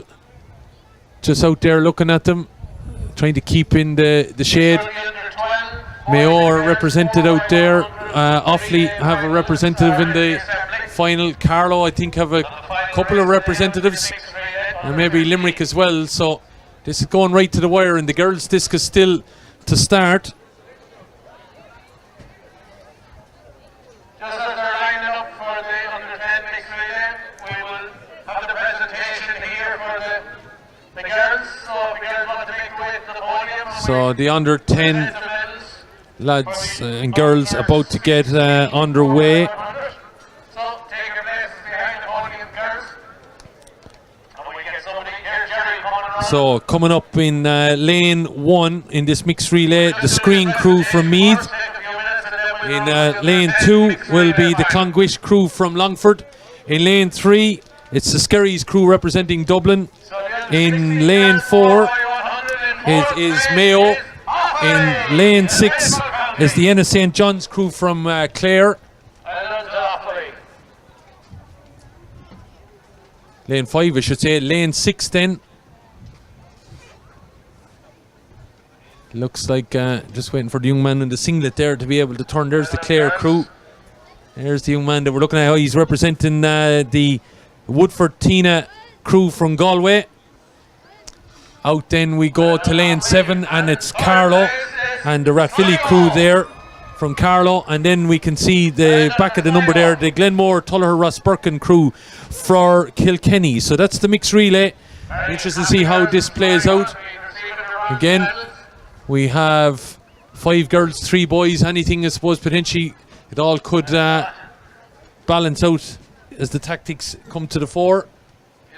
But this is the under 10 4x100 mixed relay final. And in second place, silver medal winners are Carlow. A good day on home turf for Carlow, I have to say, picking up a number of national medals. Close enough to the top of the medal table. A lot of medals going to Carlow today.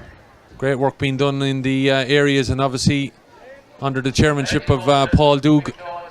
Carlow doing quite well overall. So the gold medal winners are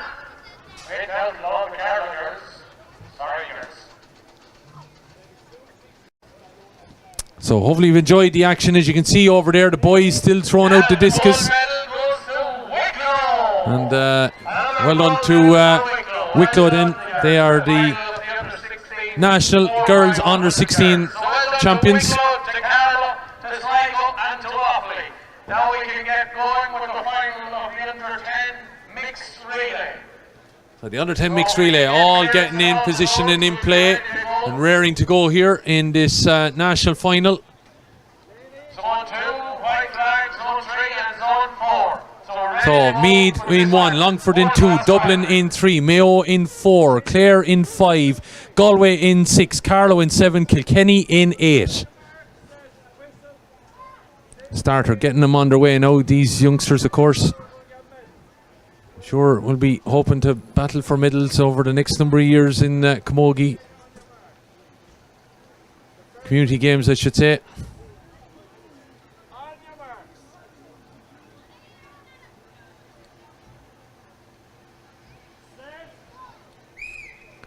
So up and running we are then in this relay event. And the Dublin crew have made inroads on Mayo. Out on the far side, Clare also making inroads on their crews out ahead of them. Looking to try and get it there. A little bit of a cumbersome pick up there by Meath. And driving out our Clare now, taking it on the way. And Carlow battling it out with him. Still anything could happen as we go down the back straight there. All about the tactic then of the swing over from boy to girl.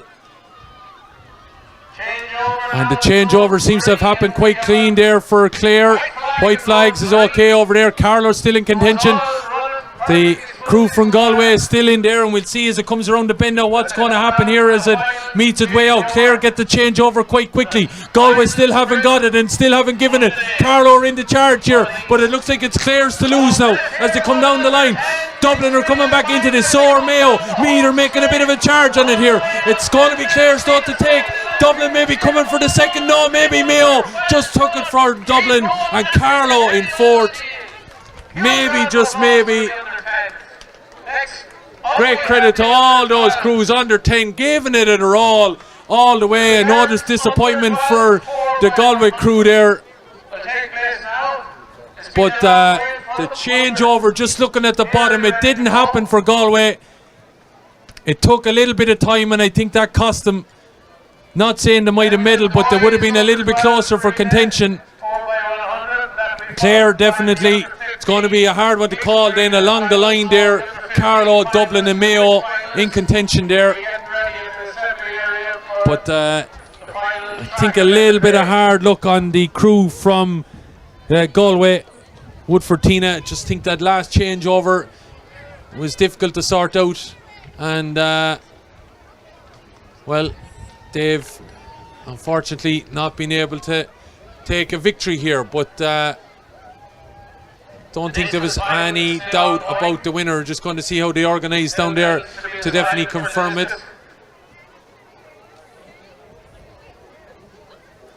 So it looks like Clare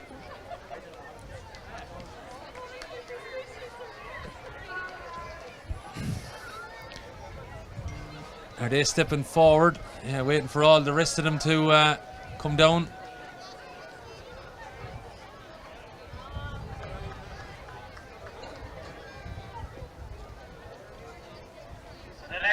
So Clare, Dublin, Mayo and Carlow all in there. And I think we know Clare were victorious. Just waiting to see how they organise themselves so we'll be able to guarantee the medals presentation. So that is the under 10 mixed relay final.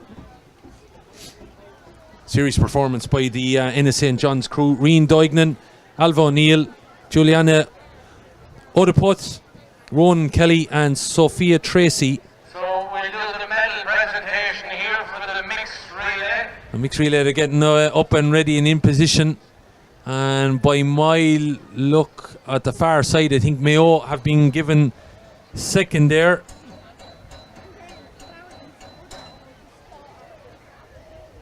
Third looked like it has gone to the Skerries crew in Dublin, and I think the Rathvilly crew of Carlow have been given the fourth.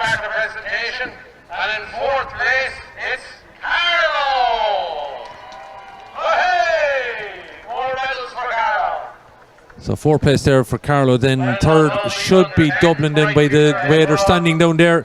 Second should be Mayo, and first should be the Clare crew from Ennis St. John's. But they were recruited, looked well in charge, and have to say serious work obviously being done in Ennis St. John's.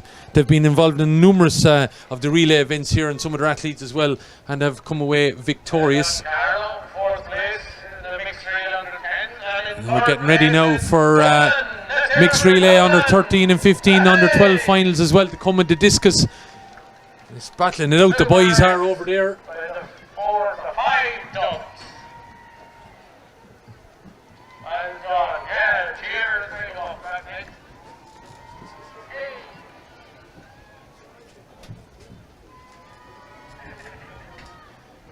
in. Individual cheers. That's brilliant. And in 2nd place.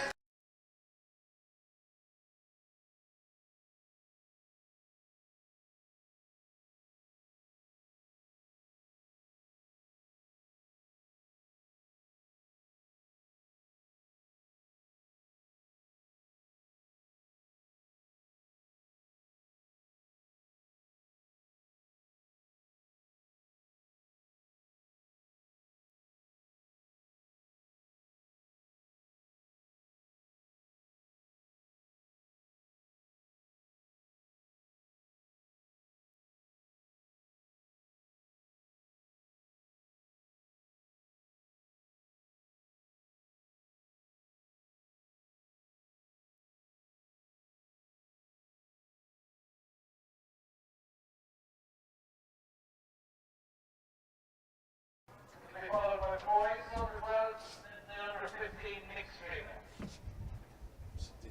Which one? Which is this one? Is this the girls under 12, is that? That would make sense, yeah.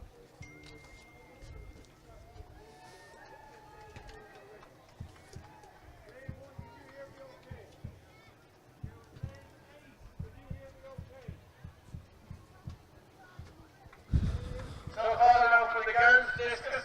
So all participants in the girls' discus, if you can make your way across here. So the boys must be coming to a conclusion there in the discus. They're calling for the girls, but this is the under 12 4x100 girls relay, and in lane 1 representing Roscommon are Kilteven, then Ballinacally, Lissy Casey from Clare are in lane 2. Coming up representing Sligo are Ballymote there in lane 3. In lane 4 coming from Wexford are the Bree Davidstown crew.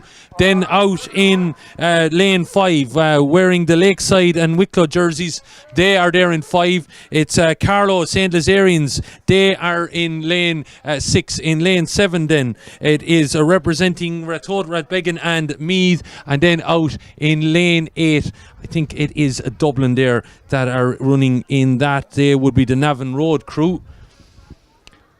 Mad to think Laura Ayres won the very first medal of the day here, and she's nearly going to very much be in charge and maybe chasing the last medal of the day. It would be some story if she's to bookend the day here, but she's part of this crew here. The girls under 12 on their way, and moving there quite quickly are the Clare crew. Also making up a bit of ground are Wexford. Dublin are out charging on, so are Carlow. It'll be interesting to see now as we charge away here. Dublin have got away there. Carlow right up the middle, looking to come forward again are Sligo. Losing a bit of ground now might be Clare, but still when the stagger works its way out, might be in charge. Let's see what the baton hits the hand up here now. Clare not far off it. Dublin losing a bit of ground, trying to charge forward now as well. Might be the Sligo crew. Still could be there for anybody. Carlow there as well.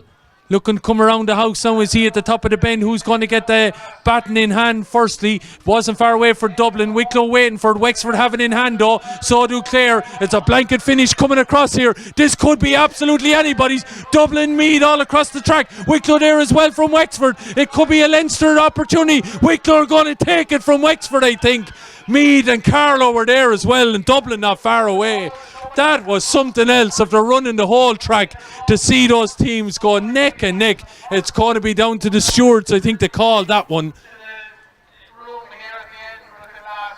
Have a look at this.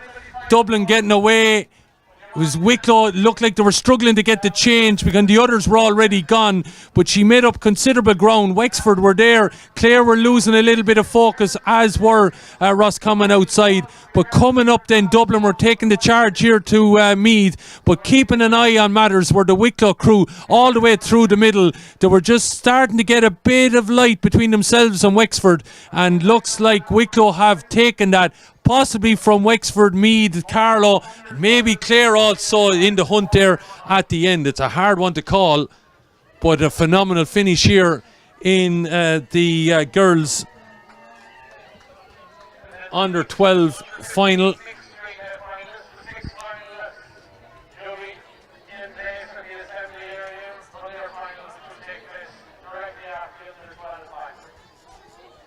So again, just waiting to see the order to go down to the recorder's hut.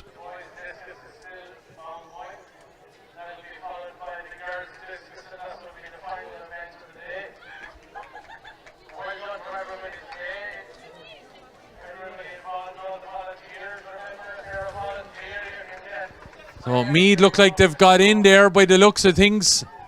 With the duck on the line, Carlow are back in among the medals again. And it's Wicklow then that look like they're confirmed the winners, the Lakeside crew. It looks like Wexford, have they got the second place?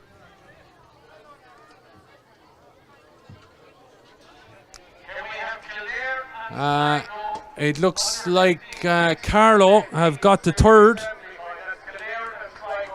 Has it now? Just wait and see. Maybe Carlow got the fourth, sorry. And Meath got the third. So we'll have to just verify on that. As they went down to the table there, I just lost track. So I think maybe the Meath crew have got the third. And that would be something else. And the battle that went on down the middle of that track there. So we have the boys under 12 final about to get underway here. So boys under 12 final have in lane 1 representing Tipperary are Ross Gray. In lane 2 representing Carlow are Hackettstown. In lane 3 representing Kildare are Ballymore Eustace. In lane 4 representing Dublin are Lusk. In lane 5 then, by my reckoning, that is the Clare crew there again from Ennis St. John's. Looking out then here, it's hard with the numbers not on the back of the lads here. It looks like it's Limerick, yeah, that are in lane 6, Sligo in lane 7, and it looks like Cork in lane 8.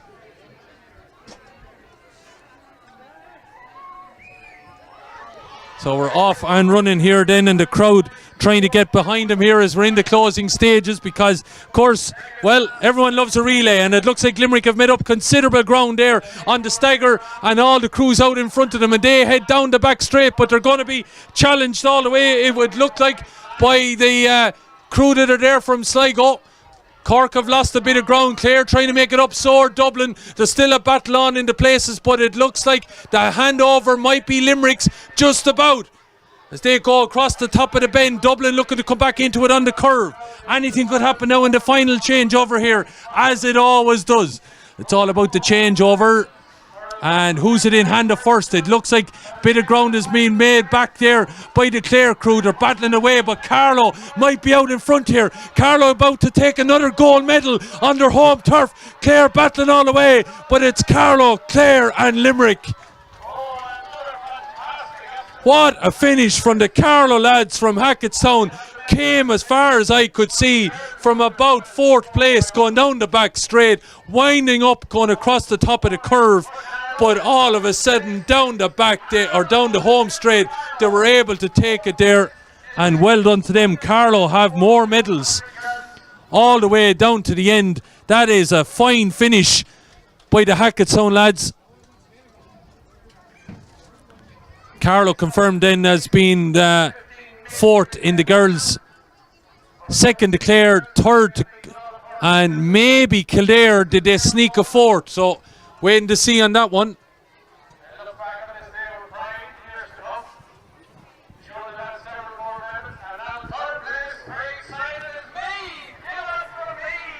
So the St. Lazarians crew from Carlow took the 4th place there. 3rd went to the Ratoath Rathbeggan crew. They're receiving their medals down there.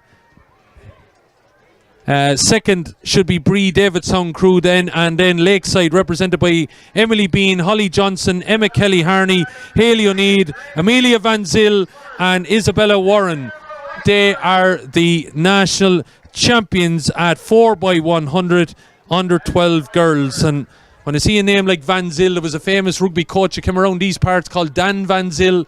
I wonder, is there any connection? I know he's involved with Leinster and everything now, but someone might let me know. Coach Carlow Rugby Club at one stage when they were in AIL action. But waiting to see. So Lakeside and Wicklow. It looks like the boys' discus has finished up. Looks like we might have the winners down below. It might be a Carlow man in contention and a Monaghan man there as well. Waiting to see them now get their medals in a minute.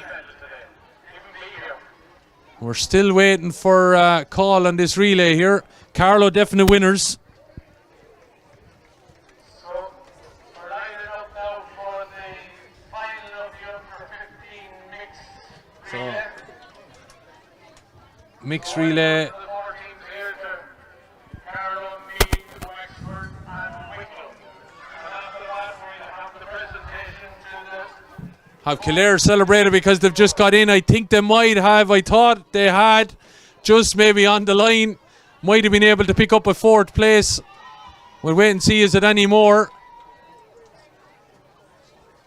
So, victory then in the boys. Went the way of Carlow, I think. Limerick are there, Dublin are there, Kildare and Clare. So maybe is there a tie somewhere?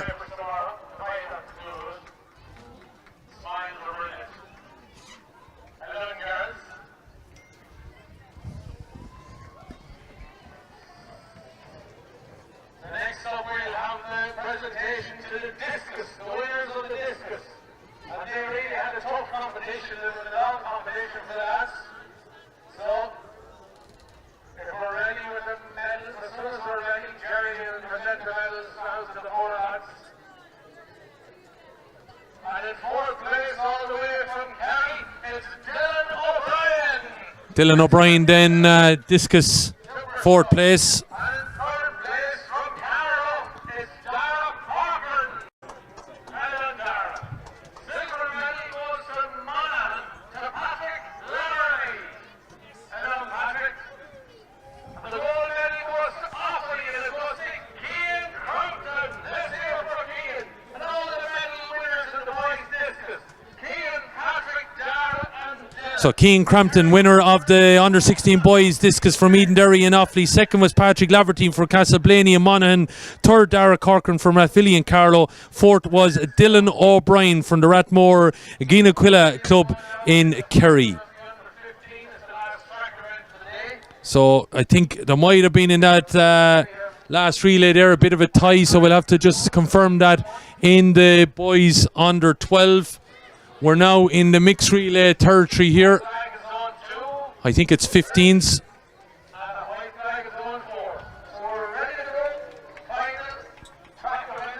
So Carlow in 1, Kerry in 2, Offaly in 3, Dublin in 4, Kildare in 5, Sligo in 6.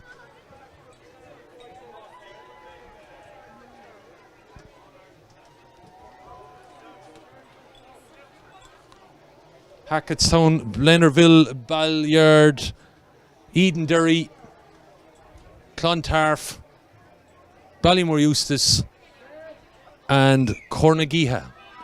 They are in this mixed relay final, and it's the Kildare crew that are out in front and have eaten up a lot of the ground now.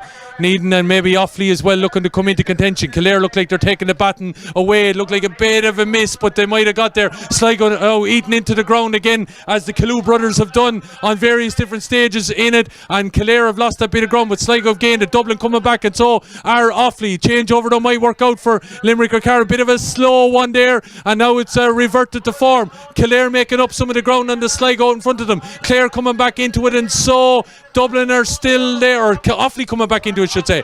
On the move now, wind down we go. It's Kildare out in front. It's the big claw. Look at this. Kildare taking on Sligo. Dublin and Offaly out in front. Offaly and Kildare go to battle. Sligo coming back. It's going to be Offaly from Sligo. Dublin and Kildare is my call. But it could be very, very tight there. But I don't think there's any doubt of the winners. I think it is the crew representing Offaly that have got the victory there. That was an absolutely cracking finish. So Kildare put in front just about, but it was the charge away then from Offaly. You'd have to credit Sligo to made up some ground, Dublin in the charge as well. And here we are coming down. It's a blanket across the four. Kerry and Carlow are out of it. Offaly trying to power away now at this stage, and then it's the battle for the other places. Kildare losing a bit of ground as Sligo started to eat into it, and it looks like the Kalou brothers have helped Sligo get the second. Dublin might have just dipped on the line ahead of Kildare. It's going to be the judges to call, but what a final, and I think we definitely can call Eden Derry as being victorious here.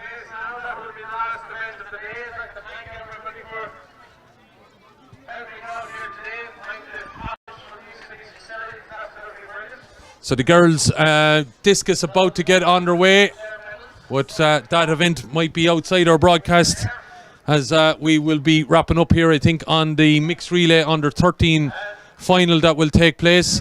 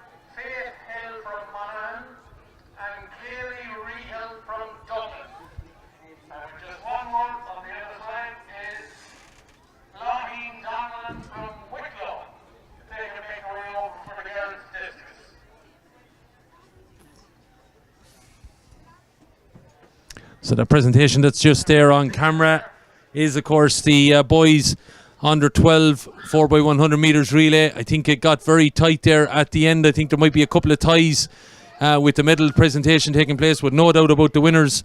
It went to Hackettstown and Carlow, Tyler Byrne, Paddy Connolly, Adam Doyle, William Myers, Oisin Wall and Nathan Young. They are the ones that are victorious.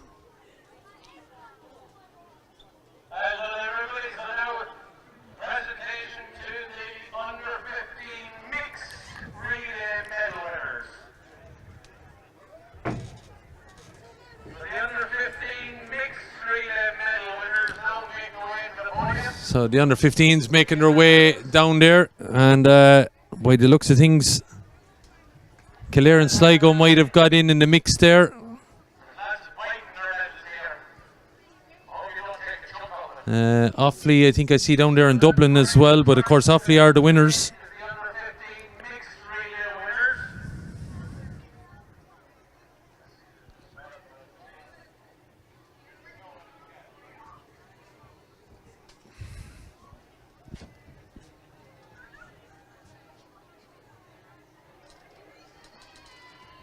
Okay. In fourth place for the under 15 mixed relay 4x100 is Kildare. Let's hear it for Kildare. So Ballymore Eustace there. Kildare coming in fourth in the 4x100 mixed relay.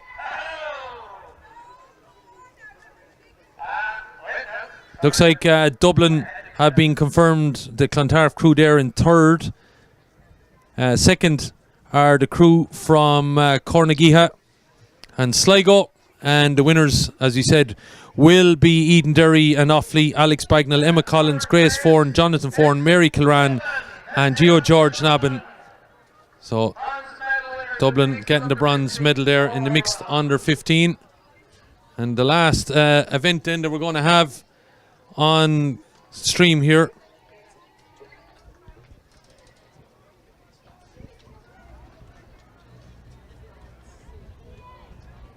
Well done to Dublin. So the last event that is on field here is the girls' discus that is just now underway. And in second place, it's Sligo. Let's hear it for Sligo, silver medal winners. Well done, Sligo. Super race. So plenty of paparazzi and everyone out now on the track because all the events have finished there. In case I forget, thanks to our athlete ambassadors, Sarah and Connor, who joined us at various different stages. Just both of them happen to be from Ballinrobe, both from Mayo, and both trying to do the needful for possibly challenging for positions at Europeans and Worlds and Olympics over the next 18 to months to 2 years. So the very best of luck to them, and thanks indeed for them joining us here and adding a bit of colour to our proceedings. So that's the final medal presentation then that is taking place. So there you go. Won't have time, as it turns out, to bring you through the medal winners, but just to let you know that if you go on the Community Games website, you go on the Facebook page, you'll be able to find a link there and all the results are on it. But I just think one of the stories, if you don't mind me saying so, I just think on home turf, the Ayres family within 40 minutes of each other to take home 2 national titles at the start of the day was absolutely fantastic, and I think the Ayres girls will be enjoying the action and so on. Well, I hope there's a big barbecue on up in that direction this evening for them. Well done to all concerned, but well done to all the athletes, and what a day it has been. It got underway for us at just before 9 o'clock. It's now 6:15. Hope you haven't been too switched off by the action. With thanks to all the Entray crew that are here doing the needful, supplying us with ice cream and water and support and everything like that. Thanks indeed to them. They've done it all. To Connor and again to Sarah for everything that they did with me here on commentary. I've been Killian Whelan, folks. Hope you've enjoyed the action. It's been a long, long day. I think we need a couple of weeks off after that. But well done, all medal winners here today at the Aldi Community Games National Track and Field Finals at the Carlow Southeast Technical University campus. It's been a fabulous day. Thanks indeed for watching and for listening. I've been Killian Whelan. Until next time, it's good luck for now.